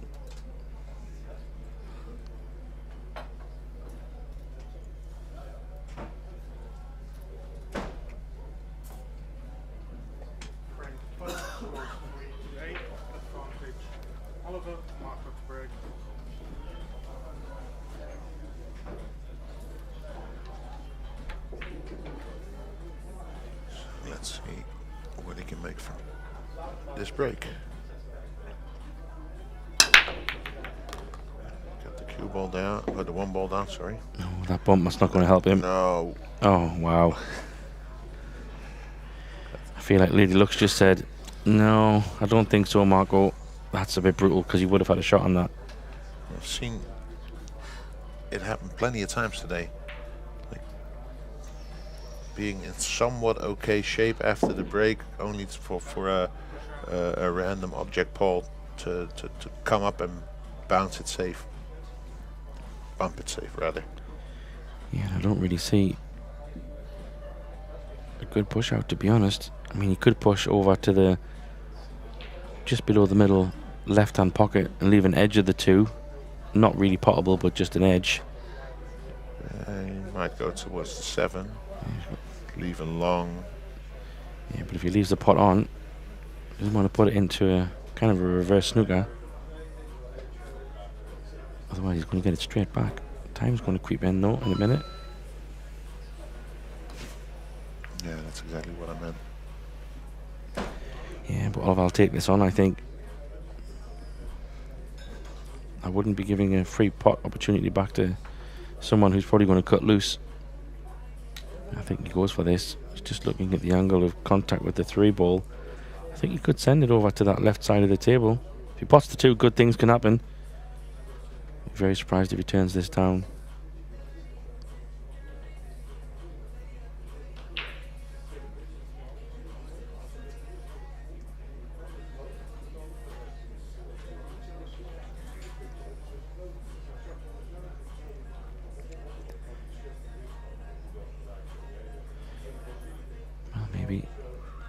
We'll see very quickly if he's playing safe, or you could try and get behind the 5 ball, double that 2 ball in between the 5 and 9.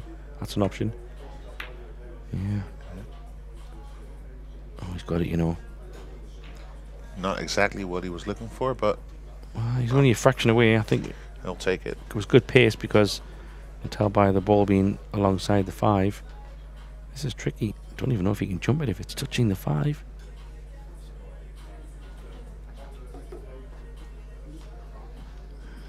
Jump cue. I think he did call an extension. Yeah.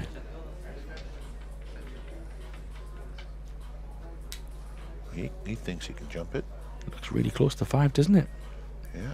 I mean, if he can, he surely can only get the right edge, not full ball. The 5. It looked like he was touching the 5, didn't it, Kev? But yeah. But he's left a 2-9 combo as well. Look, whether he takes it or not, but he's left a 2-9 combo. He's definitely going to have a look. Well, he should have a look, that's for sure. I mean, if it's straight, it's hard to refuse it. Balls are all open, but I mean, you can't turn this down, I don't think. Yeah, even if it isn't straight, it's at least worth considering going for it. I mean, that's just the story of how the match has gone if he doesn't like it, but yeah, I don't also blame him for not taking it. The balls are in the open. Yeah. You know, not to say that he wouldn't have made the combo at all, but I do understand his thinking. The balls aren't in a very difficult position because the 3, 4 and 5 are all together and the 6, 7, 8 are all together. If the run out was a bit more complicated, then yeah, maybe. Yeah, like if it were all the even balls on the one side and the odd balls on the other side, then you have to keep traveling. But in this case, yeah, it's travel. You have to travel twice.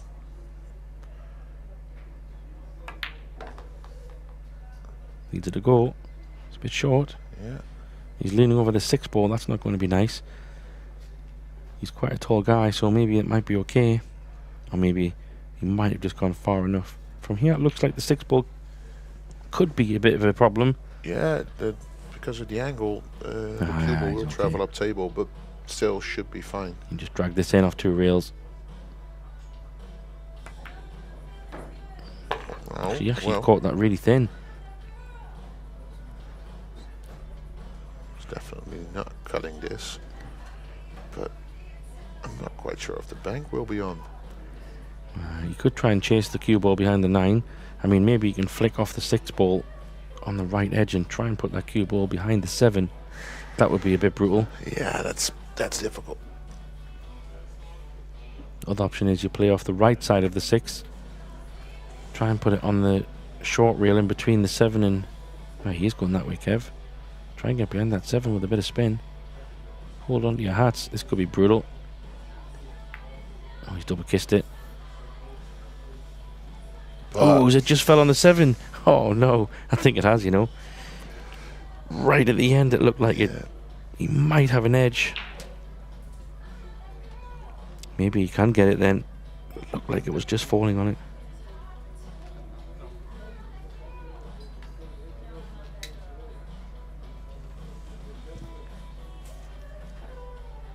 I think he's used his extension as well. Yeah, he has. Yeah, he used it on that jump shot that he fouled. Oh, What a wow. shot, what a recovery. Well, that's not really a recovery, of course, because it wasn't his positional error. It'll be interesting to see how big that shot was in the context of this match, and also how big the mistake was from all of that, not to take that 2-9 combo. But Yeah, like you said, the balls were in the open, so he expected himself as well that he would finish it. Oh, well, where's it going? Yeah, it nudges it into position. That was a little bit of fortune there. no, that's just pure knowledge. Pure knowledge. A little smile there. Yeah, he made a good ball, so now he's Dutch, right? Exactly.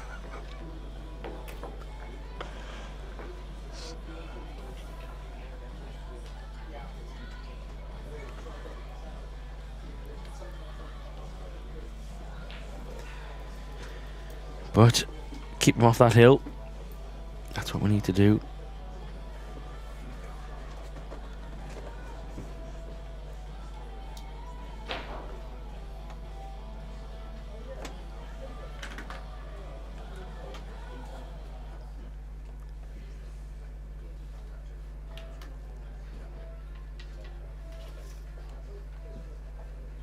Rank 13, scores 4-8, advantage Oliver.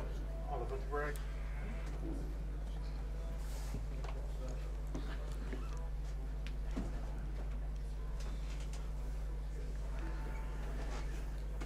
So let's see if Oliver can get himself to the hill, or a chance to get to the hill. Chase this one ball in the side. Maybe get the 2 as well. There it is. Makes the 1. He's going to have a shot here. How's the cue ball looking? It's not too bad, and 3 balls pretty close proximity. Yeah, Quick glance. Does go into the same pocket if necessary, but he'll probably play it towards the middle. I might need to kind of punch this in between the 5 and the 6, I think. I don't know if he can draw this back up. Maybe we'll see from the other angle. If it's closer to the rail than it looks on here, there you see. I don't think you can draw it back for the side. You might need to kind of punch this in between the 5 and the 6. Come back out above the 9 where he's putting his cue to the kind of center of the table, maybe. Something like that. Play this in with a bit of left. 2 rails. Oh, he's judged this really well. What a shot. Yeah, that's a great one. It did end up a bit low though, on it, if you look at this angle. Yeah, but where the 4 is, it's fine. You'd love to get the cue ball kind of right in the middle of the table, just to give him a nice angle to come back down for the 5. Looks pretty good here though.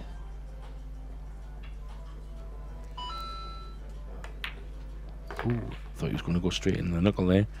Just from that angle, looked like he was going to catch the far jaw, or the inside jaw, I should say.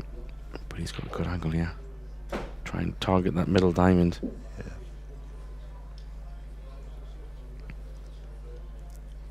Yeah, middle diamond to middle diamond. Anyway, parallel with the 9 ball will work. He's got it a bit thin though. Still should be able to work with it. Yeah, he's okay. A little bit higher than he would have liked, but like you say, workable. Yeah, and still it naturally moves into shape. Yeah, maybe just drop this in and go in between the 9 and the 6 ball. Leave a nice angle to go around the table. This will work. Let's see what kind of angle he's got from the main view. Yeah, I think he can swing this around the 8 ball. Might even be able to top it in between the 9 and the 8. He's got a few options here. Just depends how he sees it. Yeah, what his preference is. He has been swinging the cue ball around, so he might go under the 8. Yeah, I like that shot. Oh, he's played this really well. It's going to run high as well, so he's going to have a little bit of angle. Yeah, he does have some angle. Well, he might not have much. Might not have loads. He's got a choice now. If he's got a little bit, he can. If he has to use the long reel and draw it back, he can play this with spin, or he can even go forward. Maybe punch this in 2 reels. Oh, another great shot. This is good stuff. This Kev, he's taking these really well.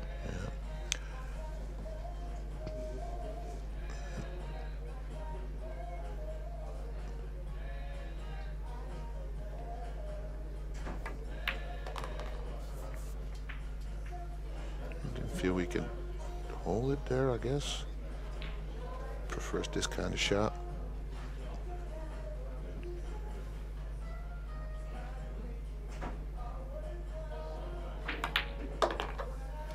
And there it is. Oliver Zanoki is on the hill. And that's one big hill to climb for Marco Teacher. Yeah. Big trouble here. This is going to be some momentous win from here, it has to be said.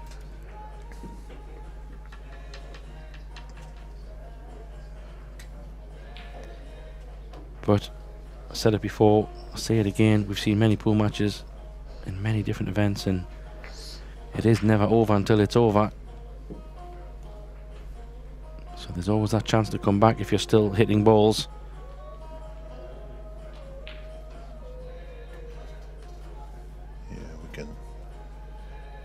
All platitudes here. It's kind of just one ball at a time, one rack at a time, etc., etc.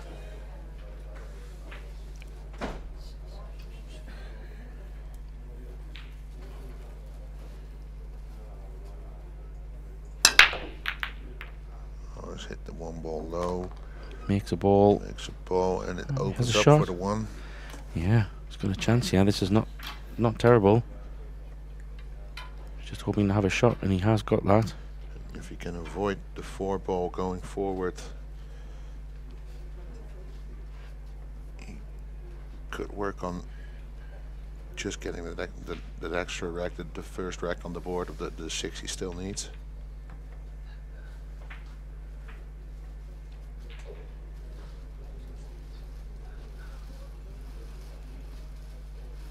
Yeah, he just needs to make sure he can avoid any crazy bumps into balls, which he hasn't. Oh. Yeah, it's just not on his side. This might be a little bit of a frustration shot for Marco here. I know he doesn't tilt much, but I wouldn't blame him to have a bit of a go at this. Yeah, just whack him. Well, good to see he does take his extension, so he takes his time thinking how to attack this one.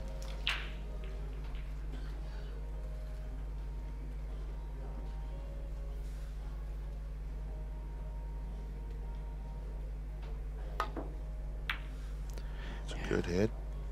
Needs to travel just past that side pocket. Yeah, he's a bit deflated. I can understand it's been a bit of a grueling semi-final for him, but Oliver hasn't really let up much at all. Really punished every mistake. Yeah. And threw in a little bit of sprinkling from the pool gods, not being in favour of Marco getting where he wants to be. And it did seem to switch a bit, like halfway through the game. Oliver getting two scratches off the break in succession.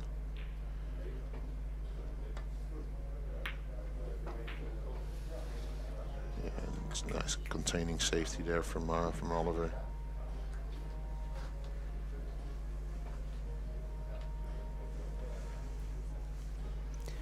Yeah, he does have a 2-reel kick, but might be his only option. Could try and get the 2 from behind, going the left side of the table. He's trying to catch it quite full. Doesn't want to risk going in off. He caught it really well. This is a great shot. Is he going to leave a gap though? Yeah. I think he might do just.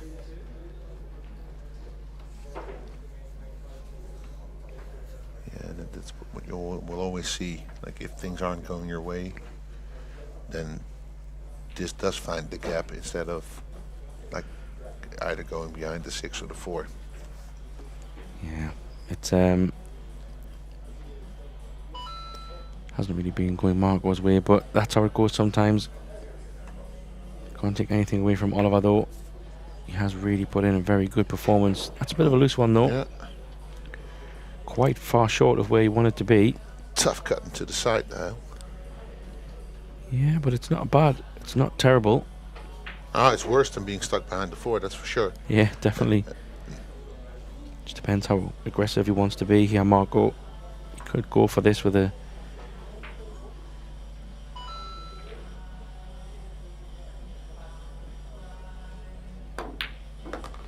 That's a nice shot. What does it... He does miss the...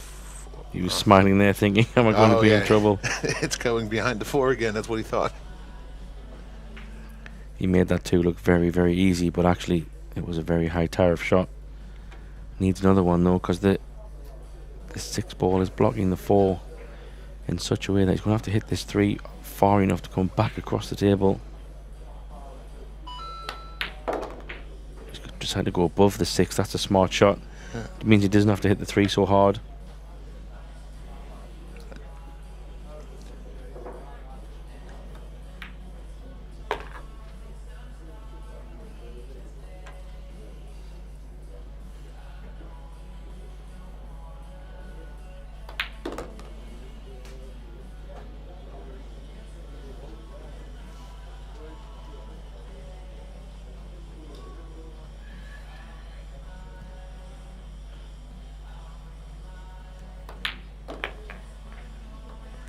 Nicely done. Doesn't need to do a great deal here. Just pull this back a little bit. Get himself another one on the board to 9-5. But it's still all in the hands of the gods here because Oliver does have a number of breaks to come. Let's see. Yeah, is it Oliver breaking or Marco breaking? Yeah, not sure who won the lag. I think that was... I think it was Oliver. Well, if it's Oliver, that's not a bad scenario, but judging by how Marco sat down, it could be Oliver's break. Yeah.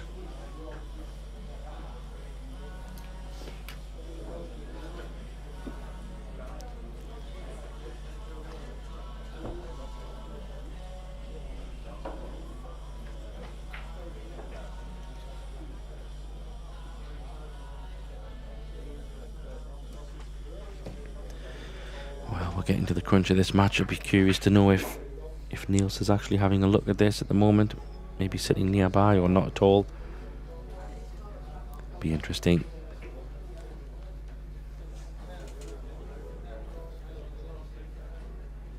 Break 15, scores 5-9. Advantage Oliver. Oliver to break.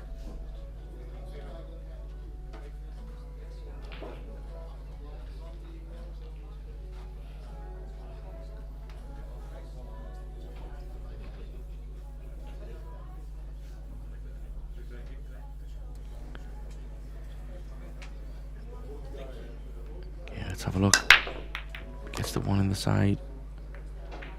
He's not going to have a shot on this 2 though, so this is the kind of stuff that Marco's hoping for off Oliver's break, or that he needs. Anything preventing Oliver from having a run at the clearance. Still needs to get a chance himself, but starts with this.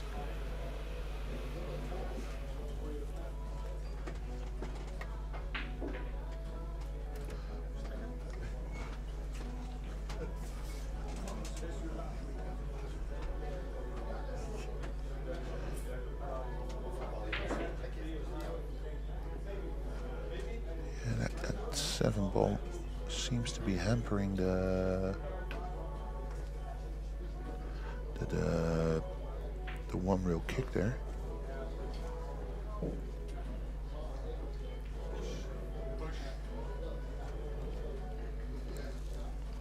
Yeah, playing the push out.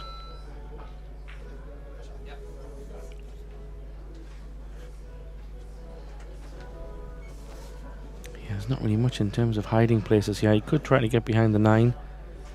It's a slow roll one, which is not pretty. No. He might even give this back. He could try and get behind the... Yeah, the 7 maybe is another option. Yeah, but those are both really touchy. And I feel we would just go for the... well, I didn't say anything. Oh, you might have to go jump cushion first, yeah. Yeah. It is on. It's not ideal, but it is there.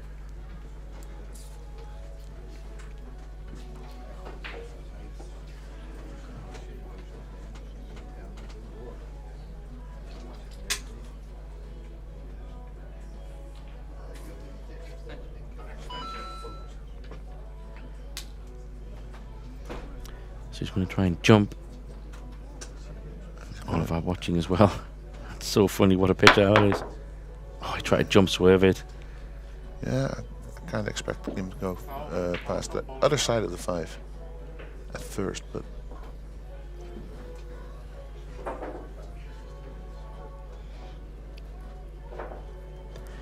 Well, chance for Oliver to win the match right here. Tables are open. Table is open.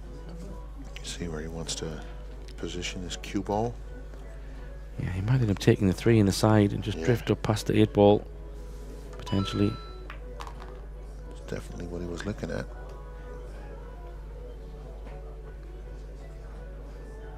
Yeah, it's really about 4 to 5, really. I mean, it's not even that crazy, but 5 connecting to the 6, connecting to the 7 is really straightforward. So it's all about how he gets on this 4.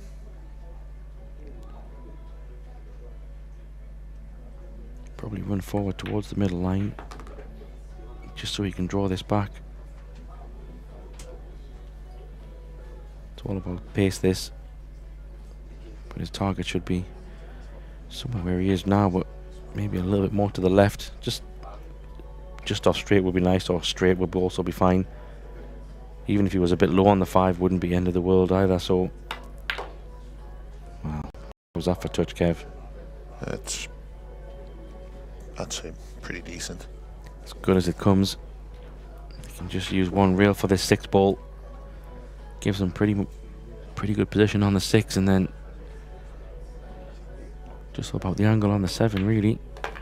Because the 8 ball he wants to put in the same pocket. I should just put the 5 in. Yeah. Yeah, just anywhere around the center of the table or a bit closer to the 8. Basically anywhere will be fine. As long as it's on the left side of that 8 ball. So even this would be okay. Yeah, he wouldn't want to be there if you can avoid that, though. Yeah, of course, but definitely screw this back. He's got plenty of table, hasn't he? Oh, hello. Well, he's exactly where you said, pretty much, Kev. But now this is I mean, it's obviously okay, but it's just a little bit more twitchy. He's got to drag this in. I don't think he'll be playing this crazy speed. No. Give it every chance to go in anywhere around the middle of the table. Just pot this 8 and let the cue ball do its thing.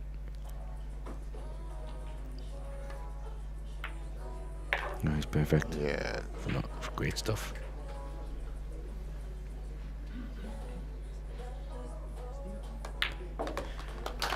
There we have it, a little clap from Marco. Absolutely phenomenal performance, really, from Oliver, has to be said. Wasn't Marco's day. Had a great tournament all around. Played some fantastic stuff, but this match was maybe just one too far, not his way. Congratulations to both players, but big shout Oliver moving into the final against Niels Fayen to see who will be our second OrangeForks Open champion.